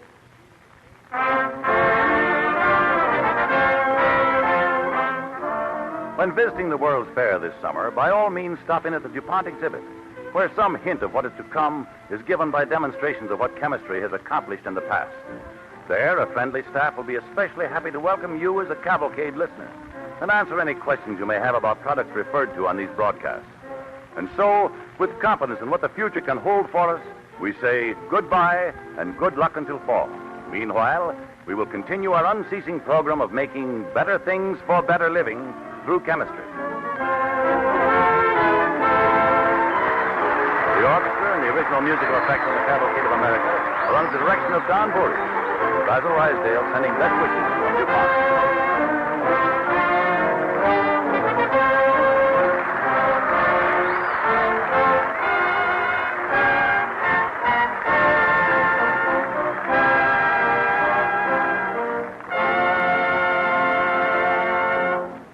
This is the National Broadcasting Company.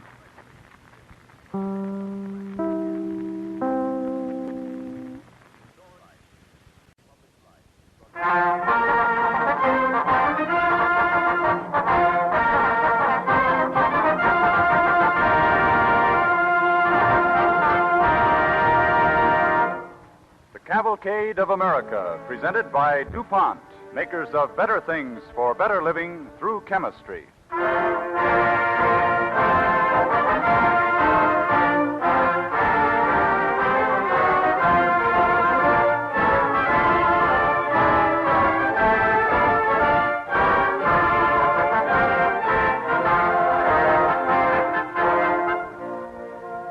Millions of American men and women who have labored and today labor still with hand and mind and heart to build and to preserve a great free nation, the Cavalcade of America proudly dedicates the unending story of a new way of life in a new world.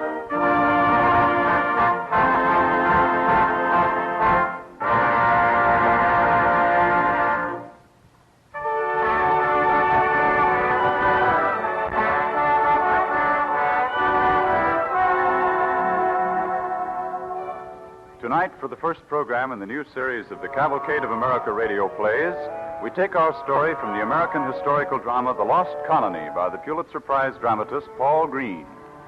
Since its first performance on Roanoke Island, North Carolina, July 4th, 1937, The Lost Colony has taken a prominent place among the annual dramatic festivals of the nation. Margaret LeWorth has especially written a radio play of The Lost Colony and the story of a woman in that valiant band of colonists, Eleanor Dare, whose daughter, Virginia, was the first English child born in the American colonies. For our star, we turn to Hollywood. She is charming Loretta Young, whose screen performances have delighted untold millions. Tonight you will hear her as Eleanor Dare. And from our Cavalcade players, you will hear Jeanette Nolan as Queen Elizabeth, John McIntyre as John Borden, Edwin Jerome as Sir Walter Raleigh, Ray Collins as Eleanor's father, Governor White, and Carl Swenson as Captain Dare. Our orchestra and musical effects are under the direction of Don Voorhees. DuPont, makers of better things for better living through chemistry, present the story of the Lost Colony on the Cavalcade of America. Oh, God that made earth, earth, and sky, and its restless deep. The hands of time spin back through the centuries. Back to a room in the great manor house of John White in Devon, England, a long time ago. Elizabeth was on England's throne. With gold and madness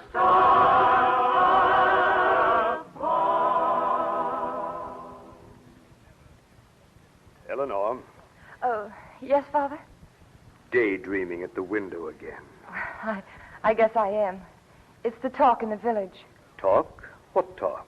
Well, ever since Sir Walter Raleigh came back, there's been talk of the New World, the island of Roanoke. Oh, how I should love to see it. John Borden told me only today that he and 24 others are John Borden, is it? Oh, no, Father. I only mean Roanoke has cast a spell on... Daughter, I think you talk with John Borden too much. He's a manly lad and a good farmer, but he is a tenant. Oh, that's not fair, Father. We've grown up together. Daughter, I understand these dreams of yours, the spell of the New World on you. But there are more practical matters to think about. I have news for you today. Yes, Father? My old and esteemed friend, Captain Ananias Dare, has asked your hand in marriage. Captain Dare? Yes. No finer gentleman in Devon. But, Father, I respect Captain Dare, of course, but I don't love him. You talk like a schoolgirl. I announce your betrothal this week. It is your wish, Father. And Eleanor, You will not pass any more time with the tenants, John Borden included. Oh, Father, we're old He friends. is not of and your rank, and you are no longer children. You are marrying well. Now listen to me. Captain Dare, too, is interested in the Raleigh expeditions. Next week, we all go to London. Queen Elizabeth holds court for Sir Walter.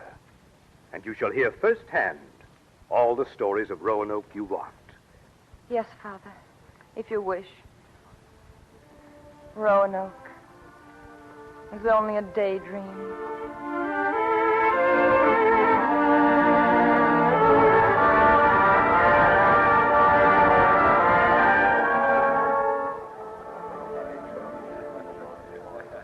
Mistress Eleanor. John Borden. Well, what brings you to court? The same that brings you, Mistress Eleanor? Are these wonders reserved for patrician ears? Oh, you know I didn't mean that. May I offer my congratulations on your betrothal? Captain Dare's a worthy man. I would you knew him better, John. I have small taste for that. Now, your pardon. I have an appointment with Sir Walter. Sir Walter? John, are you going to the New World? The Queen willing. On Roanoke Island, a man can be anything in his own right, not because birth makes him so. I dream of the new land myself, John. You? Hi. I fear the rocks and forests are rougher than our Devon green. Oh, laugh if you will. But all the same, the New World needs women as well as men. Eleanor? Hi? Eleanor? Oh. Servant, Captain Dare. Goodbye, Mistress Eleanor. Goodbye, John Borden. Well, my dear, is it quite fitting that you tarry here with one of your father's tenants? Oh, come. Now the Queen opens court, and we should be with Sir Walter. Hear ye, our most gracious Sovereign Elizabeth, by the grace of God of England, France, and Ireland, Queen and Defender of the Faith, to all people to whom these presents shall come, greetings. Unto my people, greetings. In honor of the new land, we hold feast today for all people present. So make you merry at the dance. Sir Walter. Oh, Mistress Eleanor White, Captain Dare. Your servant, Sir Walter. Shouldn't you two be dancing, Captain Dare? I have little time for dancing, Sir Walter. But now I crave your pardon. Your father is beckoning. If you please, Ananias, I wish to speak to Sir Walter. Very well. Good day, Sir Walter. Good day, Captain. And now, my child, what is your wish? I wish to sail to Roanoke. You? Aye. You don't know what you're saying. Oh, in spite of everything, Sir Walter, I'd go. I wish the Queen will have the same mind. Sir Walter, I thought of nothing but Roanoke since the first I heard of it. Mistress Eleanor, I think it would be wise to present you to Her Majesty. Sir Walter. Come, my child. You make your bow. Your Majesty. Oh, Sir Walter, this expedition of yours seems to please the people well. For that, I am grateful, Your Majesty. But for all your efforts in the wilderness, what do I have? Gold? Silver? No. 2 red-skinned creatures. A foul-smelling tobacco weed and a root not fit to eat. Ha! Lord of the potato, they call you. Aye, and I bear no prouder title. We have an ancient foe, Sir Walter. Spain. I'll not waste men nor purpose on some fancied wilderness with Philip ready to seize our island stronghold, if he dared. Sir Walter, your talk wearies me, but apparently not younger ears. Your Majesty, may I present Mistress Eleanor White, betrothed to your most loyal subject, Captain Dare. Your Majesty. Rise, my child. Sir Walter, you choose wisely for your company, though a bit young. I find wisdom in the young. Your Majesty, none yearns more to the new land than Mistress White. Is this true? If England's men have dreams, so have her women, Your Majesty. Oh, mark you that, my lord. Oh, Your Majesty, I only know now, day and night. I have thought of nothing but this new world beyond the sea. What nonsense. Well, Sir Walter, I will settle this or there'll be no rest at all. You may send your colonists to Roanoke. Your Majesty. But You shall not go. I know. I am reserved for Spain. For Spain. However, 100 men can be spared to build a fort on Roanoke Island. And your blessed women, too. If you can persuade them. We need no persuasion, Your Majesty, only your word. The hope, the dream is ours.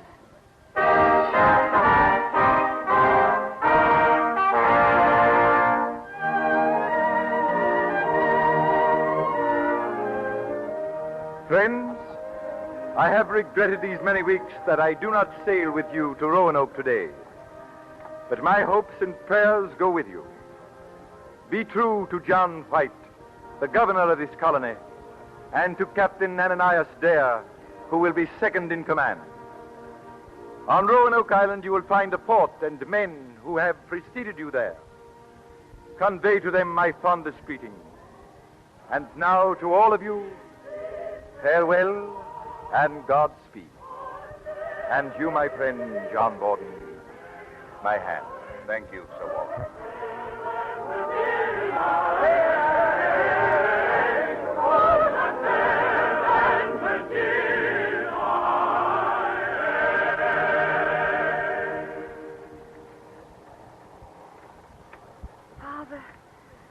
Father, this Roanoke is like a dream. This golden light and this warmth, oh, heaven indeed blesses our arrival. I hope so, child. And yet it's so strangely still. Not even a bird. The men must be far away in the fields. The stockade ahead, sir. Father, see. They've built well. Company halt. All right, Borden. Knock. Governor White and party in the Queen's name. Gate swung ajar. Open it, Borden. He's dead. And a long time, sir. Oh. I see. The Indian method. They broke his bones. Oh, horrible, horrible. Eleanor, step back.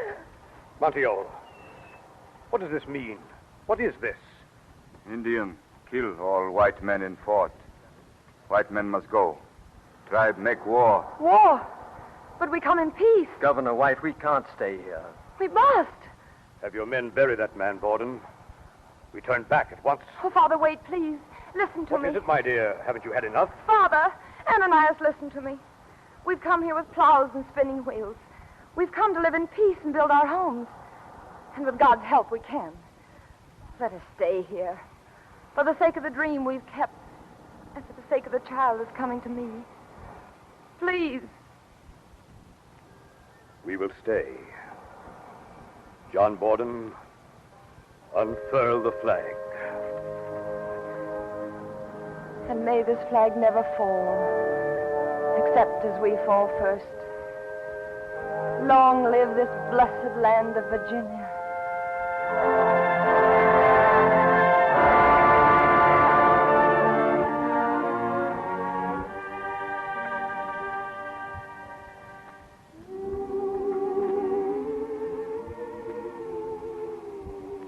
My delight is in the Lord, because he hath heard the voice of my prayer. Bless us, the people, O Lord, on this island of Roanoke, and of the child I am to bring forth, I beseech thee. Deliver me in thy love and service. Glory be to the Father, and to the Son, and to the Holy Ghost, as it was in the beginning, is now and ever shall be, world without end. Amen.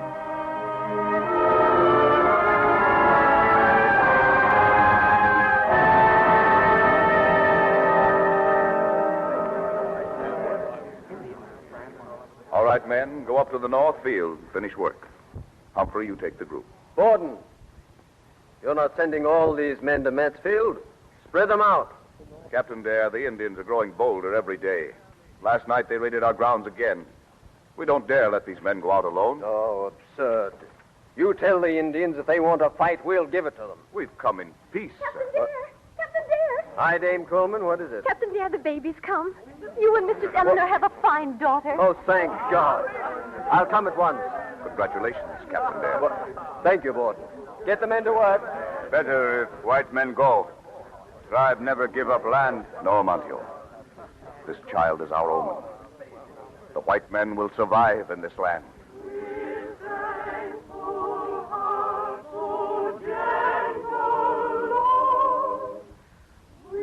Oh, Almighty God, we are conscious of this great event.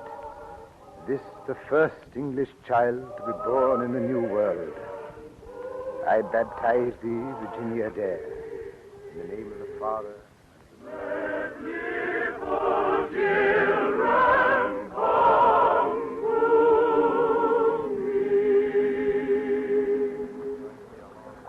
Governor White, the ship's captain's ready to sail, sir. God be with you, Father. Friends, I sail today for England. But I shall return to you soon with shiploads of provisions and other men and women to add to our settlement. Until then, God be with you. Your hand, Jonathan, help me in the boat here.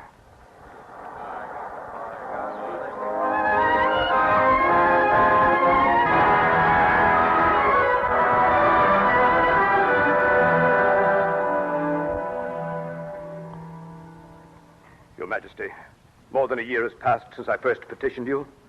Let me take 2 ships and save the colony. Master White, there is an old saying. A little thread can often save a rope from breaking. Perhaps these 2 tiny ships might be important links in the strand against the King of Spain. Your Majesty. Your Majesty, a messenger with urgent dispatch. Bring him to me. Letter for Your Majesty. Your Majesty? It seems that destiny makes the choice. Would heaven it did not in such a tragic way as this. Gentlemen, Philip has set his Spanish armada to sail against us. In this hour, no ship shall leave England.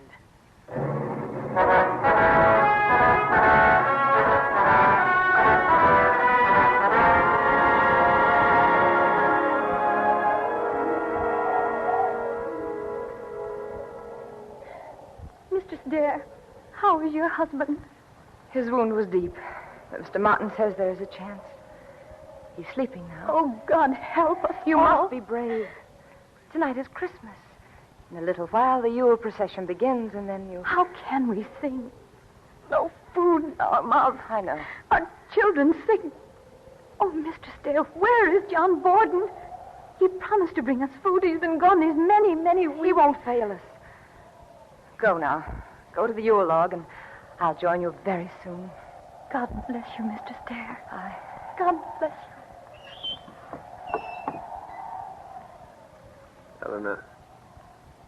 Eleanor. I am right here. Eleanor. I would it had been different. Oh, hush, my dear. Life has been good to us. Eleanor. Aye. Come close. I can't see your face. Ananias. Listen, my dear. Has John Borden returned? Not yet. But he'll be back. Eleanor, the people will look to you and John Borden. No, you mustn't talk like that. You will live to save us. You must not fail them, Eleanor. And when Borden comes back, tell him... Ananias. Mr. Martin! Eleanor. Oh, my poor child. Ananias. Mr. Martin, there's the procession. Don't let them come here. I can't, not now. I will tell them. No, wait a minute.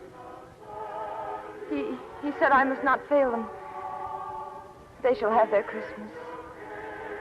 Tomorrow will be time enough. Mr. Martin, you will stay. I will watch for you. My baby. My baby's Christmas. My child, have heart. We shall win. Here is something for her. I give your baby this small Bible. See, I have written her name. Virginia Dare, Roanoke Island in Virginia. Christmas, 1588. This is my strength.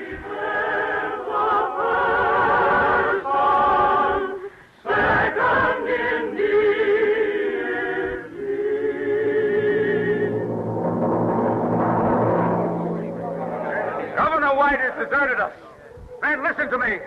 We're starving, dying on our feet. Captain Dare has been in his grave these many weeks.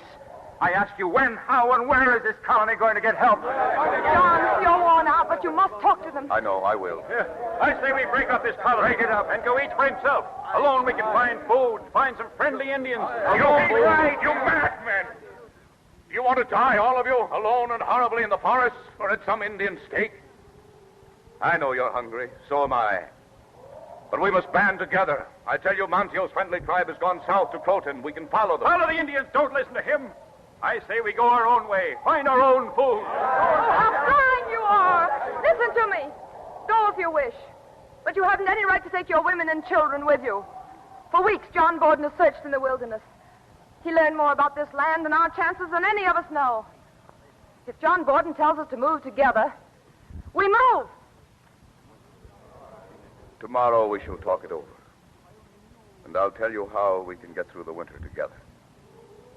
But now, for just one night, I would rest. Let's go to our beds. No harm to wait a few hours more.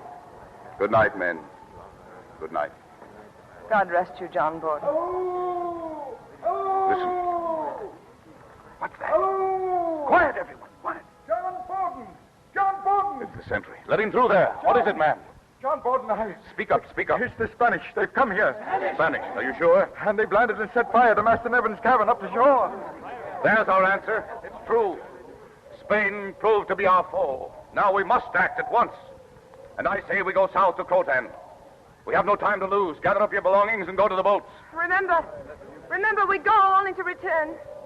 The colony must not be lost. Never.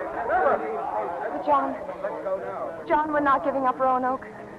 Someday, somehow, we'll come back. We two.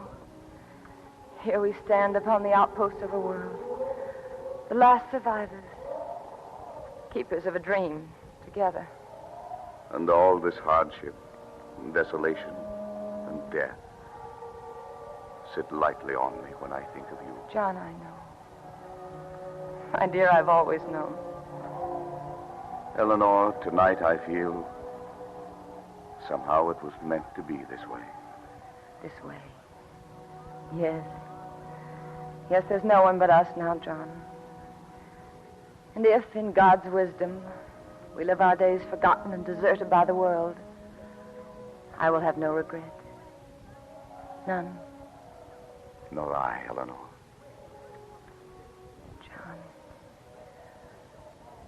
John, even if we die, we win. Come, my dear.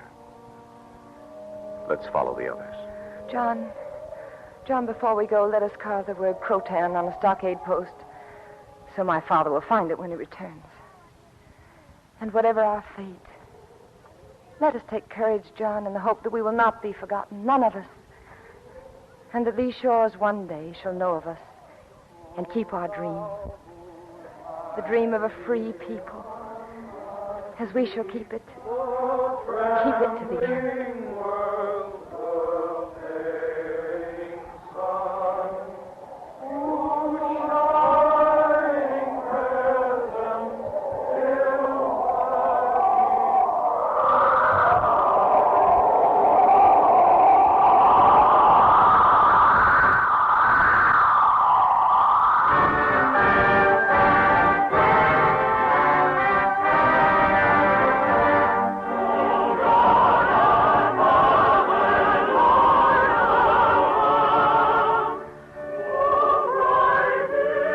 The first English colony on these shores disappeared into the vast unknown and became the lost colony. Their only trace, the word Croton, carved on a stockade post for others to find years later. But they have not passed from our memory nor from the scroll of the immortals in the Cavalcade of America.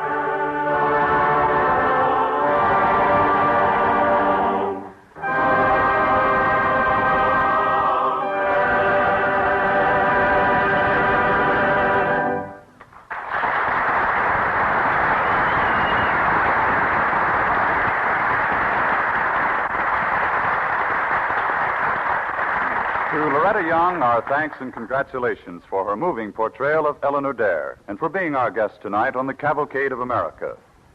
Ladies and gentlemen, for 5 years, the DuPont Company has presented as a regular feature of these programs stories about chemistry and the part it plays in our daily lives.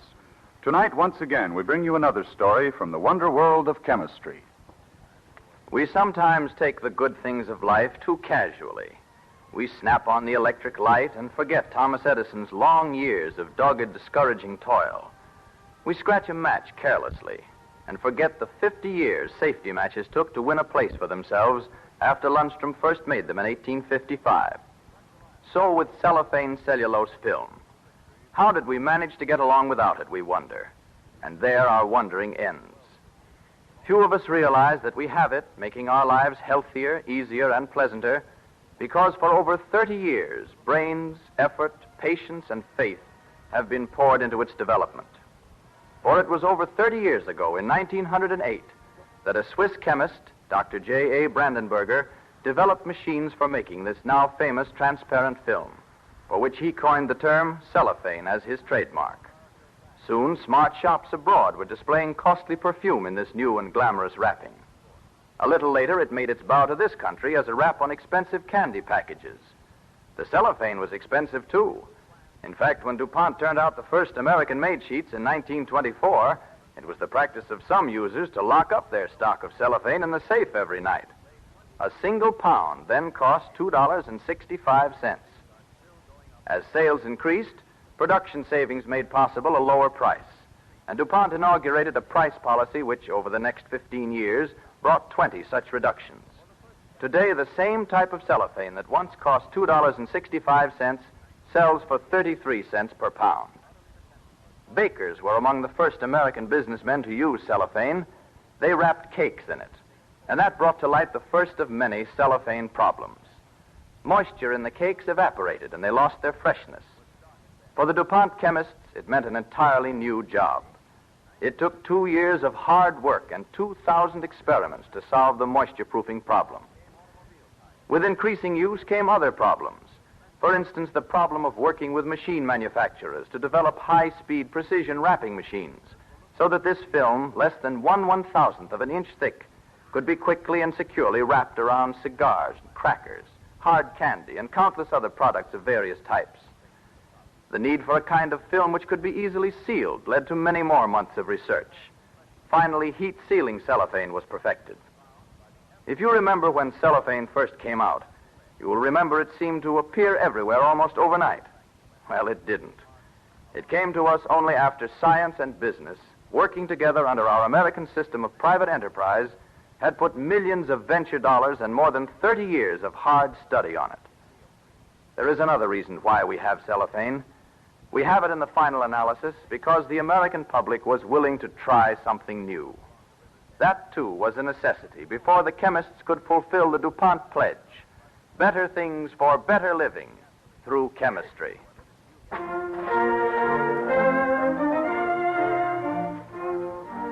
And now we present the star of next week's program, John McIntyre.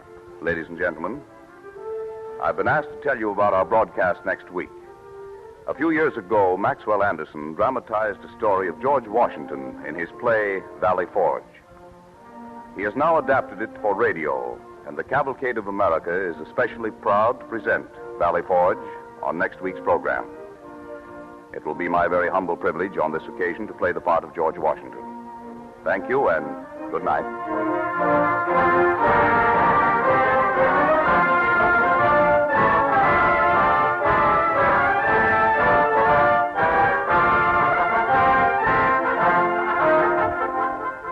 On tonight's broadcast, the orchestra and musical effects were under the direction of Don Voorhees, and the chorus by Ken Christie. And now for all of us, our star, Loretta Young, the Cavalcade players, and myself, good night and best wishes from DuPont.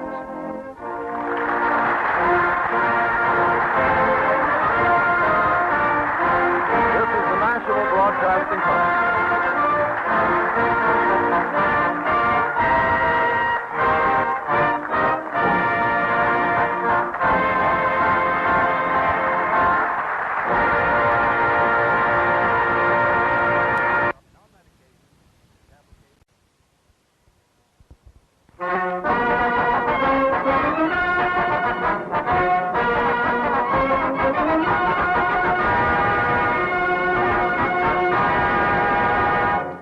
Cavalcade of America, presented by DuPont, makers of better things for better living through chemistry.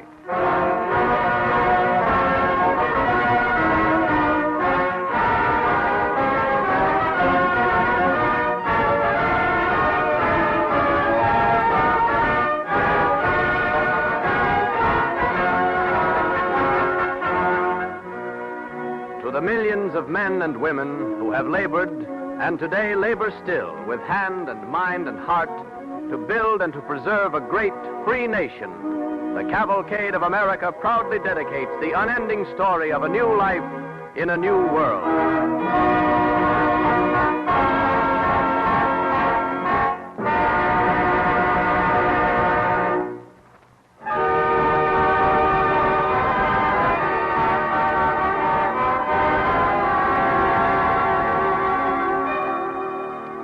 Tonight, for our radio play, The Cavalcade of America presents the great American drama, Valley Forge, written by the distinguished American playwright Maxwell Anderson. Valley Forge was originally staged at the Guild Theater in New York City and ranks among the best of Maxwell Anderson's poetic dramas.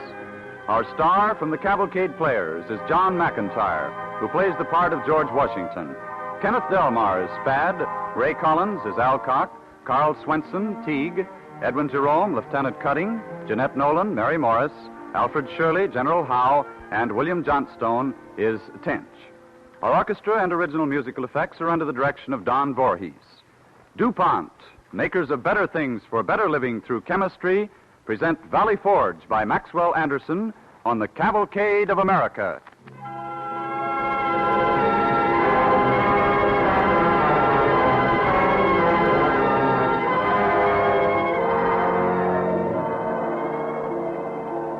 All the darkness and all the greatness surrounding the birth of the United States of America are expressed in two words. Those two words are Valley Forge. Valley Forge in the winter of 1778. Phew, I'd like to see anybody eat this filthy muck. That's Congress food, Spad, and therefore no chore for a white man. Yeah. Come, Mason, speak no treason. Oh, treason, is it, Alcock? Treason.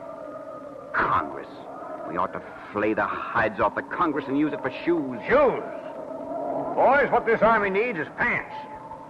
I can't even borrow Teague's pair when he ain't using them. Quiet. Would you forget Neil's sick? Don't mind him, Neil. Go to sleep, boy. All right. Don't let them take me to the pest house. It's bad enough to die. But a man don't want to be scared to death. The fever. Now, you quit this talk of dying, Neil. Here, take some broth. Broth? Spad? Sure. I stole it, so I know it's good. Well, boys, I'm going out tonight for a spell. Where you bound, Teague? You see me about the 1st of April. You better be. Don't count on me to put up a story for you. How long are any of you going to be here? You'll all go like Neil there or me. Now, walk to Philadelphia. That's where General Howe eats. No, sir, I'm going home. Because I'm cold and hungry, that's why. All right.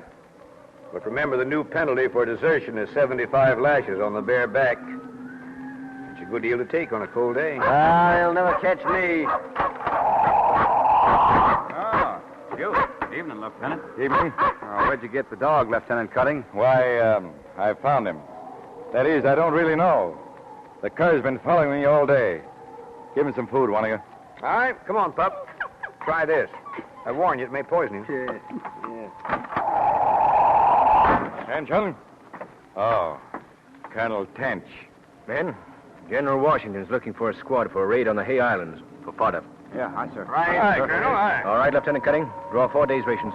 With my compliments, Colonel, the thing is impossible. We've drawn the last ration for the regiment. It seems you enjoy the situation, Lieutenant. This is probably the worst managed army in the history of military operations. There are certain names I don't care to hear insulted. I insulted nobody. Colonel Tench. The matter arranged, Colonel Tench. I'm in haste. I'm sorry, General Washington, but Lieutenant Cutting says he's drawn the last ration for this regiment. Lieutenant, a food train will arrive soon. Oh.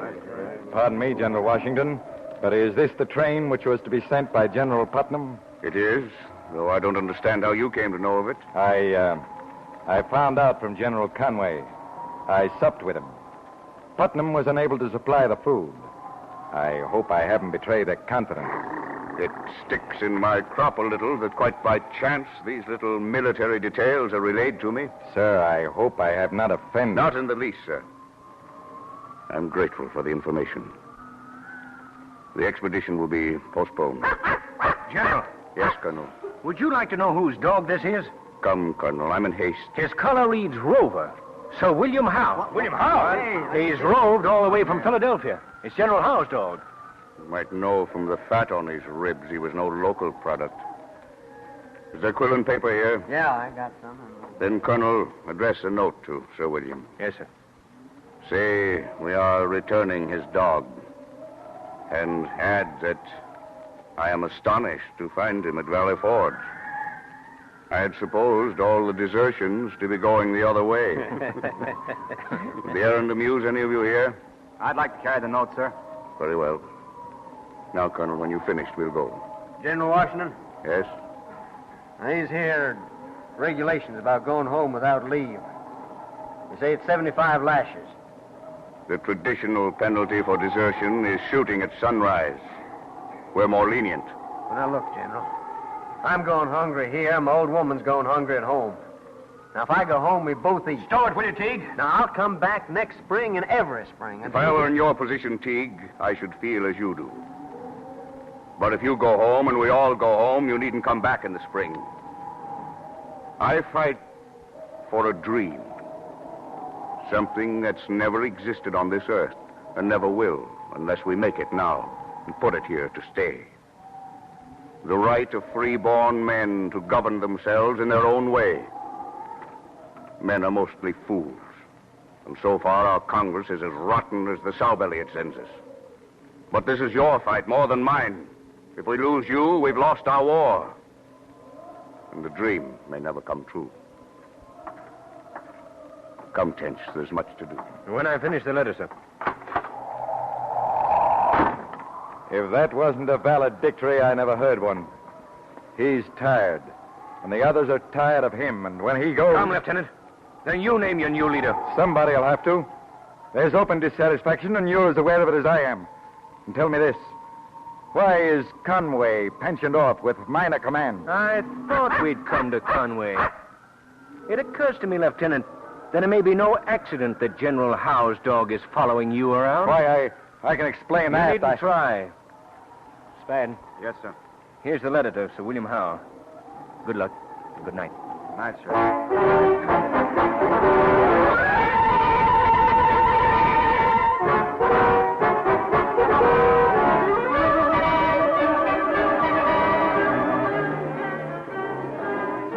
My little company is ready with their play, General Howe. Good.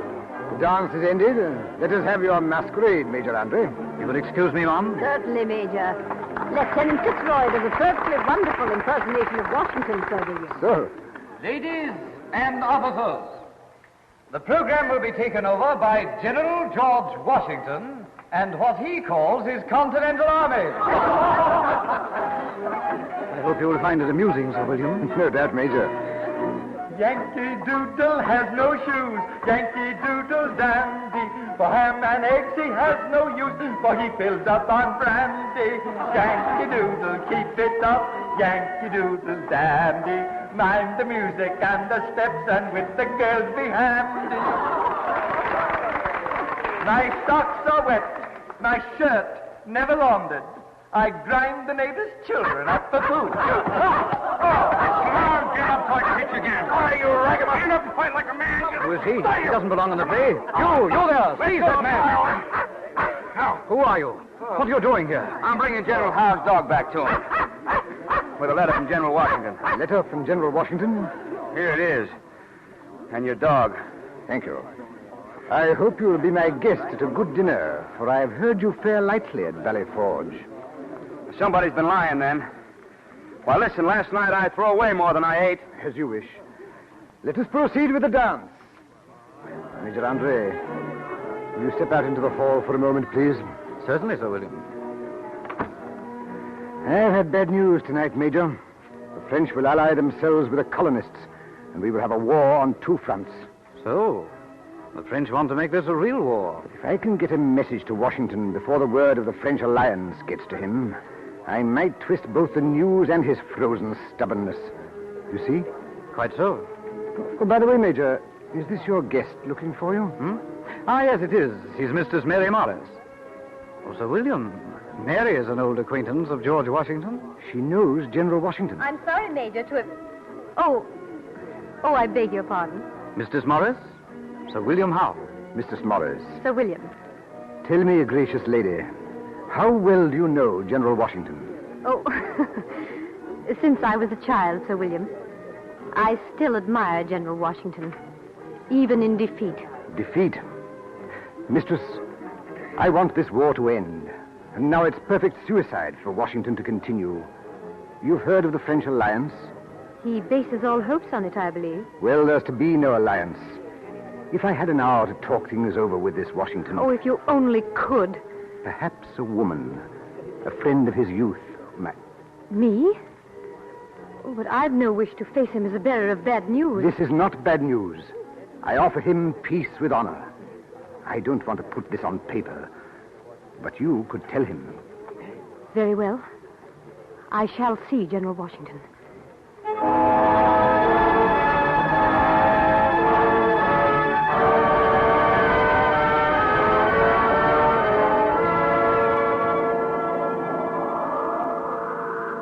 General Washington, there's a woman outside who wants to see you.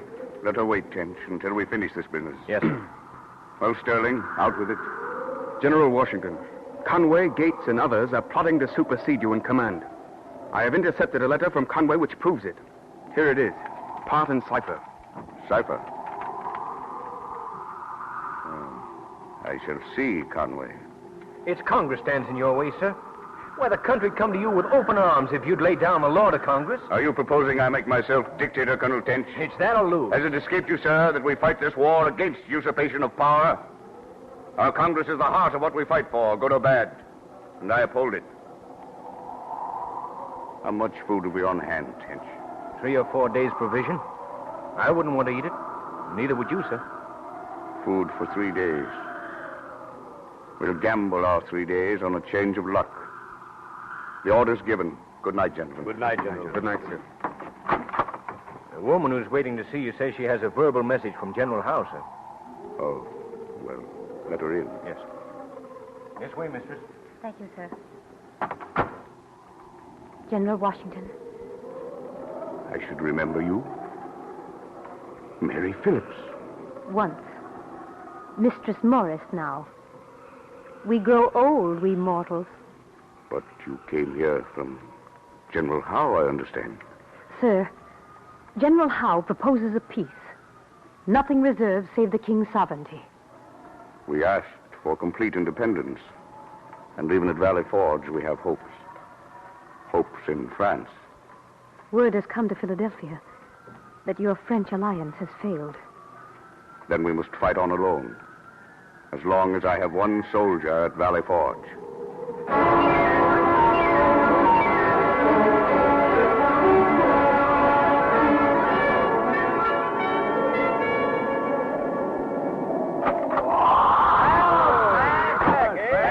Gentlemen, I had the pleasure of turning down General Howe's dinner to his face. You saw Howe? I did. Boys, we can lick him. We can lick him for sour apples. That bunch of wildflowers. You turned down a dinner? Oh, I ate. But not with those namby-pambies. Look at this. Corn! And there's more where that came from. General Howe's corn cribs. There's 6,000 bushels. If you boys will come with me, we'll get breakfast for everybody. Yeah. Breakfast. Come on!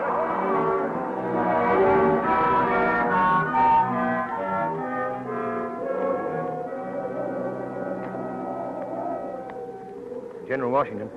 What is it, Tench? I've stabled the horses and have 2 congressmen left over. Shall I fetch them in? By all means, Tench. And set 2 more places for breakfast with the same fare they send us. Yes, sir. Come in, gentlemen. Mr. Harvey. You're welcome, gentlemen. I have anticipated your appetites. Breakfast is on the table. Please be seated. Right here, Mr. Boone. Here you are, Sirs, you must remember you've left me without a quartermaster these 3 months. Most unfortunate, General Washington, but there's been some quarrel in Congress over appointment.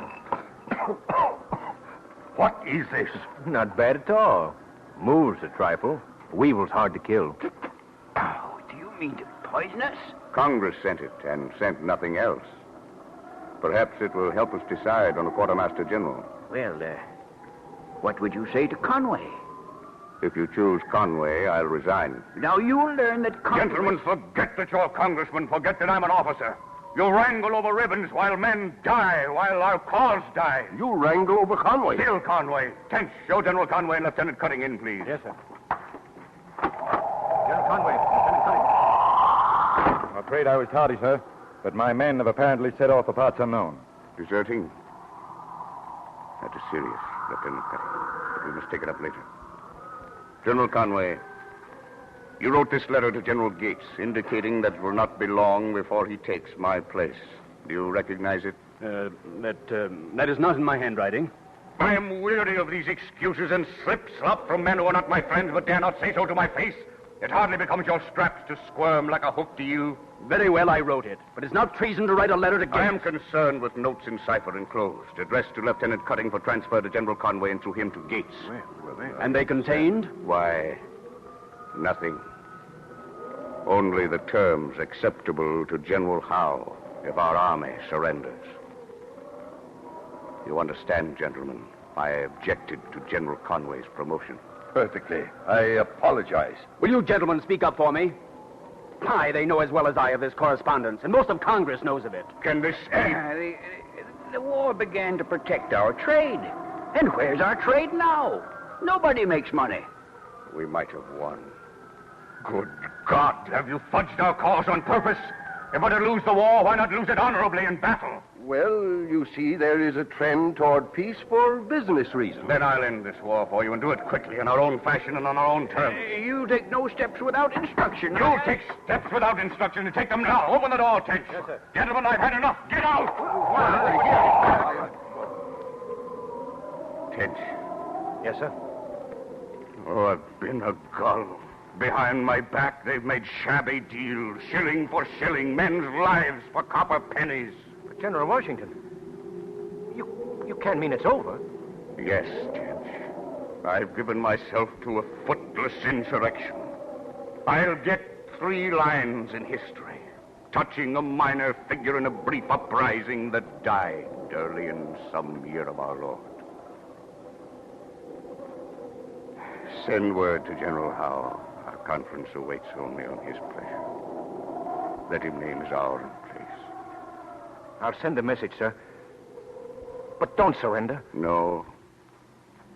Tench, this nation's spending its heart's blood for a packet of liberty. We opened the packet today, and it was empty.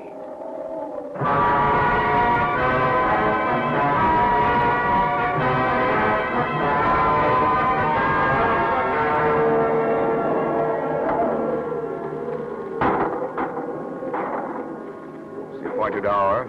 This is the barn where Howe was supposed to meet us, but I understood Tench was to be here, General Sterling. So what's that? Beg to report, General Washington. Colonel Tench was here, but he stepped out to mix in the shindy. Oh, it's you. Lieutenant Cutting told me you had deserted. Oh, we got hungry and just set out to get some corn, that's all. And by so doing, provoked that skirmish out there when we're supposed to be under a truce. Like most of my orders, it was violated. What do you expect a man to do? I have appointed to meet here with a British officer. It would mortify me somewhat to introduce him to renegade Continentals. Cutting's a renegade, if you ask me. If I'm one, I'm glad to get out of here. Teague, help me move Neil. Well, if we move Neil, General Washington, I'm afraid he'll finish the boy. See, some of us got clipped. The boy can stay. Lie quiet, lad, and rest your head here. Quiet. Find a stone, General Washington, and cut my name. My name was Neil. And say, he died of wounds in battle. Yes, son. Say, long ago, he died in a lost cause. Cut it deep. It's all I'll ever have. General Washington. Yes, Tench. Sir, These men here have sacked a dozen of the enemy's corn cribs. Food is now stored in Clopton's Landing. There have been some wounded in the action, some killed. Among the latter, Lucifer Tench. You list yourself among the slain? This is rather tasteless joking, Tench. I'm dead enough. My boots are full of blood. Dead for hay and grain. That's a high death for a swashing soldier. I have loved you, sir. But if you set your seal to surrender, my curse on you. I'm tired, done. Tench, man. Tench. I can ill spare him. Dead for hay and grain. Excuse me, sir. General Howe is outside. Let him wait a moment. General Washington, I was going home that time, and then you told me I better not, and we stayed. Didn't you mean that? I meant it then, but now you're free to go. Now, look. When a man wants food, he has to get it. Now, we're not through fighting. Maybe we're not the kind of army you wanted because we don't keep drill, but... Well, we won't starve either, and the army won't. We stole Howe's corn last night, 1,000 bushels. Ferried it over. Yeah, that ought to last a while. General Washington, if you stay, we can make a fight of it. But if you're gone, they'll drive us all out west. We never thought you'd quit. Do you want the war to go on? Yes, sir. If I believed 10 men would follow me, I'd not be here. I'll go with you, sir. Yes, for all of us. While there are men who would rather not live at all than live not free, we'll fight this war together. Call in General Howe. Yes, sir. Come in, gentlemen. General Howe. At your service, General Washington. General Howe, there will be no peace on the terms now offered. These hunters and backwoodsmen have heard your offer, and they reject it. Your choice of counselors is your own, of course, General Washington. But you've lost, you know. Your government's opposed. Your men in rags. We know it, General Howe. By all the rules of the game, we're beaten and should surrender. But these men follow a dream. A dream that men will bear no burden save of their own choosing, shall walk masterless and choose their gods. It's destined to win, this dream. Even if we should fail, it's destined to win. I'm no Don Quixote to battle with dreams and windmills. We must go. Goodbye, sir. Goodbye, General. And so we're left with some years of revolution on our hands, and we have food for 3 days. And then for 3 days more, if we can find it. Soon it will be Mason spring. and Neal and Tench. They paid for our 3 days. We must bury them here. They died here and earned their ground. Shall we fire a volley over our dead? We'll need our powder. And dead men don't hear volleys. So be it then. This liberty will look easy by and by, when nobody dies to get it.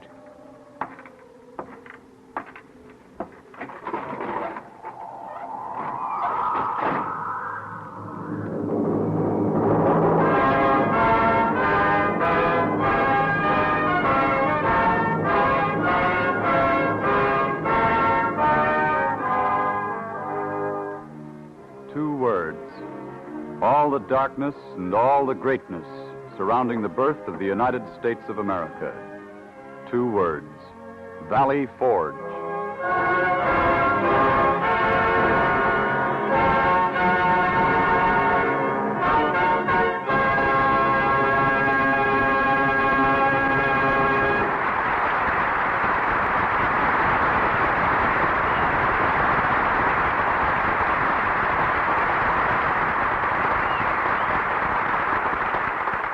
The Cavalcade of America thanks John McIntyre and the Cavalcade players for their performance of Valley Forge by the distinguished American playwright Maxwell Anderson. And now the DuPont Company brings you its story from the wonder world of chemistry. Virginia sent to Valley Forge its pioneers of democracy. Today, DuPont is sending to Virginia its pioneers of modern science and industry. They go as emissaries of a free enterprise that the spirit and courage of Valley Forge made possible. At the Virginia town of Martinsville, close to the North Carolina border and many of the South's great new textile mills, the DuPont Company will build a new plant for the manufacture of nylon yarn. Construction is to begin at once. When complete, the new plant at Martinsville will employ 750 workers, and to build will cost approximately $11 million. A few years ago, nylon was but a chemist's dream, a dream 200 years old that seemed impossible of fulfillment. But behind that dream was the pioneering spirit, still alive, which believes nothing is impossible if one keeps on trying. Late in 1938, DuPont was able to announce that the first textile fibers to be wholly man-made had been drawn from a class of materials derived from air, water, and coal. At the time, many who heard or read of those unique gossamer-like filaments probably thought of them as just another laboratory novelty. But shortly, a great factory began to rise at Seaford, Delaware. Nylon appeared in retail stores in the form of brush bristles. Beautifully sheer hosiery of nylon yarn followed, and American women found it was a better hosiery. Surgeons discovered in nylon a better material for closing wounds. Industry experimented and developed still further uses. Public demand forced a doubling of the capacity of the original Seaford nylon plant, and today more than 90% of the yarn produced continues to go to manufacturers of full-fashioned hosiery. Now comes Martinsville, again in answer to public demand.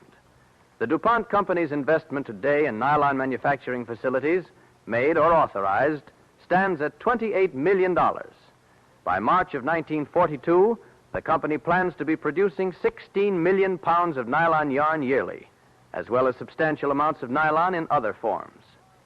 This large new investment in nylon is an evidence of the continuance of the American incentive to grow and to improve.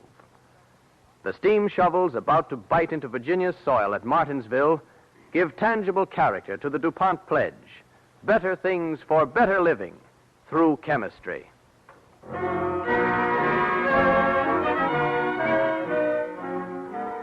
And now the star of next week's program, Carl Swenson.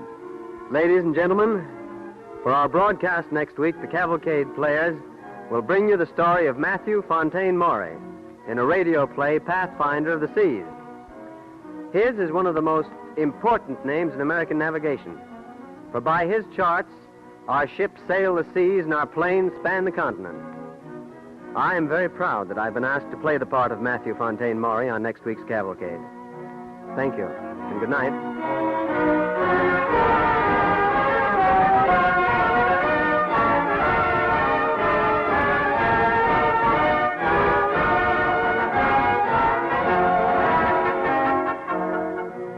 On tonight's program, the orchestra and original musical effects were under the direction of Don Voorhees.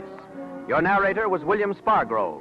This is Clayton Collier saying good night for the Cavalcade Players and best wishes from DuPont.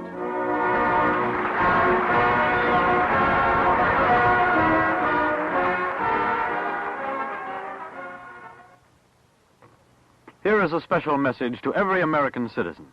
To vote, you must register. In a time when democracy is on trial throughout the world, we in America have the right that is denied to millions of the Earth's peoples to choose those who shall govern for us. To make democracy work, we must register now and vote on Election Day. This is the National Broadcasting Company.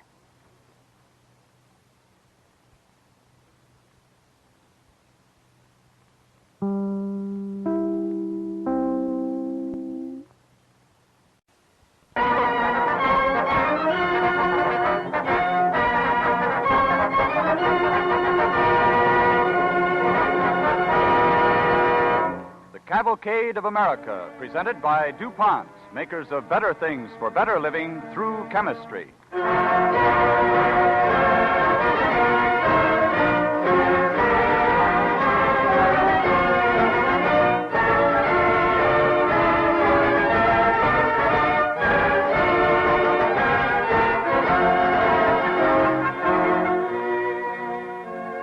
To the millions of American men and women who have labored, and today labor still, with hand and mind and heart, to build and to preserve a great free nation, the Cavalcade of America proudly dedicates the unending story of a new way of life in a new world.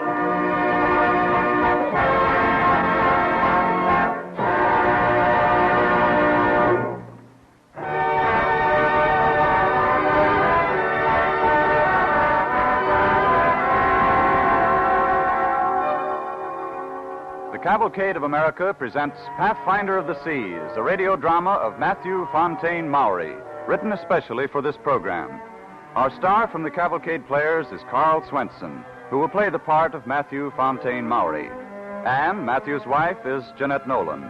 Coachman, Kenneth Delmar. Captain Jackson, Ray Collins. The Secretary of the Navy, John McIntyre. And Hubbard, Edwin Jerome. Our orchestra and original musical score are under the direction of Don Voorhees. DuPont, makers of better things for better living through chemistry, present Pathfinder of the Seas on the Cavalcade of America.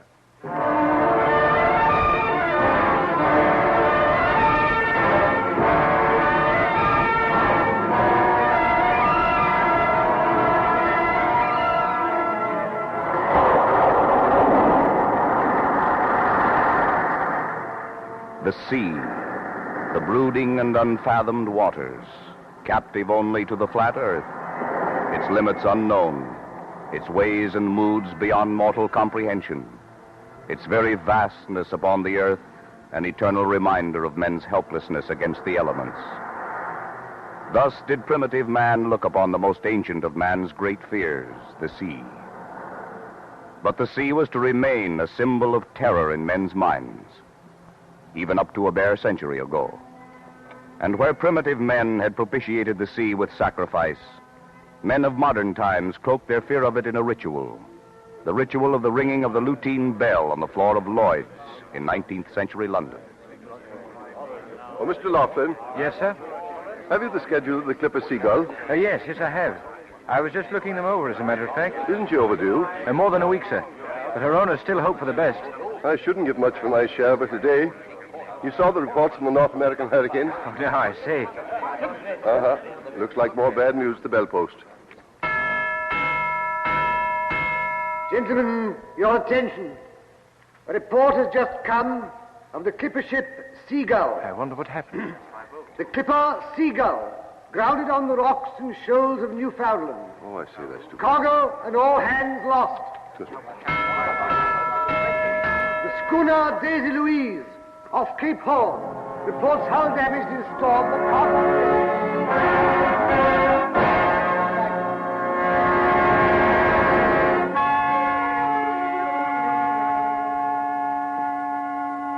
The lutein bell on the floor of Lloyd's, solemn recorder of the fate of ships of all nations.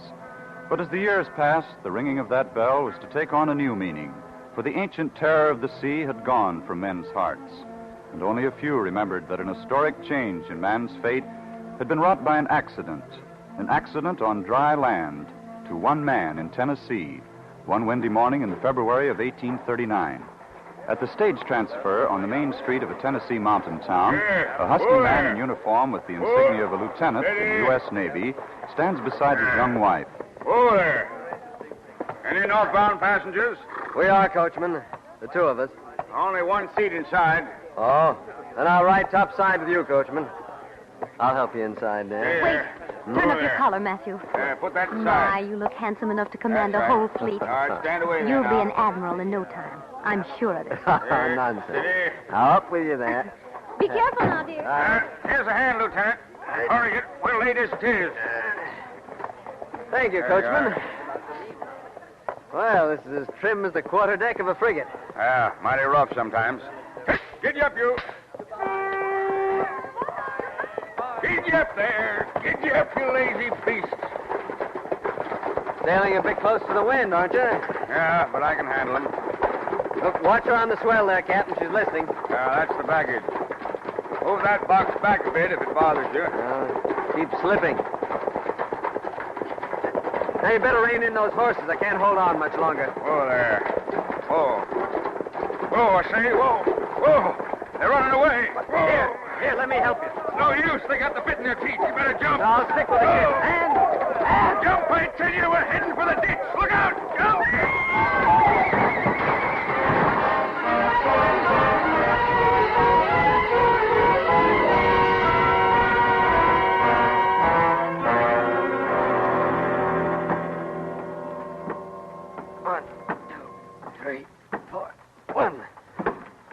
Matthew. Yes, Anne? Oh, you promised me you'd keep off that leg today. You know the doctor said that... Oh, fiddlesticks, the doctor. Well, I'm getting back my sea legs already. Why, darling, I could take over command of that ship tomorrow if they'd only come through with the order. Oh, yes, Matthew, that reminds me. Something just came for you in the mail from the Navy Department. Oh, well, read it to me, my dear. Of course, Matthew. Oh, I hope it's still the Consort. Oh, she's a fine ship, that. Why, if I had command of... Oh, Anne. Don't tell me they're giving me that old tub, the Concord. Navy Department, Washington, D.C. Huh? Owing to a bodily accident, which renders him unfit for active duty at sea, Matthew Fontaine Maury, Lieutenant, United States Navy, is hereby transferred to shore duty. No. And is assigned to the Navy Observatory at Washington to be in charge of the depot of charts and instruments.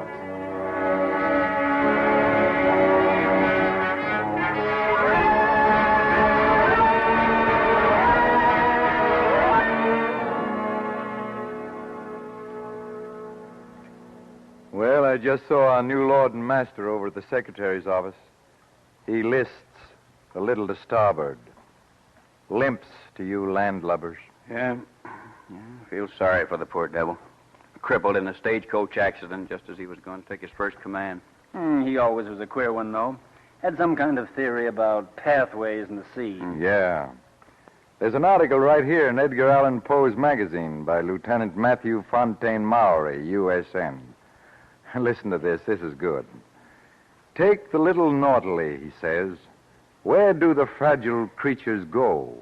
What directing hand guides them from sea to sea? What breeze fills the violet sails of their frail little craft? And by whose skill is it enabled to brave the sea and defy the fury of the gale? What's he driving Now, at? there's more of it.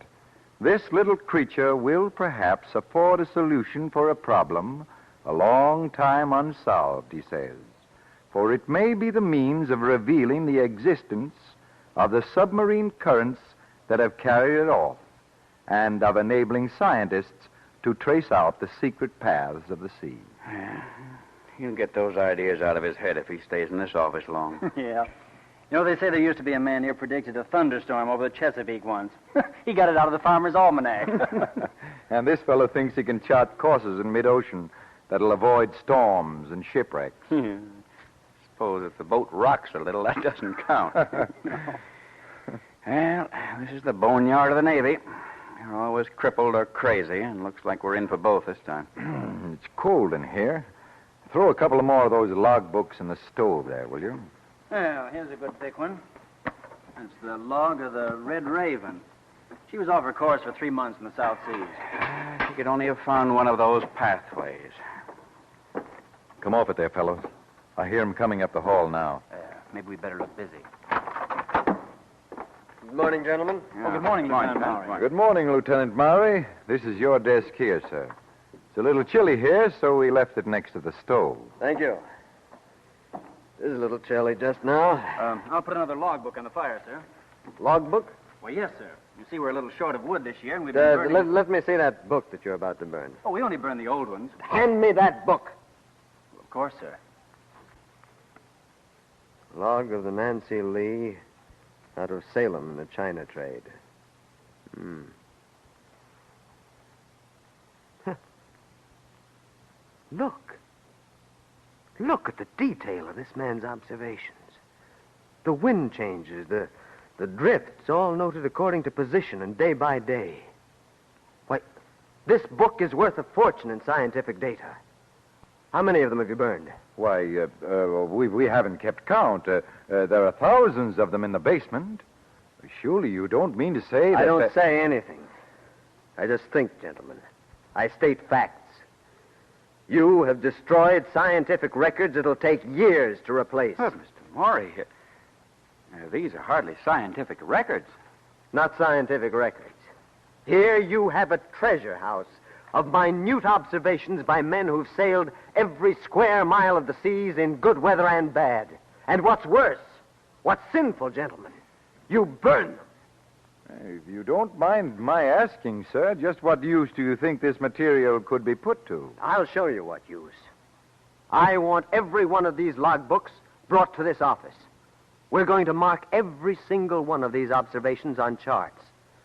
Then we're going to revise them, and revise them again, and collect more data like this, until the map of the sea is not just a blue, empty space, but a chart of currents and prevailing winds and tides, shown as accurately as the rivers and mountains in maps of dry land.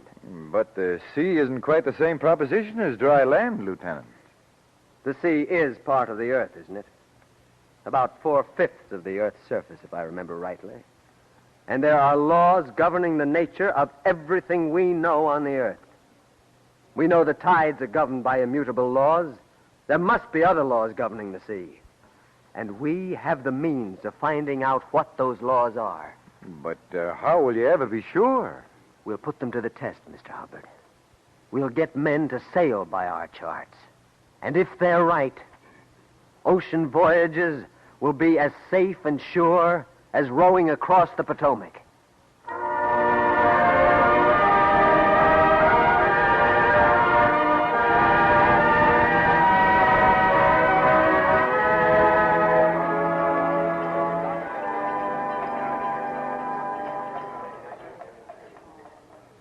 Mr. Jackson. Oh, there. Mr. Jackson. Good day, Mr. Mowry. Good to see you again. Must say you're prompt meeting up with me right here at the gangplank. You have a good voyage, sir. Good's no word for it. It's the best voyage the Whirlwind ever made. You followed my charts? To the letter. All the way around the Horn to San Francisco. Your log, Mr. Jackson. May I see the log? Well, it's in the cabin, sir, for all to read.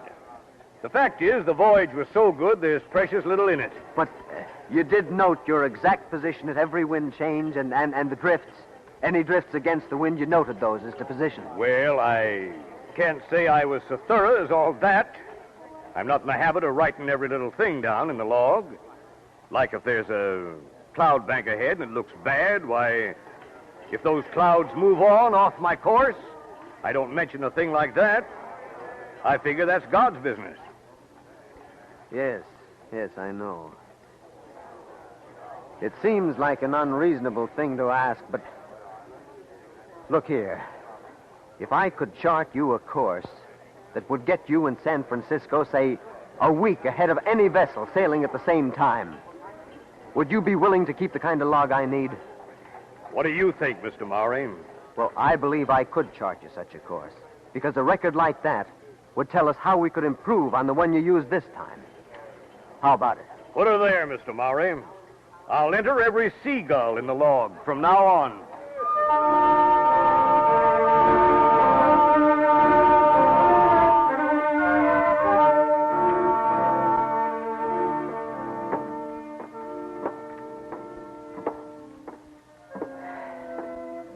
Don't understand why there's no news of the Whirlwind. By my calculation, she should have reached San Francisco more than 2 weeks ago. Should have some word by now. Perhaps they're waiting for the others to arrive to give you the difference in time, sir. Well, he should have written at once. Here's the afternoon paper, sir. I just put them down there. Did you stop at the post office as I asked you? Yes, sir. There was nothing there. Lieutenant Mowry. Yes? It's right here, sir, in the newspaper. Let's see it. By special dispatch, San Francisco. The most remarkable race in the history of mercantile navigation concluded today with the arrival of the last contestant, the Sally, which sailed into harbor 16 days after the arrival of the winner, the Whirlwind. Wonderful, Lieutenant. Think of that. The Whirlwind's master sailed according to charts prepared by Lieutenant Matthew Fontaine Maury of the Navy Department of Charts. And look, sir. Look, it says here. It's believed that Lieutenant Maury's discoveries will have future significance in the development of the United States as a naval power, as well as saving thousands of dollars in the shipping industry. Lieutenant. Splendid. They'll have to believe now. They'll have to believe me.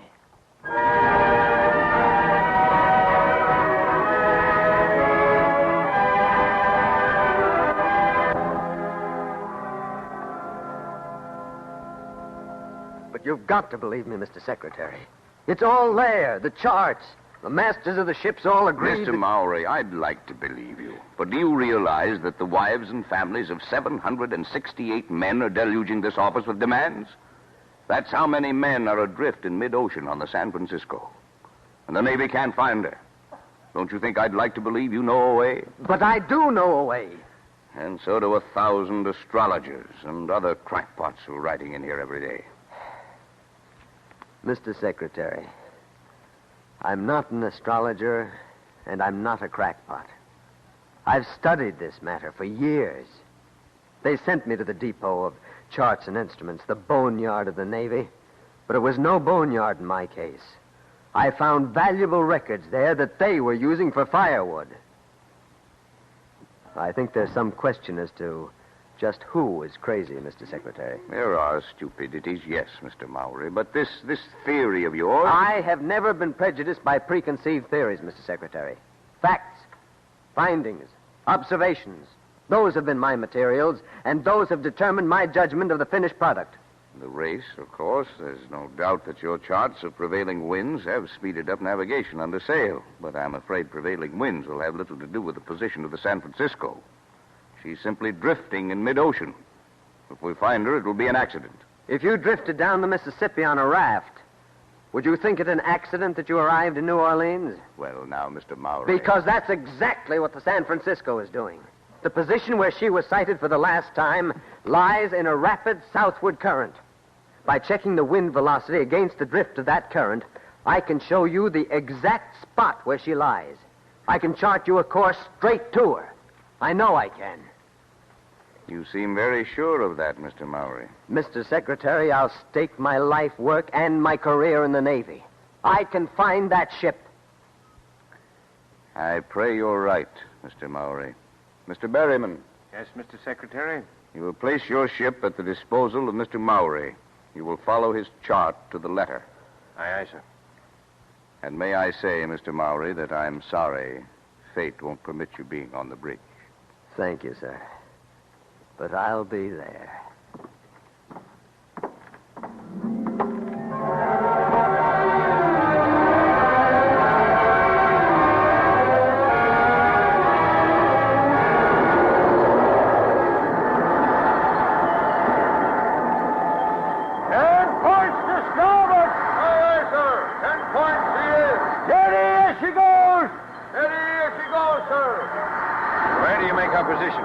According to Mr. Mowry's chart, about here, sir.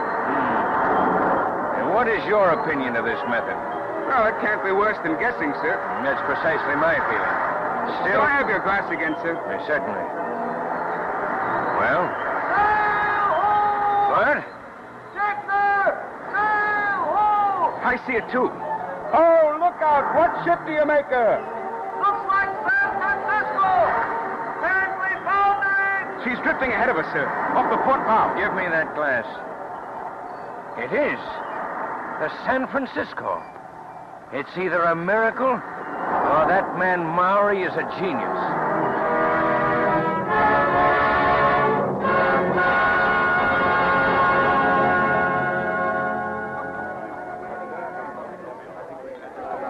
Lieutenant Mowry. Yes, Mrs. Mowry.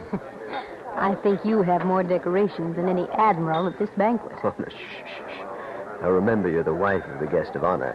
Who's that man with the mutton chops and a face like a balloon? And that's the German ambassador. He has a ribbon. You're the handsomest man here. You should have the ribbon. Anne, please. Oh, let me have fun, Matthew. I've waited so long for this moment. When they'd finally recognize you for the great man you are. I mean here at home. Ladies and gentlemen. It's time for your speech, Matthew. You got your notes? Oh, heaven help me. I left them at home. Ladies and gentlemen, you all know, the whole world knows Lieutenant Matthew Fontaine Mowry. 38 nations have bestowed on him the highest honors in their power to bestow. But tonight, we pin no orders and dub no knighthoods on our guest of honor. We bring him testimony of the simple gratitude of every man who goes down to the sea in ships, and every woman who waits at home for the seafarer. Ladies and gentlemen, I give you the man who calmed the seas.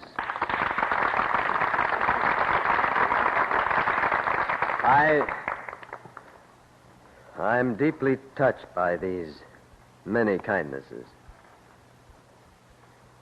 Lord Packingham calls me the man who calmed the seas. I did not calm the seas. I didn't even make the pathways around the reefs and shallows. They were there all the time.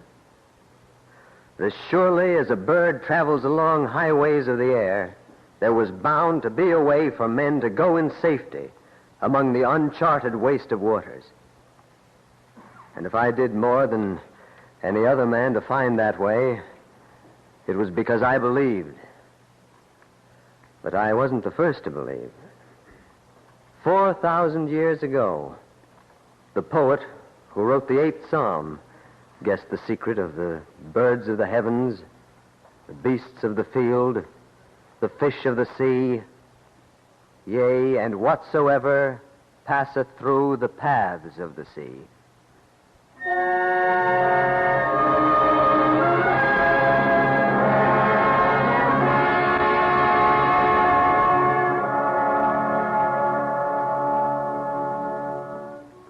A man had believed, and out of that belief came the inspiration for knowledge.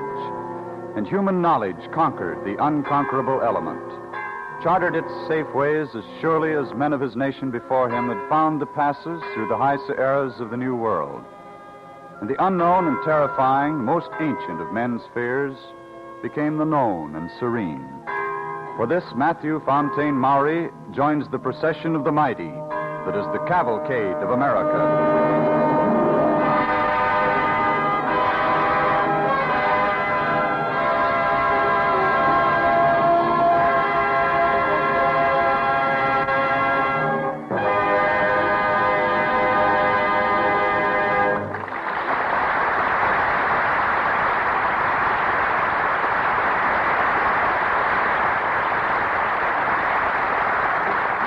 The Cavalcade of America thanks Carl Swenson and the Cavalcade players for their performance of Pathfinder of the Seas, the story of Matthew Fontaine Maury. And now the DuPont Company brings you its story from the wonder world of chemistry. The auto shows are on. Tonight we've invited a designer, Mr. Robert Harper, and an automotive engineer, Mr. Kenneth Meade, to give you a new and different behind-the-scenes glimpse of chemistry. Chemistry as it helps to make the 1941 cars the best ever. Mr. Harper, what do you think are the most striking things about the new cars? From the designer's viewpoint, Mr. Collier? Yes. Well, certainly I'd mention the new colors, like Capri Blue and Ruby Maroon, Cimarron Green, French Copper, and Parma Wine, especially in the two-tone color combinations. And I like the iridescent metallic finishes, too. In the interiors, I imagine the most striking feature of the 1941 cars is their use of plastics. Cars this year use 13 times as much of your DuPont Lucite as they did in 1938.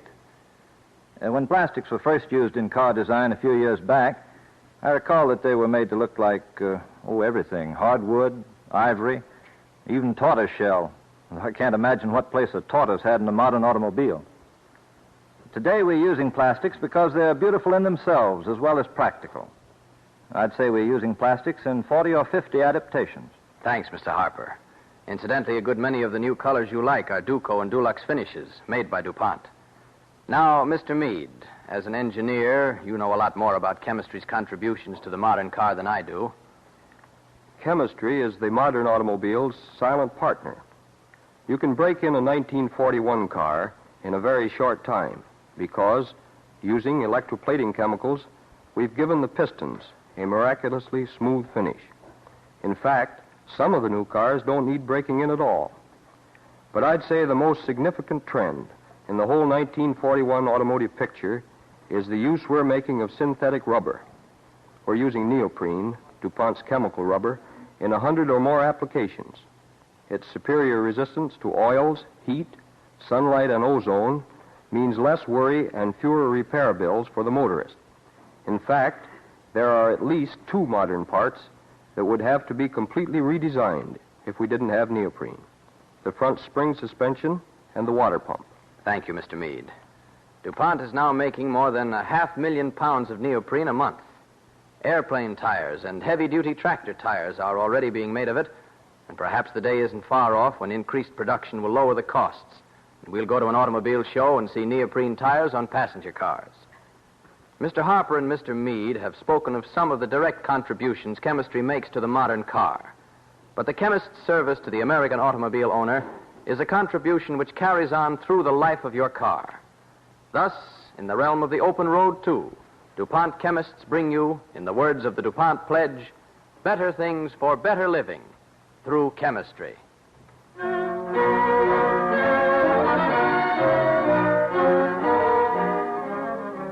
And now, the star of next week's program, Jeanette Nolan. Ladies and gentlemen, I can think of no better way to tell you about Anne Rutledge, the heroine of our broadcast for next week, than to read you this poem by Edgar Lee Masters from his Spoon River Anthology. Out of me, unworthy and unknown, the vibrations of depthless music, with malice toward none, with charity for all. Out of me, the forgiveness of millions toward millions, and the beneficent face of a nation shining with justice and truth. I am Anne Rutledge, who sleep beneath these weeds, beloved in life of Abraham Lincoln, wedded to him, not through union, but through separation. Bloom forever, O Republic, from the dust of my bosom. Anne Rutledge, who was loved by Abraham Lincoln, inspired that verse. It is her sad and tender story that the Cavalcade players bring you next week. Thank you.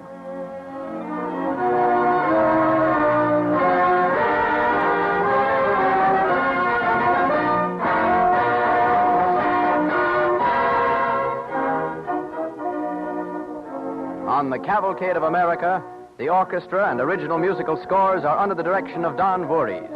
Your narrator, William Spargrove. This is Clayton Collier bringing you best wishes from the Cavalcade players and from DuPont.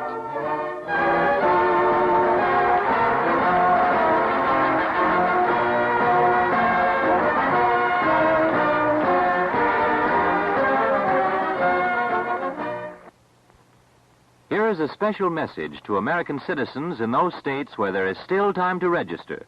To vote, you must register. In a time when democracy is on trial throughout the world, we in America have the right that is denied millions of the Earth's people to choose those who shall govern for us. To make democracy work, we must register now and vote on Election Day. This is the National Broadcasting Company.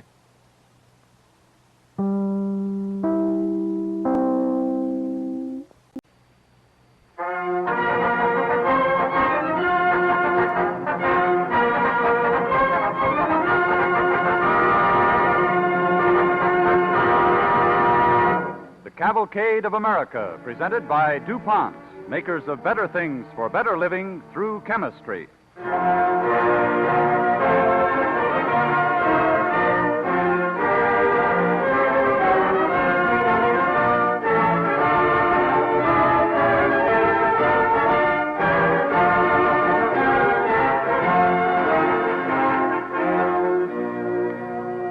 the millions of men and women who have labored and today labor still with hand and mind and heart to build and to preserve a great free nation, the Cavalcade of America proudly dedicates the unending story of a new way of life in a new world.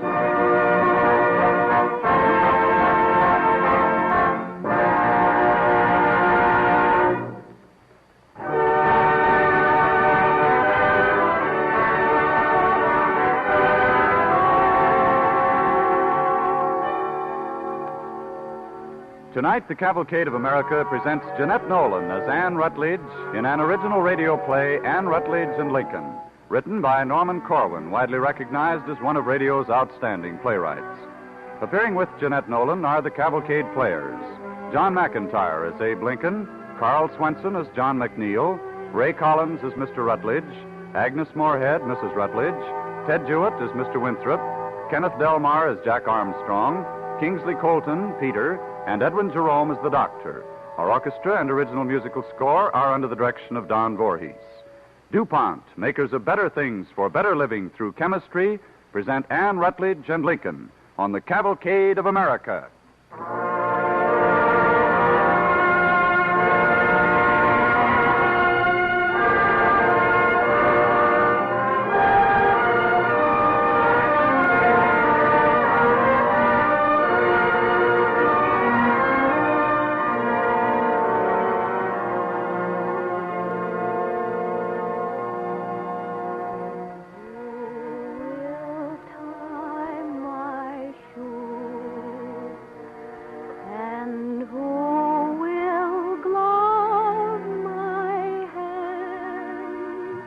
Let me tell you about the girl humming that tune. Her name is Anne Rutledge. A long time ago, she lived with her mother and father and 7 brothers and sisters in a tavern in New Salem, Illinois.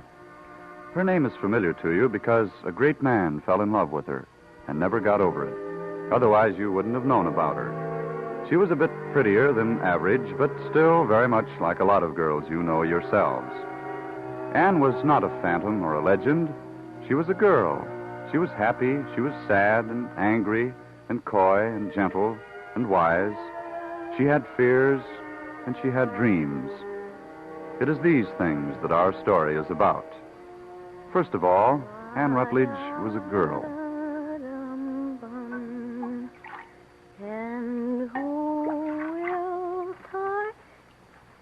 Mother, Yes, Anne? can I ask you something important? Can it wait until we do the dishes? Oh, yes, I guess it can wait, all right. Well, tell me, what is it? Don't laugh at me now. Oh, come now. Do you want to ask me or don't you? Mother, what's it like to be in love? What? Why, Anne, now, why should a thought like that be in your head at this hour of the morning? Because I've been thinking about it all night. You have? Yes. I just couldn't sleep. I kept listening to the crickets and the frogs and the house creaking. And did you know there's a screech owl down in the glen somewhere? No. Well, there is because I heard it. And I also heard Pa snoring. I heard that myself. Toward morning, it got very still. It seemed everything went to sleep, even the crickets and the frogs. And then I could hear my heart beating, slowly, like this. Boom, boom, boom, boom. So slow I was afraid it would stop. Maybe you shouldn't have ate before you went to bed, Anne. Oh, no, I felt fine.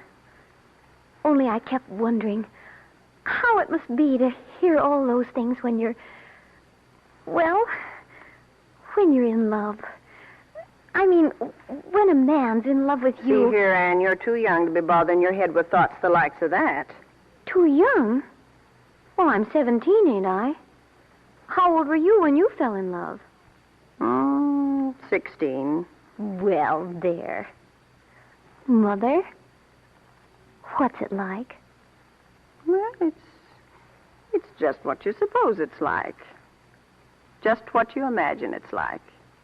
If it's what I imagine, then it's like the way the leaves stirred all last night. And the little sounds kept coming from far away. Or it's like how the hay smelled down at Tuttle's farm just after they finished mowing last week.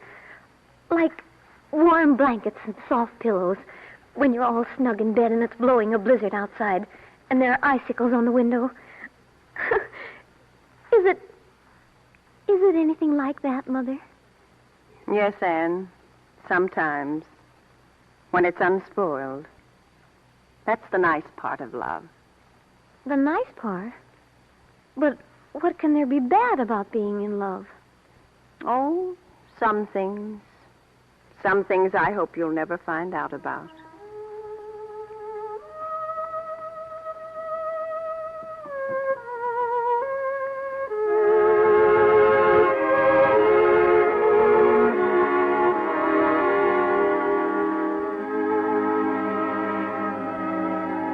Yes, Anne Rutledge was just an average girl, and she was happy.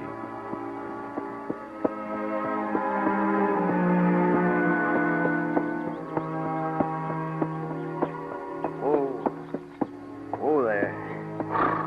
Whoa. You mind my stopping? Why should I mind?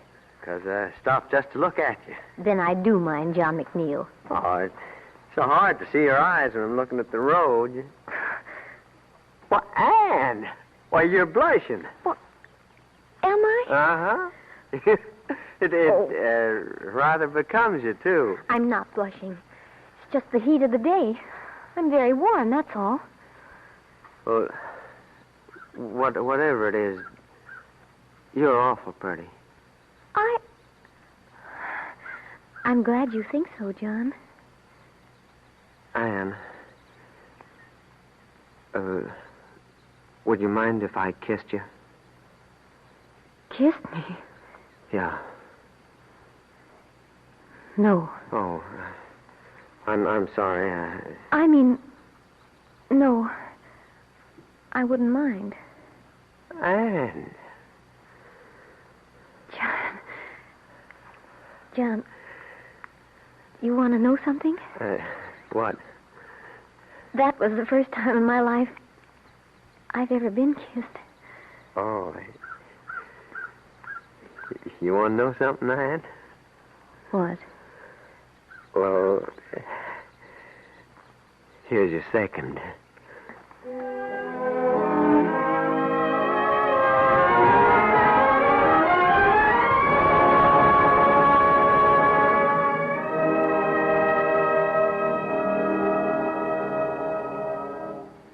Yes, Anne Rutledge was a happy girl, but sometimes she was sad. Good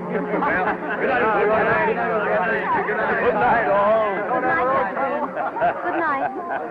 Good night, Mr. Lincoln.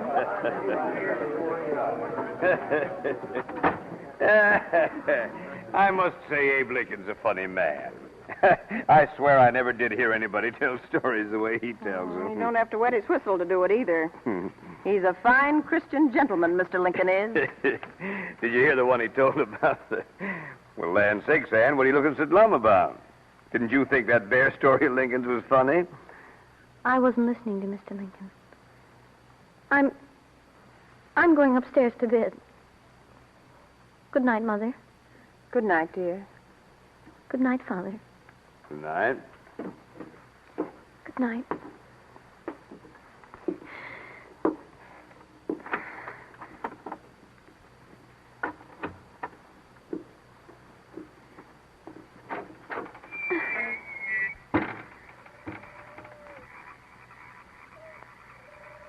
Dear God, please bless Mother and Father and the children and John McNeil. And please make John change his mind and come back to New Salem as he promised me he would. Because I'm so lonely since he went back east. Dear God, make him come back to me. I love him so much. So very much.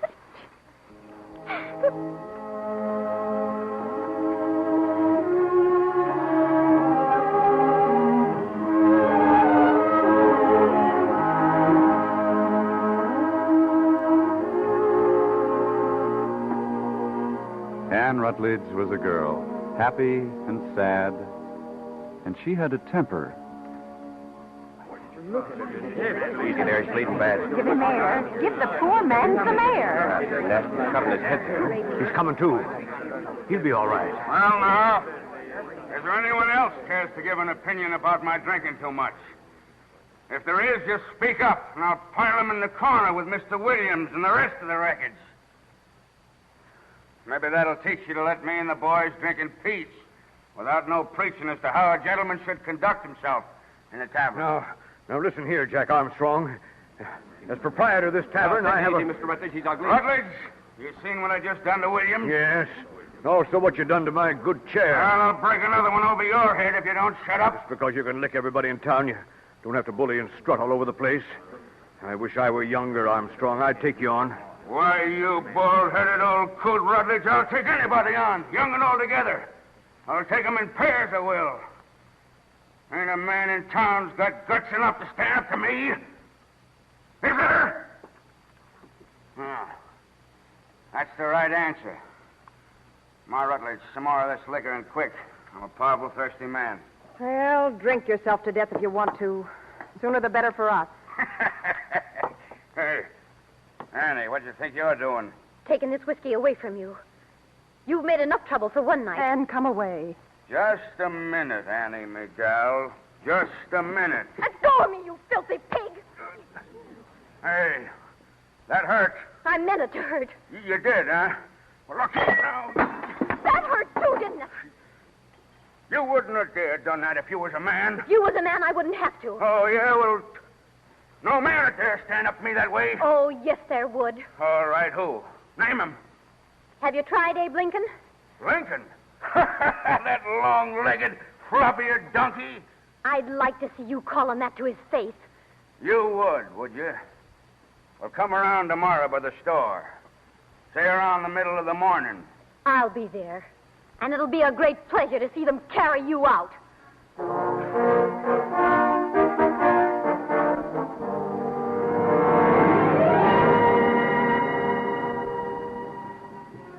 Yes, Anne Rutledge was a girl.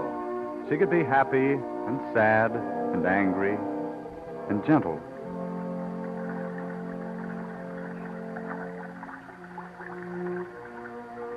Aren't you getting too much sun on you, Mr. Lincoln? Won't make much difference to a face like mine. Sun shining on the water. That can burn, too. Never heard of the Sangamon River burning anybody. All right. But don't say I didn't warn you.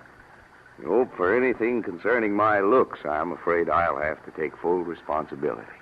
You're not bad looking, Mr. Lincoln. Might bother your eyes, Miss Anne? No. I can see fine. I like your looks. Well, thank you. You're being very kind. Aren't you going to say anything about mine? Well, I'm not very good at expressing myself on things I feel very, very deeply about. You feel very deeply about my looks? About you, Miss Anne. Oh. Don't suppose I have any right to hope, but I do nevertheless. I hope that someday I might perhaps be worthy of your affection. Oh? But in the meantime, though, I hope you just let me keep seeing you, that you let me take you for walks and maybe sit with me again like this on the bank of the river. Mr. Lincoln. Yes? How is your memory? Why, all right, I guess. Do you remember how you threw Jack Armstrong the time he came down to the store looking for a fight? Yes. How you got your arms around him and spun him head over heels? Mm-hmm. Well, why don't you try putting your arms around me, but leave out the spin?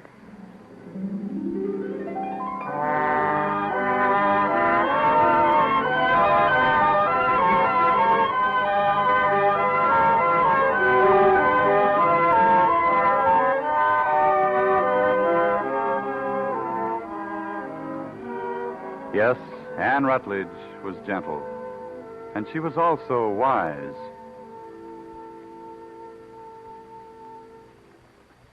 Sister, Yes, Peter? which do you think is the best, a soldier or a sailor? I'm sure I don't know. That's been worrying me. Very well. Now let me read, please. Sister. Anne. What? Do sailors get seasick? Can't you see I'm trying to read, Peter? Well, I only wanted to know. I was only asking. Oh, I'm sorry, Peter. I was trying to read. What did you want to know? Do sailors get seasick? Well, I shouldn't think so. Not good sailors, anyway. Why do you ask? I was just wondering what I'd be when I grow up. A soldier or a sailor? I think I'll be a soldier. Why? So I can lick all the old Indians, and they'll run away when they see me coming. Come over here, Peter. Hmm? Have you been listening to old Dan Potter? He killed 21 Indians with his bare fist. Because Indians aren't to be trusted, and they're no good, nohow. Dan Potter is just an old liar. The only Indians he ever saw are those nice old trappers who come to trade every winter at Malcolm's store. Get the idea out of your head that Indians are no good nohow. Anyway, nohow isn't a word anyhow. But wouldn't the Indians run away if they saw a soldier coming with a gun, loaded? I doubt it. Ask Abe Lincoln sometime about the Black Hawk War. He was a captain in the war, but he didn't see any Indians running away from white men. In fact, to the contrary. Well, yes, but white men aren't afraid to die.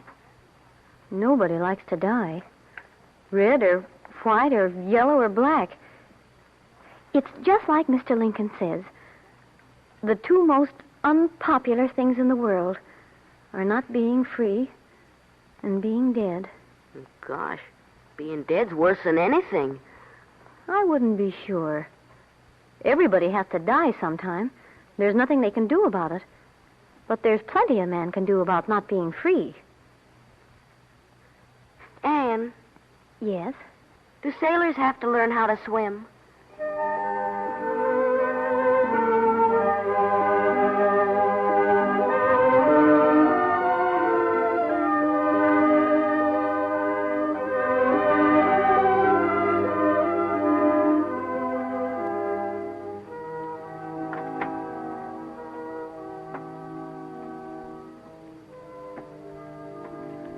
Mrs. Rutledge, Yes, Doctor? you'll have to keep Anne as quiet as possible. She mustn't get out of bed. Is it that serious, Doctor? Will she be a long time getting well? Mrs. Rutledge, Anne's not going to get well. Oh, no. You might as well know now. How long will it be? Might be 2 days. Might be 2 weeks. I'm sorry. I'm going into her. I've told you nothing now. There. Do I look all right? Yes. I'll wait here.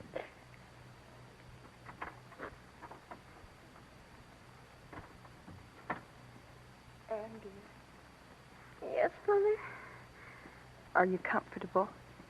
Is everything... I feel wretched, Mother. You're going to be all right. The doctor says so. He says so? Yes. You're going to be all right. Do you believe him?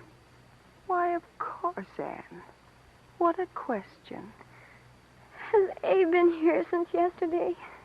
He came last night, but you were asleep, and he didn't want to disturb you. Even if I'm asleep, please wake me up when he comes, Mother. No, not if you're asleep, dear. The doctor says you need all... Mother, I'll get enough rest. Oh, yes. More than I need.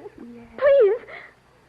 I want to see Abe when he comes. Yes, dear, yes. Of course. Oh, I'm sorry, Mother. There now. I didn't mean to sound so cross. Oh, there. There, lie back. That's right. Here, this will cool you. You see, I've got to talk to Abe because, oh, well, you know how I feel about him. Yes, Anne, I know. I love him. Yes, I love him. And I've got to see him now or what? Or never, Mother. Never.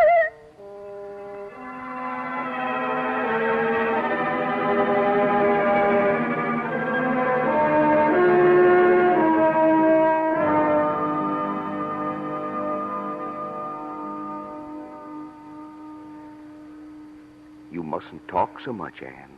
Rest. Let me just look at you and wish hard. Wish hard? Wish so hard that nothing can stand up against me. Like a tornado blowing the sky right off its hinges.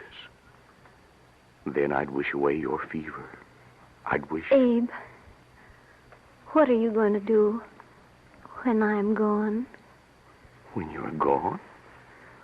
What I do when I'm 80 is of no concern to me right now. Do you love me, Abe? Well, Anne, God in heaven, Anne. I know. You once told me you weren't very good at expressing yourself on things you feel deeply about.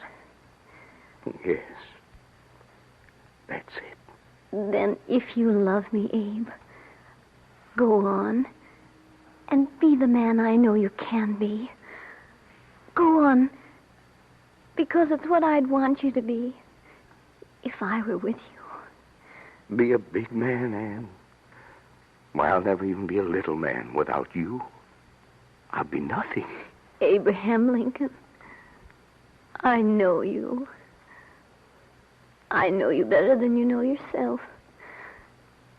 You'll grieve for me a bit, but you'll be all right after a while when you find out that grieving doesn't help. Abe, if it's at all possible for me to be near you after I'm gone, if in any way... Oh, God. Then I will come to you, Abe. I will. Please, Anne. You're tiring yourself. And when your mind's at peace, you'll go back to your books. And you'll be great. Because you're just naturally made that way. I don't want to be great. I just want you to be well again, Anne. You get some rest now. You're going to be all right. I'll stay right here by your side. Please now, my sweet. Yes.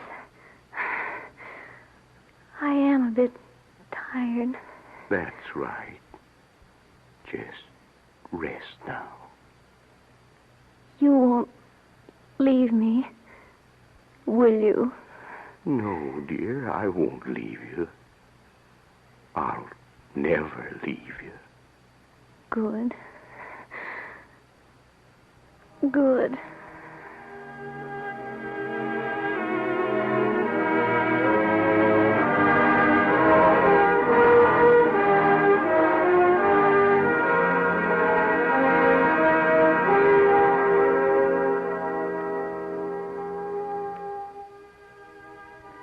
Yes, Anne Rutledge was a girl. An ordinary girl. A bit prettier than average, but still very much like a lot of girls you know. And when she died, all that was young and gay in Abe Lincoln died with her. And a sadness came into his eyes that never left them. Nor did those gentle, brooding eyes forget the little graveyard near New Salem and the girl who rested there, Anne Rutledge, whose love for Abraham Lincoln puts her among the immortals in the Cavalcade of America.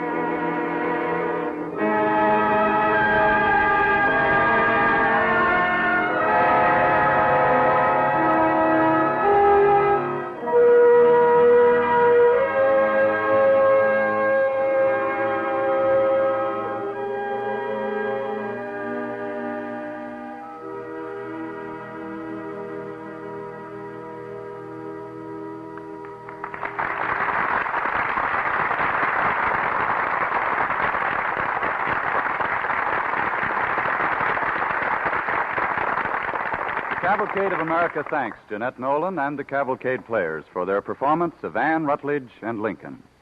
And now the DuPont Company brings you its story from the wonder world of chemistry. In the year 1639, in the austere little settlement of Charlestown, Massachusetts, a clergyman who had sinned grievously was brought before the elders and charged with what was considered a wicked offense. His horrified neighbors reported he had painted the inside of his house. Such vanity was not to be forgiven. Even the worst sinner in Charlestown would not have dared to paint the outside of a house.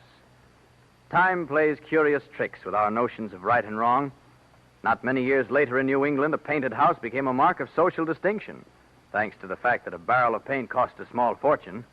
If your house was painted, people felt pretty sure you were a fine gentleman, or at least a rich one. How different those early attitudes are from our own. Our modern feeling is that not only our houses, but our health and happiness, too, are better off for color.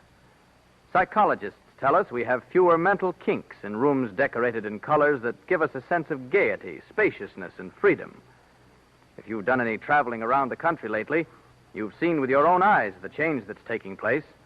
In New England today, the weathered, silvery cottages at Sconset on Nantucket have gay painted shutters under their crimson ramblers. One woman on Cape Cod sent all the way to a DuPont dealer in New Mexico for a blue she had seen on the houses there. She could have bought the same blue in Provincetown, but she wanted to make certain it was just right. The part DuPont has played in brightening the surface of America is no small one. DuPont makes self-cleaning house paints in white and colors for the outside of homes, roof paints, barn paints, and a paint for shutters called trim and trellis finish. For interior walls, DuPont makes primers, sealers, and flat wall paint. For walls and woodwork, there are DuPont interior semi-gloss and interior gloss finishes, Dulux Super White and Super Ivory, and Duco, the handy enamel for furniture, woodwork, and walls. For floors, there are varnishes, penetrating wood finish, floor and deck enamel, stains and waxes. All of them contributions in color to better things for better living through chemistry.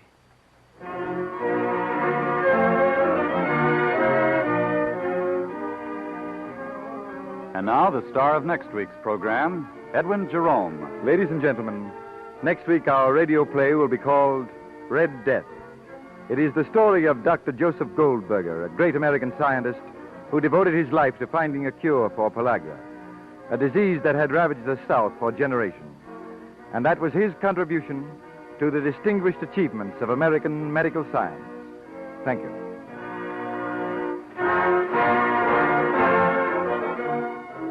The orchestra and original scores on the Cavalcade of America are under the direction of Don Voorhees. Your narrator was William Spargrove. This is Clayton Collier sending best wishes from DuPont.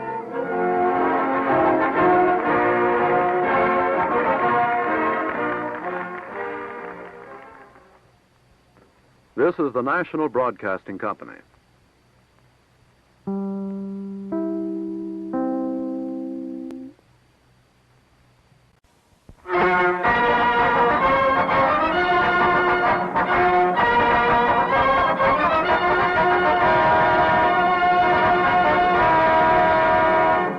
Cavalcade of America, presented by DuPont, makers of better things for better living through chemistry.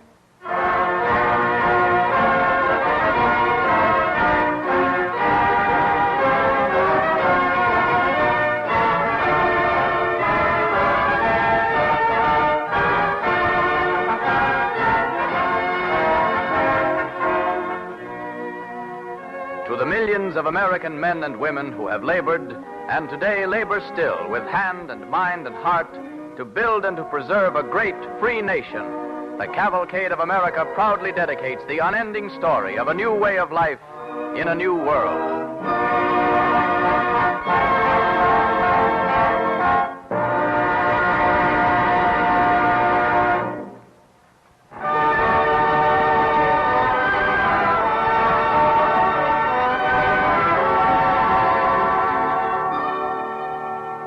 Tonight, the Cavalcade of America presents Red Death, the story of Dr. Joseph Goldberger and his fight against pellagra. Our star from the Cavalcade players is Edwin Jerome. The part of Dr. Horn is played by Ray Collins, Granny by Jeanette Nolan, Mary Goldberger by Agnes Moorehead, Elmer by Elliott Reed, and the Governor by John McIntyre. Our orchestra and original musical score are under the direction of Don Voorhees. DuPont, makers of better things for better living through chemistry, present Red Death on the Cavalcade of America.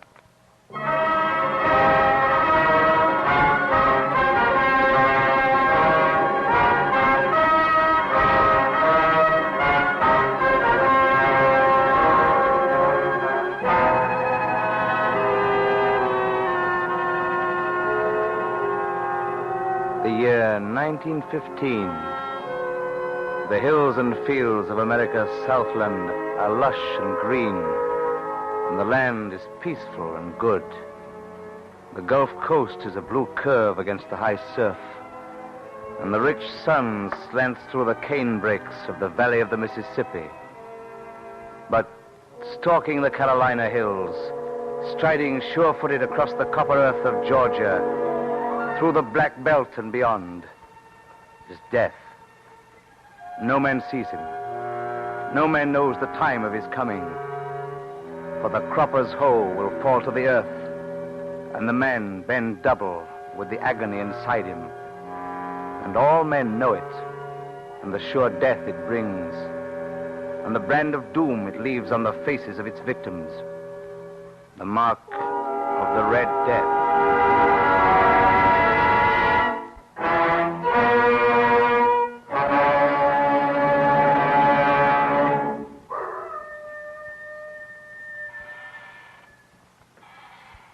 Well, Granny, I guess there's nothing more I can do here now. Dead. Sam's dead. They're all gone now. All my boys. It's hard, I know. It's hard for all of us, Granny. Cotton's gonna rot here this year. Same as down to the Bennetts last year when the misery took the old man away. Ain't this never gonna let up, Doctor? All we can do is hope and pray, Granny. Hope. Pray.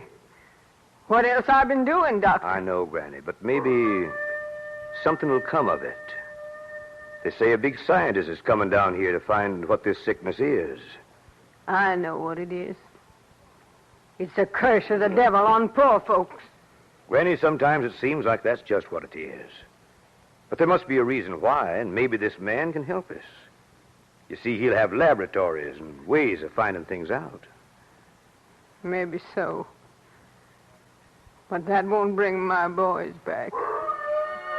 Nothing will bring them back to me.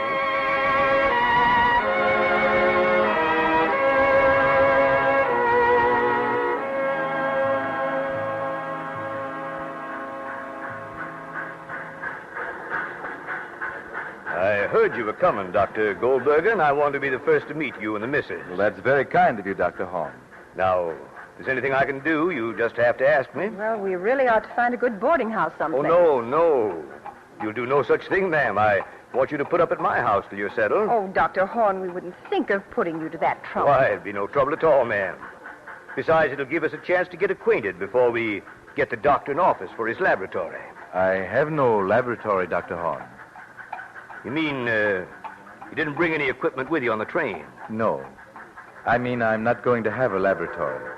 That is, what you think of as one. Oh. Well, we've all done just about everything we can think of, but it's no use. I'm afraid you're going to find out it's like trying to trap a ghost. I'll tell you, Dr. Horn. You asked me about a laboratory. These hills are my laboratory. I believe we'll never know anything about Pellagra until we know these people, their habits, the way they live. I want to do that first. Well, seems to me that's putting the cart before the horse. Not a thing about them I couldn't tell you right off. Why, if you just go over my case history... No. Thank you, Dr. Horn, but I don't think case histories will help. I believe the answer to this is the living.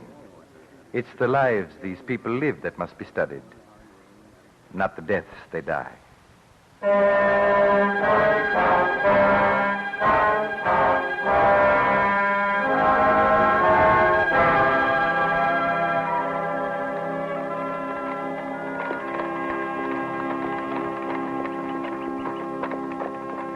Whoa there. Whoa, whoa, whoa. Howdy, mister. How do you do? You looking for someone hereabouts? No. No, I'm a stranger here. Thought I'd have a look around. Well, don't you go near that cabin over there. They got the misery there. Oh. Bad. Friends of yours? Yeah, they was. I don't go there no more. They're bad luck, those folks. They don't have nothing but bad luck. Yeah. And it seems like the poorer they get, the sicker they get. Oh. Isn't anyone looking after them? Yeah, they can't afford no doctor.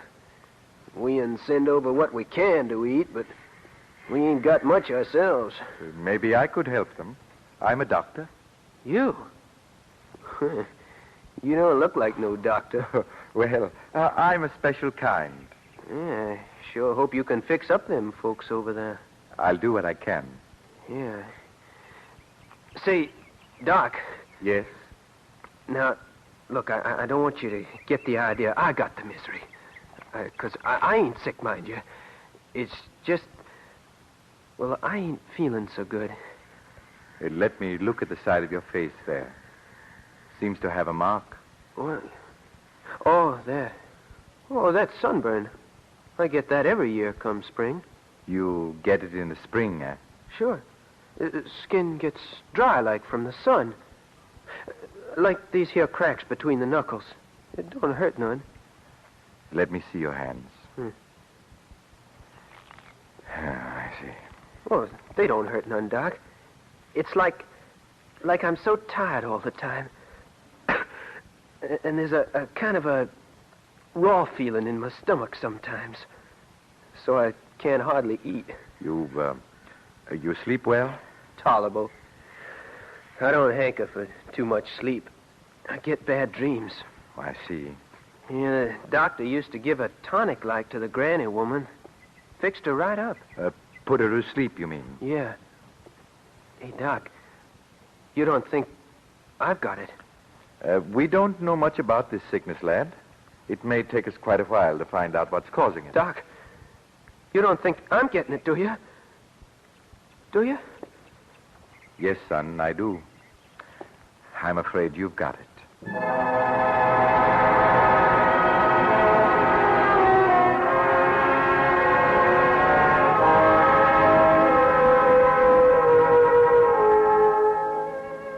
A mild-mannered, quiet-spoken doctor, following on the heels of the phantom Red Death, doing what he can along the way to help and comfort its victims. But the phantom itself is always just ahead of him, invincible and deadly. He quarantines houses, but the Red Death walks silently in past the guards. He isolates whole communities. The Red Death strikes as before. Once, he thinks he's trapped it, yet he's only touched its shadow. But on he plods, in the footsteps of the Red Death.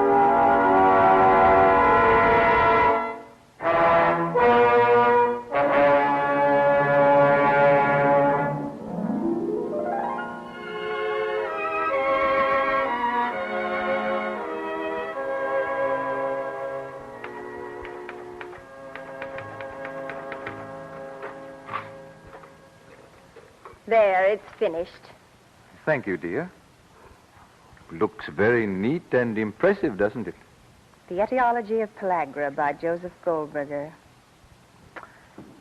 Sounds so scientific some way or other.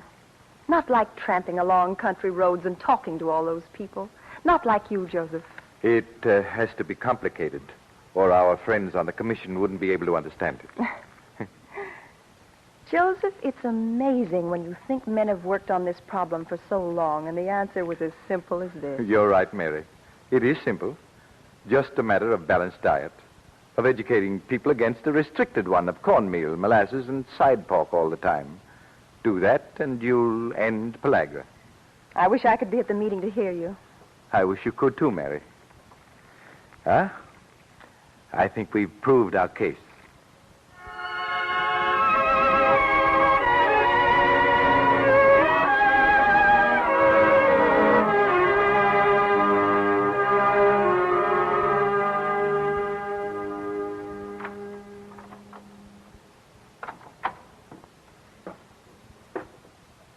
That you, Joseph?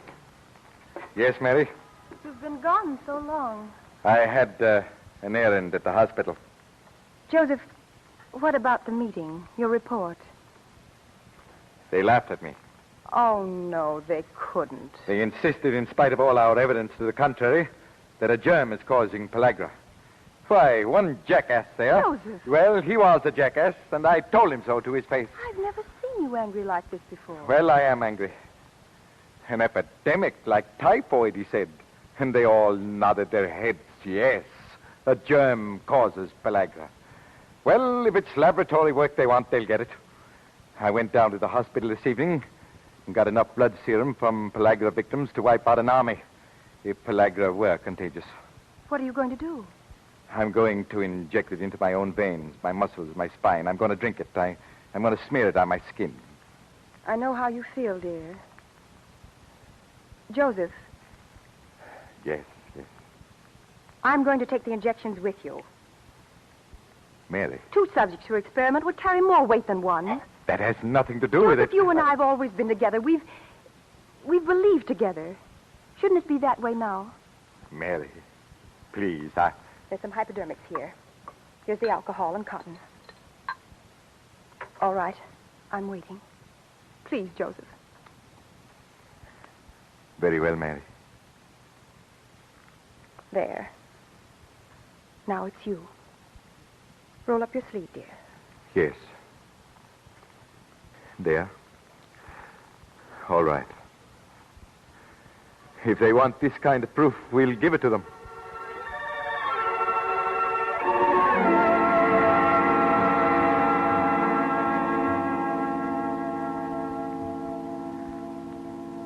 Governor Brewer, I appreciate this opportunity to talk to you. It's all right, Dr. Goldberger. Heard a lot about you. Did some work with Walter Reed in yellow fever, didn't Yes, you? sir. Yes, sir. That was a great experience. Governor, I am here to ask you a favor. Sure, man. Go ahead. What is it? I'd like to go into the state penitentiary. Well, there are a lot of laws you could break and get into prison, Dr. Goldberger. No, I want to conduct an experiment. What kind of an experiment? Governor, I want to experiment with a group of convicts and induce pellagra. What? Let me explain. Governor, I am convinced pellagra is caused by the wrong kind of food. Not enough variety. Balance the diet and you will prevent pellagra. I always heard it was caused by a germ. I know better. My wife and I injected ourselves with blood serum taken from dying pellagra victims. We did not contract it. I think that disposes of the germ theory. Well, it doesn't prove a balanced diet will stop it. Well, right here in Jackson, Governor Brewer, I investigated pellagra cases in an orphanage. I found out that children between 6 and 12 were fed on the typical poor families' rations of cornmeal and molasses. And most of them had pellagra. Yes, I know about that. Then you ought to know about this, sir. Those that didn't have pellagra told me they were stealing milk and meat and vegetables on the sly. They meant they were getting a balanced diet. They warded off the disease that way. Understand me, Dr. Goldberger. If I can help you get rid of this infernal disease, I'll do it. Now, if I let you go over to the prison, what would be your procedure? I will feed those convicts the average poor family's diet, and they will develop pellagra. But what if one of them dies? They'd call it cold-blooded murder. Those men won't die. I'll put them back on a balanced diet, and that will cure them. You're sure you can? Yes, Governor, I am. Then go ahead. I'll phone the warden to pick out 12 men for you, and you can give them your proposition. Thank you, Governor. And Goldberger, tell them this. If they're willing to take the risk, after it's over, I'll pardon each one. Governor Brewer, for this you will have the gratitude of science and all humanity.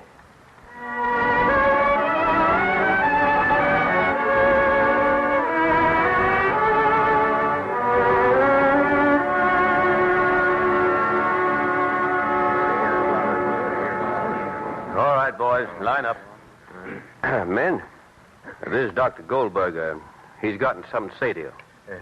Thank you, Warden. Men, I'll give you the good news first.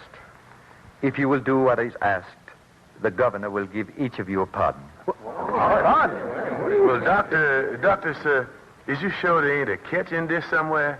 Yes, there is a catch in it. You will have to do just as I tell you. You will live in the new bunkhouse, away from all the other prisoners. You will get plenty to eat. You can stuff yourselves. I want you to. But all you will get will be cornbread, molasses, grits, side pork, and a few other things.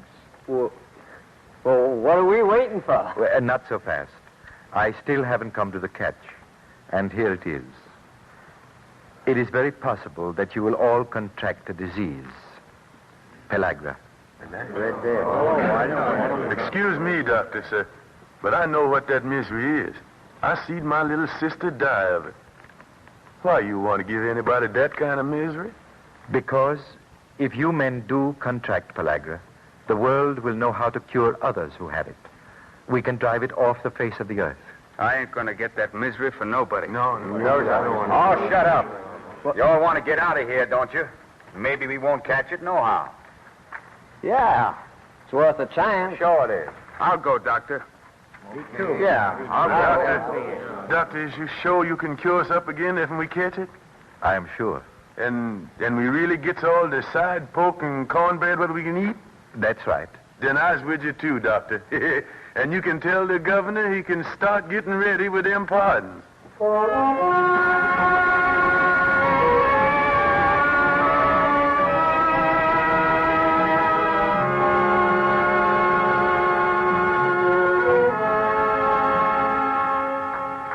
All right. You may go now. I'm on my way, Doc.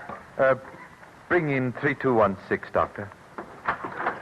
3216, come on in. Doctor's ready for you.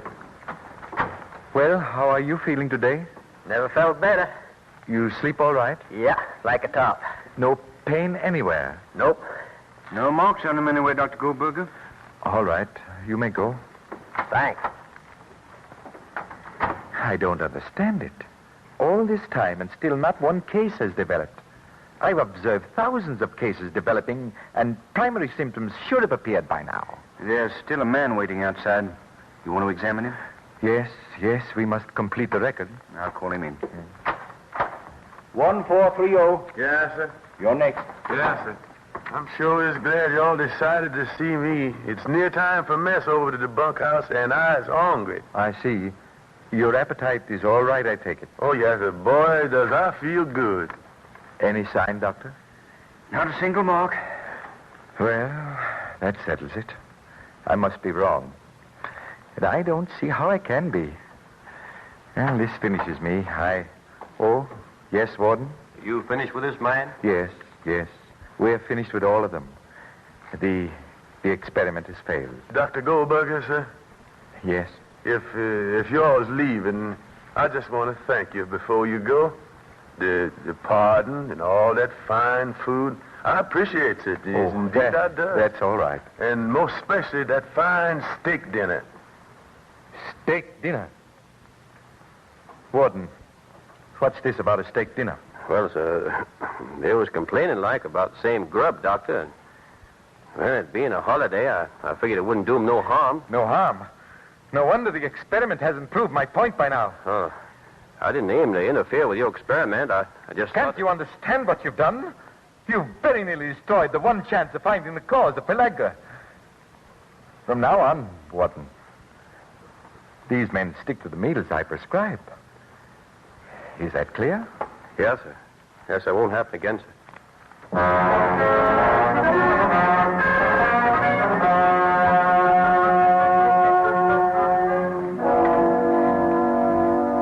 I tell you, Doc, I'm getting so I can't even stand the smell of cornbread no more. Let's call it off and skip your supper tonight. Well, we'd better look you all over again. Number 3216. I'm feeling okay, Doc. You're sure? Yeah, I'm sure. Well, maybe I ate too much. No signs, Dr. Goldberger? Next, 1430. I can't stand it no more. Doc, I sure got the misery. Quick, examine this man, Doctor. My insides, Doc, my insides. You gotta tell me, is I got that misery? Dr. Goldberger, look here, behind his ear. That's it. Pellagra. At last, we proved it. Well, they can't laugh this time, Doctor. This means the end of pellagra. No. This is only the beginning of the end. We've trapped our enemy. But we must defeat his allies. Poverty and ignorance. And when we vanquish them, we will have finally vanquished pellagra.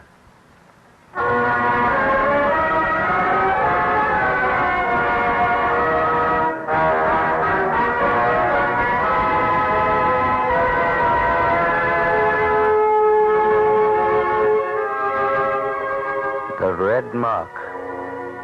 For years, its brand meant death.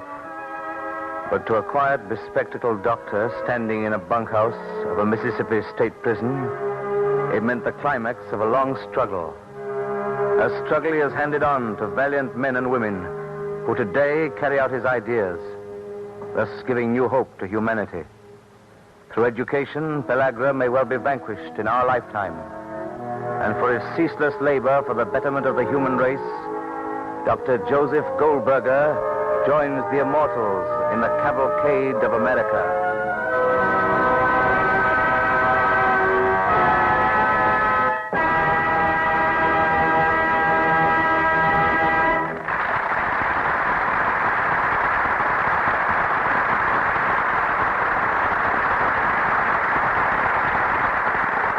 Cavalcade of America thanks Edwin Jerome and the Cavalcade players for their performance of Red Death.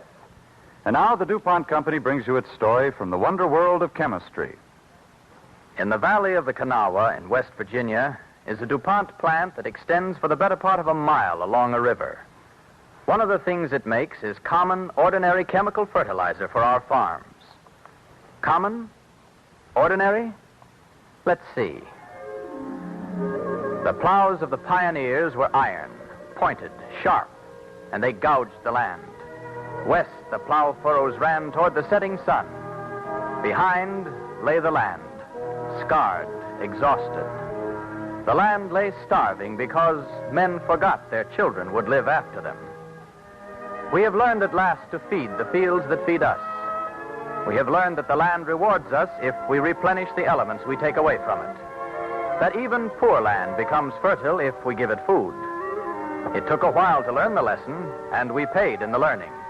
But we know it by heart now. Forget not the land, or the land will forget. That it may feed us, the land must be fed. Fed how? Fed with what? In West Virginia, there is a valley. Necklaces of coal lie high in the hills there, so that men must mine up to it, not down. Airplanes passing over look down on still another necklace, a circlet of silvery pipe. Through the pipes now gas flows silently. Gas from coal, gas from water, gas from air, born in flaming steam. Gas from black diamonds under the land. Gas from water that rolls over the land. Gas from the high, clear air. The gases meet in the dark cauldron of an autoclave. No man could live there. The pressure is 6 tons to every inch, enough to smash a diamond to dull dust. And heat so great that a penny tossed into it becomes a drop of molten copper, 2,400 degrees. Raging, thundering, driven by pressure and heat to lock arms in new substances, the gases race.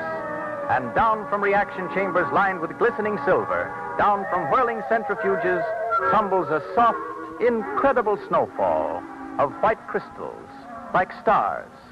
Flakes made not by snow clouds, but by man, sifting down and down. Stranger than snow crystals, for within their delicate filigree is a precious food that must go to the land, if the land is to live. This is the essence of Uraman. Uraman with its precious nitrogen for America's fields, for the hungry section, the quarter sections, the 40s, the 12s. Out it goes to all the counties with names from all the languages. Brustok and Kent and San Jacinto, Hernando and Saline and Coos and Rio Arriba, Elk, Gallia, Wyandotte and Hickory, the counties of the land we cherish. In Uraman are the potatoes a little boy will eat for supper this winter. The orange juice a little girl will drink for breakfast next spring. These are the crystals of life itself, body and bone and brain of America's tomorrow, bestowed upon fields with their blessing by chemists faithful to the DuPont pledge. Better things for better living through chemistry.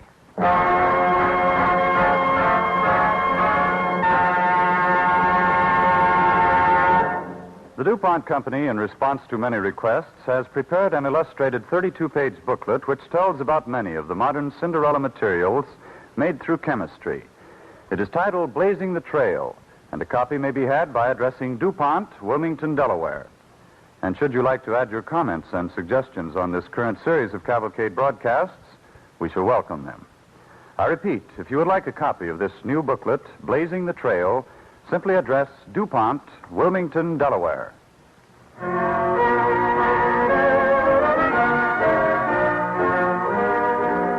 now the star of next week's program, Kenneth Delmar. Next week, the Cavalcade of America presents a new radio play, Wild Bill Hickok, the last of Two-Gun Justice, bringing you the story of one of the most fabulous characters of the legendary days of the Old West. As a special feature of this program, we will present an original ballad especially written for Cavalcade by Woody Guthrie, whose Dust Bowl ballads are familiar to many of you, and who will appear on the program.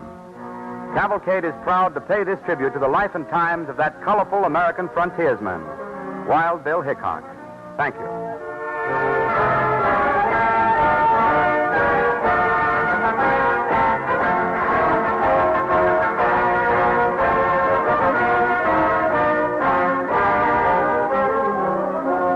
On the Cavalcade of America, the orchestra and original musical scores are under the direction of Don Voorhees. Your narrator, George Couloris. This is Clayton Collier sending best wishes from DuPont.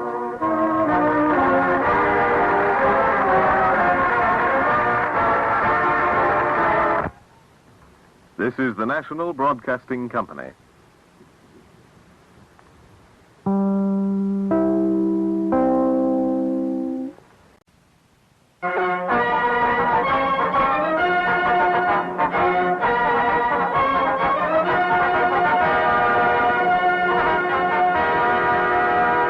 Cavalcade of America, presented by DuPont, makers of better things for better living through chemistry.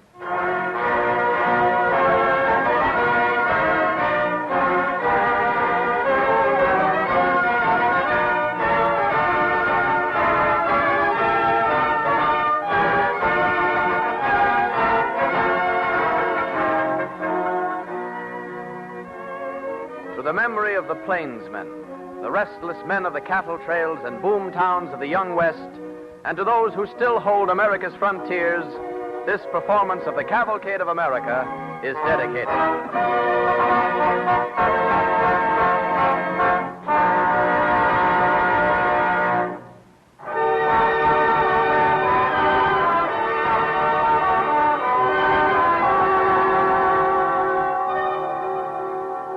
Tonight, the Cavalcade of America presents an original musical melodrama, Wild Bill Hickok, the last of Two-Gun Justice, written by Peter Lyon and featuring an original ballad especially composed and sung by Woody Guthrie, famous for his Dust Bowl ballads.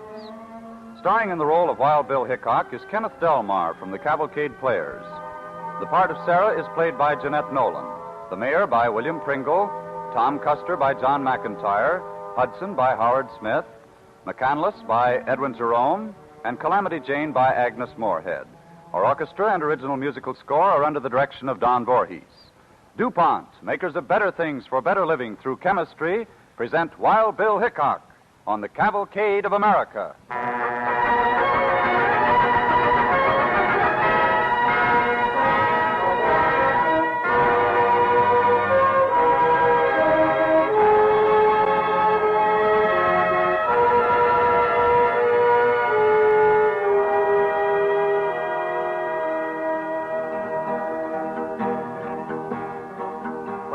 Sing you a song of the days that are gone, when your rambling was rough and your law was your gun. When your life was a gamble, make it ace, deuce, or tray, and the men of the past made the men of today. About the best chance you had was your old 44, 'cause your gun was your order and your draw was your law. Some men was cowards and some men was brave, but all of the boys sleep now in their grave. From a quiet country town down in South Illinois come the roughest and toughest of all of the boys. Now his last name was Hickok, first name was Jim, and he liked to ride and hunt and to swim. When he was a boy and all his life long, well, he liked what was right and he hated what's wrong. He was still just 15 when he helped get away a poor Negro slave on an underground railway. Lawsy, that was a bullet, Moss Jim. Sounded like it. They're shooting at us. Okay, keep your head down. Keep your up, Nelly. Come on, guys. I sure is obliged for what you're doing for me, Master Jim. Keep quiet and get a look behind us. Yes, sir. Yeah, come on. We's gaining on him, Master Jim. Don't call me Master Jim. Ain't nobody a master. That's right, Jim. He still gaining? Looks like it. I can't see the marshal's gig back there for the dust. Good. Hold it in. Oh! Well, where are we going, Jim? Duck off the road through this field into them little woods up there. I can't see the marshal yet. Why, we're all right. You'll never know where we went. Lord, Jim, you was a heap smarter than most growed-up men's I know. How old is you anyway? Old enough. Shucks, I'll be 16 in another 8 months. Whoa, Nellie. Whoa. Well, here you are, Sam. Yes, sir. I sure is mighty grateful to you, Jim. You know, that's a funny thing. I reckon that's the first time I was on the receiving end of some bullets. That's so. Sure didn't seem to faze you none. No, I was just thinking. No use to be afraid when you hear 'em go by.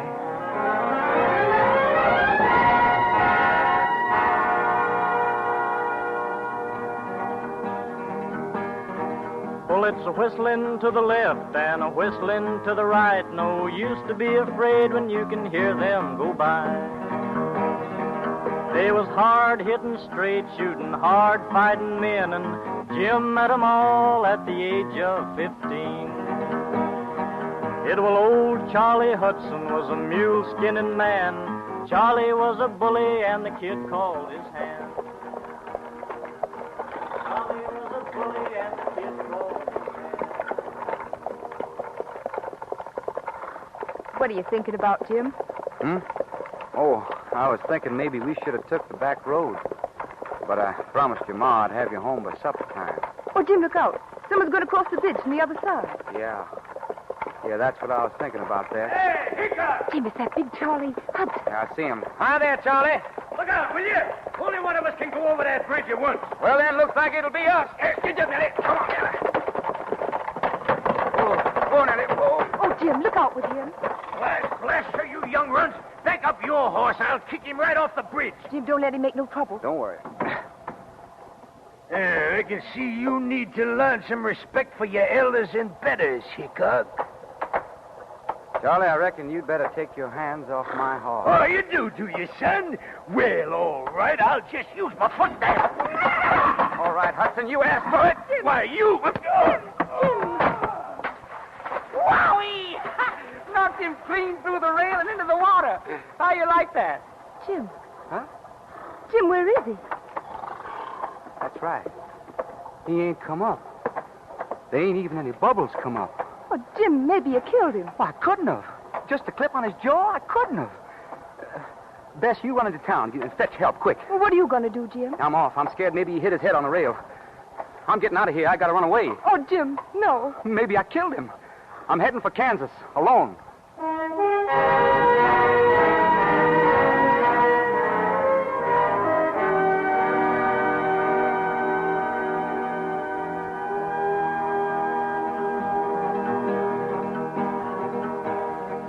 Well, Charlie hit the river, didn't come up on time, so the kid lit a shove for the old Kansas line. Now Kansas was new and Kansas was tough, and Mr. McCandless thought that Hickok would bluff. And Mr. McCandless thought that Hickok would bluff. Come on in. Door's always unlocked. Jim, I rode as fast as I could to let you know. Well, howdy, Sarah. Sit down. You look to be as out of breath as a hummingbird. Jim, Dave McCandless is on his way over here now with two of his men, Jim Woods and Jim Gordon. On his way over here? What's he up to? He claims he hasn't been paid all the money agreed on for the express station. Says he's going to shoot it out with you. Shoot it out with me. Doesn't sound like Dave. Well, after all, he got me my job here with the Pony Express. Jim, you know he's a rebel and you're from the north. Well, that's not a shooting affair yet, is it? And, Sarah, besides, why are you coming here to tell me all this? Aren't you still sweet on him? Well, sure I am. I just don't want him to get hurt. Well, I just don't remember you worrying your head specially about him getting hurt before this. You sure you haven't got anything else on your mind? You, Jim. Me? I couldn't stand it if you were to get shot, Jim. Why, Sarah, Oh, Jim, I thought you knew. ever since that... Come in. Howdy, Dave. Seems like you're in a hurry. Come alone? What you doing here, sailor? Get out. You oughtn't to speak to a lady so short, Dave. People get to thinking you're rude. You got any call to buddy in Hickok? I'm not talking to you. Sure you are, Dave. Talking right to me. Keep on. All right, then, I will. What about the rest of the money I was owed for this express station? I come to collect. Well, now, the story I get is that you've been paid off, Dave. You talked to the United States government about it. I'm talking to you now.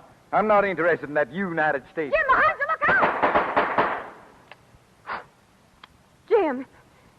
Jim, I saw him coming. You couldn't. You haven't got eyes in the back of your head. They was reflected in the window there. Well, thanks for warning me anyhow. Jim, you got to get out of here. Quick. They'll call it murder. The law will be down on you. Well, I reckon I'll just let the law take its course, Sarah. Oh, Jim, you can't. You know, I'd always thought Dave was quicker on the draw than that. Just shows you never can be sure.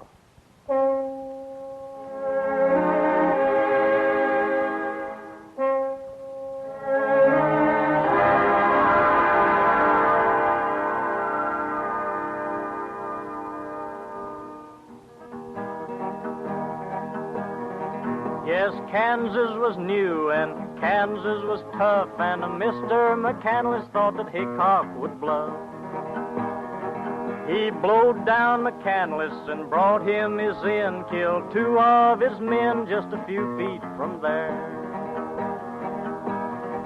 In Kansas, your gun and your draw was your rule, and your big 44 was your college and school. They made Jim the marshal of Independence Town, so he tried to bring law and order around.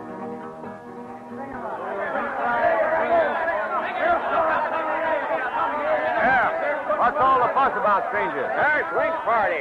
Want to swing up that old rebel Jess Walters. Jess ain't no reb. I know Jess. Runs the Tombstone Saloon. Serves a good drink, too. But he shouldn't do this. Yeah? Try to stop him now. Yeah, not a bad idea. Yeah. Hey, you all. Hey. Hey. Hey. Yeah, I thought that'd hold you a little. Now listen to me a spell. I've been living around here some time now, and I see a lot of faces I don't recognize. And I'll bet their faces Jess Wallace don't recognize either. How about it, Jess? Well, I don't know half of them, Jim. Yeah, that's what I thought. Half of you don't even know this man you want to take and string up to a tree. I bet the other half don't even know why you're stringing him up. Am I right? That Walters is a dirty rebel, and he shot Bill Wilson dead. I don't know that he did, and I don't know that he didn't. All I do know is this. Lynching never cured nothing. Now, if he killed Bill Wilson, let the law handle it. What we got a law for? I'm sick of folks not paying any heed to the law. It's going to stop. Or I'm going to do a little shooting myself to see it does stop. You tell him, Wild Bill. And my name ain't Wild Bill. It is now Wild Bill. It's Wild Bill Hickok.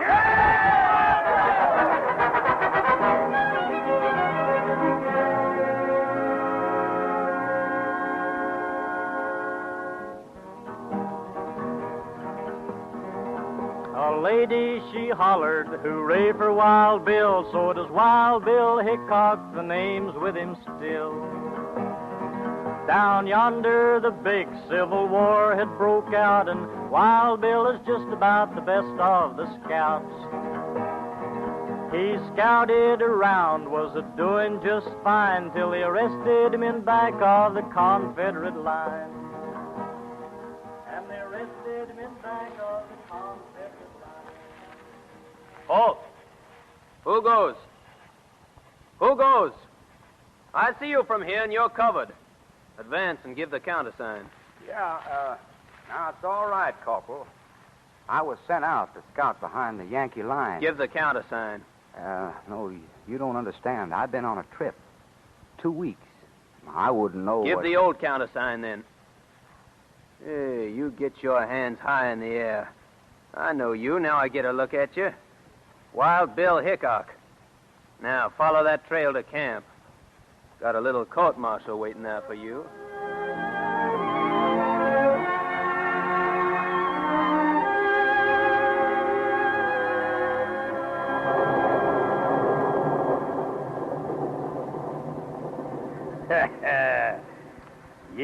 indeed. Thunders and it lightnings, the heavens open up, and what do I find? Wild Bill Hickok. Let's see. See, you operated pretty well against us at Pea Ridge, Bill. Yeah? Yeah. There's a paper here says you shot and killed 4 out of 7 of our men who tried to ambush you. Well, that was 5, Colonel. Now you're caught behind our lines again. Well, well. Guess we don't need to go through the formalities of a court-martial for a spy like you. Seems to be plenty of evidence to justify my verdict. Sentry? Yes, sir? Put Hickok in that log cabin back of headquarters under a 6-man guard. Give him orders they're not to go inside no matter how hard it rains. He's to be shot at dawn. Yes,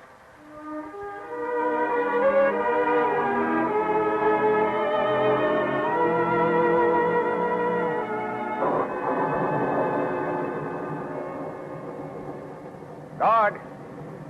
Guard! Shut up, Hickok. You know I'm not coming in. Orders. Oh, come on now. Be reasonable. How about a chaw of tobacco? Well... Listen, that ain't too much to ask. All right. Just a minute. Here. You want chaw tobacco? I want that uniform.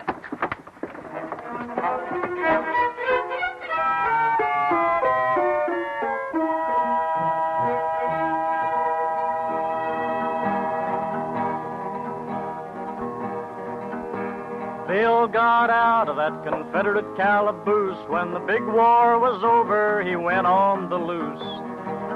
He slept with the coyotes and rode o'er the plains, rode through the Indians to Kansas again. They was outlaws and bad men and rustlers of pity. They made him marshal up at Old Hays City.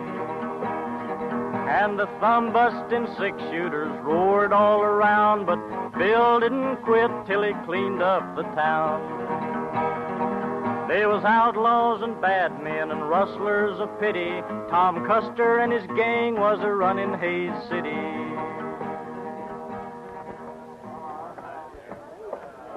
Well, Bill, I don't mind saying I'm glad we convinced you to take over here. Yeah. Well, it sure looks like a pretty little town. Needs some churches here, but you can't have everything right at first. Churches help to bring order. Yeah. But I'd say you did about as well. You always carry that many guns? Well, I'll tell you about that. Just at first, it's nice to know you got 2 in your belt and a 3rd in your hand. People get to thinking maybe you can shoot that many. Saves trouble. There comes your first trouble right now. Who might that untuneful creature be? He's our biggest troublemaker, Bill, and he wears the Army uniform. That's General Custer's brother, Tom Custer. He's no killer, just troublemaker. Hey there, partner. Slow down a spell. Who are you to be ordering around an officer of the Army? I'm just a man who aims to live in peace and quiet, partner. I can't do it so easy while you're shooting off them guns. Make my head ache. You aim to live in peace and quiet, huh? You better get out of the road, stranger. Partner, it's you who's going to get out of the road. Get down off your horse before I pull you down. Stranger, it's easy to talk that way with all them guns. What's your name? There my gun's on the road. I still say get off your horse. You're disturbing the peace. Now, if you want to know my name, it's Hickok. They call me Wild Bill. Why, sure, Bill. I heard tell of you. What do you mind to do with me? Just let you cool off in the jailhouse a spell, Custer. I don't care none about your uniform or your brother. I just care that you keep the peace.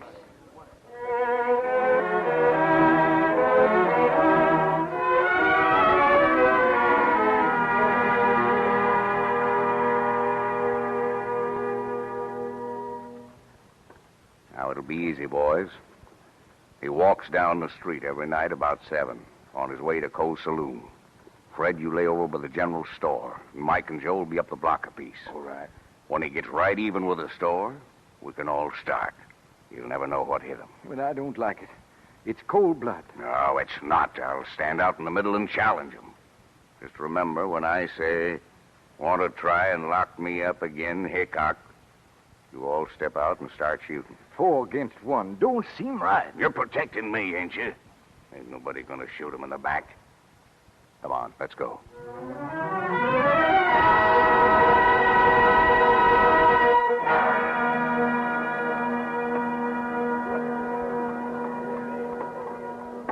Hi, Bill. Howdy, ma'am. Oh, Bill. Yeah? Feeling lucky this evening? Why not, Tom? Why shouldn't I, Tom? Oh, it's just that a man like you needs all the luck he can get, that's all. What's on your mind, Custer?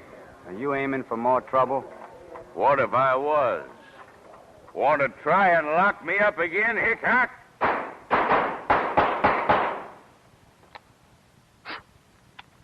Reckon I won't have to try, Tom Custer.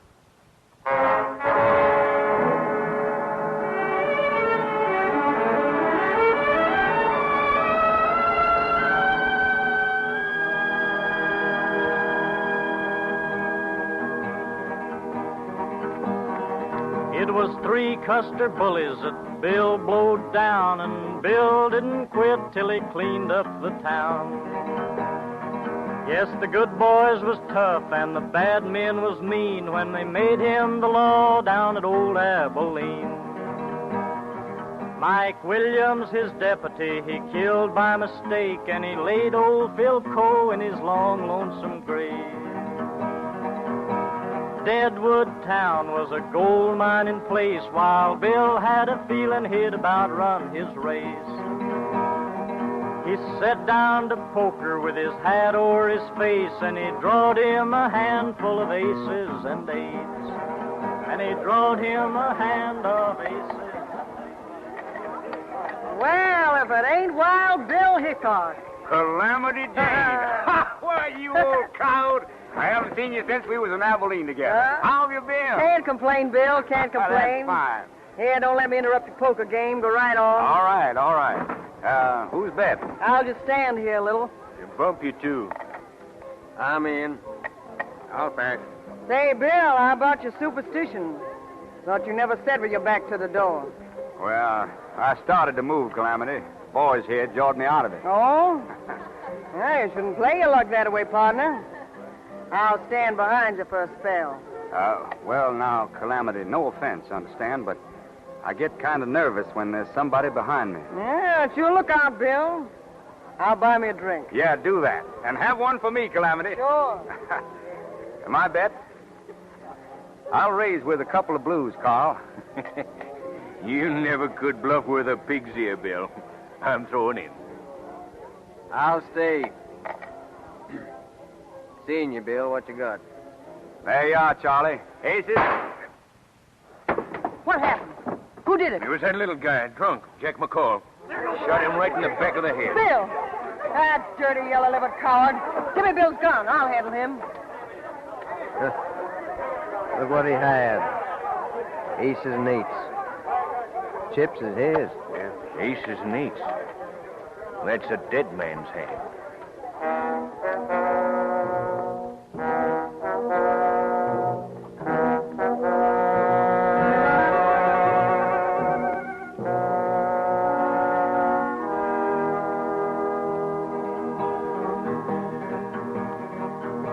Aces and eights was a dead man's hand, while Bill had a feeling this'd be his last stand.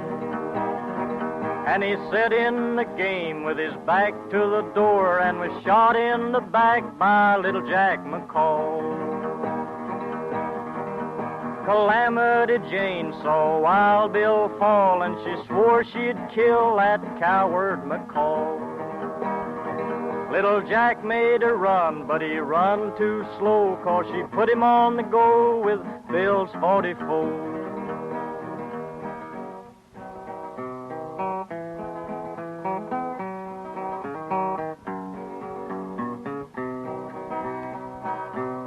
Once in the saddle I used to go dashing, once in the saddle I used to go gay.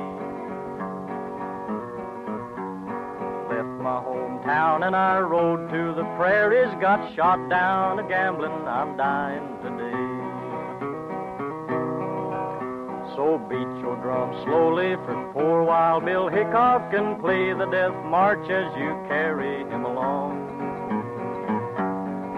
Take him down to the graveyard and write on his tombstone, he was shot by a coward you call Jack McCall. The words on Wild Bill Hickok's rude tombstone are weathered and almost too dim to read. A brave man, the victim of an assassin, J.B. Hickok, called Wild Bill, aged 39 years, murdered by Jack McCall, August 2nd, 1876. These words still hold in our memory a fabulous figure who belongs in the great company of immortals in the Cavalcade of America.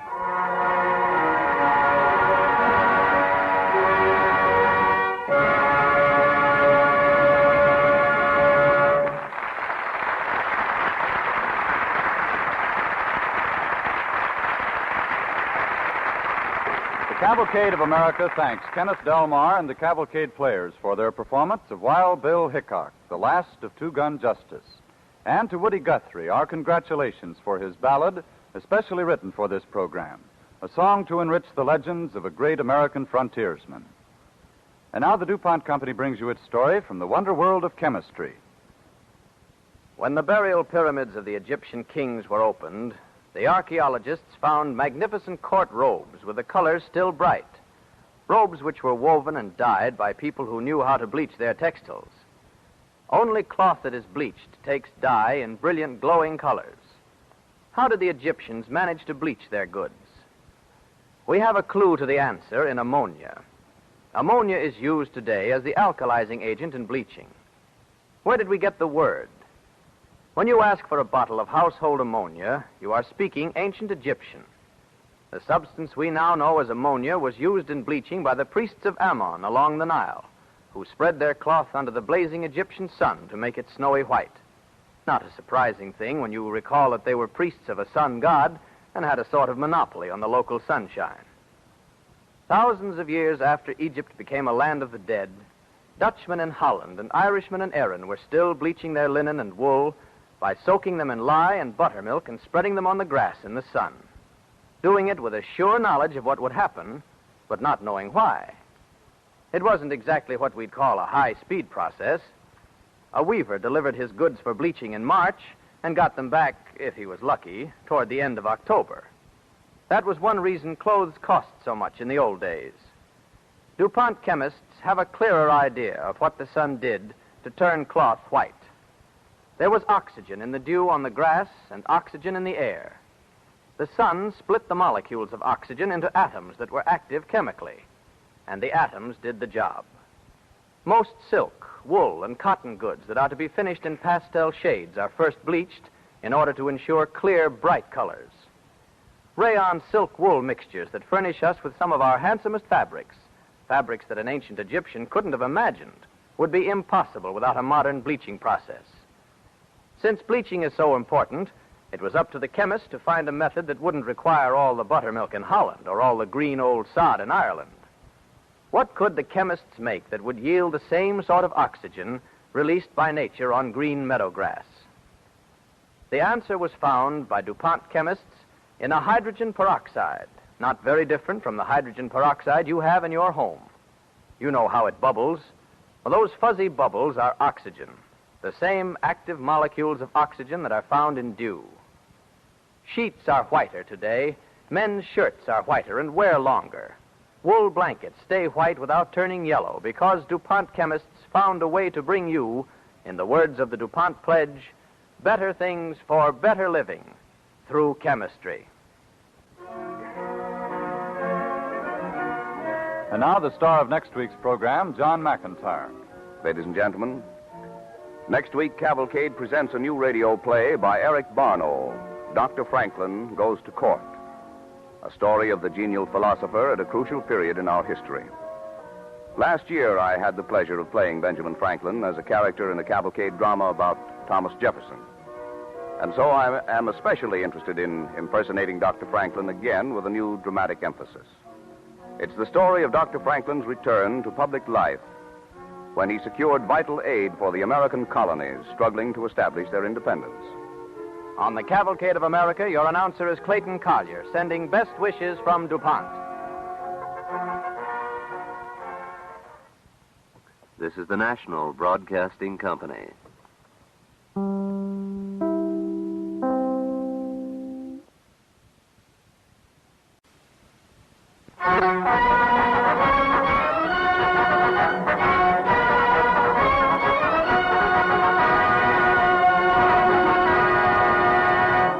The Cavalcade of America, presented by DuPont, through chemistry.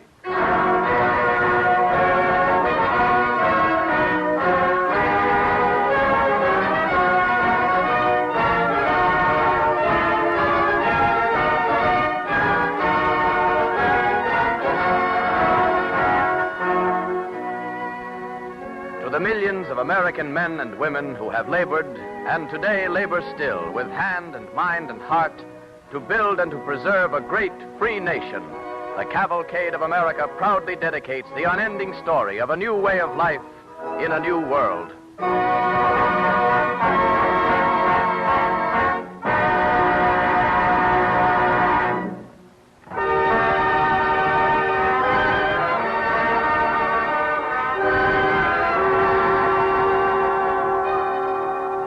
The Cavalcade of America presents the story of the greatest triumph in American diplomacy. A radio play, Dr. Franklin Goes to Court, has been especially written for this series by Eric Barno.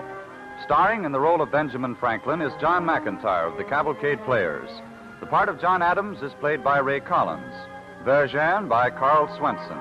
Benny by Sarah Fussell. King Louis XVI by George Caloris. The Wig Dresser by Elliott Reed. And Silas Dean by Kenneth Delmar. Our orchestra and original musical score are under the direction of Don Voorhees. DuPont, makers of better things for better living through chemistry, presents Dr. Franklin Goes to Court as our drama on the Cavalcade of America.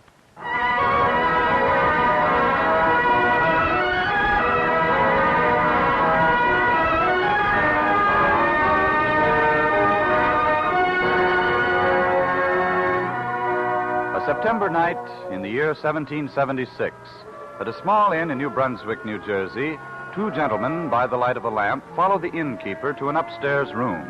One is John Addams, the other Benjamin Franklin. This is the room, gentlemen. Oh, but this will never do. This one bed.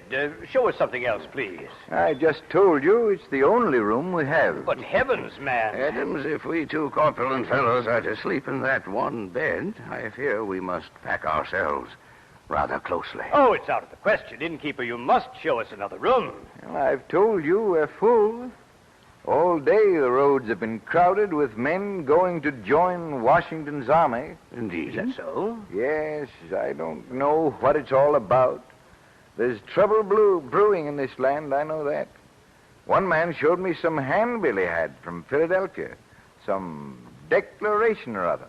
Declaration of Independence? I don't know. All I know is they keep coming through here, and you gentlemen are lucky I can even give you this one bed. Well, Addams, the next inn is too far away for my gouty bones. I fear we must make the best of it. Dreadful. Thank you, innkeeper. We'll take the room. Sleep well, gentlemen. Room's hardly large enough to hold a bed. The bed creaks like my bones. A place to hang one's clothes. Addams, it may ease you to reflect that here are the lowly beginnings of American diplomacy. A few weeks ago, these states proclaimed themselves before all the world free and independent. And here is one of their first diplomatic missions. Two bulky gentlemen in one inadequate bed on their way to a hopeless peace conference with an English commander. Not hopeless, Doctor. Well, almost hopeless. Washington's army is desperately situated. He can never hold New York. All the cards are in English hands. What can we expect from a peace conference with Lord Howe? I fear before we're through, we'll have to seek help elsewhere. The whole thing makes this bedroom so exasperating. I did want a good night's sleep so that my head would be clear tomorrow. Your head will be clear, all right. We'll just open this window. Dr. Franklin, please, shut the window. What's the matter? The night air, I can't endure it. Please, I'm susceptible to cold. Oh, nonsense. Come on to bed. Air will do us good. But I'll catch cold. No, you won't. Obviously, Addams, you're not familiar with my theory on colds. Now, if you followed my writings, you'd know about it. Now, get into bed and I'll explain it to you. Then leave that window alone. Well, all right, but it seems risky. All right. I'm so tired this bed feels good. Oh. Now, my theory on colds, Addams, is simply this. Right. Yes? No, my theory is that cold air has no connection with colds. Air is good for you, even if it's night air. And cold come from.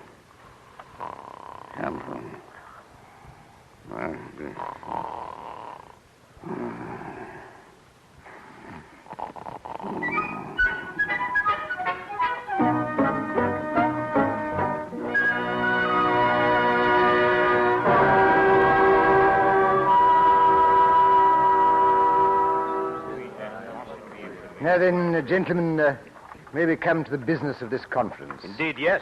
By all means, my lord. This is a crucial hour. Gentlemen, your rebel army is outnumbered and in grave peril. You, Dr. Franklin, with your brilliant, logical mind, will understand the danger that faces it. Indeed, my lord. Yet I rejoice that at this hour His Majesty's government offers a generous peace. We shall be happy to hear it. The offer is that if the colonies will immediately cease their insurrection, the Crown will pardon the rebellion and joyfully forgive its subjects. Lord Howe, you've burned our towns. You've brought foreign mercenaries to massacre peaceful citizens. And now you propose to forgive us. You express yourself ardently, Dr. Franklin. My lord, clearly you do not yet know the free people with whom you deal. If the terms are not accepted, the war must go on. It would grieve me deeply to see these colonies go down in war. We will do our utmost to spare you that grief.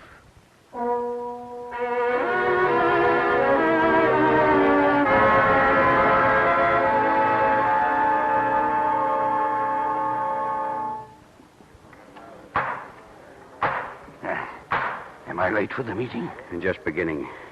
Dr. Franklin, I waited here for you. The Congress has made an important decision. Yes?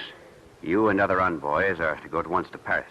Well, with my 70 years' accumulation of gout. Only you could make this mission succeed. What is the mission? To make an alliance with France. We all know the secret supplies she's sending are not enough. We must make an open alliance. Do you know what you're proposing? Well, how do you mean? I'm to visit a land of royalty, of dukes and powdered wigs and medieval trappings. And I'm to say to them, we're having a revolution. We want to overthrow everything you stand for. Won't you help us? Yes, I know. That's why we ask you. Only you could do it. Well, my young grandsons and I might enjoy a trip to Paris. Yes, particularly Benny. I'll take them along. They say that French foreign minister, the Comte de Vergennes, they say he's a sly fox. So are you, Dr. Franklin.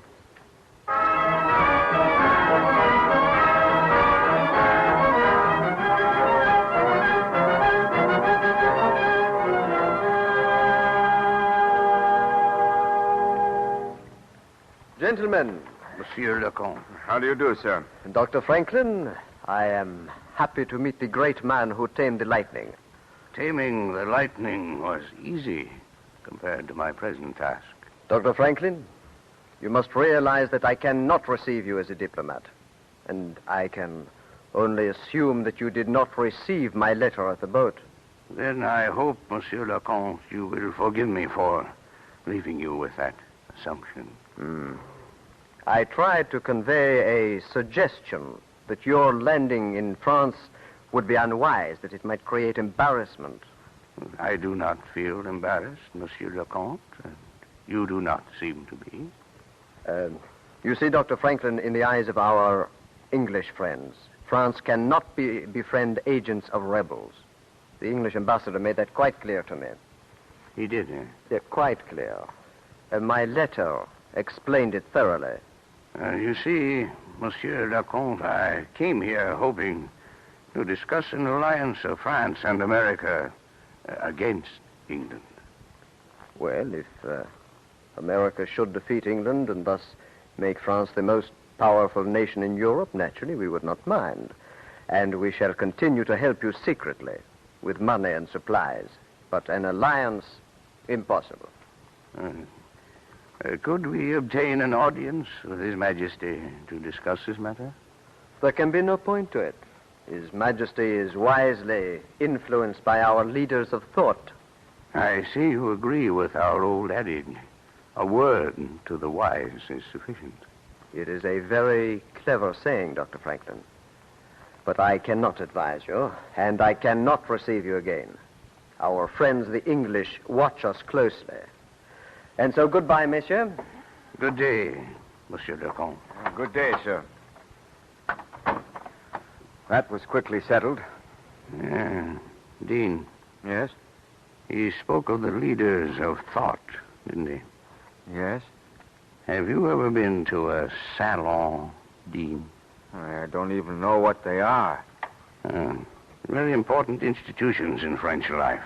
Salons. We're going to meet beautiful ladies. But we have work to do. And we're going to do important business. Very interesting things, salons.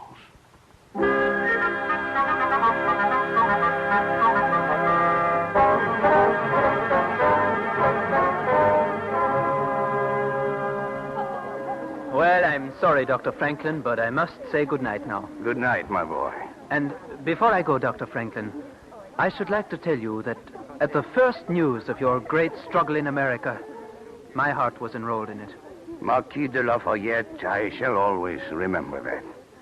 And I shall always be grateful to you for bringing me to this salon. Oh, not at all, Dr. Franklin. And when you see your father-in-law, pray convey my respects and my appreciation for his introducing me to so many excellent Frenchmen here in Paris. He has done me a great service. Good night, my boy. Good night. Good night, monsieur. Dr. Franklin! Dr. Franklin, you are deserting us. Fair ladies, you give me no hope. I do give you hope, monsieur. But no certain hope. And I can only say the merry chase you ladies are leading me is responsible for my pitiful condition. What pitiful condition, pray, monsieur? Why, my gout. How can we ladies be the cause of your gout, monsieur? And when I was a young man, the fair sex showed me many more favors than they do today. And then I had no gout. I can only conclude that the love of fair ladies wards off the gout. When the ladies desert us, gout takes possession. But now I perceive my fellow countryman, Mr. Dean, is looking at me most disapprovingly. I fear it's time to go home. Oh, mais non, monsieur. I fear I must. Good night, lady. Good night. Well, Dean? Dr. Franklin, such appalling frivolity. Making eyes at perfumed ladies. Dr. Franklin, we have work to do. And we're doing it. Clearly you don't yet understand the role of the salon. But from these salons, opinion radiates. There are only a few hundred men in France whose opinions matter. And we're going to reach those men, Dean. I met some publishers tonight. And soon our cause will be in print. We're going to write pamphlets, and we're going to salons tomorrow night and the next and the next. We'll create opinion for America.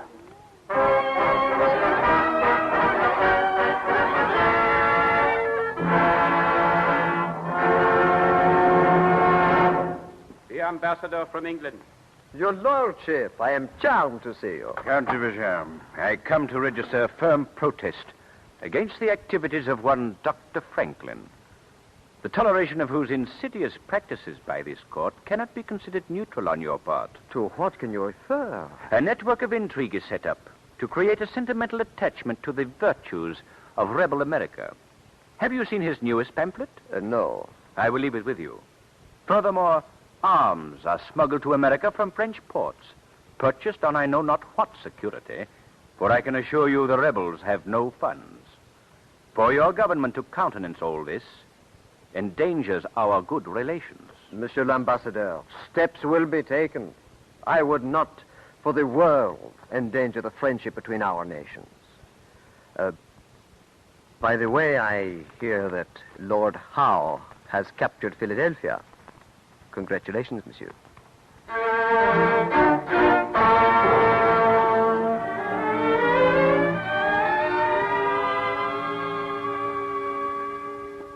So there we are. No more shipments of arms, no more pamphlets, by order of the Count de Vergennes. How can we now continue our work? Do you suppose it's true Lord Howe has captured Philadelphia? I fear it is. I wonder what's happened to General Washington. I don't know. But till the tide turns, we're doomed to a sort of backdoor diplomacy. We're not to be received, and we're watched by spies. Undoubtedly. We're probably surrounded by them, English and French. You ask me, we should employ still more spies. Let's play this game the way they play it. No, just a moment. These gentlemen here have been playing that game for hundreds of years. I'm afraid our skill would be wanting. We do better to pursue a policy of honest innocence. Against unprincipled foxes? Roguery can often be best confounded by simple honesty. Listen. If we can be sure that all messages we send become known somehow to both the English and the French, perhaps this can be very useful to us. In what way? I have many friends in England. Suppose I wrote one of them a letter. Wouldn't matter much if it never reached him, provided it reached King Louis. What would you say in this letter? Well, something like this. Dear so-and-so, my envoys and I have carefully considered your proposal that England and America come to terms at once, and that America should, in return for her independence, aid England in taking the French West Indies from France.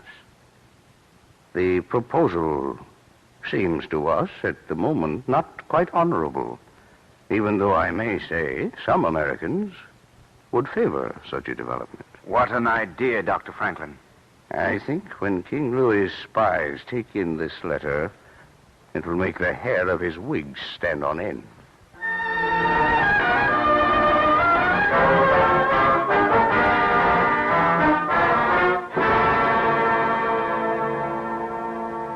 Your Majesty. Yes, Vergennes? You recall we discussed an alliance between France and America suggested by Dr. Franklin? Dr. Franklin. Why must everyone keep talking of Dr. Franklin and his clever epigrams and brilliant pamphlets? All I hear is Franklin and America. I wish to remind you of that alliance. Vergennes, we don't want that alliance. Why should we ally ourselves with some rebels that are being chased all over America? But the course of battle has changed. An entire English army under Burgoyne has surrendered at Saratoga. Really? Really? I'm glad to hear it. I'd like to see the English get beaten. Of course, I'd like to see the rebels get beaten, too. Well, after all, they're fighting against a king. Vergennes, I'd like to see both sides lose this war. It begins to look as though France might lose this war. France? How is that possible? England, alarmed at the cost of the war, is offering America terms of peace. Well, how does this affect us? America, in return for her independence, is asked to help England steal your Majesty's West Indies. My West Indies? But that's terrible. What can we do? There's only one course open. Those villains. Vergennes, I'm furious about this. My West Indies. An outrage, Your Majesty. It's treachery. Well, should we enter the war? Should we join America? But they're rebels. Vergennes, what do our leaders of thought think of America? America is on every tongue. It's become to them an exciting legend. Really? That frightens me, Vergène. I suppose I must decide. Vergène, if I only knew what to do. Sire, I think the time has come for you to extend a court invitation to Dr. Franklin.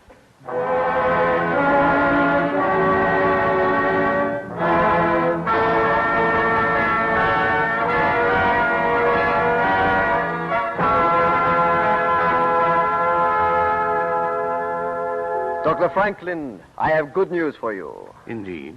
His Majesty has at length decided after these weeks of deliberation that he cannot refuse all possible aid to a people struggling for liberty. A noble decision. And he will avow the alliance by receiving you and your fellow envoys at court. Then at last America enters the world of diplomacy by the front door. My young grandsons will be excited about this. But you know, of course, Doctor, that the court reception means formal court attire. You mean I must wear a wig? Yes, monsieur. Court regulations. What a cruel blow. Just when everything was going so nicely.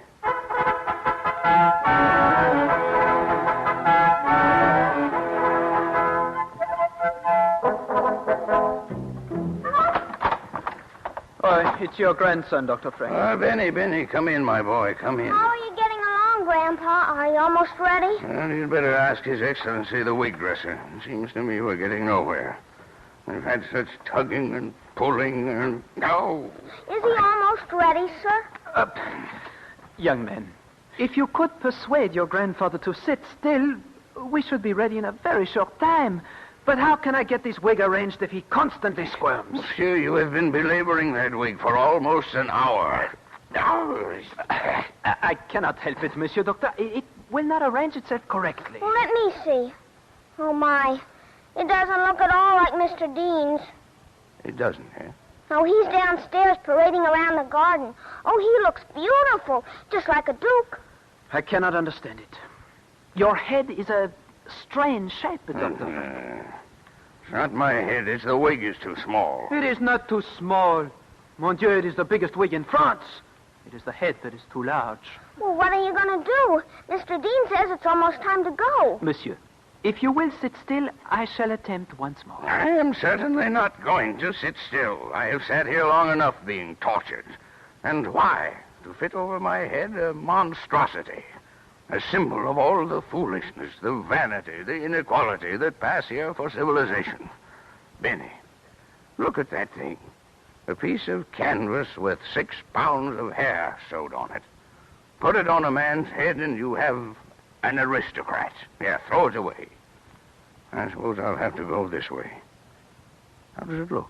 Why, Grandpa, you look much better that way. Monsieur, permit me to say, I have dressed the hair of noblemen for many years.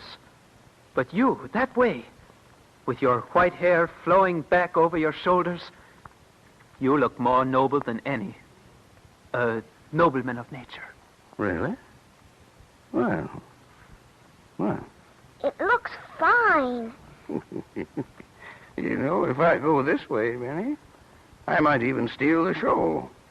I'll be the only man there in his own hair. Yes, go like that. This way you're more beautiful than Mr. Dean. Right, Benny, right.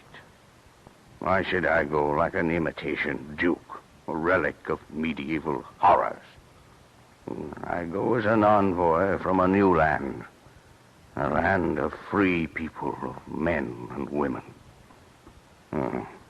I'm going as an American.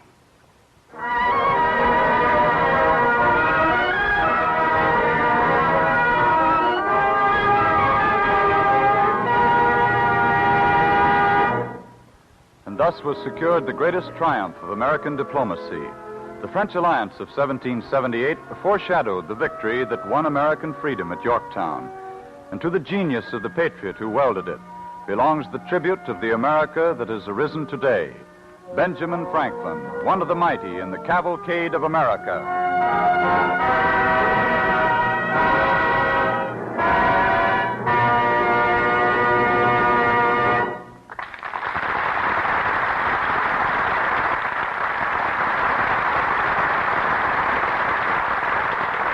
Cavalcade of America thanks John McIntyre and the Cavalcade Players for their performance of Dr. Franklin Goes to Court. And now the DuPont Company brings you its story from the wonder world of chemistry. This is the story of a plant at Deepwater, New Jersey, on the Delaware River.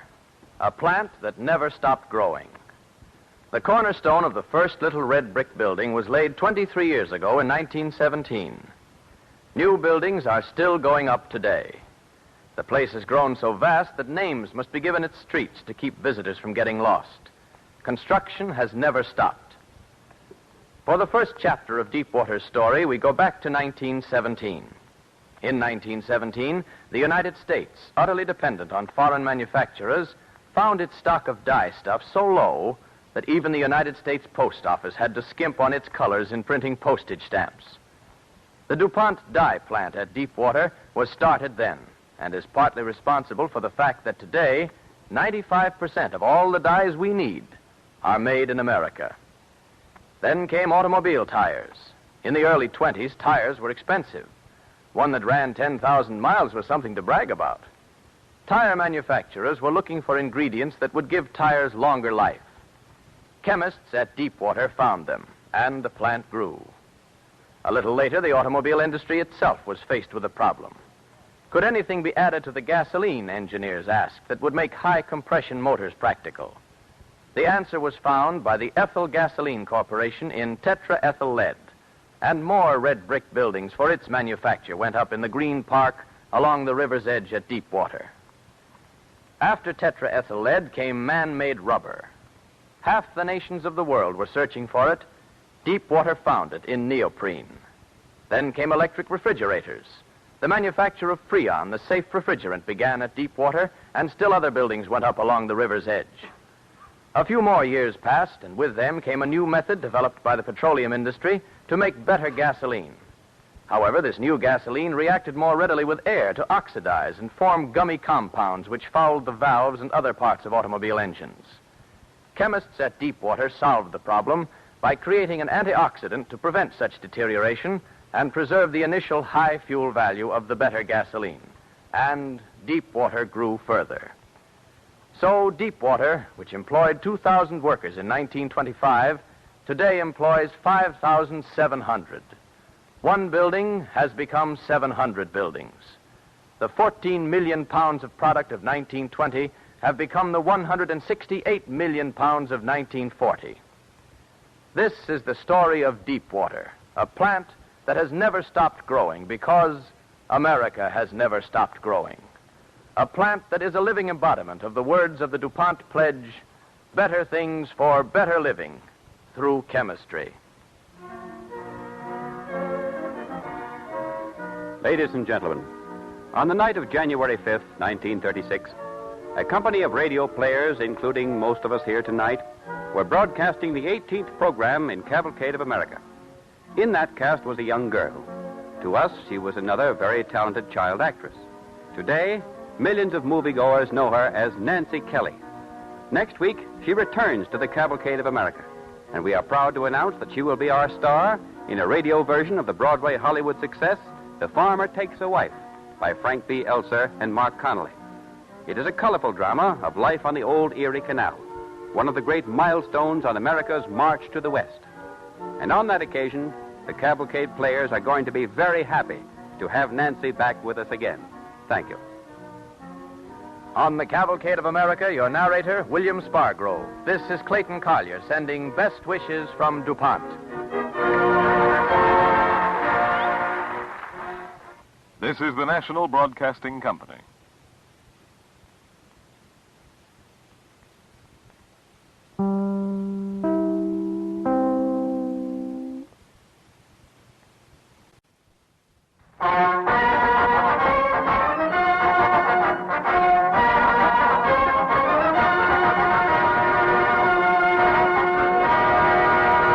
Cavalcade of America, presented by DuPont, makers of better things for better living through chemistry.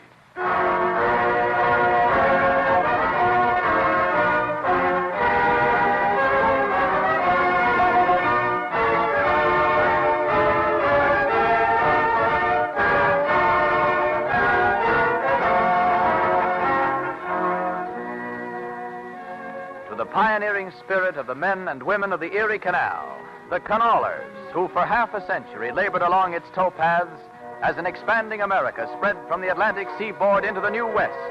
This performance of the Cavalcade of America is dedicated.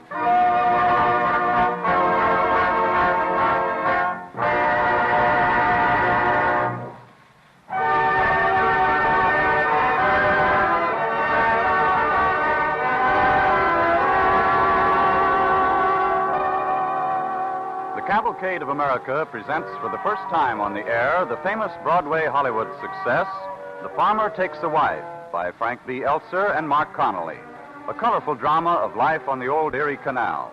Our star is Nancy Kelly, the popular screen actress of 20th Century Fox. Since Nancy used to appear with the Cavalcade players in our early broadcasts, we're happy to welcome her back from Hollywood as a guest star on this program. Our orchestra and original musical score are under the direction of Don Voorhees. DuPont, makers of better things for better living through chemistry, presents Nancy Kelly in The Farmer Takes a Wife on the Cavalcade of America.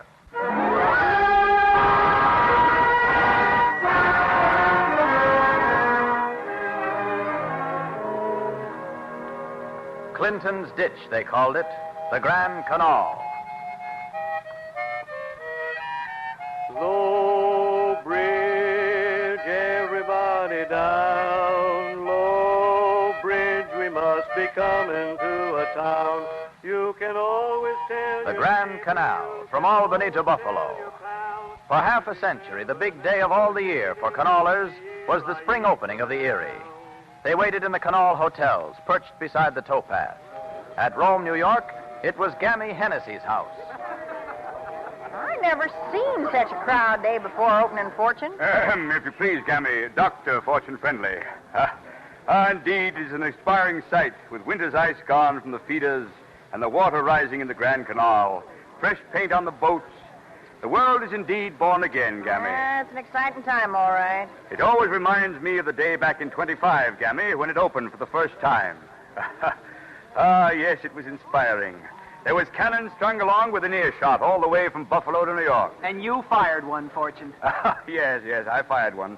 But it bucked on me, so I fired it again. The minute the canal opened, the guns went off, all the way to New York. They had the news in 80 minutes. Think of it. Yes, that reminds me, a double blackstrap, Gammy. Make mine an ordinary 10-center, Gammy. Sure, Saul. Did your team weather it all right? No. Bay mare died of the heaves. I don't know how that new dapple will keep the towpath, Gammy. Howdy, Gammy. Howdy. Well. Howdy, boaters. Pleasant greetings, Mr. Fisher. Thank you. I can see it is, as Gammy says, a good year. A good year. Your pockets fairly bulge with freight invoices for the canalers. That's right. Well, boaters, it looks like a good year for the canal. And next year it'll be better. For me, I'll be giving consignments for railroads as well as boats.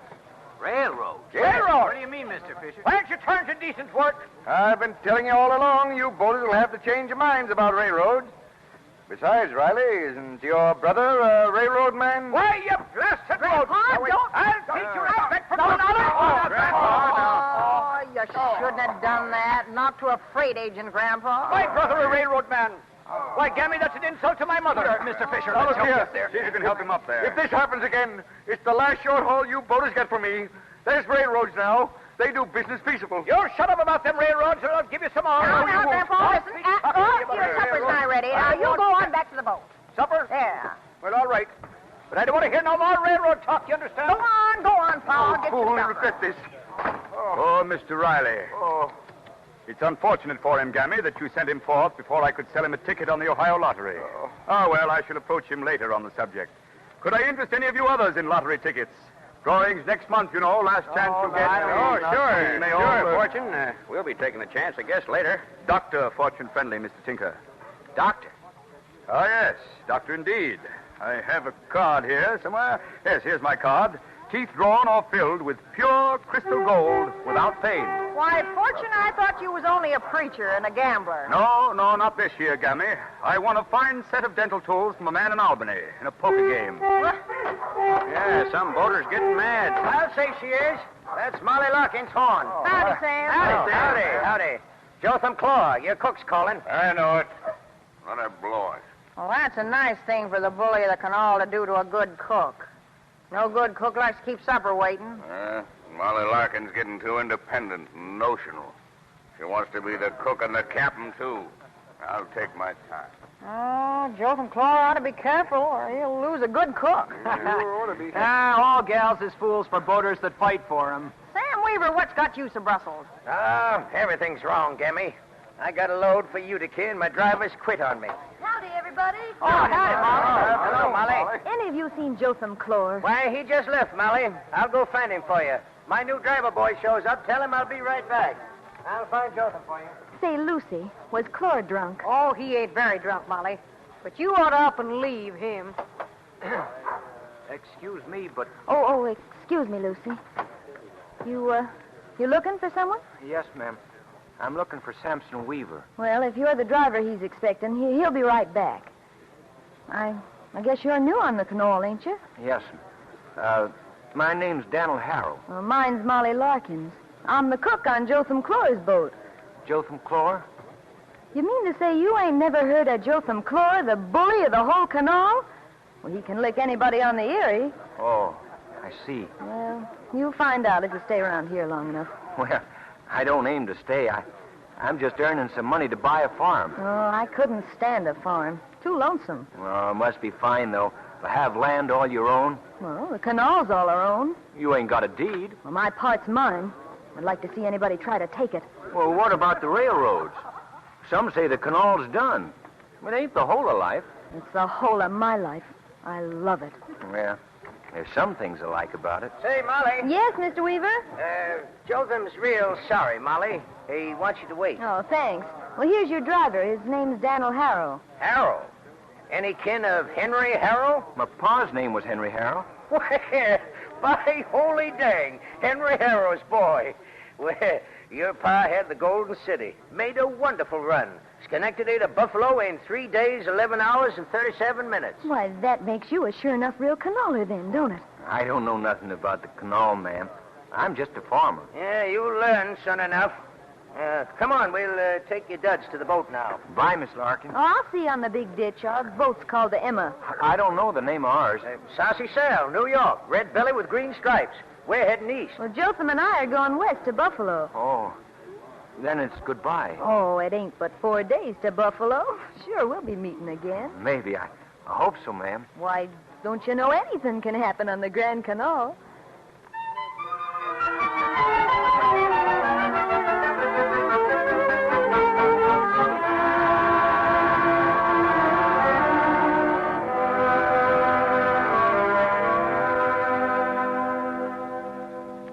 Howdy there, canoler. Why, howdy, Miss Larkin. When'd you get to Utica? Come in last night. Like to scrape your deck house off when Jotham tied up alongside. Well, we thought you'd be out to see us.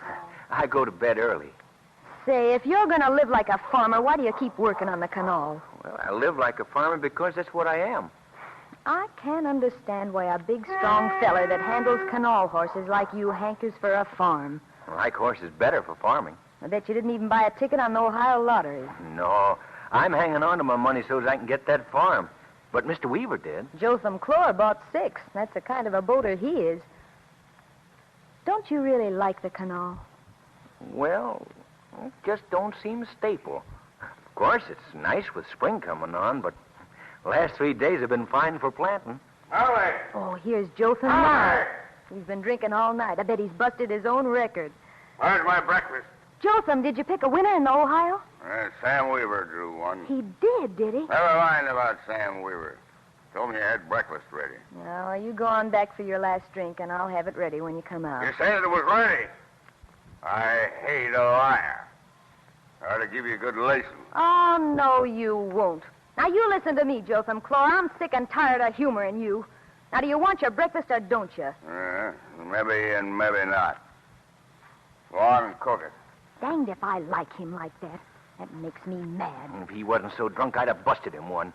Calling you a liar. Oh, he knows I ain't a liar, so I don't mind that, but it's just he's gone out of his way to be mean. Well, why don't you up and leave him?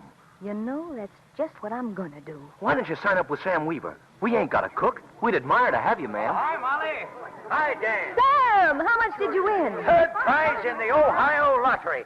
$5,000. Jehoshaphat, Sam, what are you gonna do with all that money? You know what I'm going to do? Buy myself a 96-foot boat. Mr. Weaver, what about our cargo here? Well, now I'll tell you, Dan. Fortune sold me this ticket the day I hired you. I had a feeling you was good luck to me. So from now on, you're the saucy sales captain, and we divide what we make even Steven. That's a mighty fine present, Mr. Weaver. I sure am grateful. Come on in the bar, everybody. Drink some lead. Come on, everybody. I'll be right with you, Sam. Miss Larkin, can I talk to you a minute, please? Well, I'm pretty busy. Are you really quitting, Clora? I sure am. Well, then, will you marry me? I'm so sick and tired of him. What did you say? It's about getting married. You like me, don't you? Yes, ma'am. I've got to say that, I do. I liked you the first time I seen you. Well, that's how I feel. What do you think about it? You're gonna stay on the canal a while now, ain't you? I might. If it'd help us to buy a farm you'd like. You see, I aim to change your opinion about a farm, Miss Larkins. Oh, wouldn't it be awful if you did? Oh, no, ma'am. It'd be wonderful. Well, what if you found out you liked the Erie more? Oh, then I'd stay. Well, if you promise that, then I'll come and cook for you. You don't want to get married now? No, not yet, Dan. I don't know. Oh, I see. It ain't part of my plan to make you unhappy. Well, then, I'll pack my duds and I'll be ready for you can say get.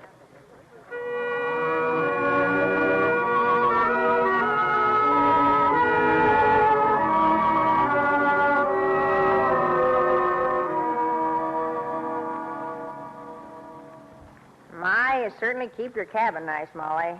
That's sure a pretty dress you're wearing. Yeah, come from Albany, Gammy. Huh? And when we go to the fair this evening, well, Dan's going to buy me a lace parasol to go with it. Well, you want to be wearing it when they give you all the prizes. How many preserves did you send to the exhibit? 18 kinds. Well. Lucy's over to the fair now to put 'em where the judges will have to eat 'em first.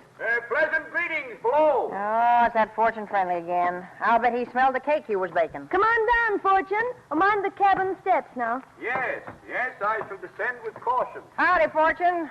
Well, what on earth you got there? This little contrivance, ladies, is what we call a camera obscura. We take daguerreotypes with it. Guaranteed human likeness. Ooh, where'd you get it, Fortune? A singular occurrence, that. Singular occurrence. A fellow and I got to talking. He wanted to play some cards, and of course, being convivial, I was on my way to winning this and 24 plates, but he got a straight flush. I even had to give back a little piece of glass that fits in the front here. Needless impedimenta, no doubt. Then his wife interrupted us. Oh, that's too bad, Fortune. Yes, well, it's all right, though. His wife will be going to the fair after supper. Come around tomorrow and I'll take your pictures. I'd rather be pecked to death by young ducks. Yes, I see. Well, I see there's a magnificent cake on the table. Magnificent. That's Molly's cake. She made it. It's That's vanilla so. marshmallow. Wasn't ready when I sent the other things over. Say, you know, it's taken Dan a long time to get a pair of shoes, ain't it? Yeah, well, Dan may have other business, possibly arranging to haul ties for the railroad. Oh, I hate doing anything for them railroads. Oh, I don't know, Molly. As a learned professor of the classics told me in college, that was the year before I went gold hunting at Niagara Falls. Tempus fugit. What does that mean? Times is flying. Not only times, but everything else. The railroads will give us more speed, all right, but they'll make us forget how fine the world could go at 4 miles an hour. Say, Fortune, don't you think Dan loves the canal now? Well, haven't you talked with him about it lately, Molly? Well, no. You see, we made a bargain. He said he wouldn't argue about a farm if I didn't pester him about the canal. And then we'd see how we felt when the season ended. Well, how do you feel? Well, the time ain't up, but I know I sure like him fine. Young love. How tender. You know, Dan's not like any boater I've ever seen. Well, he could be boss of the whole canal. He never gets drunk and... Dan's a peaceful fella. I guess there's nothing that makes him mad or excited. He's a funny feller, ain't he? Who's a funny fella? You are. Oh, Dan. Dan, what's in the big package? Present for you. Mirror for you to see your new dress in. Oh, my, ain't that lovely? You like me in the dress? You're about as pretty as anything I ever seen. Spin around like you was dancing. All right. Oh, jeepers, she does look pretty, don't you, though? Yes. Say, what a whopper of a cake, Molly. Oh, wait till they see that. Well, you bought such a big oven, I had to use it for something, Dan. Is it all right to be spending so much money? Oh, of course it is. We made more than I figured we would. Dan, do you want to buy the other half of the boat? Molly. Oh, gee, that sort of come out quick, Dan, for I thought. I didn't mean to break my word. Oh, that's all right, Molly. We'll talk it over later. Here comes Lucy back from the fair. I'm so mad I might break my leg. Well, what do you think? What? They won't take Molly's preserves. Oh, are they that bad? Molly, they just won't accept the best pickles and jams and jellies and preserves they ever had. Why, the poltroons.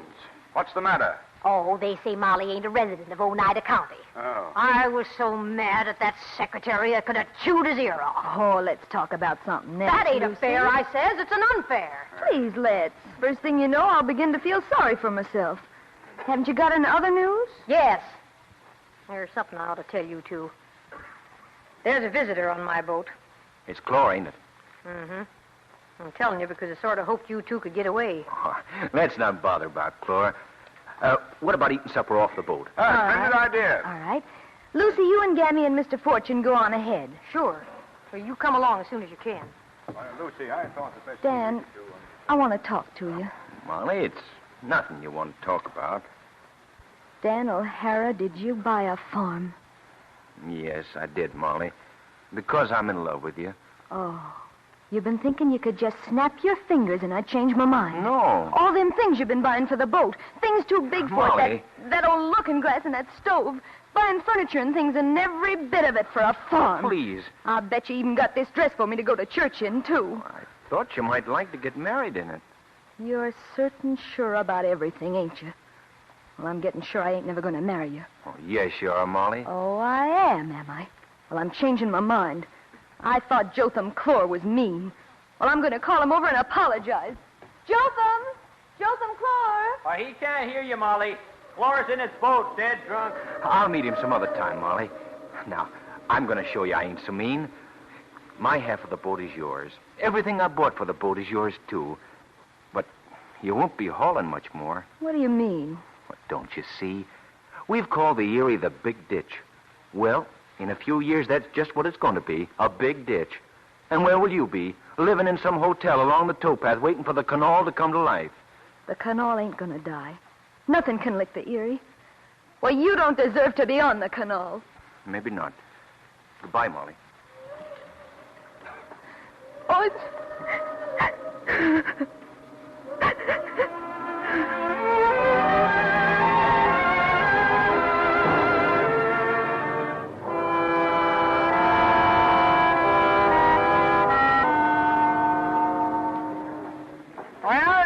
boat's tied up, there'll be a lot of excitement around here this winter, I tell you. Why? What's up, Gammy? Fishers hiring canollers to work on the Watertown-Rome Railway. Keepers, what's this country a-coming to? Yeah, they call it progress, Grandpa. When I hear the 11 o'clock train from Sutter, I'm going over and cuss it face to face. Oh, no. Well, there's your chance, Gramps. Well, I'm going. Now, come back here, you old fool. Listen to that racket coming down the towpath. Ain't anybody man enough to stand up to that? Well, man can't stand up to a thing like that, Grandpa. Grandpa. That contraption's a-coming through here, over my dead body. Grandpa, come back here. Come on, you filthy beast. Here's one man that ain't scared you on the head. Hey, Grandpa, come open them tracks. You'll be killed.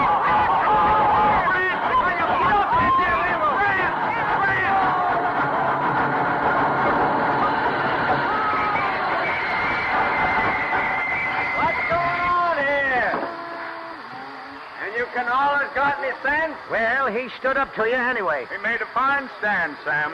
God rest his soul. Rest his soul, he ain't even hurt. What? Just scooped up in the cow catcher, gentle as you please.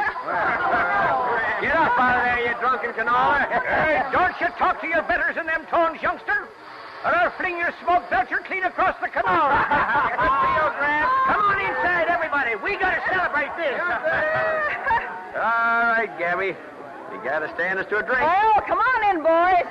This round will be on the house. Howdy, Boone. What's all the excitement? Molly, you should have been here 2 minutes ago. Gramps tried to stop a locomotive. Good for Grandpa. Wish I'd seen him do it. Well, it didn't do him much good. Molly, we heard you was going to winter in Buffalo. Well, I changed my mind. I'll come here to give you the money we made on those 2 long hauls. Well, I thought Dan give his half to you. I ain't gonna take it. Well, now look who's coming through the door this minute. Howdy, everybody. Well, howdy, Dan. Howdy. Oh, Molly. Well, they said you were in Buffalo.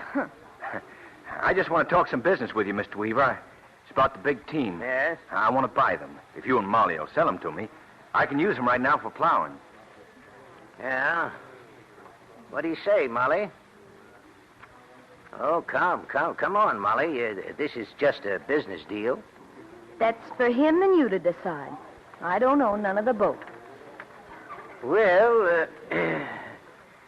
you talk to him, Molly. I'll be back in a minute. You gonna stay here, Molly? Yep. Until the canal opens as usual in the spring. I wish you could see the farm, Molly. And when she's all cleared up, there'll be 400 acres. Cattle and sheep is fine, chickens too. The main dwelling's good. Sounds pretty lonesome to me. Just like I always said. Oh, we don't find it lonesome at all. We? Yeah. I got a big fat Dutch woman to cook for me. Oh, you like the kitchen. It's big and bright with a pump right in it. I like little kitchens. And once and for all, Daniel, I ain't interested in anything you do. Oh, there you are, Mr. Daniel Howard. Oh, Danny, it's Jotham Clower. I've been looking for you for some time. Get ready. Oh, Dan, get out or he'll kill you. Molly, don't you want to see that farm? This ain't no time for fun. All right, Mr. Daniel Howard, take off your coat. Put up yet. All right.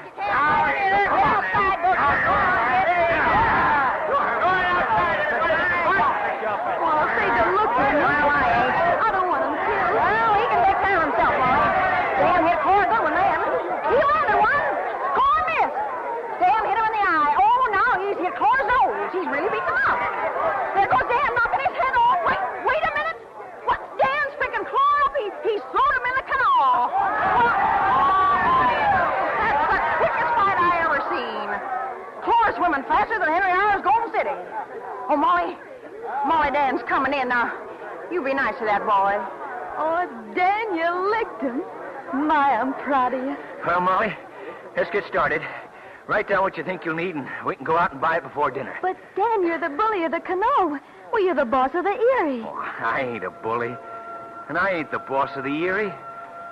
Can't you see, Molly? I'm just a farmer. Yeah, I see, Dan. And I guess I'm just a farmer's wife.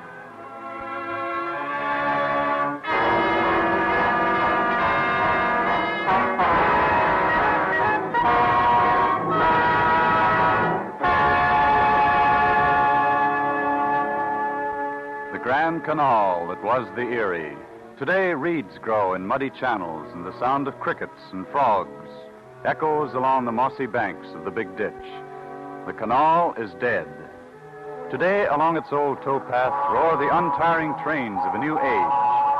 For this is the way America was built, the old giving way to the new in every field of our endeavor, in every decade of our growth. To the gallant men and women of the Grand Canal, pioneers of our march to the West, an honored place in the unending procession that is the Cavalcade of America.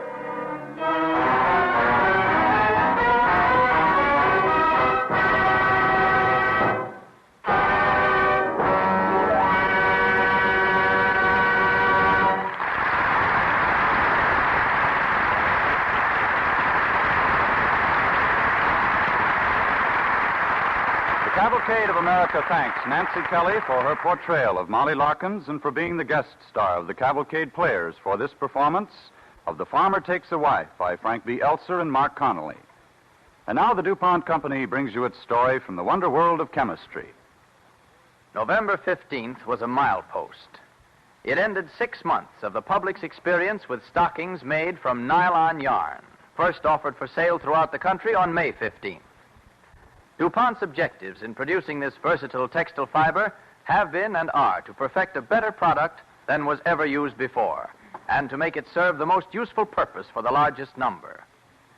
Seeking something better than nature ever produced, DuPont chemists labored for 3 years, even after the chemical compounds that make up nylon had been discovered, to perfect a practical textile yarn. Women's hosiery was selected as the first important field for development. By midsummer of 1938, a small research plant was in production at DuPont's experimental station near Wilmington, Delaware. In October, the name nylon was coined, and DuPont had enough confidence in this product to set aside enough funds for a full-scale plant. In January 1940, the company began distributing this yarn to various hosiery mills, which knitted into their own brands of nylon hose. Up to October 1st, approximately 17 million pairs of full-fashion nylon stockings were shipped to retail outlets from mills in 27 states. Women bought nylon stockings, wore them, learned what to expect from them. The demand grew, surpassing the expectations of even those who knew the properties of nylon. To meet the growing demand, DuPont is doubling the original capacity of the Seaford plant and is building another great new plant for manufacturing nylon at Martinsville, Virginia. Meanwhile, research and practical use have shown that nylon serves well as bristles in toothbrushes and hairbrushes, as sewing thread, surgical sutures, fish lines, an ever-widening range of everyday necessities. Nylon yarn has recently been introduced in lace fabrics, foundation garments, men's half hose, and woven fabrics for undergarments. Still, 90% of the yarn produced continues to go to manufacturers of women's full-fashioned hosiery. Manufacturers, distributors, and marketers have been encouraged to describe accurately how and where nylon is used in their products, so consumers may know beyond any question what they are buying. The latest news about nylon is DuPont's announcement of a price reduction on the yarn. This initial price change, while relatively minor in itself, was made after only 10 months' operation of the first plant, and such reductions betoken DuPont's established plan of lowering prices whenever increased volume permits, thus advancing the cycle which brings you more and better goods at a lower price. Such is the practical end envisioned by the words of the DuPont pledge, better things for better living through chemistry. And now, the star of next week's program, Agnes Moorehead. Ladies and gentlemen, it isn't often that Cavalcade honors a living person, but for our drama next week, we will present the story of one of America's greatest living women, Martha Berry. As founder of Berry College in Georgia, she has taught thousands of young men and women to reclaim the ancient heritage of the South and set the nation an example of wisdom and courageous leadership. I'm very happy that I've been asked to portray the role of Martha Berry on next week's Cavalcade of America. Thank you. Among the Cavalcade players on this program, the part of Dan Harrow was played by William Johnstone, Sam Weaver by Howard Smith, Gammy Hennessy was Agnes Moorehead, Lucy Gurgit, Jeanette Nolan, Jotham Clore was John McIntyre, Grandpa Riley, Ray Collins, and Fortune Friendly was Kenneth Delmar. Your announcer is Clayton Collier, sending best wishes from DuPont.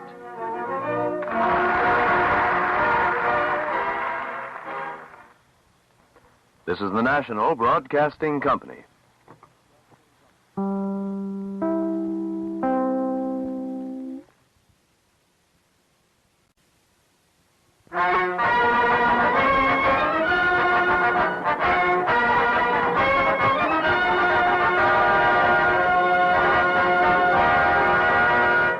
The Cavalcade of America, presented by DuPont, makers of better things for better living through chemistry.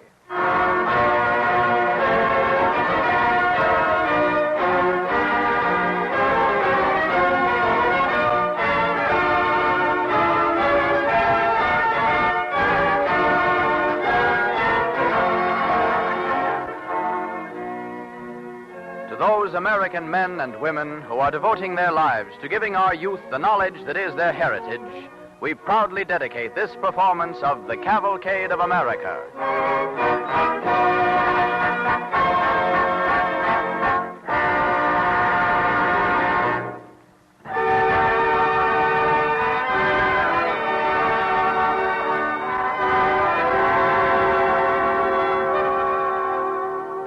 On this program, the Cavalcade of America honors a living person, a woman whose work has earned her an undisputed place in the history of our time.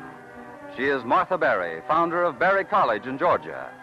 The story of her life has been especially dramatized by Margaret LeWorth for the Cavalcade of America in a radio play, Light in the Hills, and will be enacted by the Cavalcade Players, starring Agnes Moorehead as Martha Berry. The Cavalcade Orchestra and the original musical score are under the direction of Don Voorhees. DuPont, makers of better things for better living through chemistry, presents Light in the Hills as our drama on the Cavalcade of America.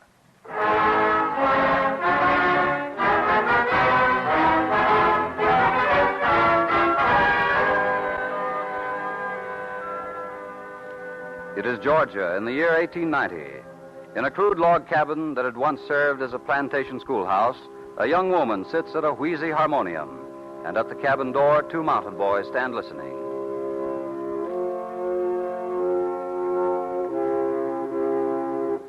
My goodness, how long have you two been standing there? We's just listening, ma'am. It's right purty, ma'am. Well, come on in. There are chairs here just about your size. You live here, ma'am? Oh, no. I live up on the hill. This little log cabin used to be our schoolhouse, but nobody uses it now. Come in. Come on in. Don't be bashful. You ain't afeard, Floyd? Oh, of course he isn't. Tell me, what's your name? Floyd Luke. And this is Sandy. He's my brother. Luke? Yes'm. That's a fine name. A very wonderful man had that name once. Reckon we ain't here to tell of him. He's in the Bible. We'n's got a Bible home, ma'am. Reckon we'n's never read it, though. Oh, my goodness, that's too bad. The Bible has the most wonderful stories in the world in it. Now, look here. I have some cookies in this jar. Have some. Take a lot of cookies. Go on. Right. Fine. Now, you sit down and eat them, and while you're eating, I'll tell you a story out of the Bible. It ain't learning. Oh, no, indeed. It's a real story right out of the Bible. It's about a man who went into a lion's den. We'ns ain't never heard of that. The man's name was Daniel, and Daniel was a good man.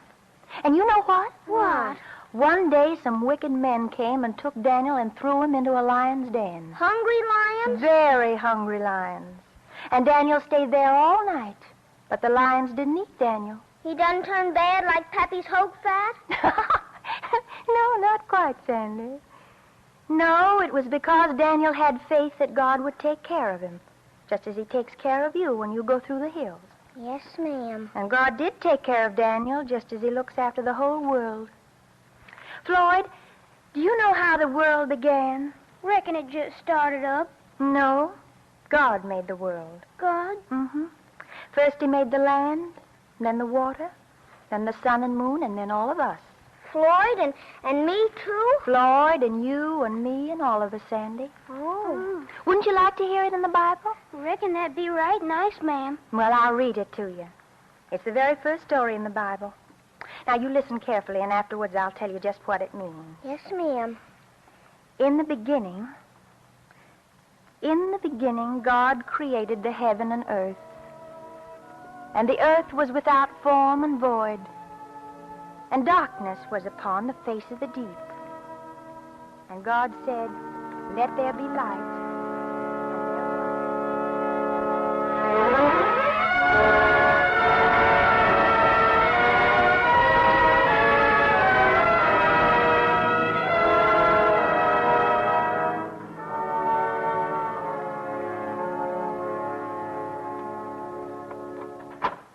Father, are you busy?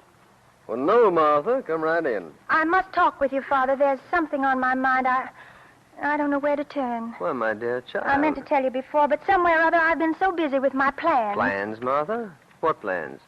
Well, I'm going to open a school. School teaching is for spinsters, Martha. The war left plenty of those in my generation. I don't mean just another academy for young ladies, Father. I mean a school for the sons of these hill people. People who never had a chance to go to school. Who's going to support these boys while they're away at school?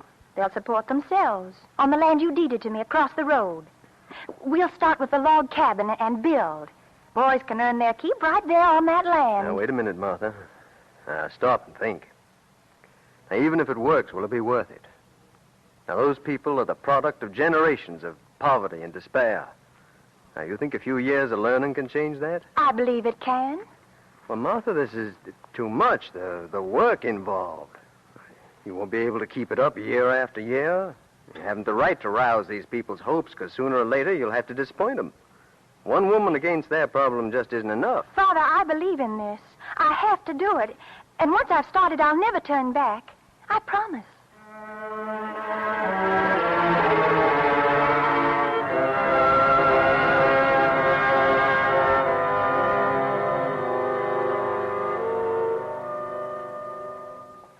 Come in, Judge Wright.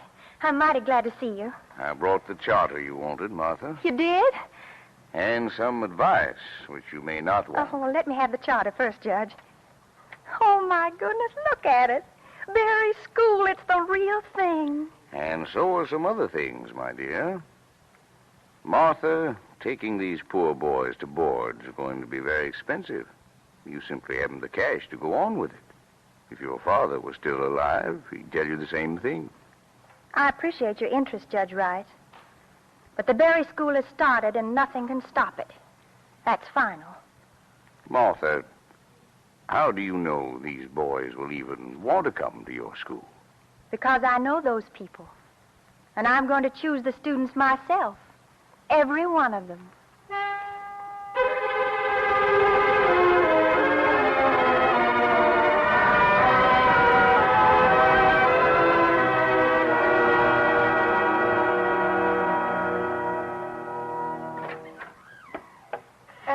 May I come in? What you want? I just want to talk to you. Is that your son out in the field? Yes, that's my young'un. He's a mighty fine-looking boy. You a revenuer? Looking for moonshine? Oh, goodness, no. Goodness, no. Isn't that gun sort of heavy to hold like that? No, t'ain't. Oh, I see. Well, my name's Martha Berry.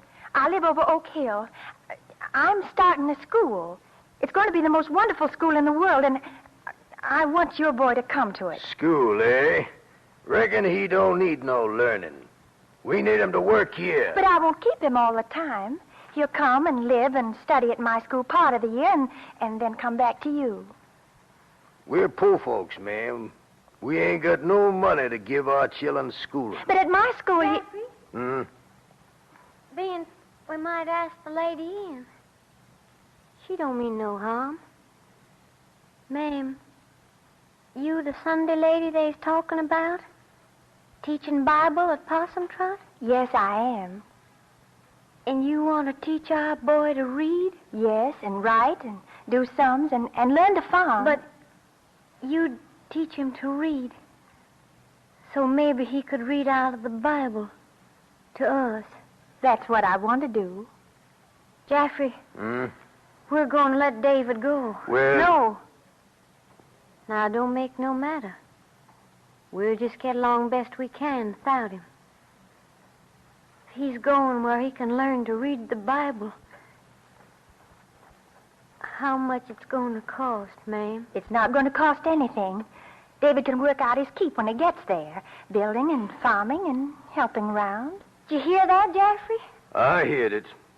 And I say the boy's going to work here. We ain't taking nothing from nobody. It ain't taken. David'll be working. Ma'am, our boy'll come to your school. Just as soon as we can get him some overalls and shoes. It'll just mean selling a little more moonshine. That's all.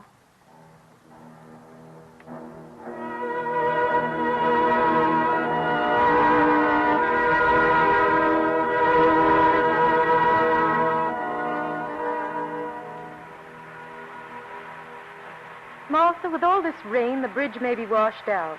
Maybe the children won't even be able to get here today. Elizabeth, those boys said they'd be here for the opening of the school today. They'll get here somehow. I don't know. Sometimes I'm not so sure. What are you thinking? Honestly, I mean. Right now? Right now. I was thinking about violets.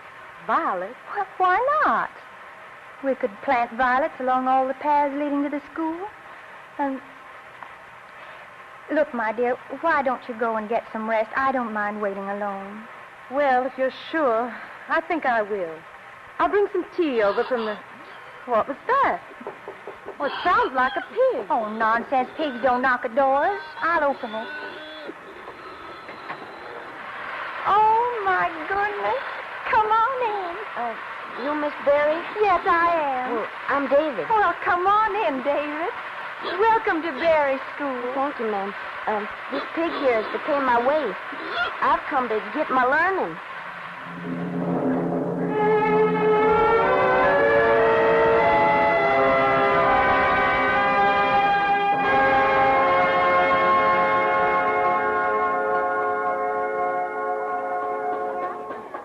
Well. Good evening, Martha. Oh, Judge Wright, I'm so glad you come over. 5 of the boys are being promoted tomorrow. Think of it.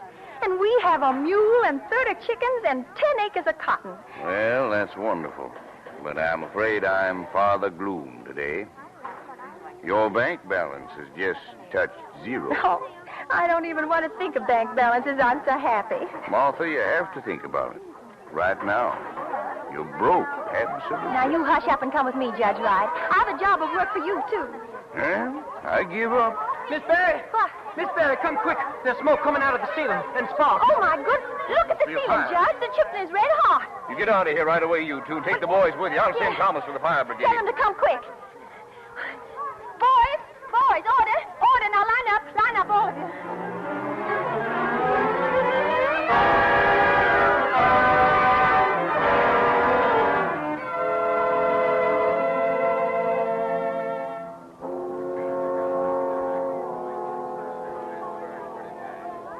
Well, I guess we saved the kitchen and the back room. See, Miss Berry, the boys are pretty wet.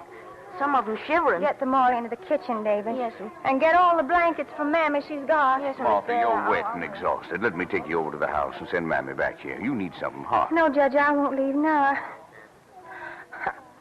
I've got to figure out some way of rebuilding the school. I'm afraid that's impossible, Martha. No, it's not. I can go north and find help. Who in the world do you know up north? Nobody. But that doesn't matter. If it will save the school, I'll become a beggar.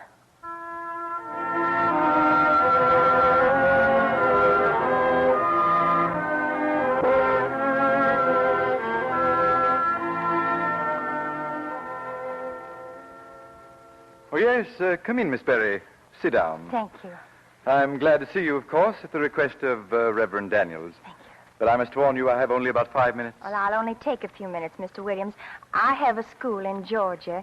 It's really a wonderful school for poor boys who have no place else to go. Yes, yes. Mr. Williams, some of those boys haven't even shoes. None of them can read. Yes, Miss Berry. What is it about the school? Well, you see, we need money to... Money? Oh, why didn't you say that? You want a contribution, I suppose? Well, I guess you'd call it that. But these boys, Mr. Williams... I'd like to be able to help you, of course, but frankly, I have a great many demands, and, well, all my charities have been taken care of this year. Furthermore, a school in Georgia seems a little remote. It's part of this country. It's a fine part, Mr. Williams, and the people there... Oh, I'm sure of that, I'm sure. And we're only asking for a little here and there. Well, I'll tell you. My lists are all made out this year, but if $1 will help you, here it is. It's been a pleasure to meet you, Miss Berry, and now... Yes. Yes, of course. Thank you, Mr. Williams. Thank you.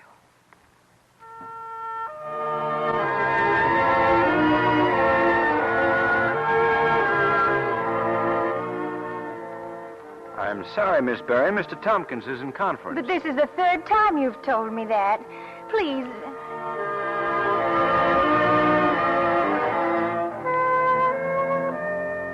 Did you give Mr. Merrill my message? Miss Berry, quite frankly, Mr. Merrill's very busy and can't see you. However, he authorizes me to give you this check for $5.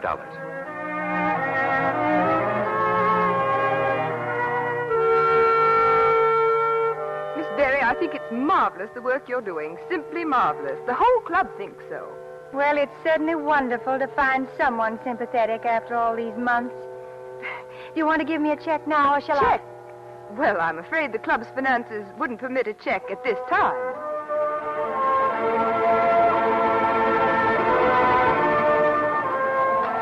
Look where you're going, lady. You'll get run over in the street like that.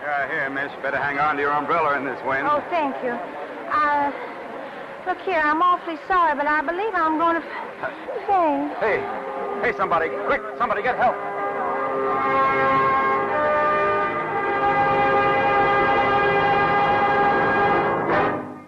We're mighty glad to have you with us again, Miss Barry. Thank you, David. My, it's good to be back at this school. There's a man outside to see you, Miss Barry.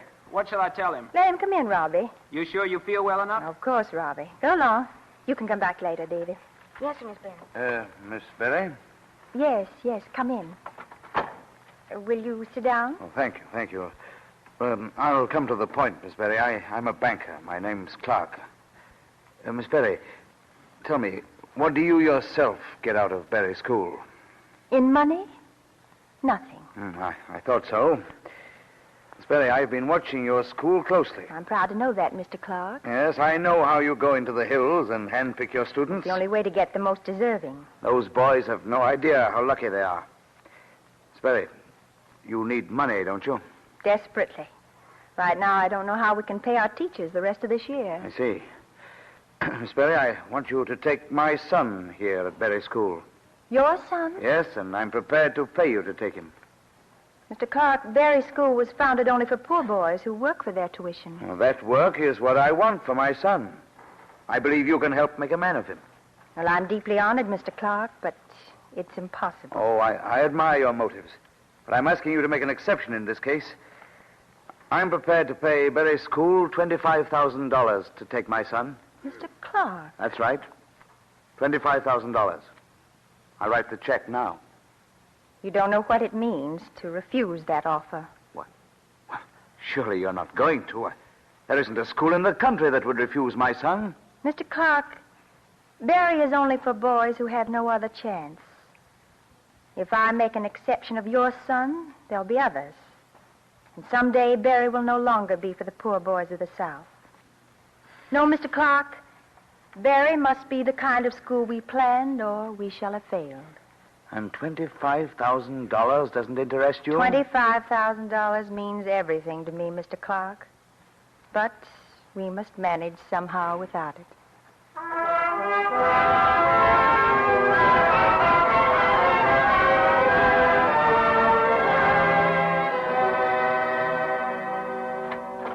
Miss Barry, ma'am, I reckon we can't take you to the station.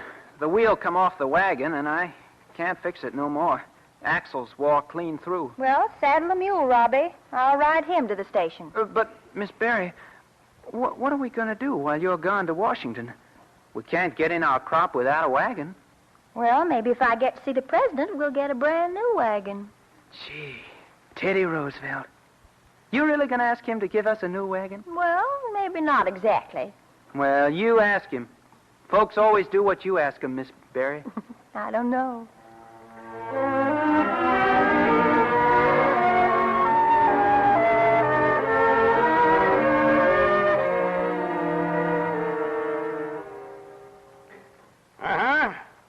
What's this picture here, Miss Berry? That's the brick kiln, Mr. President.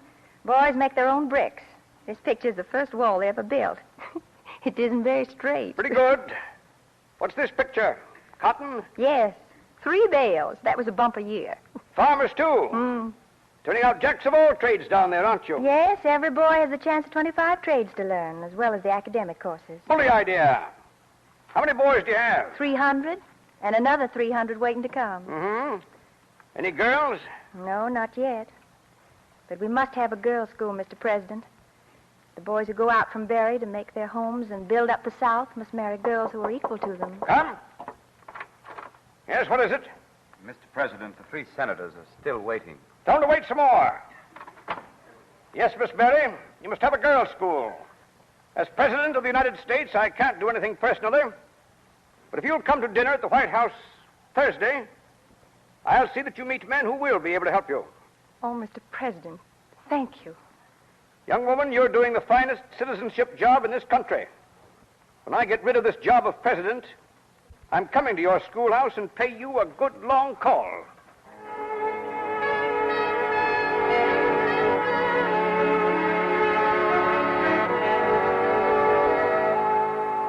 Berry School grew.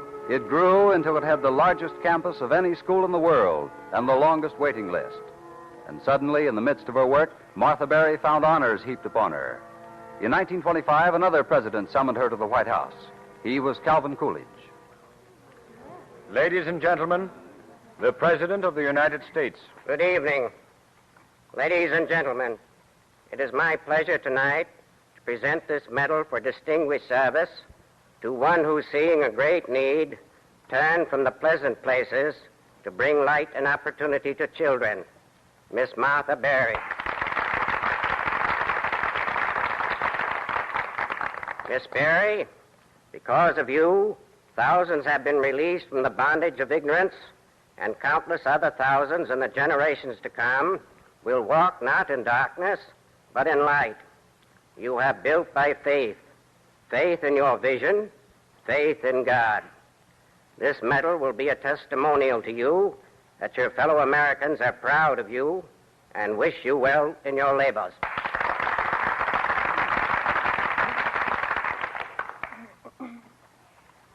Mr. President, I accept this medal humbly for myself, but proudly for my boys and girls. My life ambition has been to free the children of the mountain forests, to give them to America strong of heart, of mind, and of soul. This has been my hope, my dream, and my prayer. And I promise you, Berry School will go on. It will go on in the words of an old woman of the hills who stopped me once when I was leaving her cabin. She said, "What's the hurry, Miss Martha? What's the matter with tomorrow?" Why, tomorrow ain't been touched yet.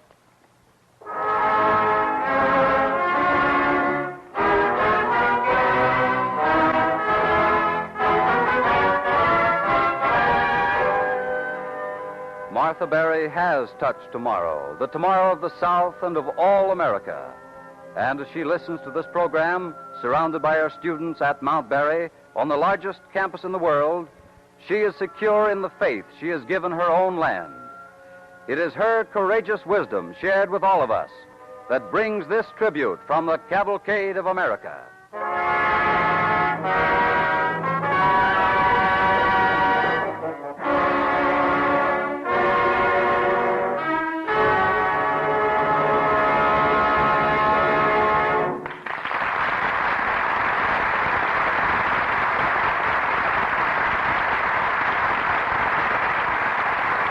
Thanks to Agnes Moorehead and to the Cavalcade players for their performance of Light in the Hills. And now the DuPont Company brings you its story from the wonder world of chemistry.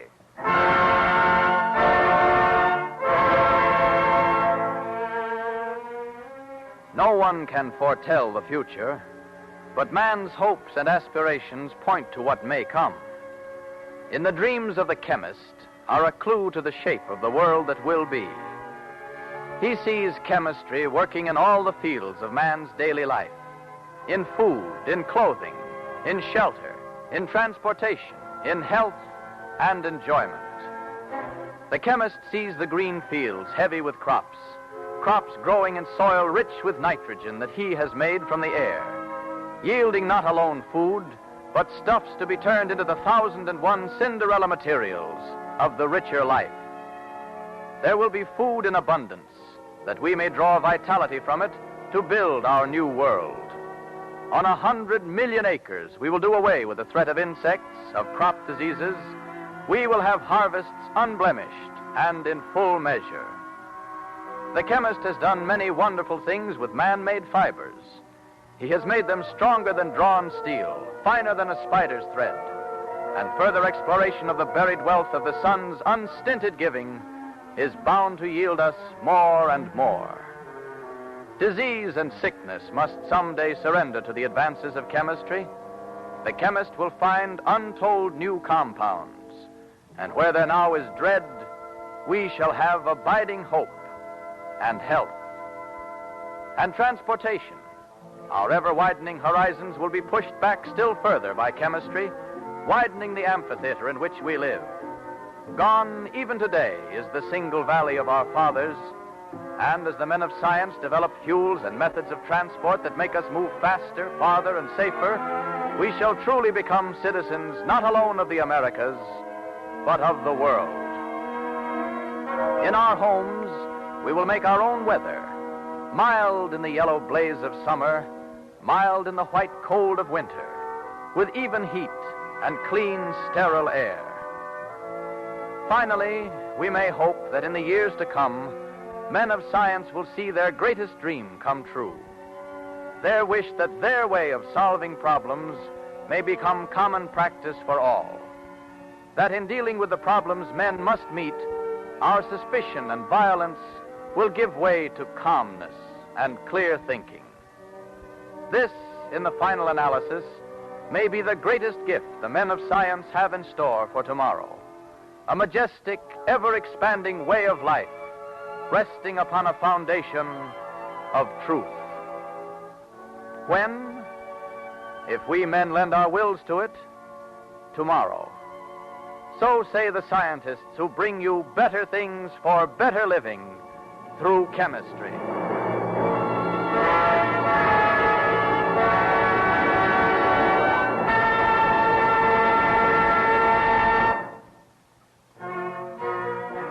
And now, Ted Jewett of the Cavalcade Players to tell you about next week's program. Ladies and gentlemen, next week, the Cavalcade of America will present one of the outstanding radio personalities of our time, Alexander Woollcott. As part of our continued effort to bring to the air original treatments of important American subjects by distinguished American authors, Mr. Woollcott, in collaboration with the brilliant American composer and commentator Deems Taylor, has prepared for Cavalcade a unique impression of a great moment in our history, when a beloved American song was born in the dark of a troubled night, nearly 80 years ago. DuPont presents, as the special guest of next week's program, the town crier, Alexander Woollcott. Thank you. Among the Cavalcade Players on this program, in support of Agnes Moorehead, who played the part of Martha Berry, Thomas Berry was Carl Swenson, Judge Wright, John McIntyre. Mountain Woman was Jeanette Nolan, David, Kingsley Colton, Theodore Roosevelt, Ray Collins, and Mr. Williams was Edwin Jerome. Your announcer is Clayton Collier, sending best wishes from DuPont. This is the National Broadcasting Company.